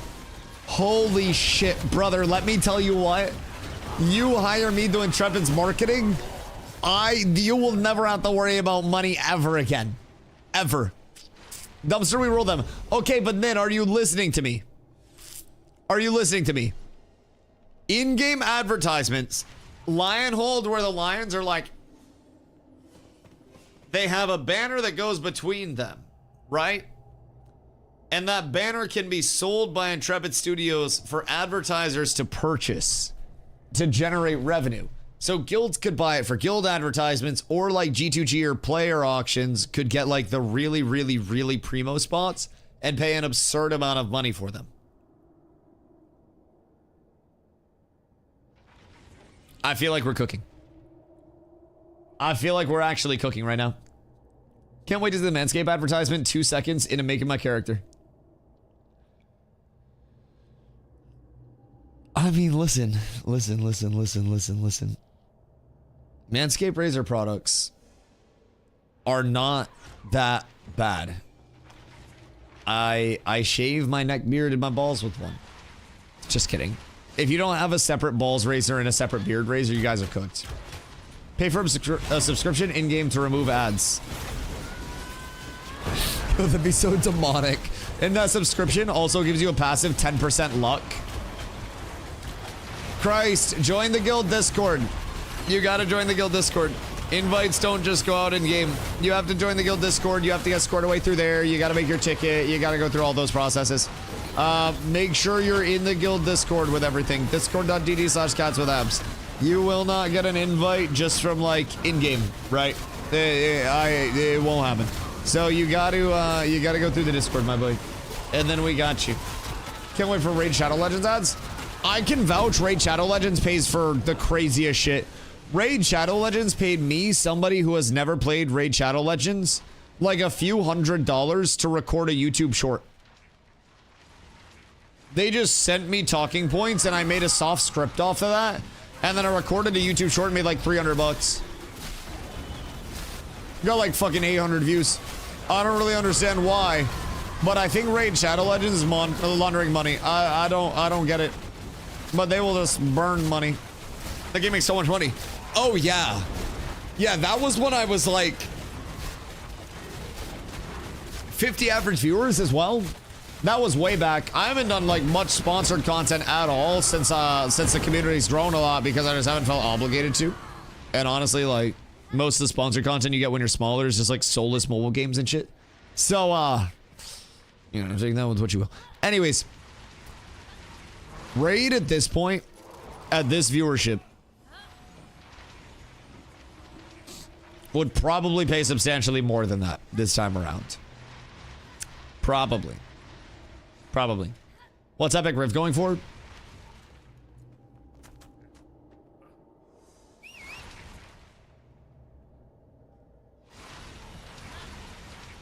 Iron's like 3 to 5 gold. Well, I feel like Riv's like 2 gold.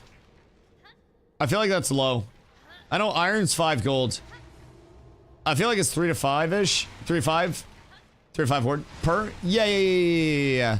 Like, I bought at 2 for my fragments, but that was a good deal. You can probably get 3 to 5 from a seller standpoint. Probably, especially with people being on the lookout for it a lot more now. Good day, Mr. Alloy.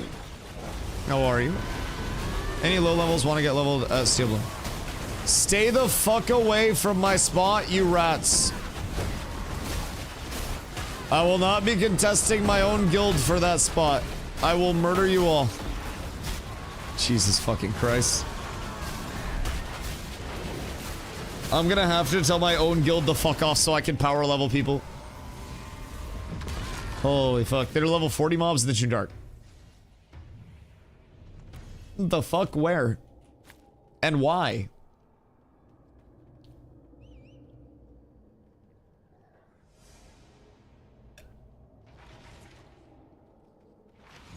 Mushrooms.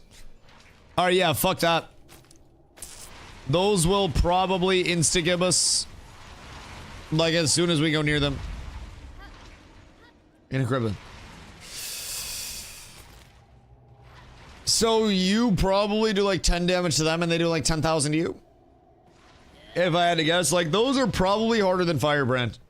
My Frostbolt hit them for 28. Are we done yet? Probably. It's 9:30. I don't know what time we came here at. But probably, if I had to guess, we're good to go. I don't know if Zombie is still funneling mats and stuff. But we can probably call it good.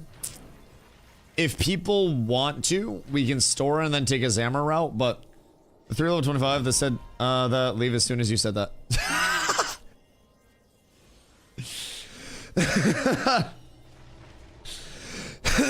Oh my god.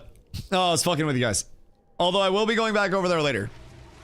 Jesus Christ. My bad. I didn't mean to scare anyone. That's my bad.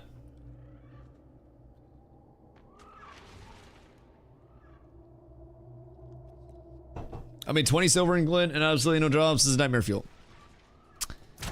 I have 34 silver in glint. It's not bad. It's not bad at all, brother. Such a bully. Listen, at least I own it. At least I own it. All right. I'm good to call this and go power level more because we have a whole batch of clerics that are getting very close to 20. Hey, people are also content. I don't know if we had an objective that we were looking to complete, but I'm good to go pump. I would love to get back to power leveling, people. I come? No, you guys form second group and then get another set of 5 people out there because we're going to have 10 people that need power leveling. You get second group. And then with second group, I'm chilling next to Sula. Okay, cool. So, I'm 100% ready to charge into some lava. Might not be necessary. Might not be necessary. I just need to find which way we go out. Because there's a jump around. What if I pay you? Just start a second group and then go to the other grind spot. Could try car 4th if there's 20s that need levels too. Yeah, genuinely. So there are 2 steel bloom spots that we can take over with 2 groups to power level. There's the church spot that's like the primary spot, and then there's a second spot that's the... You go in the building, and then you run up the stairs, and then to the left on the upper level, and then you pull from those respawns, and then the bottom level, and you pull those up the stairs. So there's a really good spot there as well. And if we have 2 groups that are in those 2 spots, then we'll be pumping. Other than that, Valdrin's been rocking crabs and making really good money off of crabs. Excuse me. Pardon me. Valdrin's been rocking crabs and make it caution. Caution your slash saying, brother.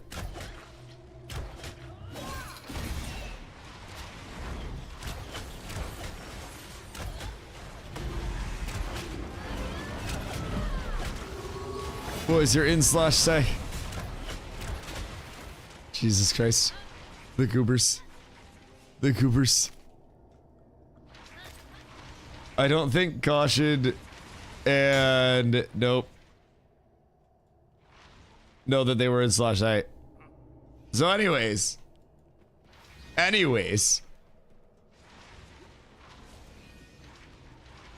Good guild vibes. Good guild vibes. That's not good. So anyways. We'll deal with that.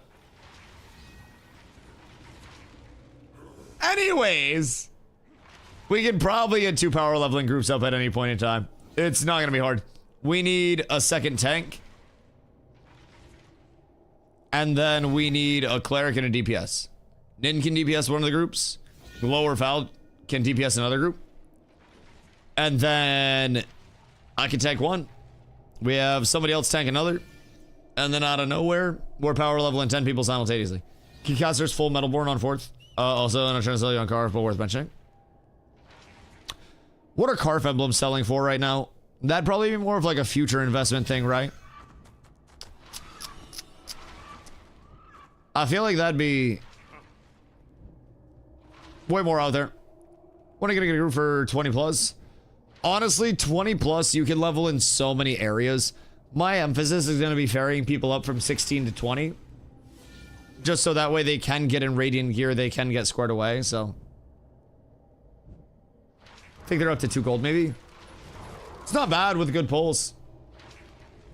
Like, actually, not bad. Just got 14 heroic ashwood, farming for like 15 minutes and sold it for 15 gold. Wait, what? Heroic ash is a gold a piece?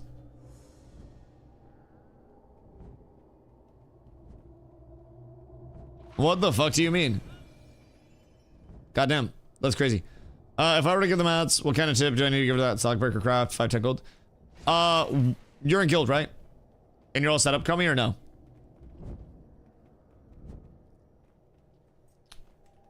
I can't keep track of everybody at this point. We got too many people. Too many people. So I was just asking. 1 gold per is fucking insane. What? Like that's... No, that's really good money. I'm pretty sure. Heroic Ash is not 1 gold if someone thought they were scammed. That's what I'm saying. I was shocked that people were paying 1 gold per. I have 23 gold, most I've ever had at one time. Yeah, you just absolutely hosed somebody. Do you think it was a new player that thought they were buying legendary? Because honestly, there are a lot of people that are new that think heroic is better than epic. And they flip-flop the two, and it goes heroic, epic, legendary, not epic, heroic, legendary.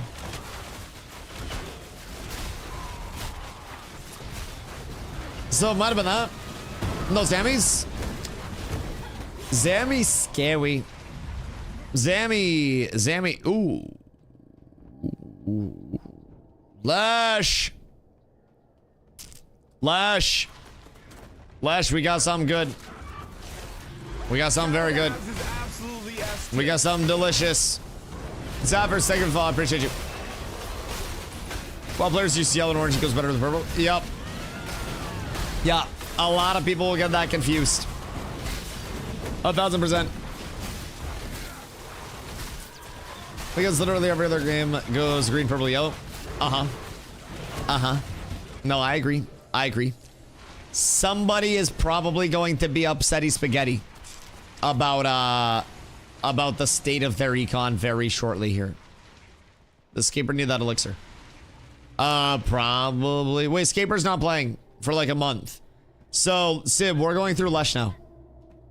Lesh is Cat's official, unofficial, elixir person. At this point in time. Official, unofficial. Not as well, damn near everyone. Oh, yeah. Scaper don't count right now. Yeah. Scaper can't hear us right now.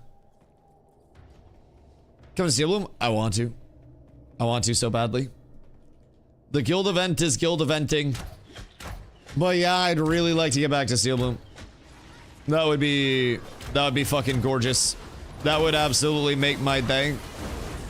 I would spend 10 hours in Steel Bloom non-stop if I could right now. I just gotta get them there. It's a guild called The Front. They're just camping Halsey. 15 of them now.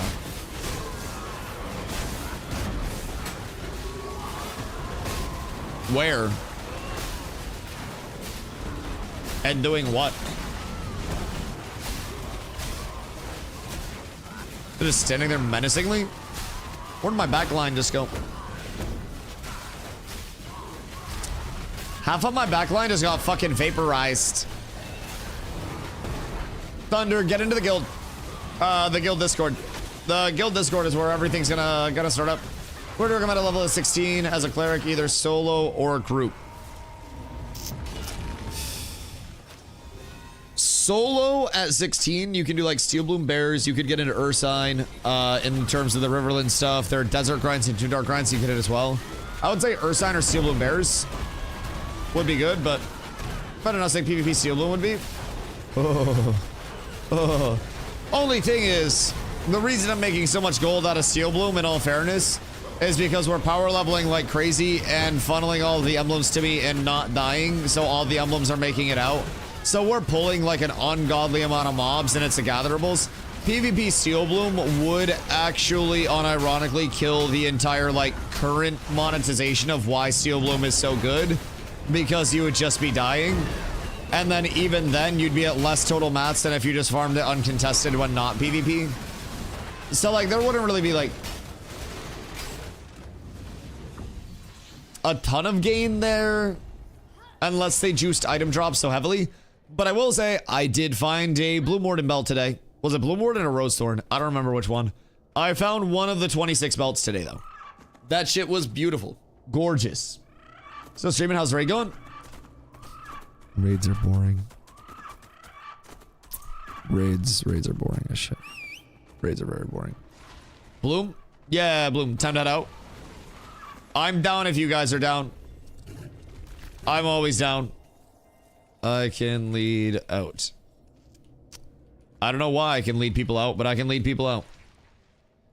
Alright, follow me, boys. And then we go back to our beautiful, glorious existence. Prior to this. We just retrace our steps. And I definitely know where to go. I 1000% know where we need to go. What the fuck? How'd that guy get up there? So here, this is where we drop down. And then we go here. And we go on the land bridge. And then once we're on the land bridge, we're set. I'll wait for the people. Drop down on me here. Trust. Trust. I'm already out. Did you just die? Something tells me you just died. He has no idea. 5 gifties, I get us out of here immediately. I literally 5 gifties in. If I don't get us out smooth, then I gift 5. If I get us out smooth, then you gift 5. Who do I hand all my zinc to later tonight when I get home? What rarity? Is it the common going for the guild crafts? Or is it, hold on. Oh! Oh, I didn't even know that was in front of me. Jesus Christ. Holy shit. Is it uncommon for the guild crafts? Or is it higher than that? Common to rare. I will happily take your rare. If it's for guild crafts though, and it's like common and uncommon, I can refine it and process it. I would just document like how much it is that you're giving to the guild versus giving to me.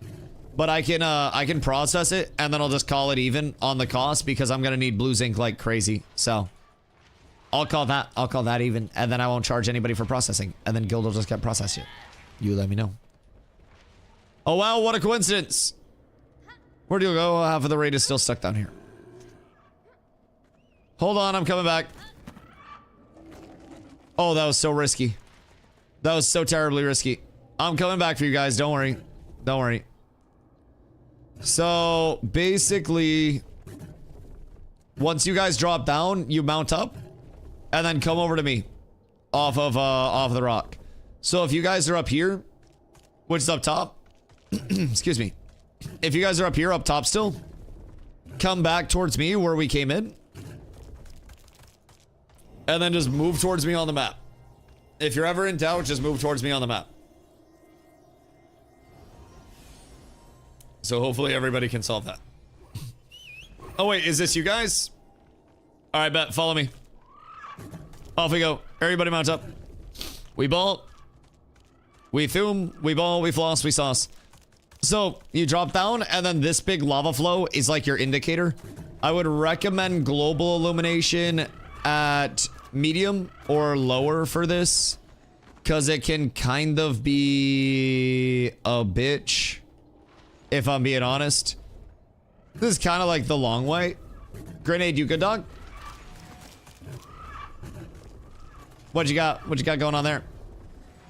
I think Grenade had a stroke. And that's perfectly okay. I'm not here to judge. Oh wait, sorry, it's right here. I think you jump up here.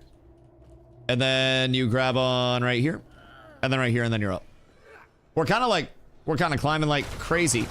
He had a go-kart. Oh. That makes sense. That makes a lot of sense. All right, hold on. Anthor, jump over here. Motherfucker does that. I'm gonna brute force it. All right, here and then up here. You got this. You got this. Aim for the cliff right here. Grab my butt. Hold on, I'll stand up here so you can see it. Grab my butt. Reach for these beautiful cheeks. These voluptuous cheeks.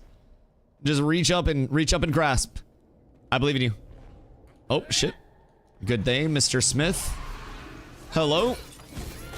No William, but it's a pleasure to see you. Buy my rare and higher zinc. I'll save for you. I need rare.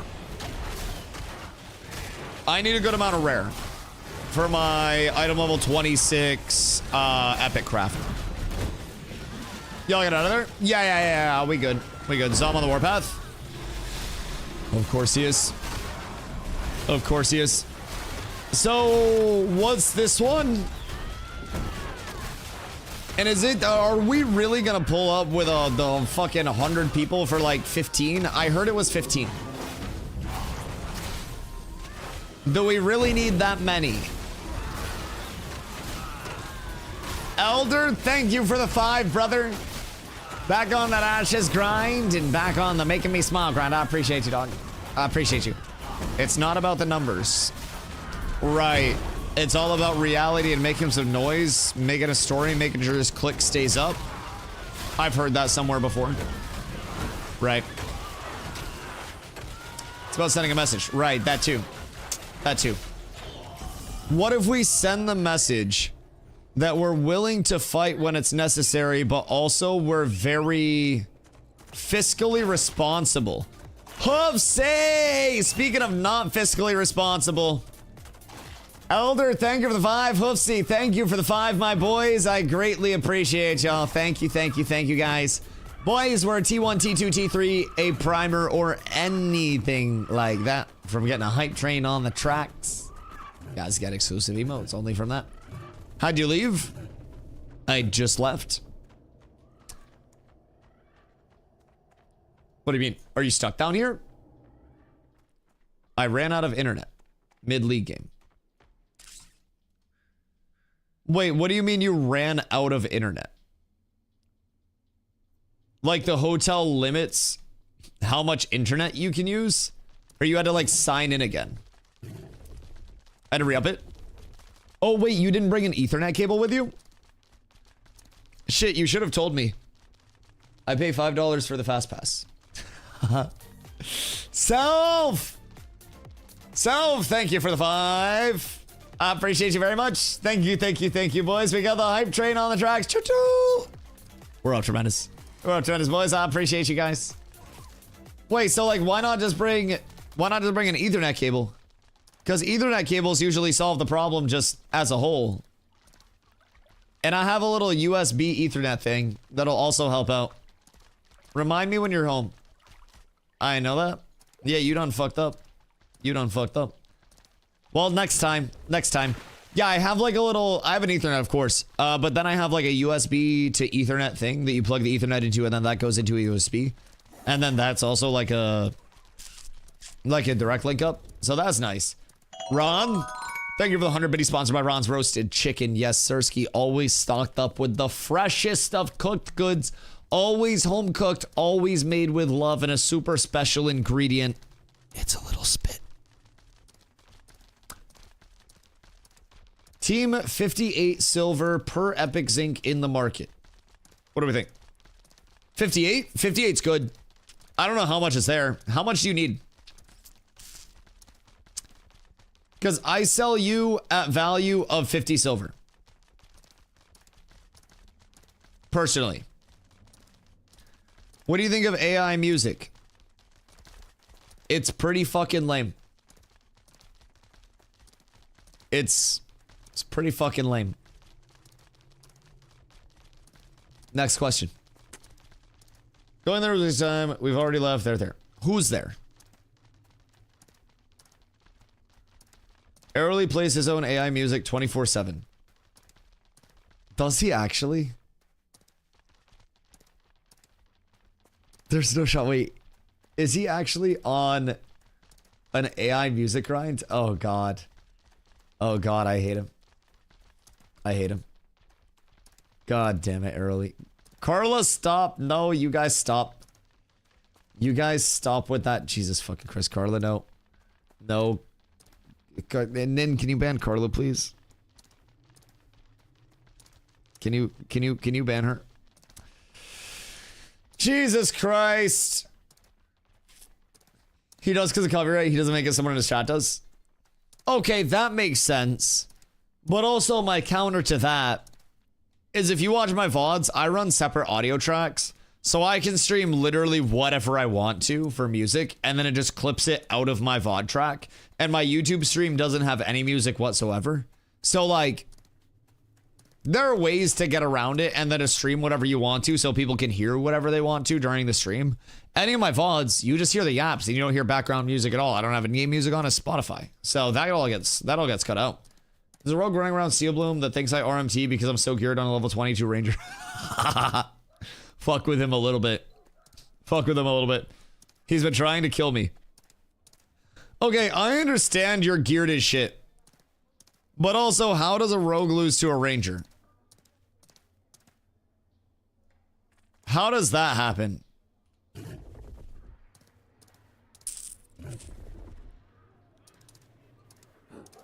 Like in... Oh god. I wouldn't hit him. He's like a Honda Civic with a laptop in it. Alright, boys. From 89 gold. 2 sold. 8 sold. 2 sold. I got 7 left. 4 sold.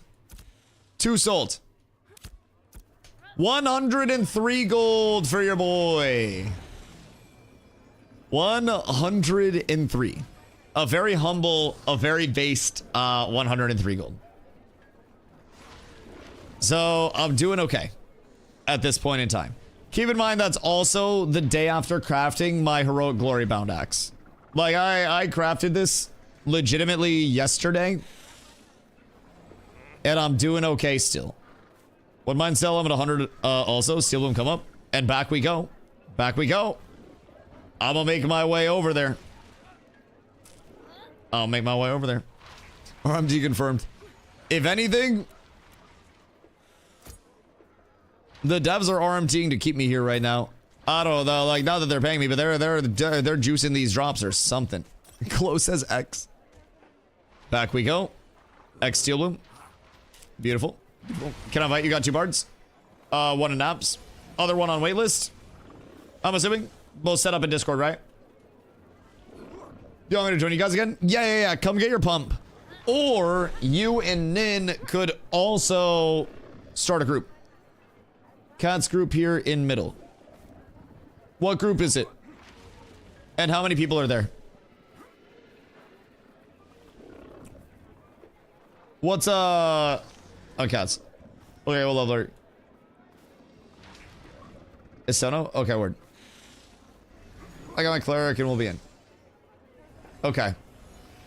I just have to make sure we have spots. Full cats. Things somewhere on cooldown. Is it power level group or is it money farm group? Because I will scoot our lads to the side if they're just making money.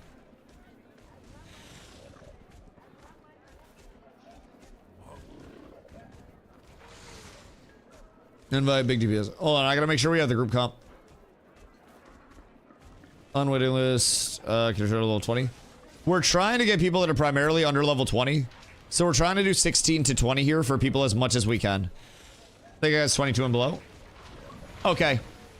If it's mostly 22 and below. Wait, are they in our spot?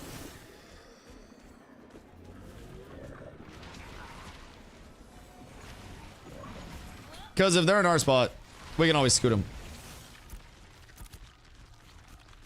4 to 5, 25s, 2 to 3, 22 and lower.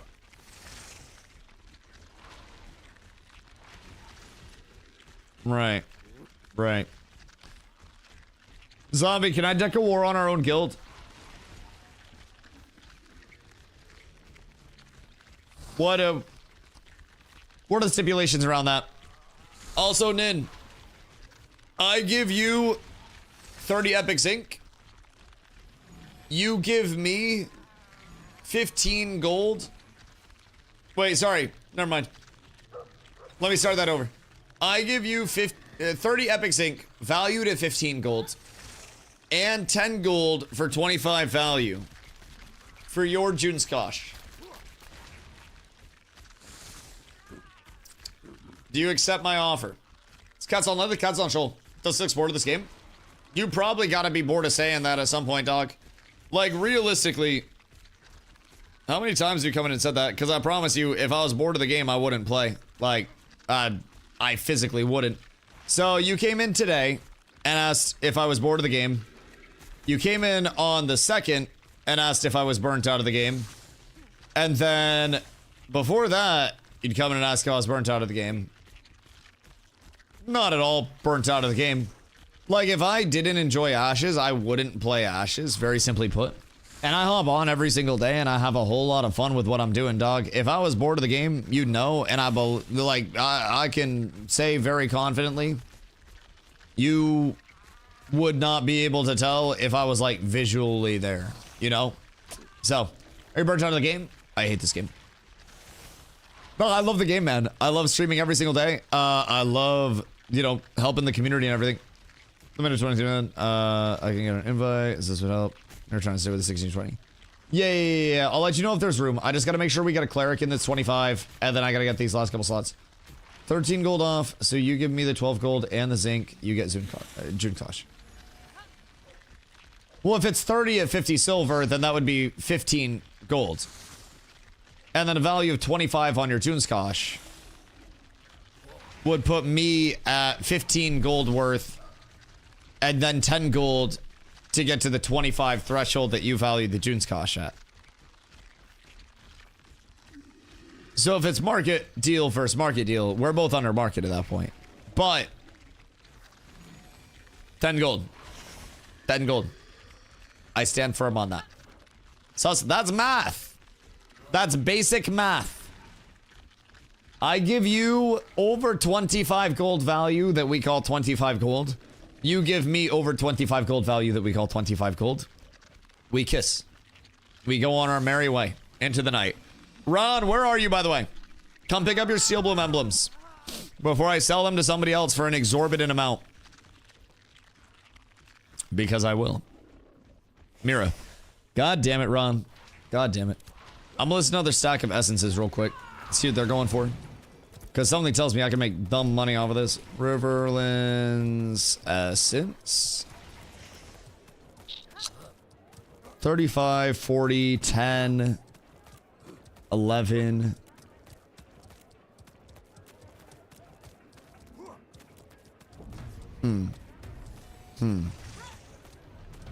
I got 2 days on those. Oh, wait. Marquee is 30 for June's. Right, market's also 75 silver a piece for heroic. Sorry, for epic. I'm not very smart. Smart enough to do this. Throw in that essence, I'll do 10 gold. But I'm giving you a larger proportional discount than you're giving me.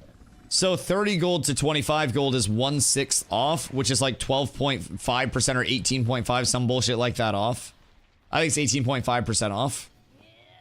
Something like that.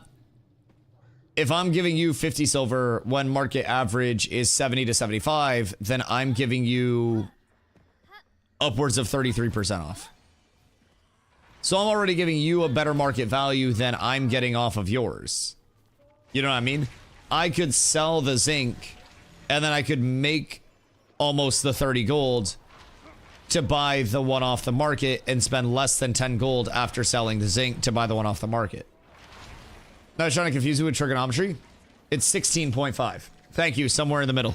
16.5, that one. Exactly. That makes sense. So a 16.5 versus a potential 33% off ratio, that's going to be a double % off deal getting my zinc at this value.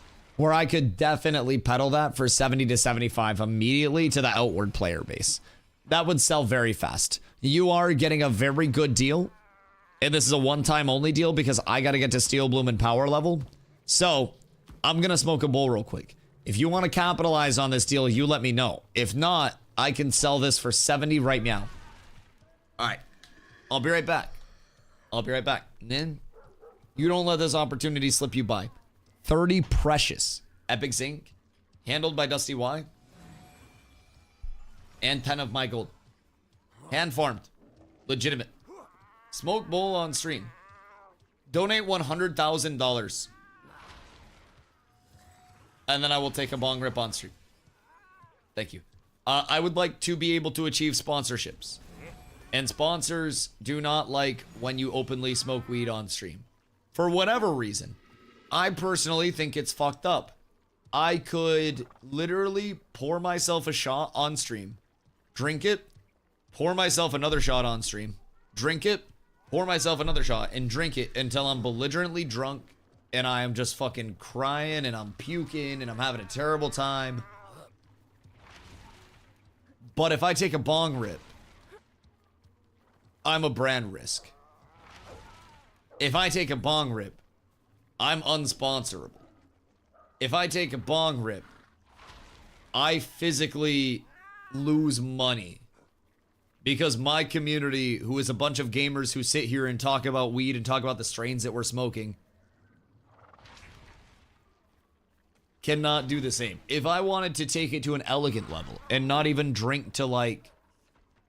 Everyone remember the Summit 1G vase clip? The clip that cost him hundreds of thousands of dollars, yes. So like, if I wanted to go elegant, I could be like, chat, here's our weekly drink list. We're all gonna take this fine whiskey and we're all gonna imbibe in this whiskey. Make sure everybody smells it. Pour yourself a glass. But if I say, yo, chat, everybody go to dispensaries near you. And, you know, today we're all gonna try to find fucking Helen Keller strain. This shit's so good, it's gonna make you blind, right? And then we all try that strain. All of a sudden, I'm a brand risk. Make it make sense. Make it make sense. I'm gonna go hit that shit though. I'm gonna be coming back speaking in Braille, chat. I'll be right back.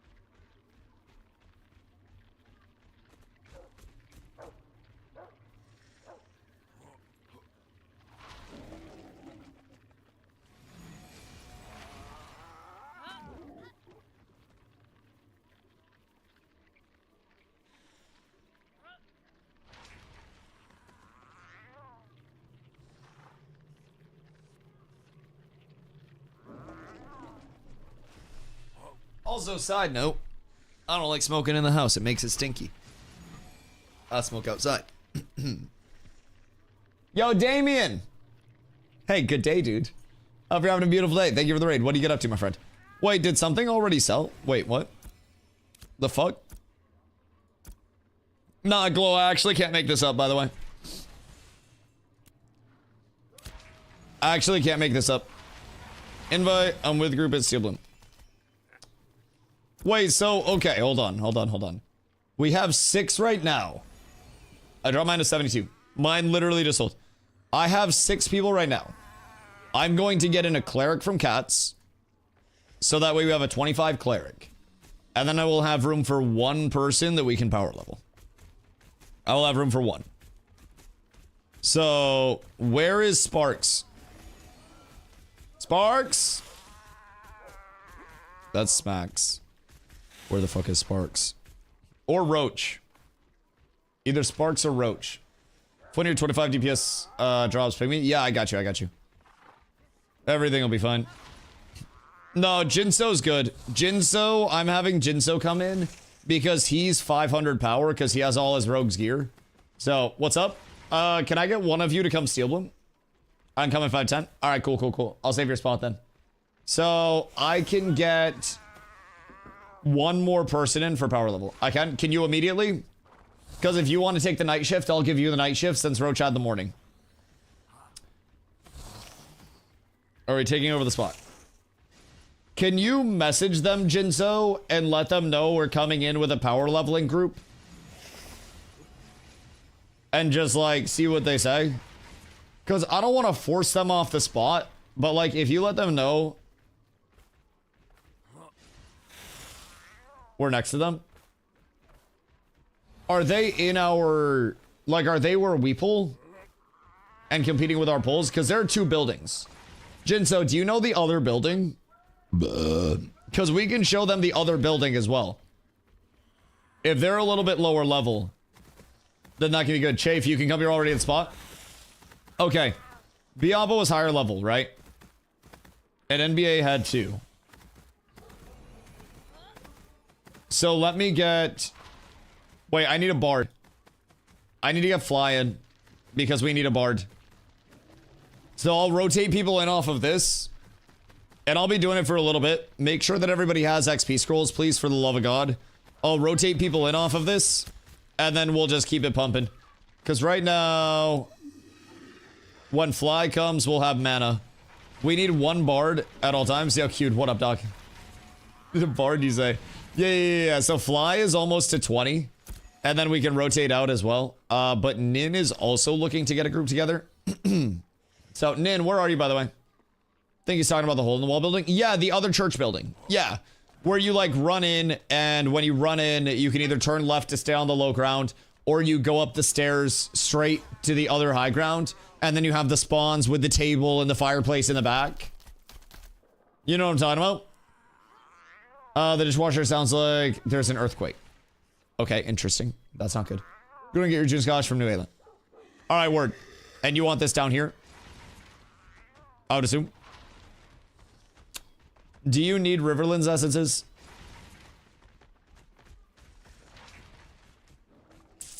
This isn't a cats leveling group. Oh, if it's not a cats leveling group, then we just take it. Yeah, that's fine. Just cats in a group. Oh, I would... Like, how many cats is it?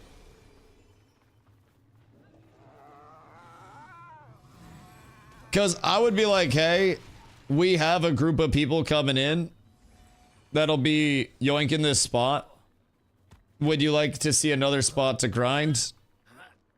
So many epic slack breakers in guild now. Someone waiting list, they're on guild. Okay, so it's all our people. Okay, word. We can give them the other spot if that works. Or if they're just like dead set. Then we can always just A, post up there. B, go the other building in general. So either way. I mentioned you were coming and they said, who the fuck is Dusty? That's massive. Okay, so I mean, we can just go yoink it then. That's fine. That'll be okay. I don't mind. We will introduce ourselves if we haven't met in the past, and I will get everybody the best leveling spot. And then, if they care, then we will get them into a secondary spot where they can keep progressing. But we'll introduce ourselves. We'll go say hello. Yo, Raider, what up, dog? What server do you play on? And is the duping problem bad there? I feel like the game is unplayable on my current server right now. We play on Shoal. And, like, duping definitely existed on Shoal, right? But more or less, a lot of the communities that are, like, the stronger communities on Shoal were not the ones that were at least banned. You know, in terms of duping and stuff. So, yo, Strag. Hope you enjoy class, brother. Have a good night. So in terms of Shoal, more of the communities that had bans that severely impacted them were looking like casual communities, were looking like communities that weren't too involved in things anyways, or just randoms that were completely ungilded that weren't a part of competitive communities. So Shoal's high end has remained pretty intact. The largest thing that Shoal has to worry about at any point is honestly like player fall off, but then where are you at, by the way?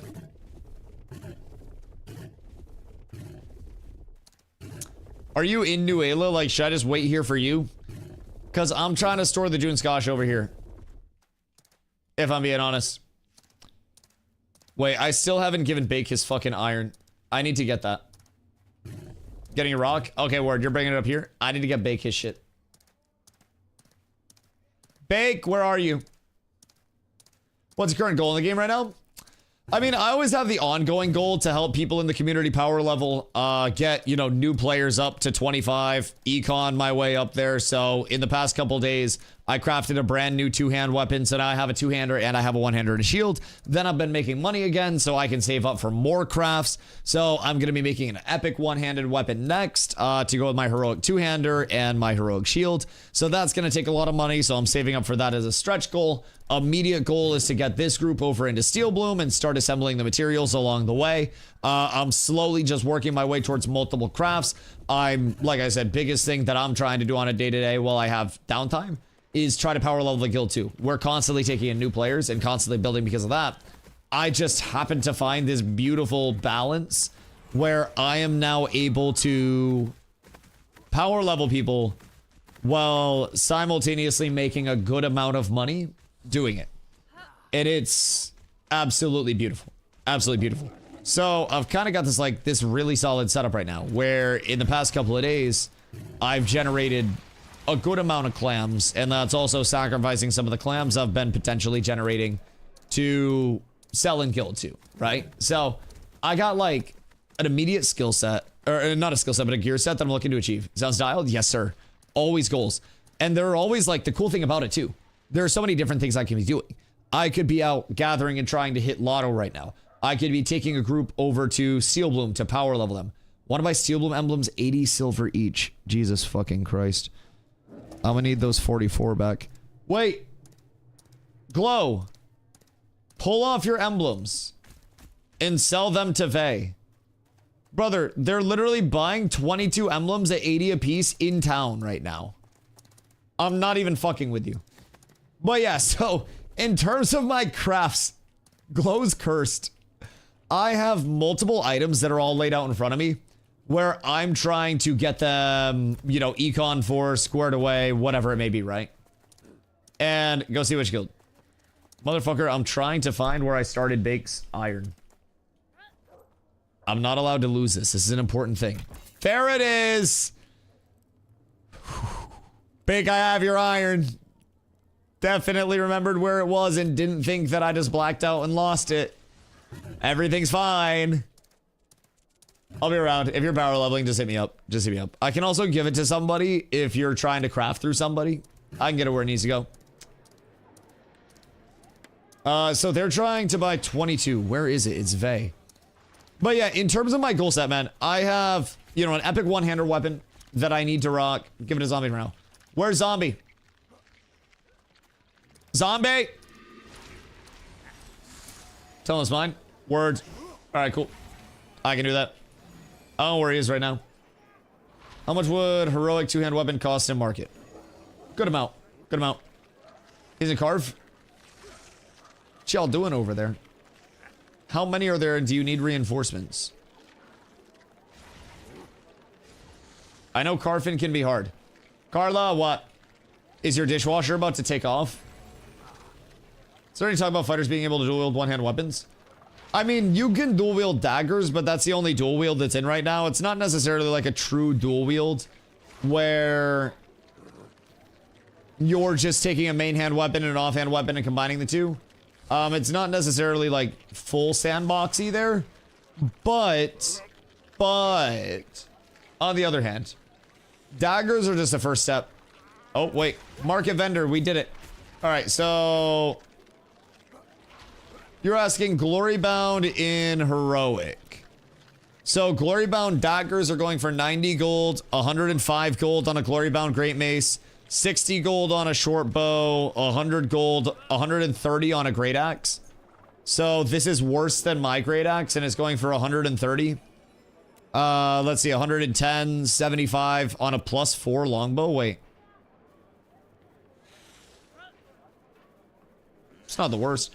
Anyways, yeah, so realistically, I could sell this for 100 and it would go pretty quick. The intent is for there to be multiple dual wielded, so what we have now is supposed to be a placeholder. We've heard mixed. So Steven said in dev streams before, and the wiki has this as well, that they do have it intended that dual wield would be its own tree and that you would be dropping both weapons in one weapon packet. And like the wiki has that sorted as well. But a while back, Steven showed the dev console where it had dagger main hand, dagger offhand. When he spawned in on the dev stream, 2 individual daggers. So the wiki has him saying it's supposed to be the 2 weapons at once. And then the wiki also has him physically spawning in 2 different individual weapons in a dev stream as a clip. So I'm over here like, man, I really hope it's full sandboxy. But that would also require them to rework weapons entirely. Where if they were going sandboxy, you would then need for one-handers main hand, offhand, and one-hand denominations. So you would have the true, like, I use a main hand and an offhand, a main hand and a one-hand, a one-hand or one-hand, or a one-hand and an offhand. And main hands are typically your slowest, hardest hitting. Offhands are typically your fastest, least damagey. So, well, one of us got an interview with Steven to ask questions like this. If only one of us could get more time with it. It's a goddamn shame. It's a goddamn shame. I had like 15 questions that I had to cut out, unfortunately. And it was fucking tragic. If I had double the time to ask double the questions, man, I would have. I'll hopefully do another one soon, though. And probably have some more questions to be able to ask there. That's the biggest thing, though. I had like 10, 15 questions that I had to cut out. And then I couldn't even follow up with a lot of my questions in the first place. So, like, there were things that I definitely would have done differently. But at this point in time, I already have enough follow-up questions regarding this phase where I would be able to do a fucking 3-hour interview this time. So, shit, I'm ready. Hold on.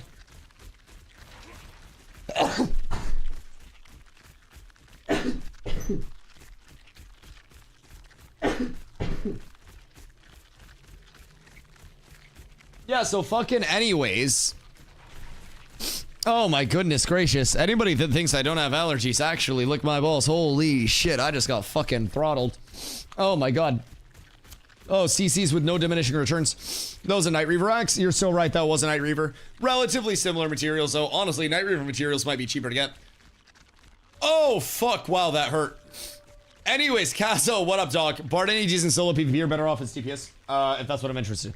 Bard is disgusting in every form of the game and is one of the big 3 of 1v1s in this game. So you basically have Bard, Rogue, and Tank as your best 1v1 archetypes. Oh my goodness. So yeah, Bard's really phenomenal. Okay, what did somebody need me to price check before I got fucking destroyed by sneezes? Kazo, thank you for the prime, dog. Oh, let me know if you have any questions, man. More than I have it all. I'm currently fighting for my life, but price check Carf Emblems. Carf Emblems, Rare Otter. Motherfucker, there was one person asking for rocks, first of all, so now I know you're lying. Carfin Emblem. Is Cleric considered one of the top 3? No, Tank, Bard, Rogue. As a tank, you should not lose to Clerics very frequently, if at all, especially if the cure is equivalent. Good tanks beat good clerics, I think 10 times out of 10. We can out-sustain them. Good rogues beat good clerics 10 times out of 10. Good bards beat good clerics. I think bard is the most losable to a cleric, but... Okay, Carfin Emblems, any... 2 gold, 170, 140, 170, 140, 166, 177, 155, 185, 155, 150 to 2. On Carf Emblems right now, mid. Yeah. Definitely needs more time to cook. Not enough people actually crafting. Rogue 1, Tank 2, Bard 3.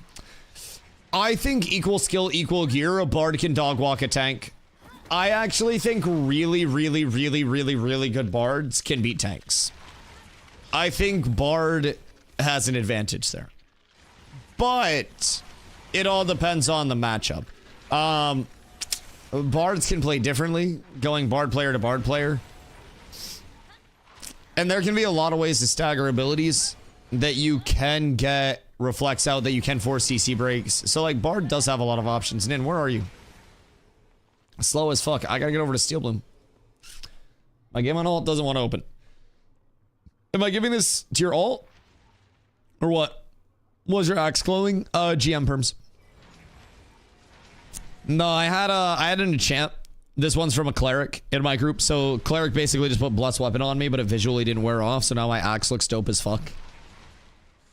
It does. It's extra drip along the way. I need to get it from alt. You're still in Nuela.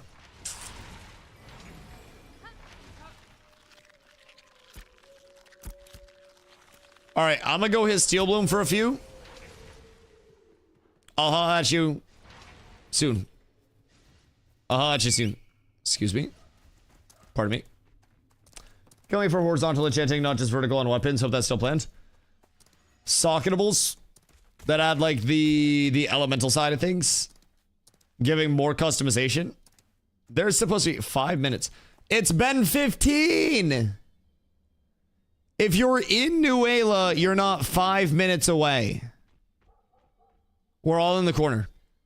Listen.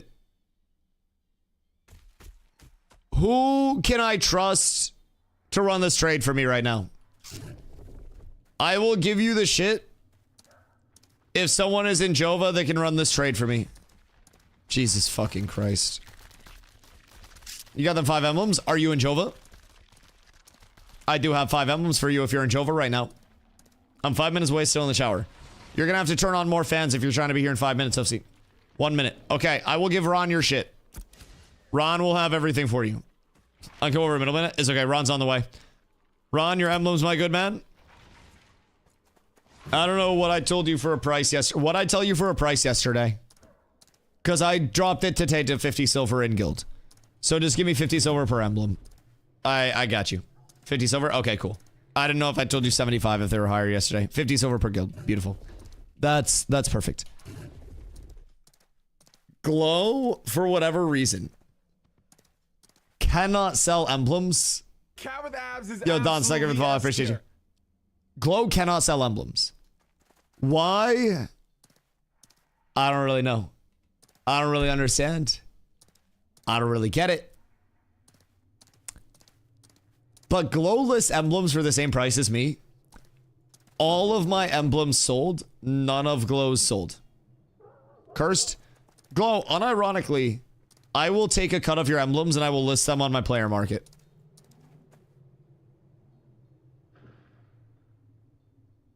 I straight up will. Cheaper than you, still sold before me. I dropped them to 72. I will list them for 79 or 80.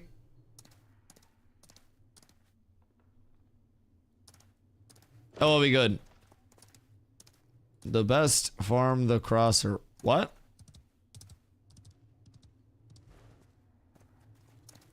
Is this a thought? Are you gonna offer me graphic design work? What's going on right now? What's up? You seem like you're gonna offer me an overlay soon. Are you passionate about graphic design? Verify to me that you're not a bot by doing 10 push-ups IRL and posting a video in my Discord. No clankers allowed. What the fuck is that? I'm trying to keep up. I'm trying to keep up. They prey on one viewer streamers. Motherfucker, I came from those streets. Just because I got a nice, like, you know, single family now in terms of the streaming world doesn't mean that I ain't grow up in the streets. Great. Wait, are you the people that Zombie was beating the shit out of?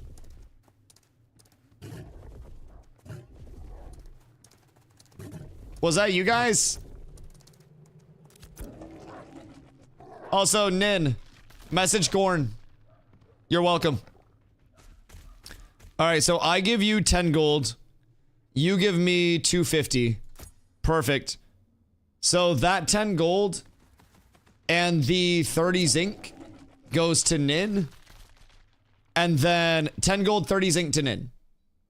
And then he gives you Lego Junskosh from me. And then you put Lego Junskosh immediately into storage. Where's Nin? Probably 20 minutes away in fucking Nuela. So he's coming up here. He's coming up here. You just wait here for him to arrive and then you're good. I just want to go to Steel Bloom. I just want to hit mobs. I gotta level my weapon, Ron. Accept the trade. It's not level 25 yet. And let me tell you, I need it to be 25. All right, I'm off. I'm a Darigal. You better be hoofing it. I gotta get to Steel Bloom, buddy. I got larger fish to fry. I'm under 100 gold now. I'm absolutely down horrendous. Extra steel in the third room. Doing power level over here. We're full right now. I must get over though. Your viewers lost the boxes. Give me a trade. I'll give you back your 1 bronze. What?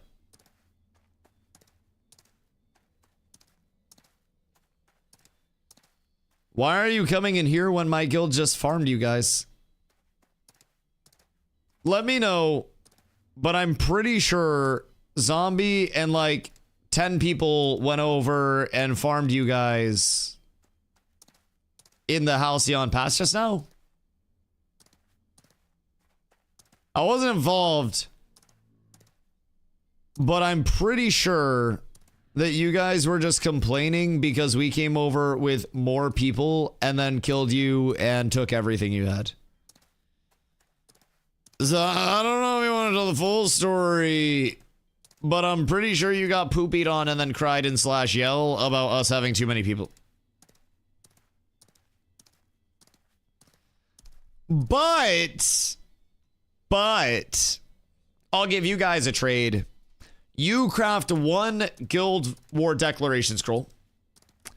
You declare a guild war on us, and I will give you 100 swift deaths, and I will make it very honorable for your people.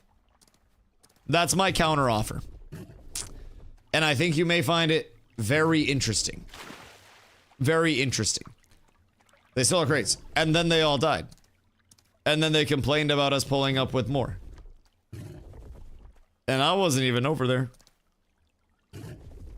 Listen, man, if this is your guys' first time ever getting a crate, and y'all are like celebrating and clapping, congratulations to you guys. Congratulations. But I will say, there's a little saying in America. Act like you've been there before. And I can tell that you guys don't win much based on how excited you are to get a single crate and then die immediately after. Brother, we didn't even all-call.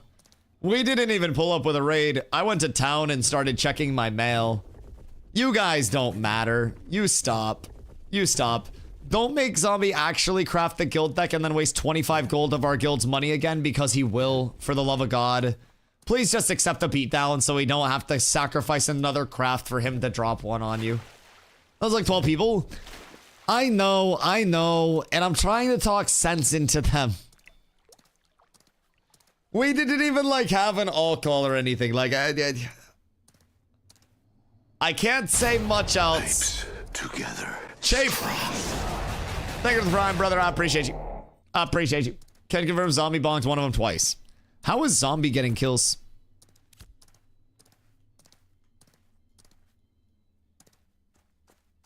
You better let Zombie get kills, goddamn. Corrupted for free crates. Massive. This is my first time like this, and I'm all for this stuff. Oh, dude, it's beautiful. So, I came from New World, where New World had a lot of the drama of like, we're gonna fuck you up, we don't like you for this reason, we don't like you for this reason. But New World also had so much instance content that it was very easy to not have those actual rivalries with other people, right? And it's so fun to have open world instances where you can run into other groups of people and just have actual interactions. It's what, in my opinion, MMOs are supposed to be about. And for me, it's always been one of the more fun parts of Ashes. You have actual implications on the social side of things, which is cool. When do you guys follow Polar to Resna to get real PvP? Because Resna's a war pillage server, and I don't mean by actual war, I mean by prominent parts of your big four over there getting bans for being, in Steven's words, some of the most egregious dupers and RMTers in the game. So, if you think that's real PvP from all 4 of your top 4 guilds, then I have bad news for you. That's not what's going to be sustainable. So in the long term, we do what's best for our community. Then your server have the same thing from the prominent guilds? Nope. So your 4 best guilds on Resna all had core members banned. 3 of them had officers or their GM banned. 1 of them had a core longtime member that was very prominent in the community banned, right? Also, Don, I know I love you guys. I love you guys. GG's, dude. But your big 4, all 4 of your primary guilds had bans. 3 of them officer or higher. 1 of them a GM. Tell me how that compares to people ungilded and in brand new no-name guilds over here. that had randoms get banned. Night and day difference. Did Shoal have Thupers and RMTers? Yeah. Did they impact it in any way, shape, or form? Nope. Absolutely not. Those are players that were not present. Those were guilds that not present. Those were guilds that literally had not decked a single guild war. Bans are bans? You're from one of the 4 that got a ban.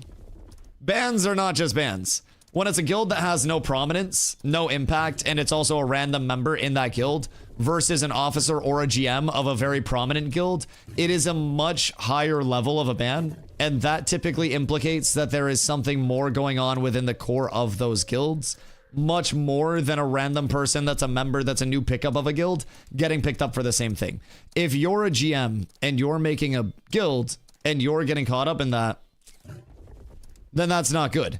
If you have officers getting caught up in that, where officers work very closely with your GMs, and it's very easy for any player that's played a lot to be able to tell when those things are happening. You can tell when gear pops up out of nowhere. You can tell when money pops up out of nowhere. It's very easy to tell, right?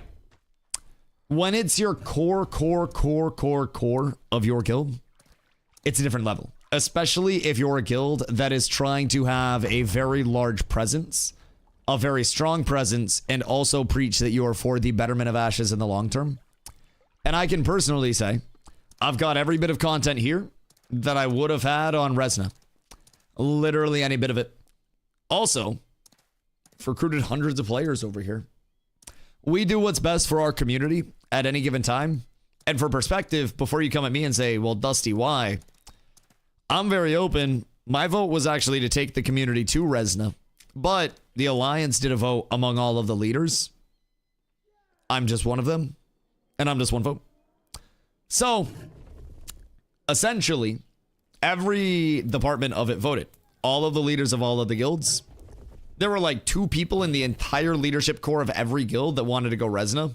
And I was acknowledging that Resna was going to die first with dupes and shit. And then we were probably going to see...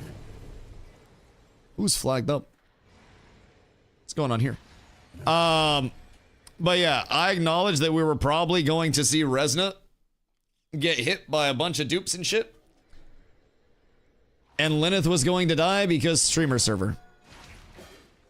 And streamer server less than ideal. Who remembers Resna Patient Zero? Crazy. Crazy. So yeah, I mean, overall, I'd say our community's doing quite well over here. We get every bit of content that we need to. I'm trying to push for motherfuckers to get into sieges a whole lot more than we currently are. So, we got a lot to look forward to. Do you need the June Scotch tonight? No, God, no. I'm not crafting that anytime soon. I'm not crafting that anytime soon. Like that, I still need... Ready? I need to get food up. I still need 10 legendary dragon wood before I can even think about crafting that weapon. So, would recommend this game. How large is the player base? Player base, relatively small. Server capacity, in all fairness, also relatively small. So player base on average has been hovering like 18 to 21k lately on weekend days, which with a server capacity of 5k and only a few servers does mean that servers are still, you know, doing pretty well, right? So I honestly expected a lot more players to fall off in between the launch of these servers and now. Keep in mind it's in development, so you're... Oh, wait.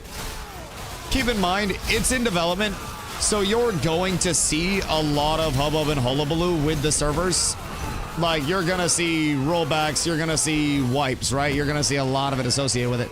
So, in terms of that, if you're looking for something that's going to improve in the long term and it's going to keep developing, then it can be worth. I got a lot of hours already, and I'll get a lot more hours as it continues, you know, than I currently have at this point in time, right? Are they flagging up and contesting our mobs? Wait a minute. Wait a minute. So, in terms of all that, like, I would recommend, if you're aware of what you're coming into and that still sounds good and that still sounds enjoyable, but keep in mind, there are dupes, there are bugs, there are exploits, there's jank, there's weirdness, there's wackiness, right? There are balance issues, there are problems, and there's a lot of negative. For all the negative, there's also a good amount of positive, right? Just 1000%. So, it all depends what your expectations are. If you're looking to go to, you know, TBC launch because TBC launch sounds really fun and you want to play something that's fully finished and fully put together, then that's a different story, right? But if you're cool with running into bugs, you're cool with doing a /bug and providing feedback on shit. What is...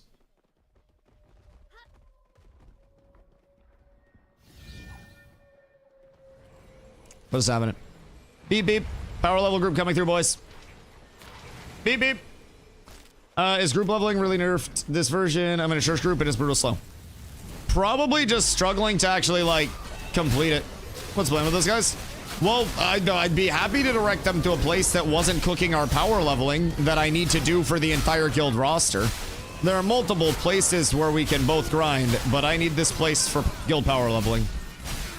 I'm invoking the right of leadership here to yoink a place because it's more effective for all of our people. And then we can direct them to the other spawn. Because there are two beautiful, glorious spawns. She's resting members again? Me? Or who? Me, yes. The other people, no, not at this point in time. So, maybe. I mean, they're flagged up right now. But I don't think they're yoinking our mobs. They're at the, like, the middle of the stairs. But, like, we came over here. Where do you farm Glorybound emblems? Glorybound emblems? Oh, sorry, Glorybound recipes. Why do I have a stroke reading that? Jesus Christ. Glorybound recipes. Fuck me. Anywhere in the Riverlands, 20 plus elite mobs. No. So basically, they were over here shortly after we left. They came over and filled the spot. And then we came back over to power level.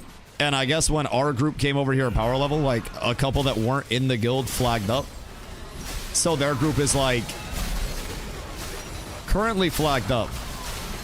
And I kind of want to grapple one of the randoms to send a message. Because if they're on wait list, then that's fine. They have a couple of lower levels with them. But we need the power level spot. So Jinso was basically Jinso also part of the reason I want to grapple them. Jinso was like, hey, Dusty's coming over to power level with a group, and they go, who the fuck is Dusty? So if we got a power level, we got a power level. And the train will be on the tracks.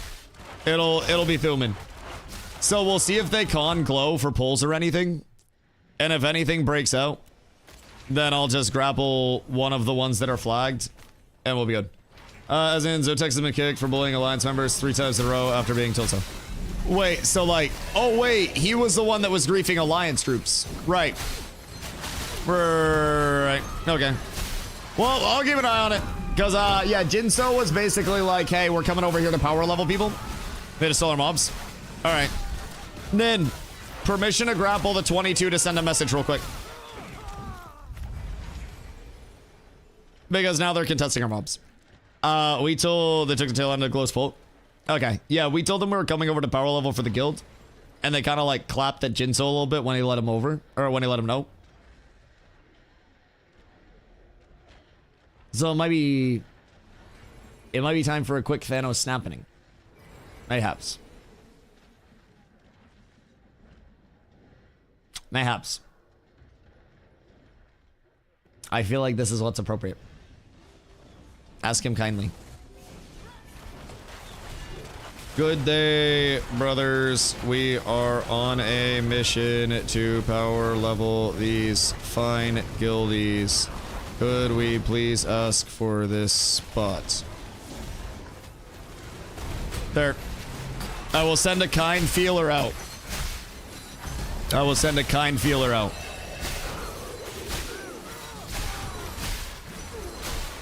And I still have the cleric, not the cleric, but the 22 bard targeted. There will be a message sent if they do not understand ours. This is official guild business. I need to level to 24 and then I can leave. How close / would we be able to show you to another spot? This can be solved without me Thanos snapping people on the waitlist for my own guild. This can be solved without Cat's Civil War. I'm only 25.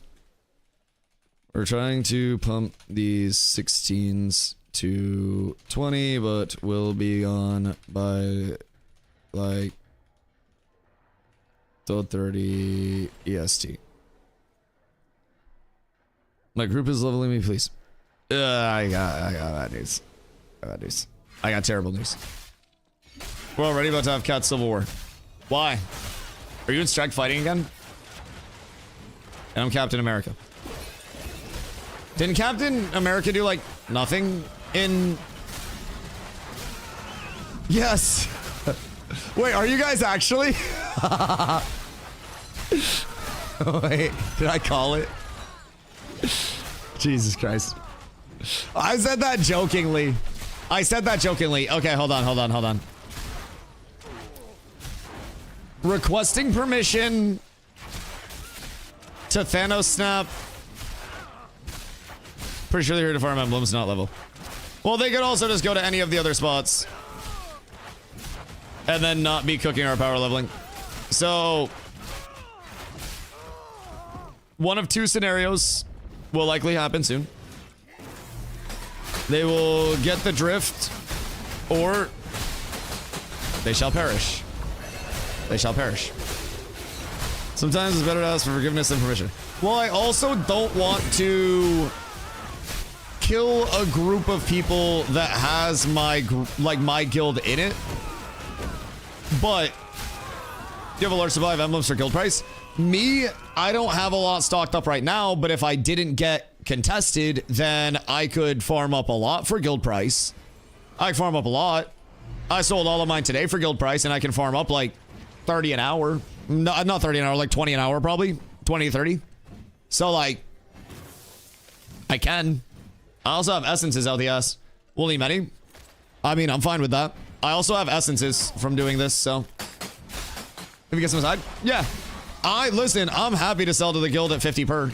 Like, I'm good at that. Undercut the market like crazy. I profit, guild profits. I can check with the other carries as well to see what's up.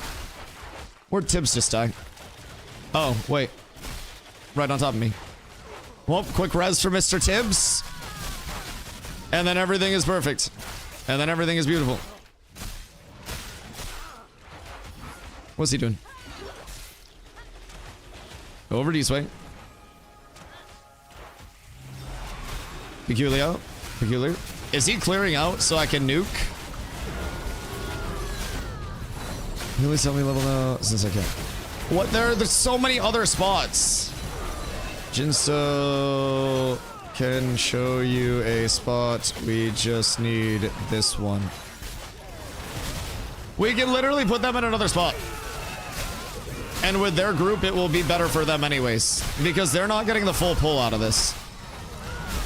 So this can be resolved very amicably. Very amicably. I am here on official guild duties, and I'm showing the official guild badge right now. I would like to avoid civil war, and also, I'm not gonna lie, I didn't really get to do much in the guild wars earlier, or the guild war earlier, I should say. So part of me really just wants to grapple that level 22 bard once and see what happens with the new axe. Yeah, I think it's too late to server hop. No, never. Never.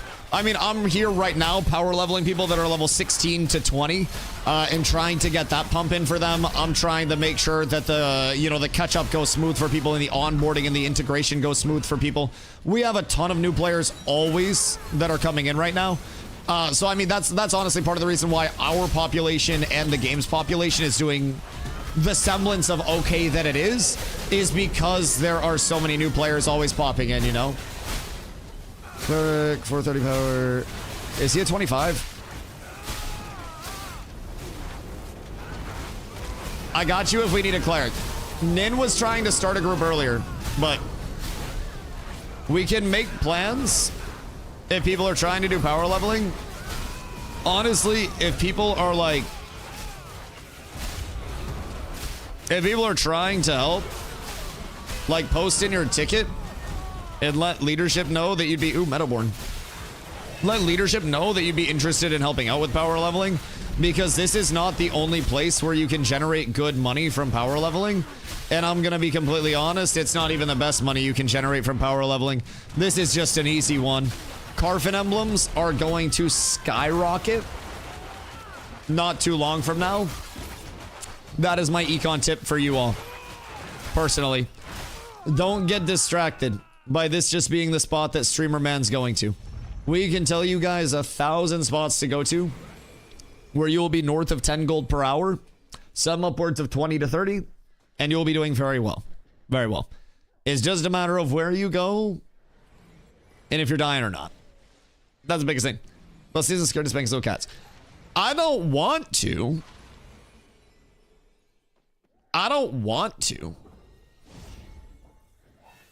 But I will. I will. Kill, don't cry. What? Are they saying to me? And instead of telling them to fuck off, kill their group? Because I will. Wait a minute. Wait a minute. I'm down. I will take their 25% of their emblems that they'll drop. I'm not down to level 20s in Carfin. I spend every day there. Yeah, Demon literally just said he would come through and he would level people in Carfin. If you guys ever need help. Glow spends a lot of time in Carfin. Nin will go over to Carfin. Like, we could definitely get another group over to Carfin in entirety, right? And then just have a full group pumping there. So we can do any amount of farm. Any amount of farm. That's the advantage to having a guild as much as, like, as extensive as ours is, that plays together as much as ours does. We do everything. Literally everything. Guild to guild side. Until I get 3 drivers hard, it can go back to normal life. Zop, I have an idea for leadership that would be pretty chill. In Carla's hiatus, you could just play liaison to Dusty, and then you could come in without a lot of responsibilities, and it would basically just be briefing me on what's going on, and then you would just be able to pass along my feedback and stuff on things, and just keep me in the loop. That's my offer to you.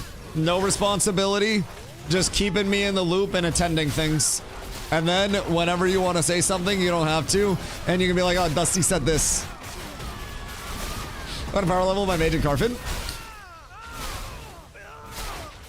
Power level your mage that has 500 power? Oh, I fell.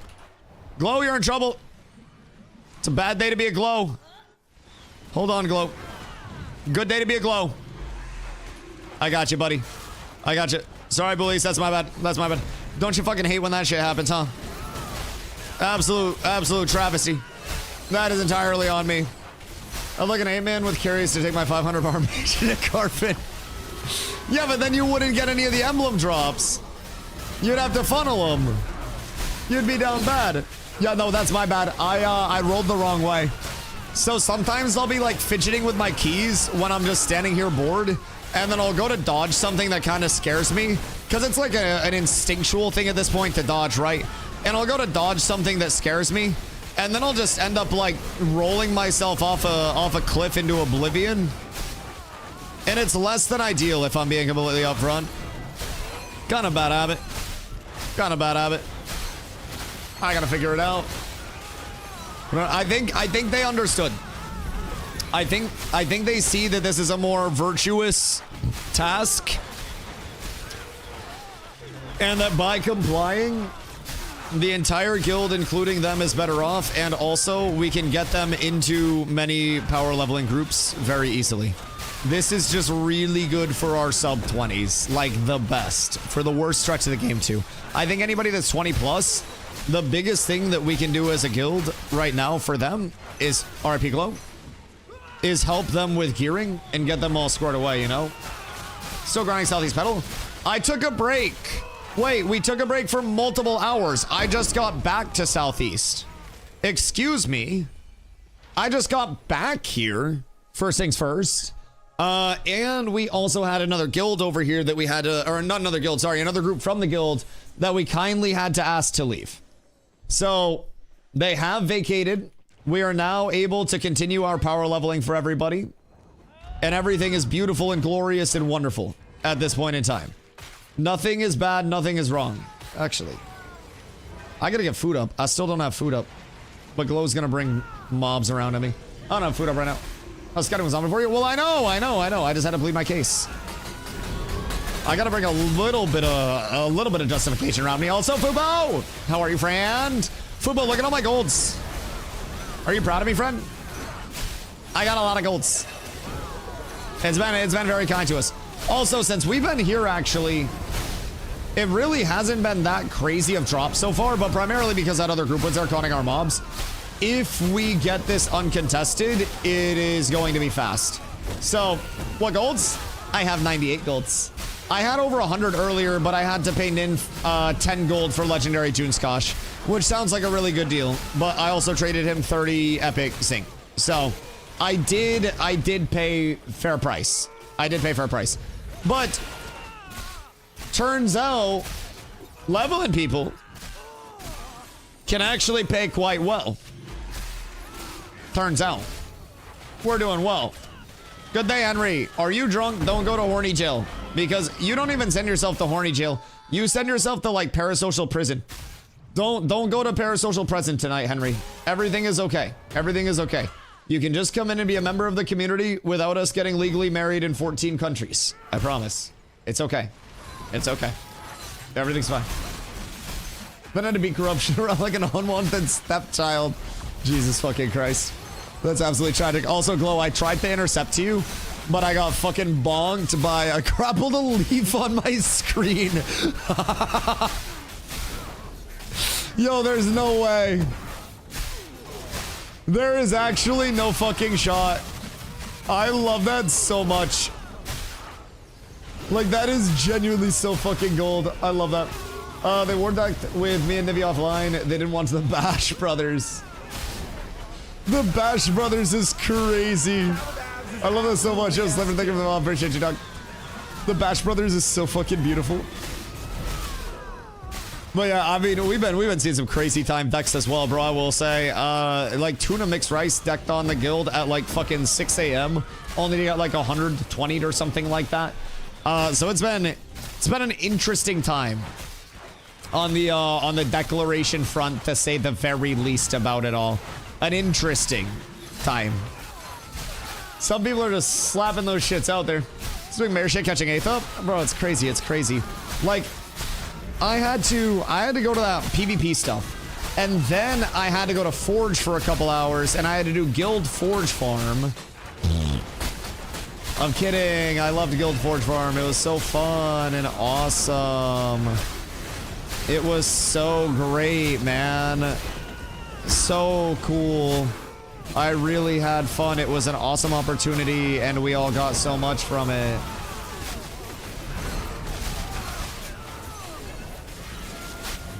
I'm happy we're back. I'm happy we're back in the saddle, man. This is the pump that we all want to be on right now. This is what's bringing home the bacon for the cats. Got one building up today and 2 more almost ready to rip. Ayo? Wait, what you need out there for the 2 more? Plenty of XP depth? I didn't die that much. You guys died before I got there. I'm not the problem. I'm just saying. People were dying before I was there. Well, midnight pre-patch is tomorrow.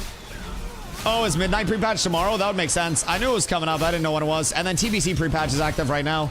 Yeah, we're going to go through, like, now through early February, a consistent player fall off, and then we'll hit like a small, like, you know, cliff drop off when TBC goes live, when midnight goes live. And it'll definitely be something that we need to... Oh, wait, can we get Master Chief Res? Oh, no, Master Chief. But we'll definitely see, like, a relatively steady decline overall. And I would expect player base to go down, you know, relatively substantially.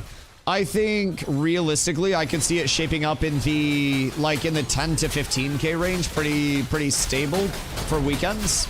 And then outside of that, weekdays, maybe like 8 to 13 on a busy weekday, I think would be a realistic thing. So there's going to be a lot more competition. There'll be a lot more people that are just vibing, doing their own thing, right? But I think there's still plenty that will keep people here over just immediately going to a bunch of other titles, you know? It's going to be a lot of new players coming in, and eventually that honeymoon phase will wear off. But it's all just a matter of having the people that are demented enough to actually say they enjoyed it. So I got booted from my fighter on Vira, going into Dova 350Q, but logging to my Lionhold character right away. Ah, yes, my boy. Let me introduce you to the server worker queues. So, Ashes of Creation has two different types of queues. You have the overall server population queue, which happens when the server is at 5,000 concurrent players, around there. Or you have the server worker queue. The server worker queue, you can see which server worker you're on by pressing page up on your keyboard at any point in time. And your server worker is basically the part of the world that, you know, the resources are allocated to. So you'll notice there are no load screens or anything in Ashes. That's because they have different resources in different parts of the world that are like running it, right? So as you go over different server worker borders, those all have their own, you know, resource allocations, their own capacity, thus their own queue. So if you log out in Jova or Miraleth, one of your player hubs, then you're going to be more susceptible to the initial like server worker queue itself in those areas, because that small part of the world, think like going into a restaurant and you see, oh, that's cool. And you like see the, you know, maximum building capacity. You have the maximum building capacity, and then you have the like overall server capacity, and you're in the maximum building capacity. So you're like in the line outside the club right now. So, you know, I appreciate you, dude. I appreciate you. I have a good community. We feed a lot of information back and forth. I learn a lot from other people. I teach other people a lot. And in turn, people that kind of have their own little niche thing to share come into the chat and they're just like, yo, Dusty, did you know this? And I didn't. And as a result, I learned it. So the devs talk to us a lot about like the back end stuff, not just me as a streamer, but like the outward community too. There will be a dev stream coming up in a couple of weeks here towards the end of January. And they're going to be giving us a look into like future content, probably a little look back into, you know, how everything has been with the botting disaster so far. And really there's steps to addressing that in the long term. Because there's definitely a lot. I think you like juke the mobs out their shoes. But there's definitely a lot that will need to be. Tide Rod emblems are good as well. There's definitely a lot that they can discuss, right? But overall, I've learned a lot from like listening to the devs, from learning from my community and other communities as a whole. It's a very information-rich environment right now. And I try to share as much thorough info as I can, but it's hard for me to keep up even, you know what I mean? Been waiting for the game since pre-2020, but I haven't watched all the dev streams. Oh, dude. We do viewing parties for all the dev streams. Only caveat is sometimes the devs are a little bit quiet. So someone in chat will be like, Dusty, can you turn the devs up? And I'm like, nope, physically can't, sorry. So we do a watch party of all the dev streams. If they're ever talking about systems or anything, I'm always yapping, talking about the systems too and how we're interacting with it. So I would always recommend keeping both tabs up. If it's ever anything where you're like, Dusty, shut the fuck up, unmute the dev stream side, listen to that. If you want my commentary on top of it and discussion with the community, then bob over here and you'll get discussion during that. So they typically do one a month, but they did December stream really early before they went on holiday break. So basically, we got like this long period of near radio silence from Intrepid, where a lot of the established players have just been like, Dad, please come back. Because we're just over here like, man, we'd really love a dev stream. We'd really love some communication. We'd really love anything. We got a lot of bots. We got a lot of shit to deal with. And it's getting better now that they're back in office and they're catching up. But you can definitely feel a sense of like them catching up on some technical debt that was accumulated over the holiday period, where they're basically in like an, oh shit, some things are on fire, let's put them out. And they're trying to run place to place to put all of those respective fires actually out. So I'm hoping this dev stream is a good one. I'm usually optimistic. Some dev streams have been better than others, of course. But this should give people a lot of that like carrot on the stick, like what's next to look forward to. Where are all of our emblems, man? Like, did they shadow nerf emblems? Unironically? Because I feel like we have seen emblems shadow nerfed. Unironically.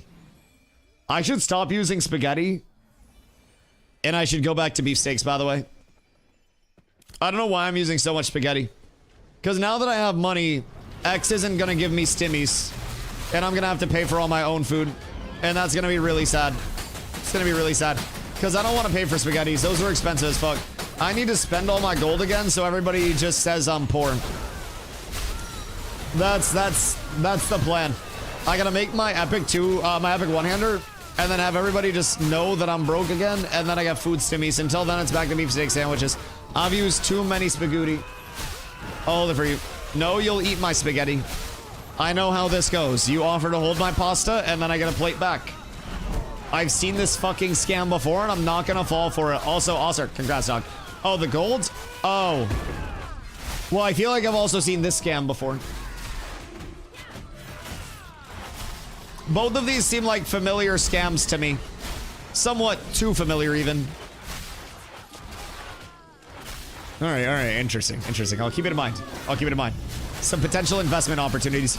It's like those people that reach out to my stream business email and they're like, I have an opportunity where I will get you a lot of Twitch Primes and then you give me half of your Twitch revenue for the month. I shit you not, I get those emails as much as I get like actual Dr. Frankenbob. Speaking of Twitch Primes, Dr. Frankenbob, thank you for the 5, brother. I appreciate you. Good evening. I get a lot of those emails, dog. I get as many of those as I do game devs that are actually like, hey, do you want a free copy of my game or do you want to test my game? Like, we'd love to have you stream it. There's a lot of those bad boys that exist. I don't know why, but let me tell you, I bet they hit more frequently than they probably should. I think you're on Vyra. We're over on Shoal. Vyra is a great new player server, but Shoal also a great new player server, honestly. There are a ton of people that are over here that are brand new to the game that are learning a lot, very quickly about Ashes, right? So I would say Shoal, great. Vyra, great. Lineth, honestly, really solid as well. Just overall, really good opportunities for servers, but glad to see you, dude. Hope you're doing very well. Multiple notes, I'm an 18 fighter with only 2K. This isn't even my final form, bro.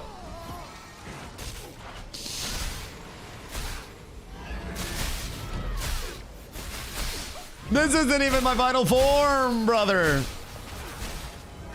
All right, well, Protect's back up. I think it's our Cats with Abs in Vyra. Wait, are there imposter Cats with Abs communities out there? Surely not, right? Are guild names unique to each server or no? Wait, that'd be fucking hilarious. We don't have a Vyra chapter. I swear I saw one here. Huh. Well, now I'm wondering. Because they could have also done, like, you know, a fancy letter to make it look all similar. You now have a side quest. Thank you for the hydrate, Ultra. How are you, my dude?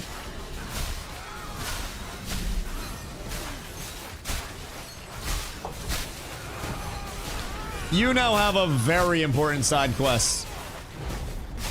Fuck. Huh. Now I'm like scratching my head. I'm like, who would be our imposters over there? Vook. Yo, Vook, thank you for the ball. Appreciate you, dog. Welcome in. There's a Cats on Shoal. There is a Cats on Shoal, yes. Yes, there is. 14 hours of work today. Motherfucker, if you're Steven in disguise, you can just come in here on your main. I'm just throwing that out there. You come in here on the main before Ultra. I don't know, you're a cryptic being already. But you just come in on the main, brother. Can you tag with 2-hand ags? You can, absolutely. I would recommend for new players to keep the sword and shield on. You'll notice I have a sword and board setup that I can switch to literally at a moment's notice. The axe provides me more power at the cost of less effective HP, so less tankiness, right? Blocking is OP, and it's incredibly strong. Not Steven. Okay, GM John. Okay, GM John. Okay, Ashes Ultratron. I'm just throwing out false accusations at this point. You probably don't deserve these. We have to watch Gundam Hathaway because Gundam Hathaway 2 is coming out in 2 weeks. Is Gundam Hathaway just like Anne Hathaway in a mecha suit? What is the premise of this? Tell me on it. Yes, I'm down. I'm down. Anne Hathaway in a mecha suit goes fucking crazy, and I will never be opposed to that. Carly, you know what's sad? I was gonna say, if you want to watch a movie, I should go get Taco Bell. And then I realized I don't have a car. Because you have my car. Well, I'll cook myself some food. I don't need to talk about it. It's a good decision. I have so much food here anyways. Do you want me to order you some? No. Because, like, if you Uber Eats it, then you can't get the in-app specials. And it's way more expensive. Way more expensive. How to keep the aggro on you, taking my group, losing it to DPS. Stack a lot of max HP and then use Intimidating Aura and then just do all of the damage that you can. Like I always tell tanks, Intim Aura up 100% of the time. All the time, no matter what.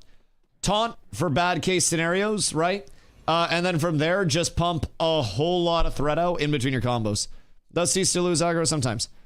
The reason why it's only a certain type of mob targeting you is because certain types of mobs target the second person with threat and then switch to them, and then I have to regain it. I'm just putting that out there. I'm just putting that out there. The slander will not be tolerated. I think I just saved you guys. The slander will not be tolerated. My Intim Aura alone is enough to hold against you meager mortals. It wasn't slander. Slander! Libel and slander. Libel and slander. Intim Aura and taunt. After this, you versus my Intim Aura and my taunt. Personally, I don't know what your damage numbers look like, but I know they're probably pretty high on a fucking 500 power ranger. I know they're probably quite chunky. What's your HP at? That's stupid. It's disgusting. Now you understand why I'm trying to tell people to just play Ranger, dude. It's disgusting and it's replicatable and it's easy and it's good to pump. It's very good pump. Shangri-La Frontier is the best MMO anime. Changed my mind. If Sergeant Stomps was here, he would be talking about Shangri-La. He has tried to tell me to watch that forever. I admittedly, RIP Clo. RIP Glozo. I admittedly, I have no problem saying this because you guys will kind of understand. I stream 10 hours a day pretty much every single day, right? I don't typically have a lot of time to watch like very time-consuming things. And I shied away from anime for a while because so many people that were in my friend group immediately, when I was like, hey, what anime should I get into? They were like, watch One Piece.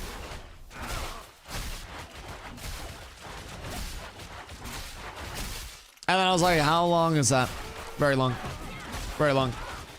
Very long. I got the protect up. I got the protect up.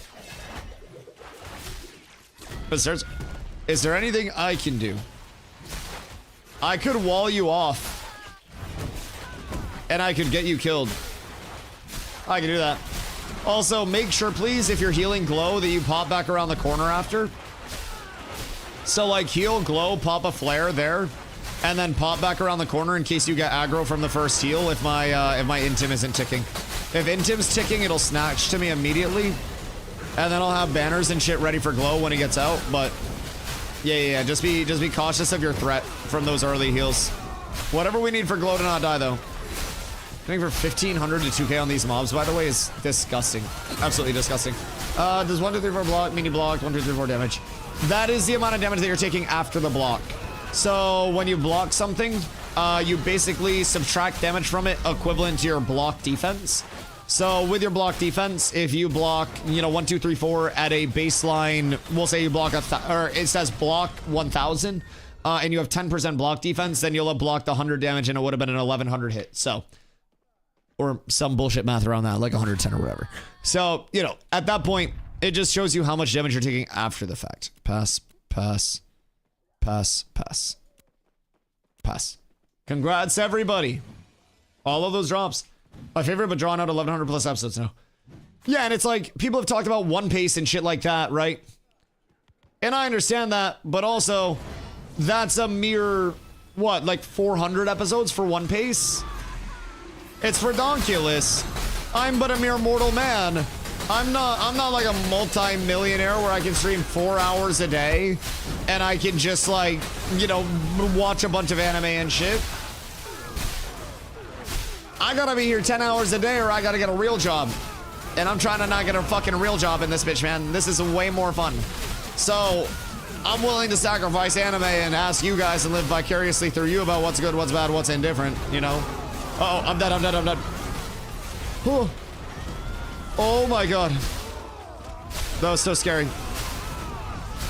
That's why we bring a bunch of clerics. Holy shit. That was terrifying. I'm not gonna lie.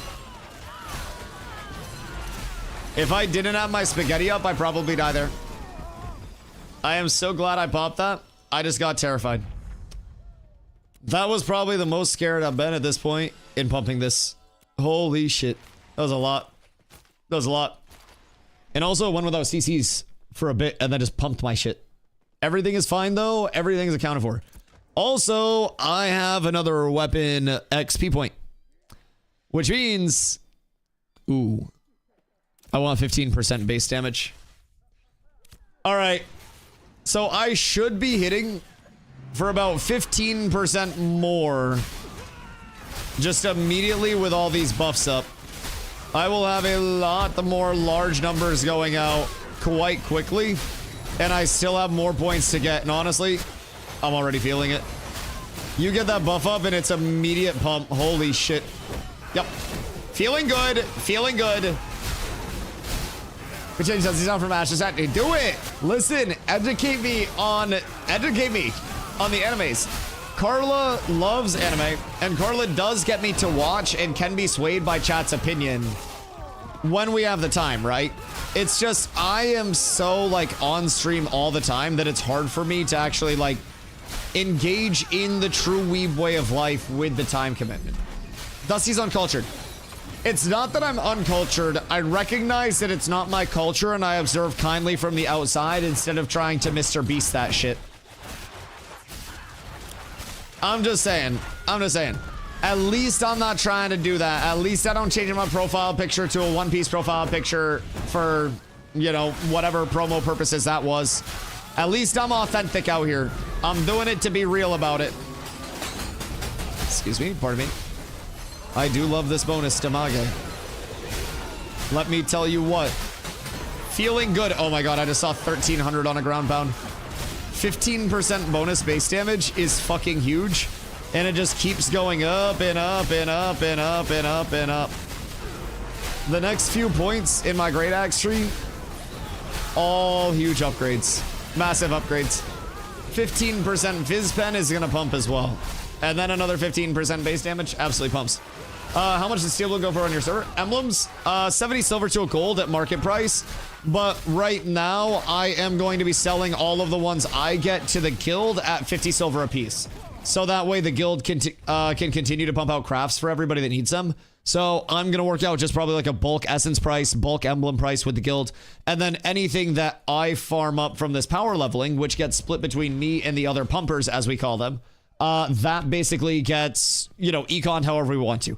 If we want to sell it outside of the community to get more money, if we want to sell it in the community at a discount to help the community out, if you want to donate them, you can. If you want to give them to me so I can make more money, you can. But I sell them to the guild at 50 silver a piece, whether it's to the guild itself or to people in the guild. And then I take some and I econ out a guild when I need it. But overall, I've been here for like 2 days, just doing this a few hours each day. Today's been a bit heavier on it because we have so many people that are in the 16 to 20 range in second guild right now.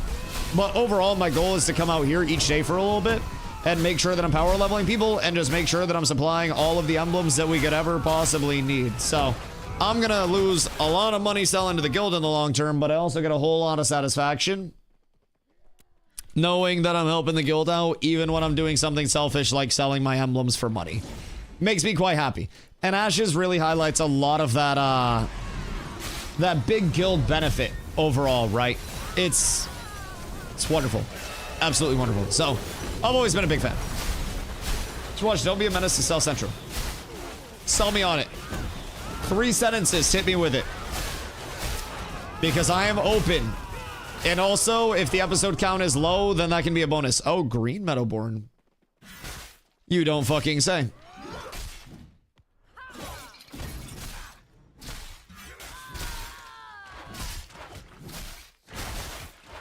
You don't say. That's quite nice. It's a good piece. Black comedy, black comedy, black comedy movie. Bet. Oh, Wayans Brothers? Yeah, I can appreciate that. Yeah, I fuck with a good Wayans Brothers film. Fantastic. I like that. Is it also a good tinge in stoner comedy? Because I feel like the Wayans Brothers is also a good tinge of stoner comedy that just hits universally. I feel like there's an art It's hood as fuck. Fuck yeah. I love that. All right, cool. Cool. I'll add it to the list. I'll add it to the list. Movie is super easy sell as well. Because movies, Carla and I can just like, you know, after stream one night, throw on a movie and just chill. It's from the era of How High? Oh, that's awesome. Yeah, that's great. That's great. There's a whole era of stoner comedy that's fucking phenomenal, you know what I mean? When I was a kid, well, I still technically have 2 older brothers. They're both alive, thank God. But my older brothers are 8 and 10 years older than I am. And I was born in... Why is Zombie here? I see that bitch-ass flyer shadow. Where are you? Who just flew over us? Where is he? But I saw a dude where's my car way earlier than I probably should have in life. And I didn't even know what stoner comedy was. I didn't even know what weed is at that point. And I was immediately just like, I thought it was fucking hilarious. Because I've learned that, like, realistically, stoners and children will often just laugh at the same shit because they just appreciate things that are frequently, you know, funny and worth giggling at. And people are able to just, you know, not worry about the social inhibitions of laughing at things you think are funny. You hear a fart, you laugh. Someone hits a burp, you laugh. Oh, well timed. Yo, some of the hardest that I've ever laughed recently, right? So Carla and I are out to eat at this restaurant in Maine called State Lunch, one of my favorite places to go, right? And we're sitting there, and it's a relatively small place. Basically, you go in and picture like a big rectangle that just has some tables, and at the far end of the rectangle are the bathrooms, right? And on the right wall of the rectangle, like it's narrow, long way, narrow, bathroom forward, right? We're sitting on the right wall, kind of like midway in. And there are 3 other groups of patrons in the restaurant because we went when it had just opened, right? And it's us, another couple that's like on a date and chilling, right? And then it's this group of 2 ladies, one of whom had disappeared from the table mysteriously. And they have music playing in the background and everything. I'm giggling thinking about it. They had music going on in the background and everything. And the music stops. Carla and I both stopped talking immediately.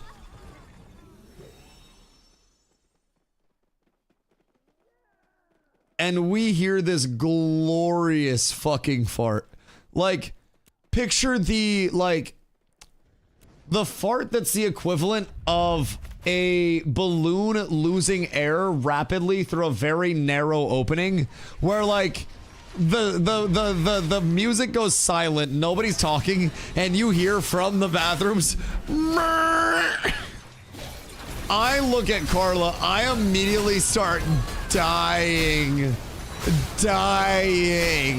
There's one person in the entire restaurant that's missing, and they just ripped unholy ass. So I'm trying to contain my laughter and not be a public nuisance just cackling at this immature fart.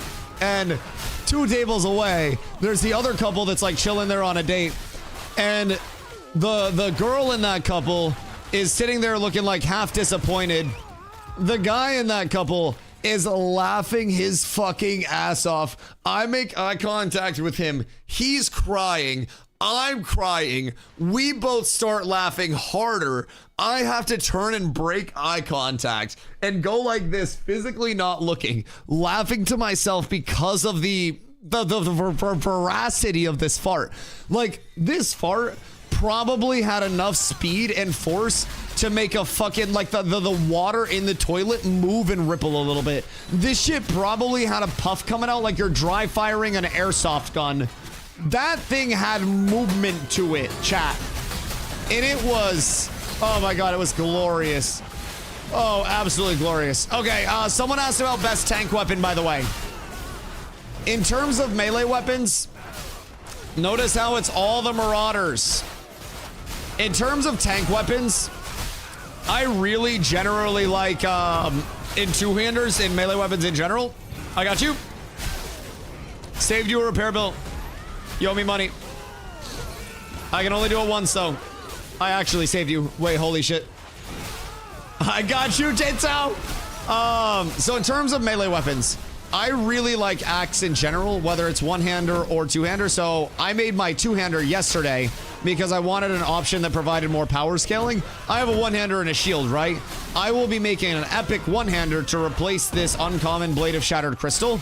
And when I make that, I'll be able to switch to the one-hander and I'll be just fine. So I like to have both options available as a tank. I personally think that the axe tree is the single best weapon tree in the entire game. So you can kind of see how I'm structuring it right now. And I'll get my last points, 21 to 25, and I'll go point here, and then point here, and point here. What I'll get from that is 15% Fizz attack speed, 15% base damage, 15% Fizz pen, and 15% base damage. All of which last for a base duration of 5 seconds, but 45% increased duration of all weapon proc effects. So I scale that in, and I have 7.5 second buffs that allow me to have those buffs up all through my weapon combos. So you'll notice I typically go through and I'll get a combo off, I will build my courage, and then I'll go through an entire weapon combo, and I will get courage up, and then I just dump the courage again, right? And I'm always trying to spam weapon combos as much as I can. It gets my courage up. It allows me to get abilities out. It allows me to play offensively, defensively. Like, everything that I need to do as a tank, I can do through weapon combos, right? Why not do Master Looter? Because they need other shit as well. So we have people in here that are getting gear, and I don't want to have to distribute gear after the fact. So we have people in second guild that are grabbing extra pieces of gear for second guild. They're taking pieces of gear for themselves. The only things that I'm rolling need on are any emblems or essences that we actually need for, you know, personal or guild progression. So the big thing here is, like, everybody here, they're getting power leveled, but they're also getting geared to shit. The people that start out in this group will come in with barely any adept gear, and then they leave with a full set of adept and some radiant gear as well, like radiant weapons and shit to just get squared away with.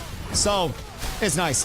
Do the range weapon procs apply to melee too? No, only that weapon that's out at the time. Good question though. The stats from both weapons carry over at all times. In terms of the actual procs off of each weapon, ooh, Thistleborn neck. It's a really good alternative tank neck if you're not using a pedal shard neck. That is some nice block defense and shit for a really defensive build if you're ever looking to go that route. But yeah, so in terms of like weapon scaling, your weapon stats will go on both, you know, your fizz and your ranged at all times, no matter what you have out. In terms of procs, those procs will be unique to each weapon, whichever one is out at the time. So it's not like I'm going to have my longbow out and also get those buffs. But with the longbow, I have bonus crit strike chance that comes from finishers and extended finishers if they go deadly with that extra proc. And then over here, there's a bleed that I can put on targets.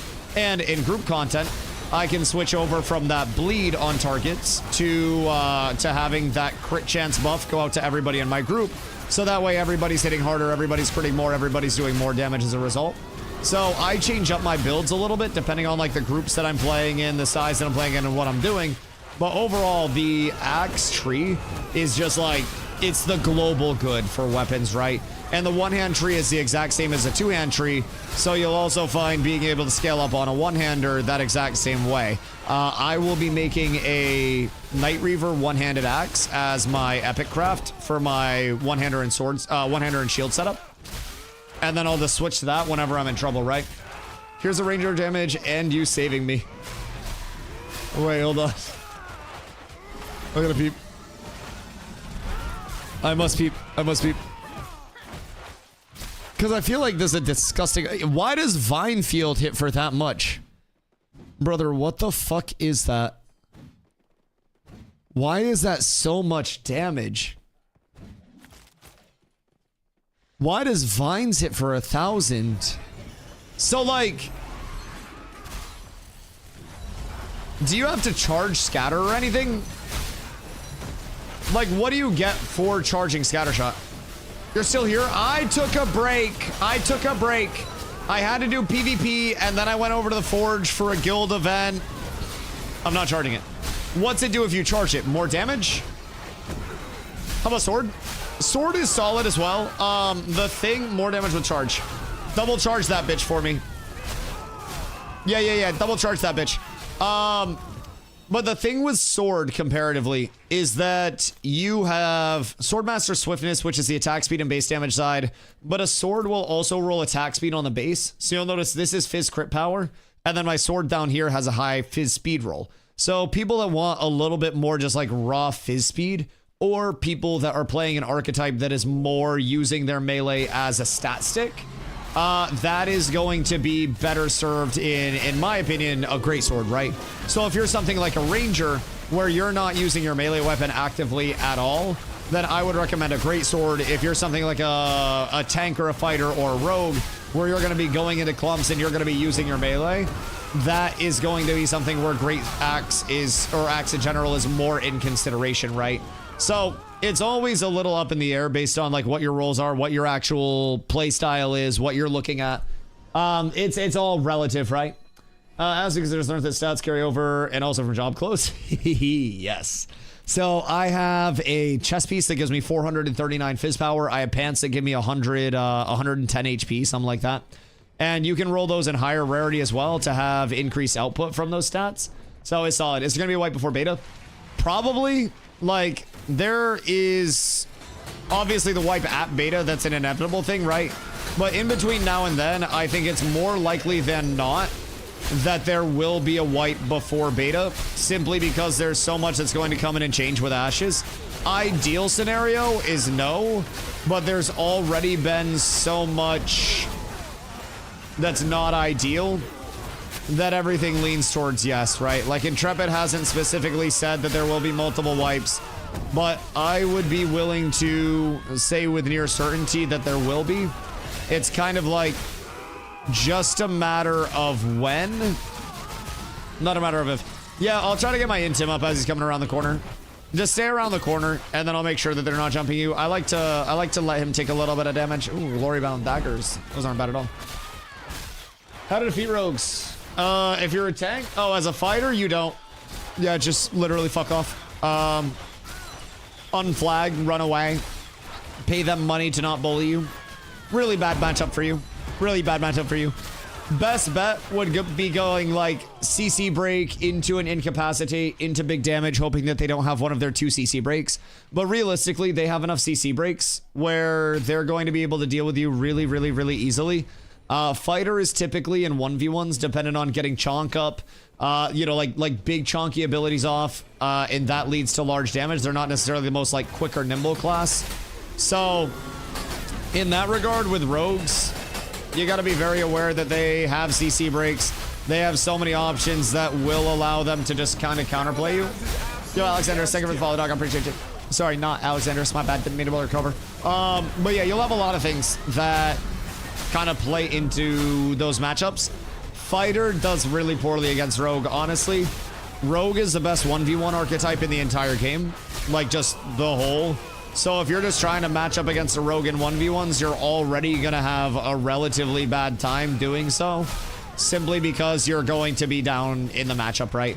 If you're not outskilling or outgearing the person, then it's going to be hard. If you're even gear and even skill, then good luck, the Rogue will beat you more times than not. And if you play perfectly, you might just happen to catch the Rogue out, right? Like, I've beaten very good Rogues with very good gear, but even then, as a tank, like, I have had to play out of my mind to beat very good Rogues with very good gear, and they've made misplays where they're like, oh yeah, I could have won that if I did this. And they're right, you know? There are levels to the 1v1 stuff, and that's where group play is always super incentivized in Ashes, you know, all along the way. It's always going to be a matter of, like, groups complement your weaknesses. Groups really bring your archetype together as a whole. And they just... Jinso, you still learning disengage? Learn how to control that thing, buddy?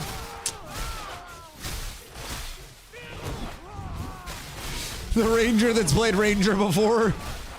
The Ranger that hasn't. It's a little touchy on those breaks. Jesus Christ. I see him hit the meanest front flip off of the cliff. Off of the high. They're the Rogues. I mean, Rogues are really good, man. Rogues counter, unironically, is multiple people, to the point where if you're in large-scale PvP and you see that somebody's going to need peels and you see that you're going to need to support those people, you can catch Rogues out and you can get them and you can kind of like keep them down and you can kill them. It's not like they're just this indomitable wall of fuck. They have high evasion, they have great cooldowns, they have absurd movement, really good damage. but they're killable, right? So that's where groups kind of allows a little bit more, right? But you also have the element of, in large-scale PvP, unironically, your meta for rogues is to slap 8 of those fuckers in a group and just say run around and mark a target and kill a target and then reset and then mark another target and kill another target and then reset. That is unironically your best time spent as a rogue all the time. You almost never catch a good rogue? Nope. Almost never. And the only time that you beat a rogue, especially in a 1v1, is if you dictate the tempo. And that is something I say a lot in 1v1s that tank does well, is tempo, tempo, tempo, tempo. I dictate when you're tripped. I dictate when I have a CC break. I have, you know, life play. I have sustain. I have mitigation. I have a lot. I dictate the tempo as a tank. If a rogue or a bard is able to dictate the tempo and dog walk me, which really good ones can, then I'm in trouble. And the second the fight starts to flip out of like my tempo, I'm like, oh shit. Oh shit. We're down horrendous. I can feel it slipping away in real time. So I try my best against good rogues, especially to play very aggro and try to keep them on the back foot very heavily. But it is truly tough, man. They have a lot of great reset. They have a lot of great life play. They have a lot of great sustain. It is tough. And the better the rogue is, the harder it's going to be too. Leveling a rogue on the side via processing ult? Oh, you dirty fuck. That's honestly the best way to level a rogue so you don't actually have to play it, but goddamn. It's toxic. It's toxic. I hate that shit. I hate it very much. I feel like our emblems have been low. Our emblems have been quite low, actually. I don't know if they shadow nerfed it or what. But we're kind of down bad. I don't get bored of this game. I enjoy it. How do people that are playing Call of Duty or Battlefield or League or Dota or Fortnite or Minecraft not get bored of it? They just find something they like about it and they like it, right? I think the combat system is really good. I think that the community sentiment and like how scaled up the communities are and how important the communities are is really good. And I personally find a lot of enjoyment in what currently exists in the loops already. I also really like scaling my guild up and my community up, right? So that's a big thing for me. If I have a form of content that will allow me to allow more people in my guild to help out, then I can do that, right? Right now I'm power leveling, so this entire day when I have downtime, I'm coming over here and I'm power leveling people in the guild, and while I'm power leveling the people in the guild, I am also getting the emblems and the essences from this that we're then selling back into the guild at a discounted rate so people get it for cheaper than market, right? So our power levelers that are taking time to come over and help people pump up XP are getting benefit. The people who are getting XP pumped up are getting huge benefit. And honestly, for me, that's a huge incentivizer to keep going. I think the combat system and the handling and the game feel is really good. I think a lot of the systems now do present a lot of content if you are willing to go out of your way for that content. We are declaring guild versus guild wars very frequently. We are running crates and sport fishing events and guild raid grinds and everything really frequently. And that's a big reason why our guild has a lot of good retention, right? We still have players that fall off and take breaks and get bored. But if you're somebody that really likes the community aspect of MMOs, which I don't know why you wouldn't like the community aspect of MMOs if you're an MMO player, but if you're somebody that really does like that side of things, then let me tell you, you got a lot of that over here. A lot. This game lets you do whatever you want, have fun doing it. Exactly. Yeah, there's no daily, there's no forced, exactly like Muhammad said, man. That's biggest facts that you could possibly say. And one of the analogies that I use, right, is a lot of MMOs, especially theme park MMOs. You go in through the door and you go into this building and you're taken through the building on a conveyor belt, right? And on that conveyor belt, it takes you from point A to point B to point C. And, you know, it takes you through, and then at a certain point, you get off of the conveyor belt for the day, and then you're good to go. I got you. So that's a lot of people's journeys in many MMOs right now. In Ashes, it's like a trampoline park where you're jumping around and you're bobbing around place to place. And what are you doing? What's happening here? What do you break? Remake group. I sort of drop sometimes. Wait, are you guys losing XP? Remake group. All right, hold on. Kick from party, kick from party, kick from party, kick from party, kick from party. Remake, just leave and drop. Yeah, I got you. I got you. I'll just have to do a Let's have to do loot settings real quick. Abs is absolutely S And see tier. if we get more. Are we theory crafting now? Marky, thank you for the follow, dog. I appreciate you. Sorry, Chief. Soon. Soon it will be your time. Worth a try. All right, word. We get fly back in. Fly. And then we're good. Then we're good. So $7 over theme park MMOs in my view. I agree. I agree. And like, this is genuinely the element. If I leave, you got someone to replace me. Oh, Bulis, yes, I do right now. If you drop out, I can fill your spot immediately. So feel free, brother. Literally no problems whatsoever there. You can stay until 20 if you'd like to, but if you got to go for any reason, I will be here doing much more of this. And you can feel free to come and go and get a slot as you need. Clerics are a big prio for us to level, so. I get a level? Yeah, I got you, dog. I got you. Happy to have you. Happy to help. I gotta sleep. We got you more tomorrow. Whenever you're around and I'm here, hit me up. We'll get Master Chafin because he's been waiting all day. Brother's chafing over here. All right, cool. We'll switch it out. Be safe, brother. Be safe. What do you think about the Glassville Greatsword? It is God tier. Really good, but also really expensive, Mr. Rufus. I don't know if you can hear me or not, but really good, really expensive. Thanks. Hey, thank you for being here, dog. I appreciate you, Belis. Thank you for playing a cleric. It helps the entire community. Oh, wait, I didn't do this. There we go. Everybody approve or I will kill you in game, of course. Spent 3 hours today running with my friends around from north to south. We had fun. Spent a full day looking for bears. Had fun. Tried to level my guildies. Many times had fun. Yeah. And speaking of died. Something about those stairs and glow, bro. You're just tripping at the top. Pick up your feet, soldier. Pick up your feet. Oh, wait, Sono, you're Bulis. Oh, dude, I'm glad we got you in. I'm very glad we got you in. That's fucking huge. Good. Excuse me. I will be doing more. I will be pumping this very routinely, and something tells me we can get 2 guild groups in here, no problem, power leveling. Like, we can be power leveling 10 people at a time. Just no worries at all. So, definitely let us know anytime you're around and need power leveling. I am trying to get a big wave of clerics up in the hope that we will have some clerics that are, you know, PvP interested in the long term. And if not, you just get to help the community even easier. So we're just trying to get everybody up right now, man. 20 plus is the goal. So is there a minimum level required to be in there to get XP? 16 is the bare minimum in this group. I'm trying to get people 17 plus because 8 levels is the hot spot. Once you get to 17, you will get a lot more experience than you do at 16. Uh-oh. I'm stun locked to shit. Oh, Jesus. The stun lock actually hurts. Sure, it's a lot. But your experience at level 17 will be a lot better than it is at 16. 16 is low, 17 was insane, and 2 pulls I gain a lot. Yeah. Can't get XP with the monster to 9 levels above. You can. It's just a 50% reduction at 9 levels.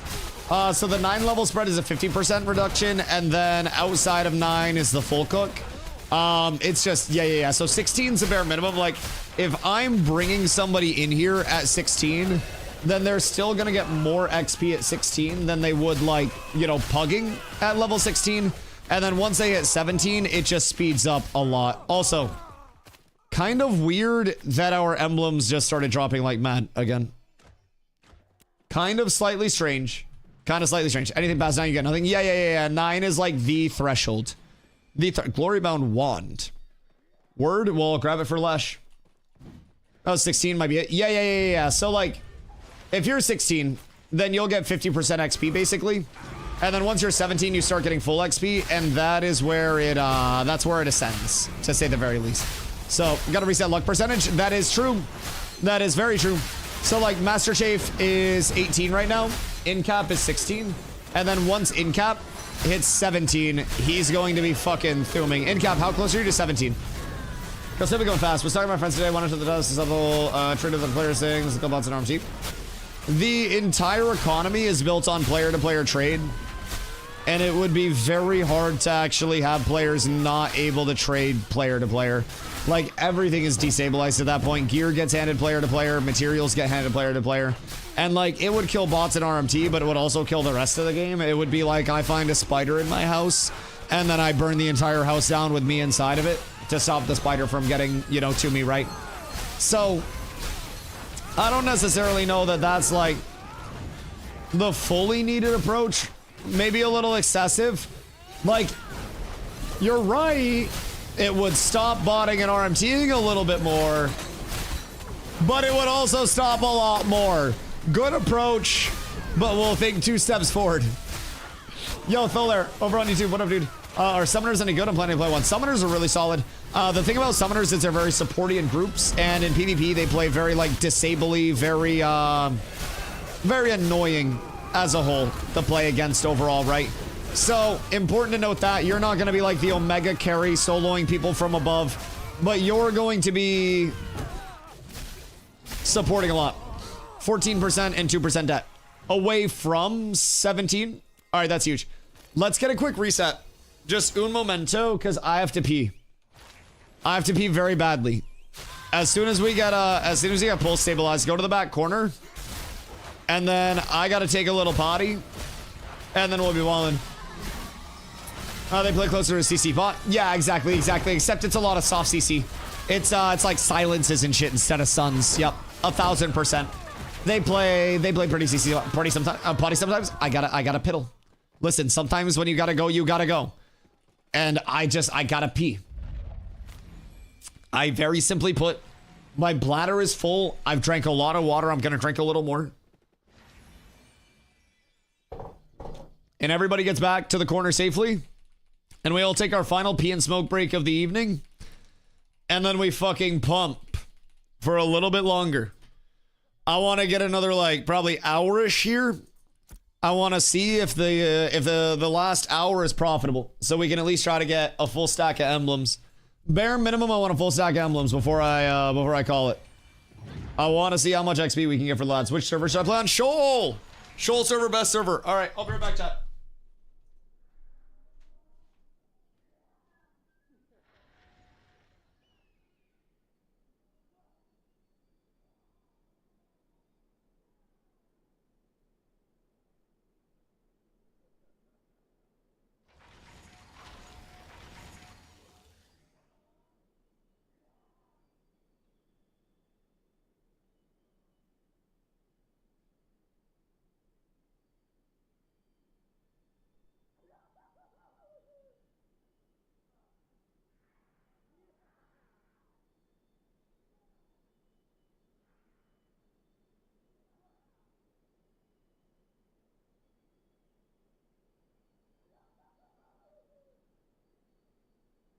Cat with abs is absolutely S tier.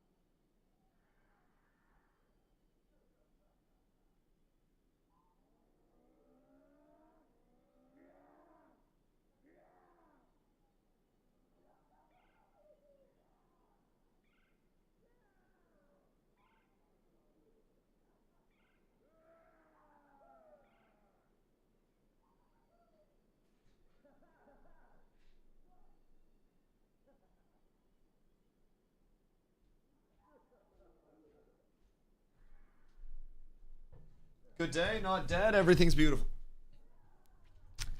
Silverjoy, thank you for the follow. I appreciate you. All right. Anytime I'm not dead, after taking a quick break ski, it's always glorious. Boys, back to the grind. Back to the glorious, beautiful grind. We must pump more. And honestly, if I'm selling to the guild at a discounted rate, that means I've got to get more to offset the profit loss, right? So I gotta make sure I'm still making my clams. I got a weapon to craft. I got jewelry to craft. I got virtual kids to feed. So I got a lot on my mind right now. Got a lot that I got to take care of. It's time to continue through me. Uh-oh.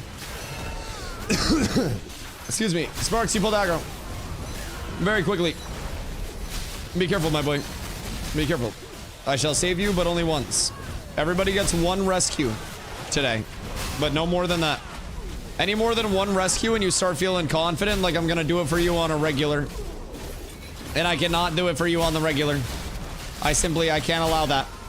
You'll start playing lazy. Or it'd be a good place to grind for that 16 to 17.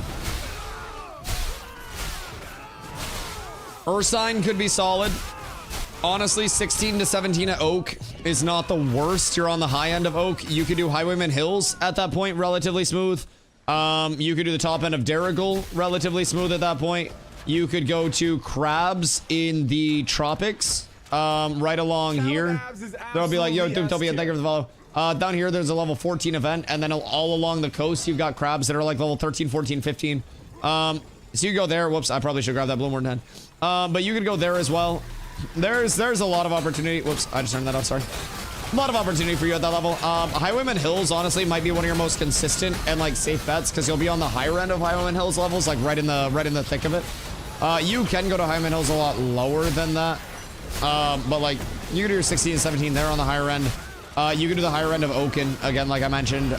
Ursine probably be, like, the few that I would recommend there. How many actual 40-man raids are available right now? So, in terms of instanced, 0, because instance content doesn't exist, and honestly, like, the end game isn't really going to be instanced 40-man raid and then go do the 40-man raid and then call it good.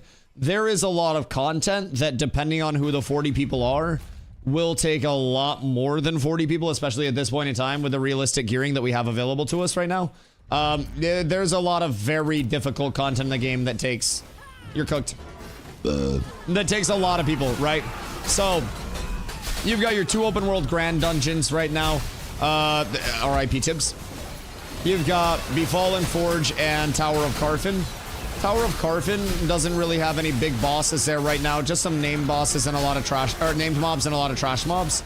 So, like, not the highest end of scaling there. Not necessarily the biggest, like, raid necessity. Befallen Forge has areas that are more... requiring raids in that regard, right? And then you do also have 3 world bosses at this point in time that are just like, you know, your open world boss spawns. And then we have 3 different harbingers, they're called, throughout the world, which are basically these, you know, corrupted open world areas that have an event cycle to them. And if we fuck up the event cycle, it's supposed to expand. That's actually a really nice sword, by the way, at least for adept stuff. But if we fuck up the event cycle, then that is supposed to expand and take up more space in the world. And the big thing with that is anywhere in the world that's occupied by it is supposed to be force flag lawless PvP. The force flag lawless PvP is bugged right now, as are many other things in Ashes of Creation. So if you're coming here, you best expect bugs. You best expect bugs. Pulling aggro otherwise slow down. No, you're good, you're good. I don't mind. Just have the lobies, like... Be prepared. Be prepared. I would have them stand up here. Like, have all of them to stand up in the flowers there. So that way, if Glow takes a different route, it's not completely cooked. Oh, the corruption can spread. What happens if it spreads into an actual settlement? It will corrupt the area. So it transforms all of the mobs to that, like, corrupt biome, right? You'll have corrupted gatherables, corrupted mobs. The normal mobs will no longer be there.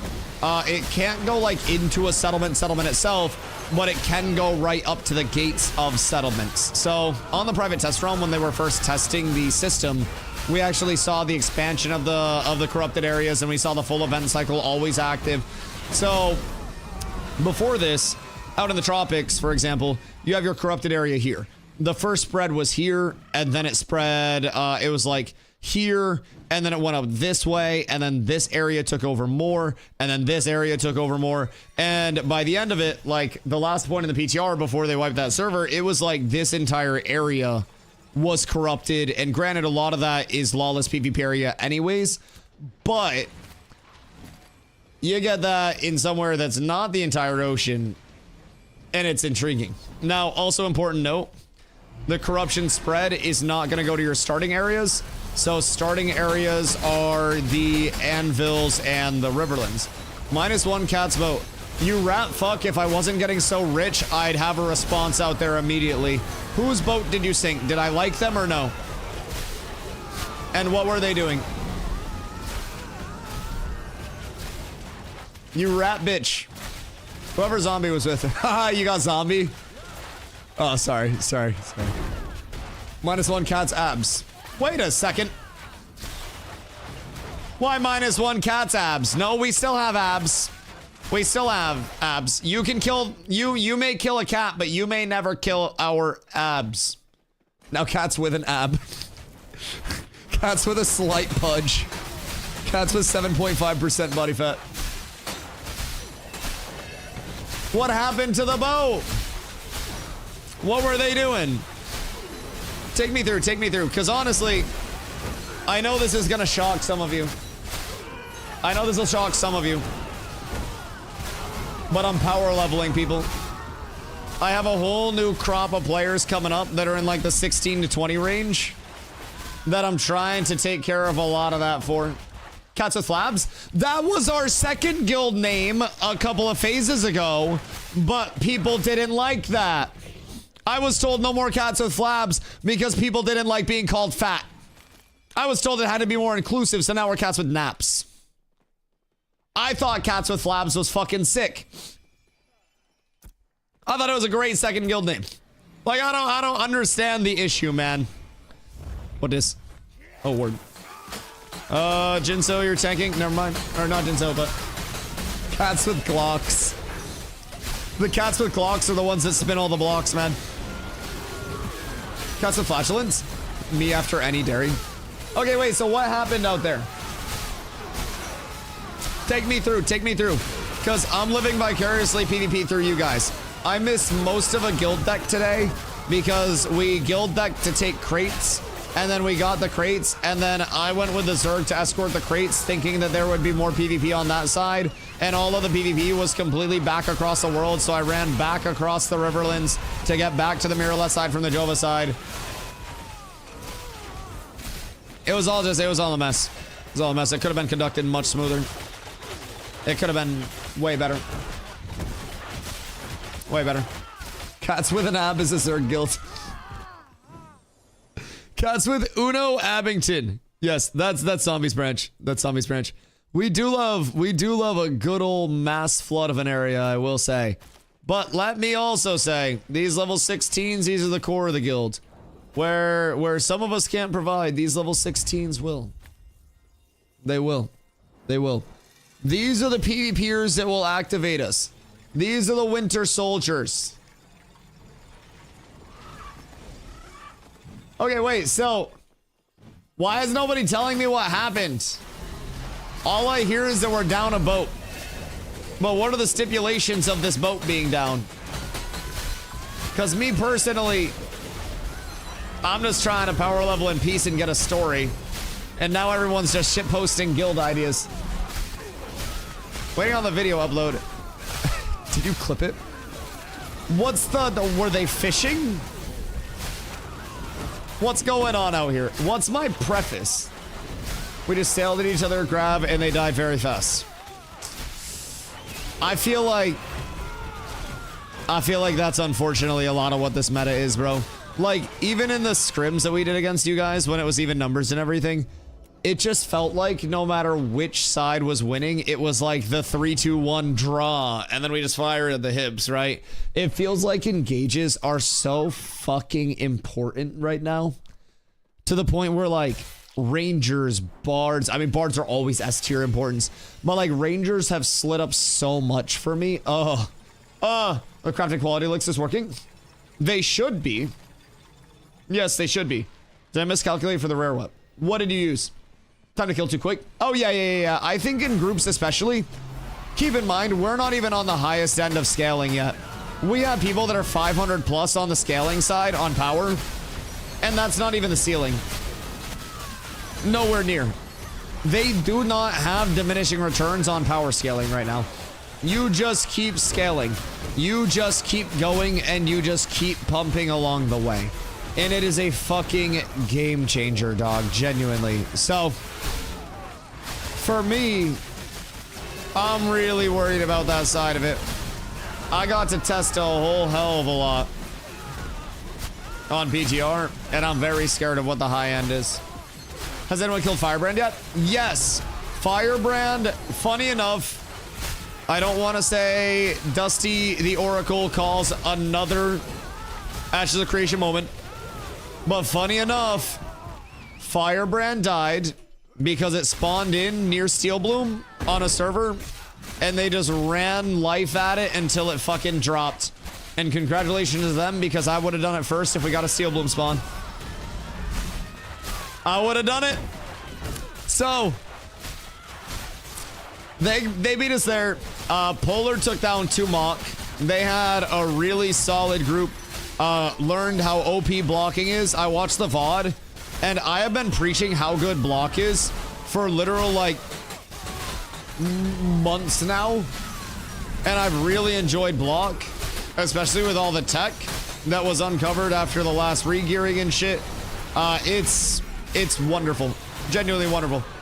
And I heard them in the VOD, and they were like, blocking is really OP. Apparently there's another guild that actually got world first 2 Mach.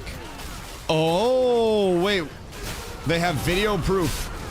Oh really? Does Polar have a rebuttal? Does everyone get drops from the world boss? No. The world boss drops 1 piece of gear and has a chance to drop a recipe, and then also drops crafting materials. So the crafting mats can be used to produce the pieces of gear once you actually have the mats, but 1 piece of gear per world boss kill. It is not supposed to be an everybody gets something thing. In Ashes, you're very frequently taking multiple people, and you're working towards 1 thing as a result of that. So I'm so stuffy. All right, what is this? World's first 2 Mach kill confirmed. Hold on. Is he bugged and unresponsive? Oh no, they have combat blur on. Like, it's so sad when there's a good moment in time that's just marred by somebody using fucking combat blur, dude. That shit's actually ridiculous. Actually ridiculous. Siege on Winstead is about to occur. So they just kited around. Burn totem. They're ignoring mushrooms. So are they just going totem adds 2 Mach? What do they do for it? Like, what was their cycle without me watching this entire kill? Doesn't look like a bug though. No, it looks legit. What was the upload date? The upload date on this was a day ago.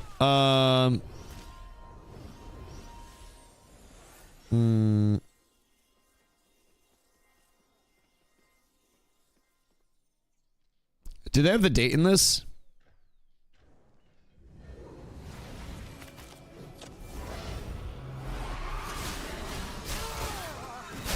I watched the video, good comments in my opinion. Yeah, I'll watch it. I'm just not watching it right now. I got shit going on right now. I'll watch it. Upload was a day ago, but I haven't on the 10th. Did they show the date? Because they also say in the description that they've killed it 3 times since then before Polar got a kill.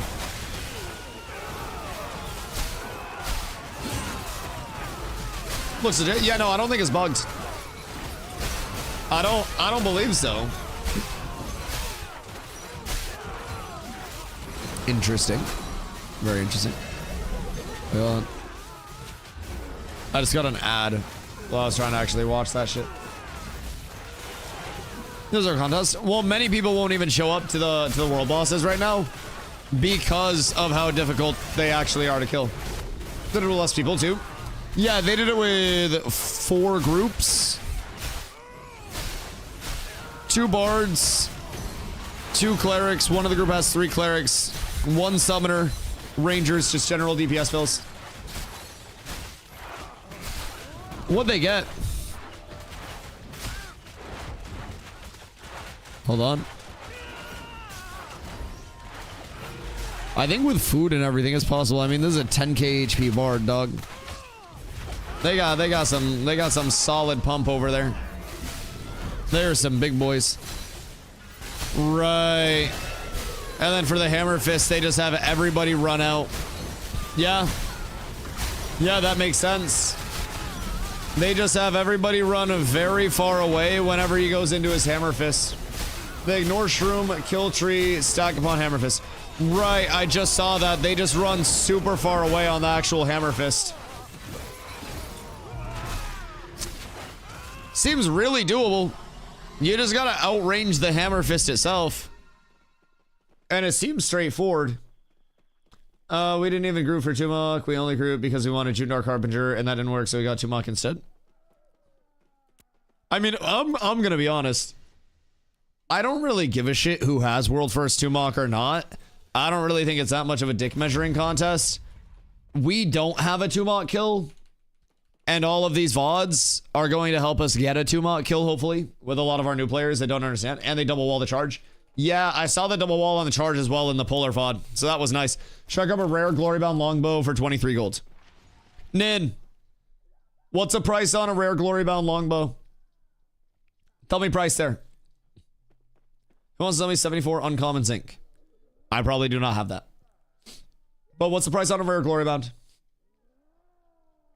I'm assuming the first stat. Probably, but like, what are they gonna do? Make it global? He goes into a channel, and then once he goes into the channel, you can just outrange the channel and then just keep him in that, and then you just run back in after. So, I mean, what stats? What are the stats on a RuneScape? Rare you can make for really cheap. Okay, word. What are we on? Wait.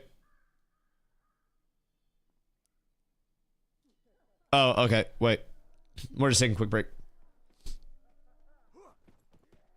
Make his own rage if you don't have people, so can't. Did I miss anything else in that? Was my Iron Your Zombie? I do, because Zombie was not available. He was PvPing at the time that I needed him. But I'll be over there soon. 3650 Fizz, 403 crit in. 3650 is low. Low. Low. Probably you could make that for like 10 to 15 goldish. Make it so enrage. Wait, you make us a rage. Make a rage so it doesn't heal off mushrooms. And then it just doesn't matter, right? Kill Tumok, get the enrage. Or sorry, kill Totem, get the enrage. And then just outdistance slams. And then it's just Tumok adds, Tumok adds, Tumok adds. Once Totem's done. 3650 is almost base roll. Word. Nin, what are you selling for a bow right now? Because honestly, Nin can help you get squared away with the mats that you need to make a bow. Can point you in the right direction there, but could also probably sell you a completed bow. I don't know what he has in stock though. Nin does our carpentry and guild. So depending on what you're looking for, we can ball up. Market is 30ish from what I saw. Gross. Yeah, that's so overpriced. I mean, my weapon on market right now, just for perspective, is like 100 gold easy. And to craft it, I'm gonna be honest, it's not 100 gold. It's not 100 gold at all. Now, my epic is gonna be really expensive. That shit's gonna be multiple 100 gold to craft, probably. Between the cost of all of the blue zinc, the, you know, whatchamacallit, the wood. Oh my god. Oh, it's gonna be so gross. So I'm not looking forward to that. I could craft like 7 heroics for the cost of an epic.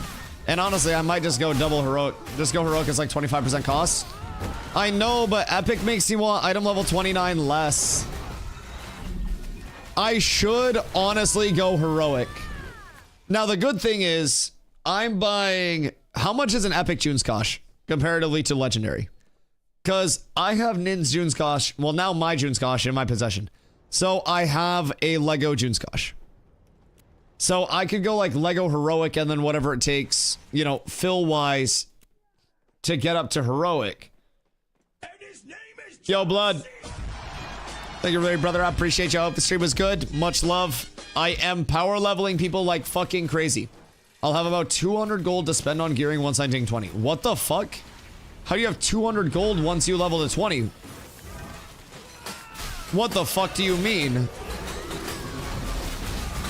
What the goddamn Hellington are you on, brother? What is this? This is goddamn news to me. Looking for Steel Bloom group, but nobody wants to level. Steel Bloom's an awkward one right now, too, man. Like, with Steel Bloom, it can be really punishing for people early on. If you get aggro, by the way, just go behind the bench. In terms of Steel Bloom, leveling here can be really punishing.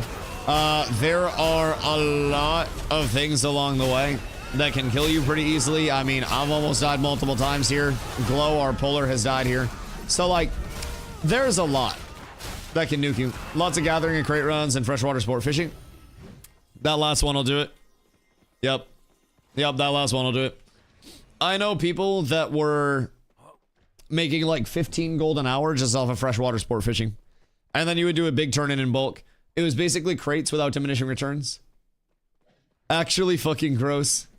People were telling me all the clams that they were making. It was gross. What server you're on? We're on Shoal, my friend. So we are a very large community over here. And basically, for a few hours each day, I really, really, really enjoy coming here. And honestly, for multiple reasons.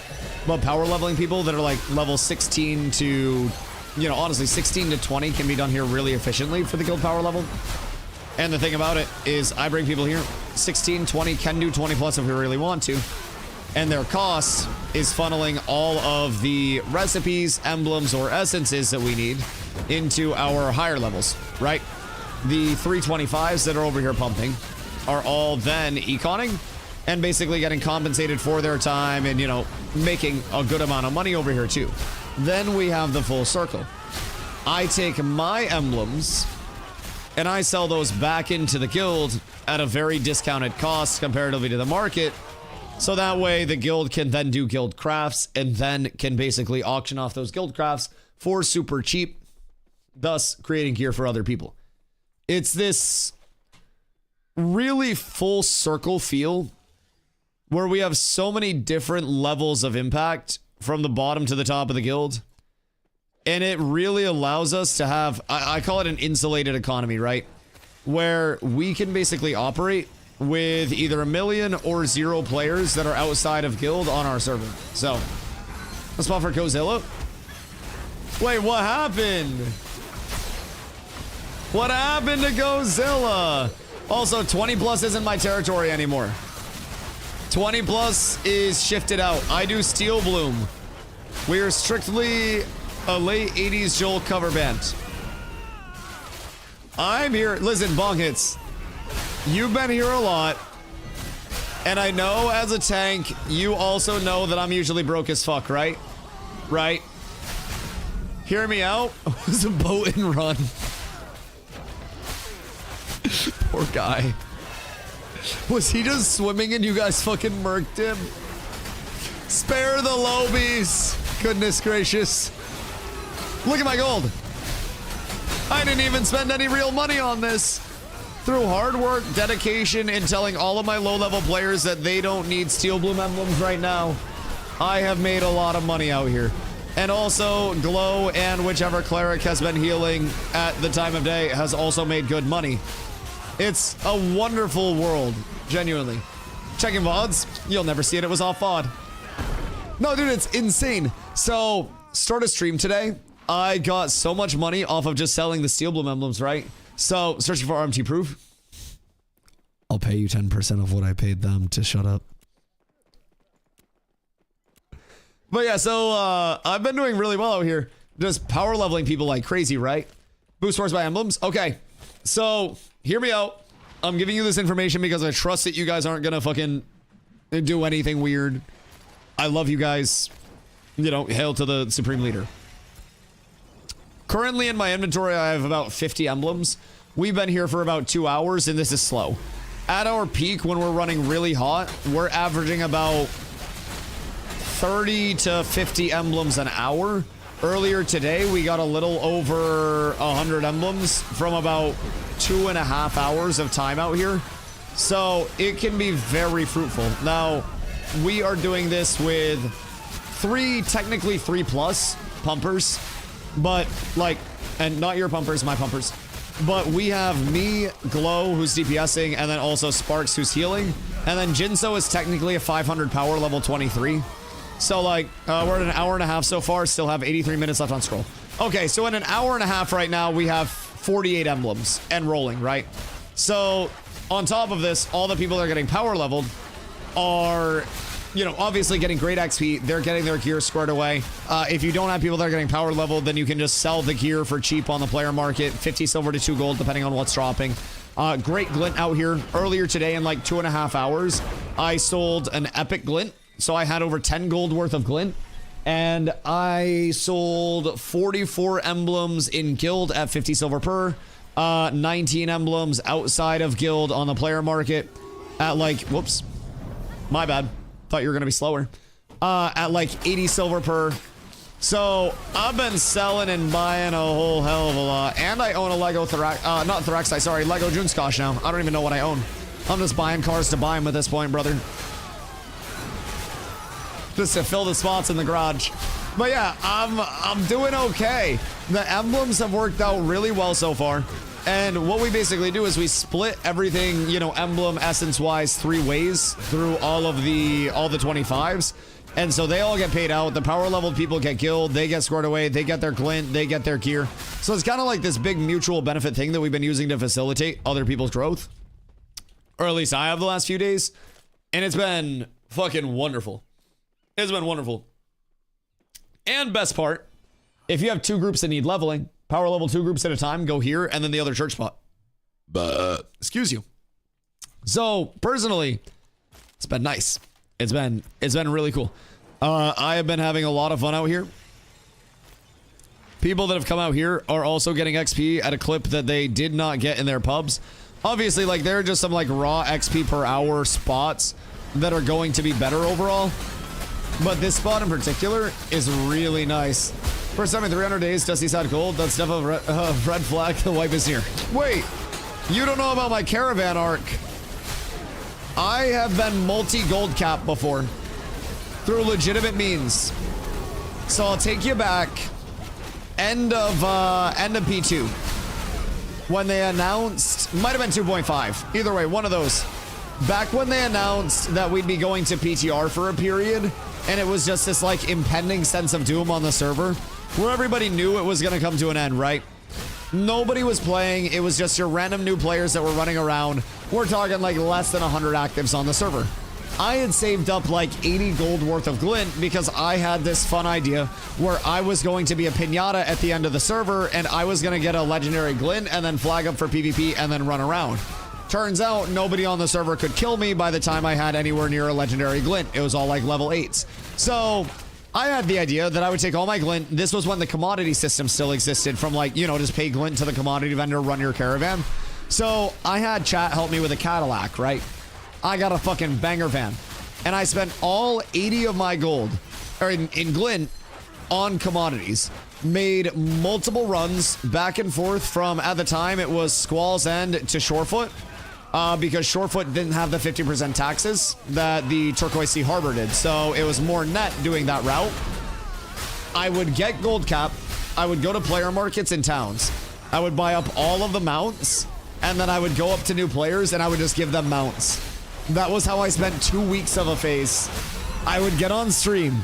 And bong hits, I'm not even kidding. The only PvP I would see were like one of the 40 to 70 people that were in chat at the time that were coming over to just PvP me to let me feel something again. It was like when dogs that work emergency response don't find people for a while and they only find bodies and stuff, so they get depressed. So you have to basically like cosplay and this stuff to get them to actually find something and not be depressed. People were doing that for me. And as a result, I was going around and I was distributing mounts like Dusty Claws in this bitch. So, I've been through the grind. I've been through the struggle. I will say, this is one of the first times I've had this much liquid gold this much early. You can tell I'm getting tired. This early in a phase. I'm doing really well for myself considering I've also crafted a lot of my gear. Oh, I crafted a two-hander too. I have a Heroic Glory Bound Great Axe now that I made myself.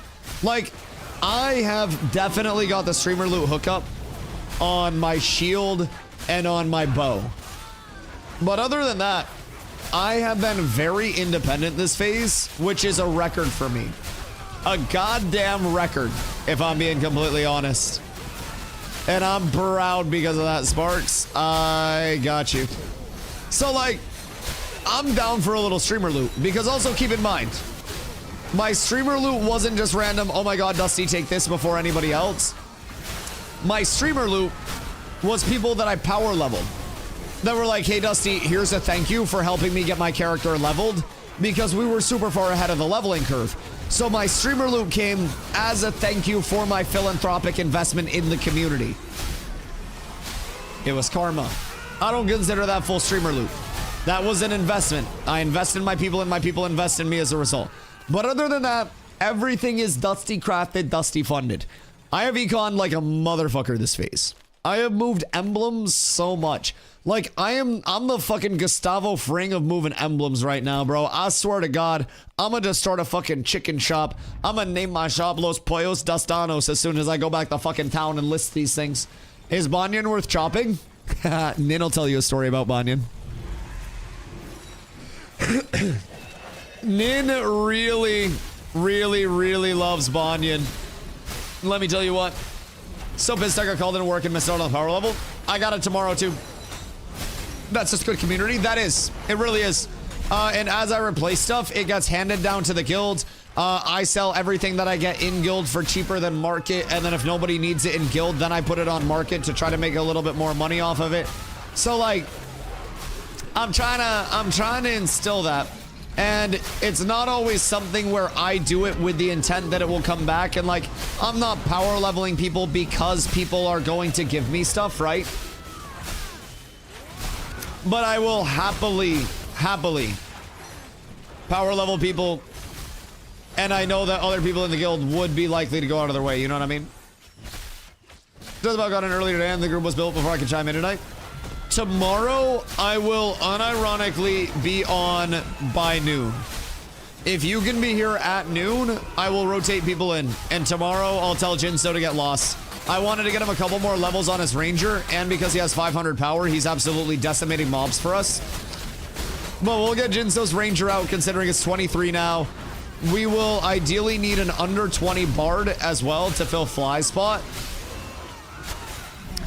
So, if you guys are here, we can get you in. Server's down in 42. Yeah. We're grinding here for another like 10 minutes, and then we're gonna go back to town. We're gonna divvy up. We're gonna store for the night. We're gonna get all squared away. So, Ron, does the guild want to buy all of my emblems? By the way, because I'll do 50 silver for the emblems. Think 20 if you want to place. Tibbs. We got 10 minutes at this point, honestly. Congrats on 20, by the way. We got like 10 minutes.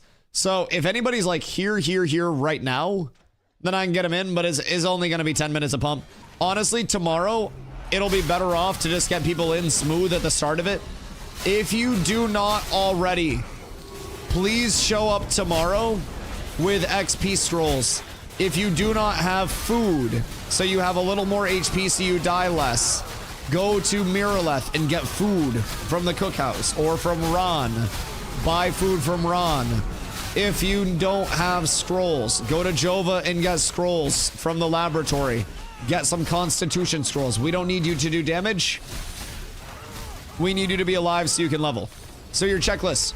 Actually, not con scrolls, because you'll be using XP scrolls. My dumbass. So,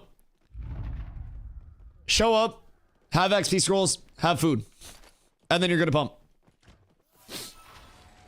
Noon what time zone? EST. Noon EST. So like 12 hours-ish from now, I will attempt to be on. Gonna need some food. I got some XP scrolls, grinding nowish to get it. Food's easy. Hit up Ron, and he can probably get you a bunch of beefsteak sandwiches for cheap. Beefsteak sandwiches are like next to nothing at this point. So if you are trying to hit up Ron, get squared away with food, I will vouch. If you are in my power leveling group, you can get your glint tomorrow and then pay Ron tomorrow. And I'll make sure that everything gets paid if anything gets fucky. But make sure you pay Ron. He'll get you food, he'll get you squared away, put in an order with him so he has prep time, and then figure out what you owe. You will get that in glint here tomorrow while you're getting power leveled, I promise. I'll be on hitting rocks if I can come back over. Yeah, for the love of God.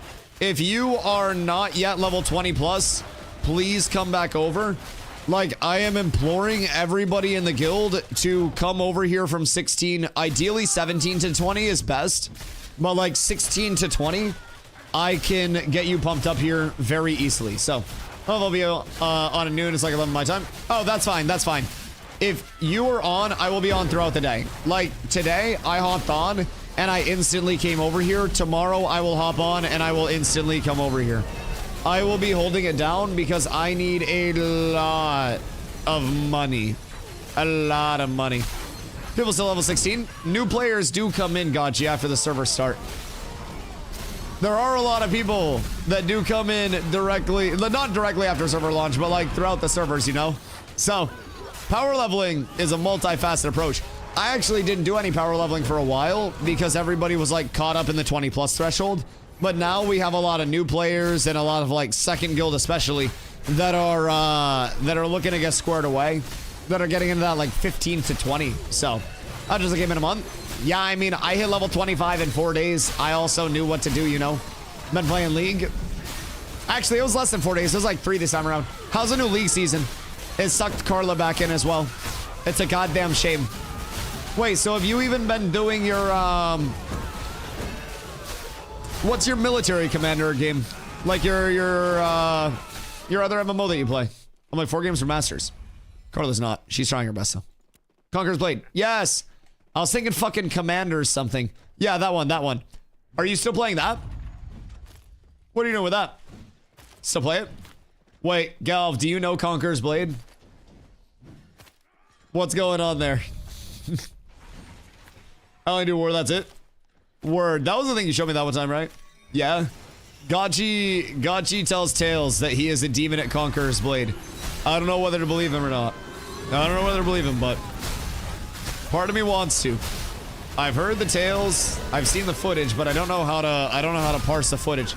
It's like seeing footage of Wilt's 100-point game but never playing basketball. Oh shit. Somebody needs to loot recipes. I'm full. Also, I have so much extra gear. What the fuck? Incap, do you have gear for level 20? Because if you guys need gear, please, for the love of God, roll on gear. I have a level 20 fizz weapon right here. I'm full also. Alright, Tibbs, you're up, buddy. I take stuff for naps again? Okay, hold on. Give me 1 second on Pulse Glow. Let me trade gear to Tibbs. And then if you guys need gear, please hit Tibbs up. Tibbs will help distribute. And then Tibbs, just link up with Lexi for any extra stuff that doesn't immediately get handed out. And then I'll just give you all this. So if you need armor, if you need weapons, link up with Tibbs. He will have adept and a good amount of just like, you know, base shit. Let's see. I'm gonna keep all these recipes and just make sure that the guild has everything. 1 minute on my food. What do you have for food up? Because you could just repop food. Loader and all killed. Do you have your Discord ticket and everything up? If you're all squared away there, prios are people that are actively in the guilds already. Bruschetta. Oh, just pop something cheaper. That's fine. But prio is obviously the people that are like in guild already at this point in time, right? But if you're waitlisted, we can definitely help you out. If you're all set up, you're in the guild Discord, reach out to Lexi in your ticket. Lexi Lou is doing a lot of like the holding of items for second guild. And then Tibbs is also going to be getting items over to Lexi from all of this grind stuff. We have a lot of drops. A lot of drops. Bread's cheap for 10 to 19. Oh, bread's real nice. If you aren't running heroic spicy sausage, you're not doing it right. I can't bring myself to, dude. I can't bring myself to. Like, I have such a smorgasbord of food because no matter how much gold I have, I will not spend on super expensive food because I won't want to pop it. The only reason I have spaghetti that I had been popping is because X, one of our bards, has been just feeding me food because I refuse to spend money on it. And he's like, nah, you gotta make sure tanks, RIP Glow, you gotta make sure tanks are eaten. He's been taking good care of me, making sure I'm nice and full. So, I've been getting well taken care of. I saw level 11 on Shoal and Polar. Yeah. Rumor has it they're sending some people over here to level. A combination of wipe cats off the face of the earth and also probably because Resna's boring as fuck. And everybody wants to play with or against cats because we are the most fun community in the game to play against. We show up, we fight, whether we win or we lose, and we learn from it, and we keep getting better, and we keep recruiting. And naturally, it makes sense that a lot of people would want to play with us. I get it. So, there will very likely be more content over here soon. People will have to lock in. People have to learn a whole lot of PvP shit quite quickly.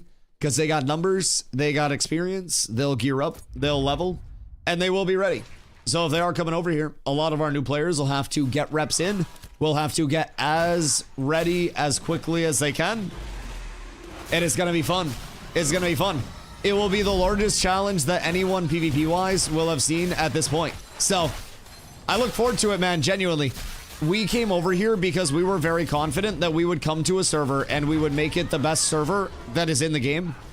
And the fact that people are re-rolling from every single server over to Shoal at this point goes to show the impact that Cats with Abs has on this entire game at this point in time.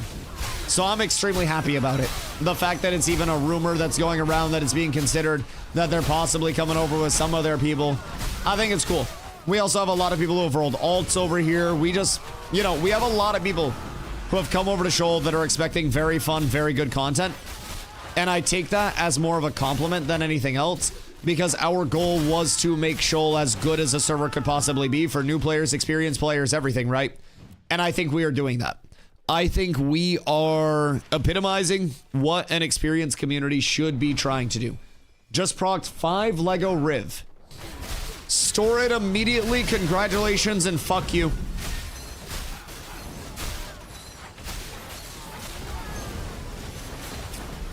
Well done. Well done. What's Lego Riv right now, chat? Are we looking like 10 to 15, similar to Iron? Where are we at on Lego Riv? Why do I feel like I don't want to know? Actually, wait, Nin, what's your Lego Riv? Because I procced Nin a Lego Riv recently. I got one for 10 today. 10? 7 to 10?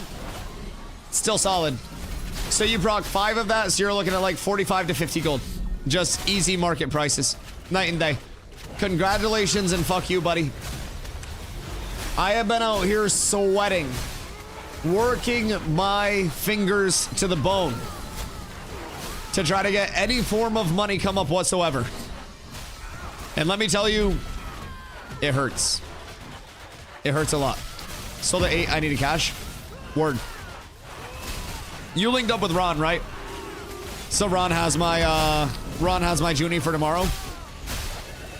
Because I will be needing that at some point. But what can I do? I appreciate you, Ron.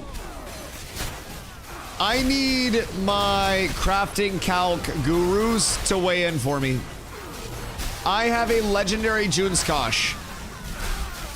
I am looking to make a Night Reaver one-handed axe. What is the cost difference in me going epic versus just another heroic? Because low-key heroic can still be an upgrade and it'd be an axe, so that'd be great. It'd be a fraction of the cost so that then I can work on crafting other shit like my Stone Glen cape.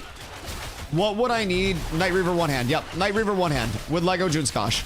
What is my... Oh, whoops, I passed on that. Oops. What is my most efficient route to heroic and what is my most efficient route to epic? Because I'm pretty sure epic is going to be Lego, and then mostly rare. which is expensive as fuck. Epic is Lego mostly rare. Yes. What rare are you after? Heroic or epic? Epic is going to be exponentially more expensive though already. Because like the wood itself is 8 to 10 gold a pop and I need 15 wood in Lego. So that sucks. Whoa, whoa, whoa, whoa, whoa, whoa, whoa, whoa, whoa, whoa, whoa. Alpha 2 Realms will be coming out in 30 minutes to roll back today's update. Who the fuck copy pasted? Yo, yo, yo, yo, let me get a correction. Let me get a correction. Who the fuck is in the dev console? Hold the fuck up. What do we have going on here? Surely that's an oopsie. Surely that's an oopsie. Right? Y'all tripping. Somebody fucked up with the dev post. I swear to God. There's nothing. There wasn't an update today. There wouldn't be anything to roll back. They're not rolling back anything. There's no rollback. There was no update. There is no rollback in Bossing Say. Everything is perfectly fine.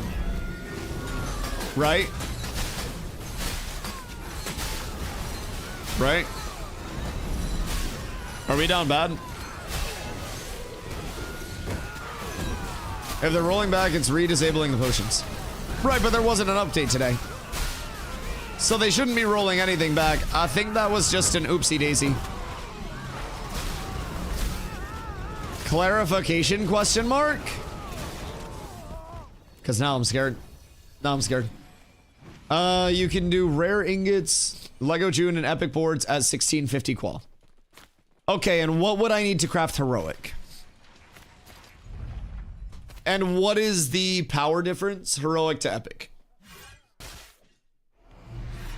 Like, random question. What am I looking at, like, total power difference from a research standpoint, since I got you on the case right now?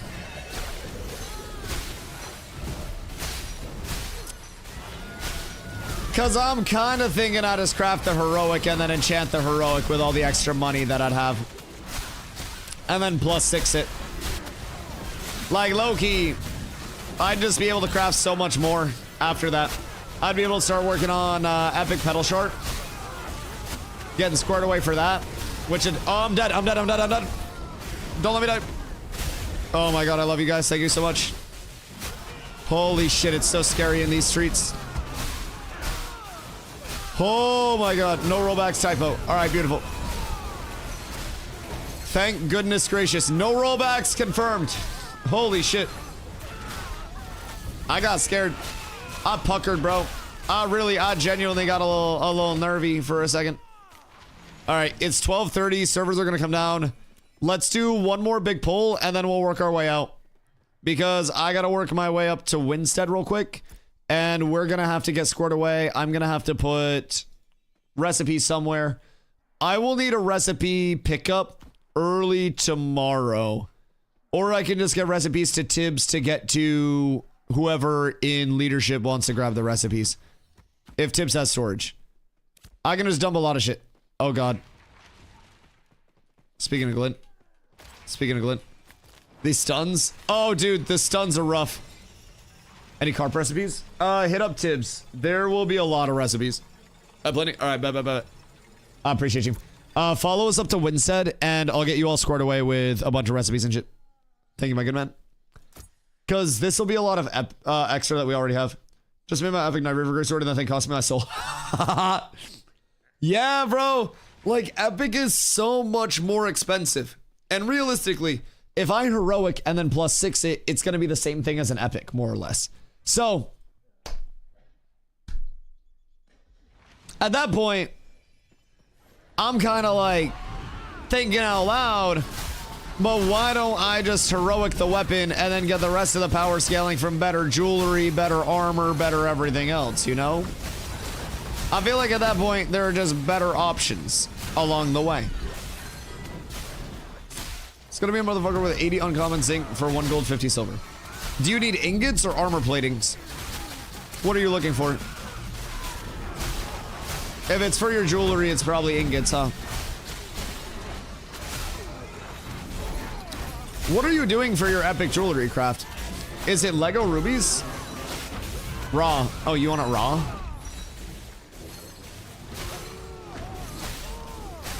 Heroic was 105 to make, and epic was 225 on Lilith. Oh my fucking god, so literally twice the investment. Yeah. I mean, for perspective... Oh no, Sparks is down. Res Sparks immediately. Oh, Tibbs, it's on you, buddy. It's on you. Res Sparks, ASAP. I'm ditching. I'm ditching. I'm getting out with the bag. I'm getting out with generational wealth if I can make it. Everything's fine. Everything's fine. I'm so sorry, but I had to ditch and reset. I have too much on me to do anything else. Holy shit. That was actually kind of scary. These mobs will follow me out forever as well. Oh, fuck.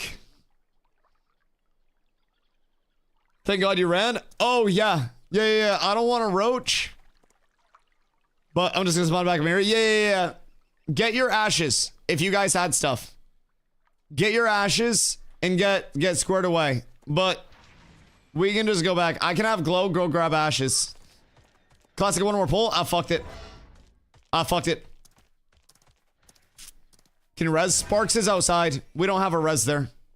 So I'll have Glow go back in and grab your stuff. And then if it's Glint, just let him know, like, or he'll let you know, like, how much he took from your stuff. But yeah, just release. And then we'll go up to Winstead. Apologies, there'll be no rollback. Yeah, you're goddamn right.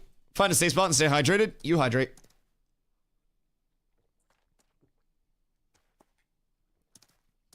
If Glow grabs my body, consider it payment for their repair costs. That is true. Our humble puller. Putting his body and his repairs on the line. A fucking legend. Is that a hydrate redeem in-game? I can't confirm if that's a hydrate redeem directed at me or not. If there's some euphemism about 100 monkey bucks, then we would know, but... Hypothetical, if I keep some of this Lego riff for myself, what's combo mats I should put together? I should use it on Rosarium. Honestly, I used Epic Rubidium on my Rosarium. 1 piece per. And I crafted 6 pieces, all in blue. And like the cost to go blue to heroic is a big jump. So I would sell the Lego Riv. Buy Epic Riv with the proceeds from the Lego Riv. Then also buy the Otters with the proceeds from the Lego Riv. You can buy Otters in common. And then it's common zinc armor platings, common Otter, and then Epic Riv. And then you need like 1500 plus armor smith qual. But like blue is a really good price point there. I do not want to pay 3 gold, 52 silver for uncommon zinc. I mean, what's the cost per? What are people charging? Like, what are you about to pay? Because that's a few silver per for 90, right? That would make sense. Because you're looking for, what, like 82 or something? So that'd be like 4 silver per? That's not that bad for uncommon. That's what uncommon's been at, bro. That's why I'm telling people. Just use common ingots. That's why I'm thinking about going heroic. In terms of my one-hander craft as well. I really might just go heroic Knight Reaver one-hand axe. Heroic is just, it's a value point.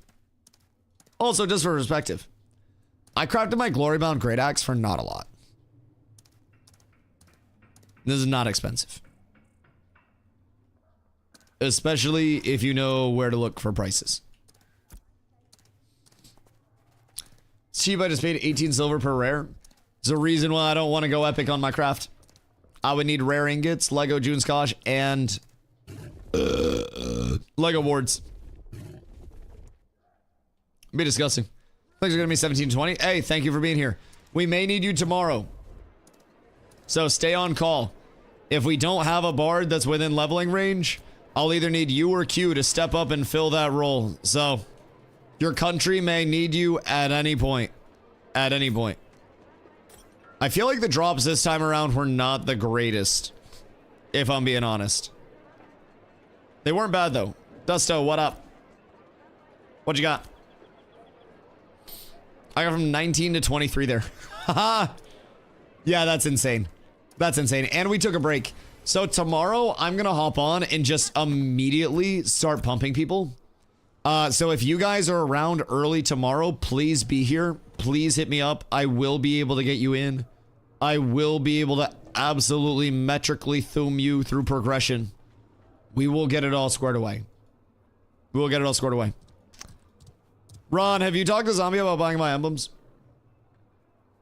Because I will hold for guilt, if that's the case. Pseudo, thank you for the follow. I appreciate you, Doug. Let's see. And then essences will go to guild as well. Alright, come to me for Emblem Cup, boys. If you're selling at 70 silver per, then you're still making like 15 gold off of this little run ski that we did. Covers your consumes, covers pretty much everything, Sparks. Thank you for being here. He's not on. How many? It would be 20 for now. But like, I can farm up hundreds tomorrow. I am going to hold that down the entire stream tomorrow. No matter what I'm doing. My objective is to hold that down for all the stream. With people power leveling already, you know, on standby and everything there, right? That is the goal. That's the goal.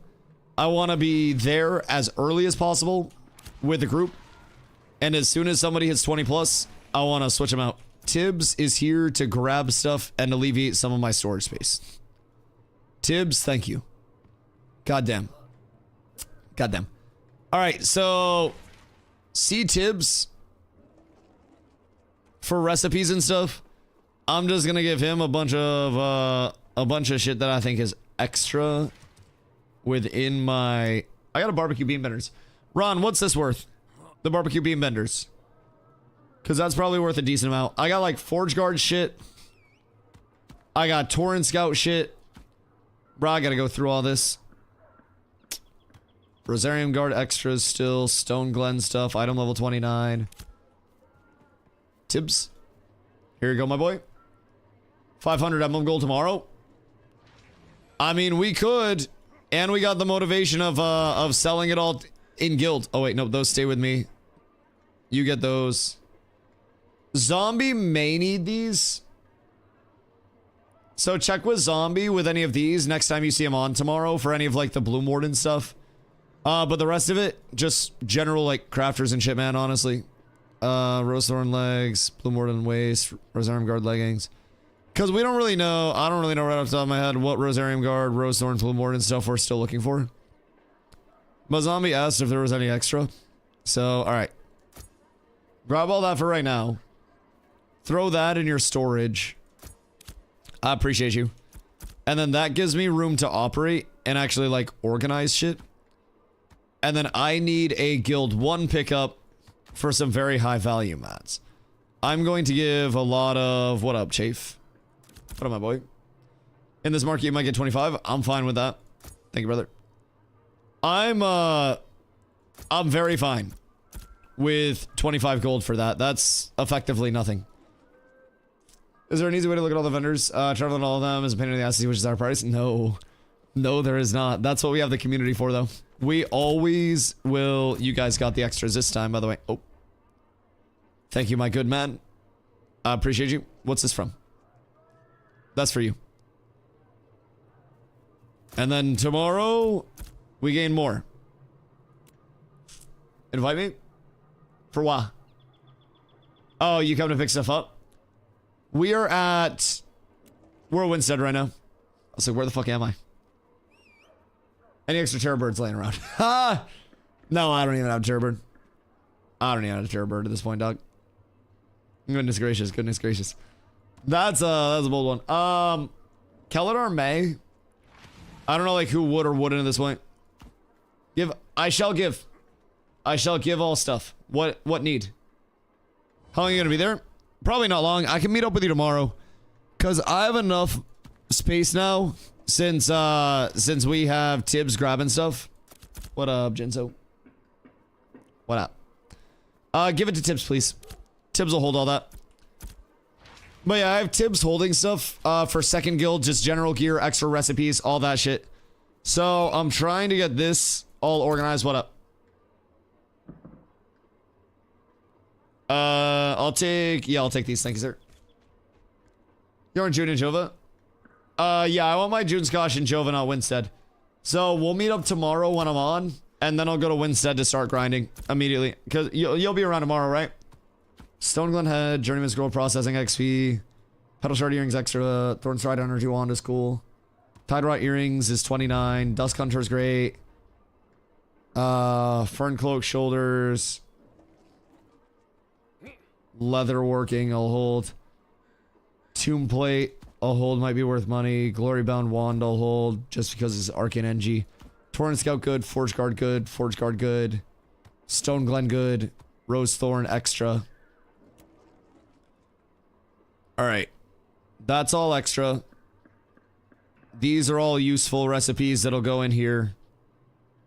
So that was Beam Benders, Barbecue, Insulated Braithry Skivvies, Butcher Skinwalker, Anglers, Butcher Riverdance Otter, and Elixir of Lumberjacking. Ron, if I give you these cooking recipes, will you sell them and keep a cut for me? If I basically give you cooking recipes and I just say sell them to your clientele, keep 10%, whatever, for whatever you sell them for. Will you move recipes for me? Because I can give you those tomorrow. I sell them? Alright, bet. What's the lowest level you'll boost to Steel Bloom? In guild and 16 minimum. 16 bare minimum. Anything lower than that will not get XP. 17 is ideal though. If you're able to, for the love of God, please get to 17. Your experience will be better and my experience will be better power leveling you as a result of that experience. So if anyone needs Bloom or Roast Horn recipes, I have almost a whole set of both in storage. Yeah, we got a lot of extra right now. Nearly full. Okay, yeah, hit up Lexi. Bonus points. I know this might be a lot of work. If you ever get bored and you just want to compile a list of what you have for recipes and then post in your ticket and then ping an officer, we can let you know what we need from it. And then anything else, since you're doing this, you just be free to, you know, sell on the player market, whatever. Oh wait. Butcher Raptor stays with me and then Elixir of Weaving stays with me. All right, you're good. You're good. So it's actually easier. Yeah. So we'll do a recipe consensus because I'm giving Tibbs a lot right now. So Tibbs will make a list. We can have you make a list. I got a lot of shit though. So I have Elixir of Weaving. I have Elixir of Wisdom. I have Butcher Raptor. I have Butcher Riverdance Otter. I have Elixir of Lumberjacking. Still space and storage shoot. All right, you're an absolute legend. 2 Butcher Skinwalkers. So let's see, what else? Quick organizational route. We'll do Torrent Scout over here, Forge Guard over here. So Forge Guard chest. Stone Glen Hands is extra. Tomb Plate's extra. Stone Glen. Move Fern Cloak over. Dusk Hunter's really good. Tide Rot's good to have. Journeyman Scroller Processing XP. Spall Ring, Tide Rot. Forge Guard Gloves. Forge Guard Deflector, Jabate. Torn Admin over here.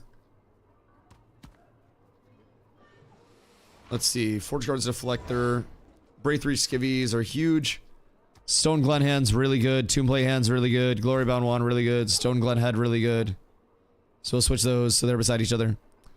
So right now we have Forge Guard Bracers, 2 Forge Guard chest pieces, Forge Guard Shoulders, Forge Guard Gauntlets, Torn Scout Hood, Torn Admin Legs.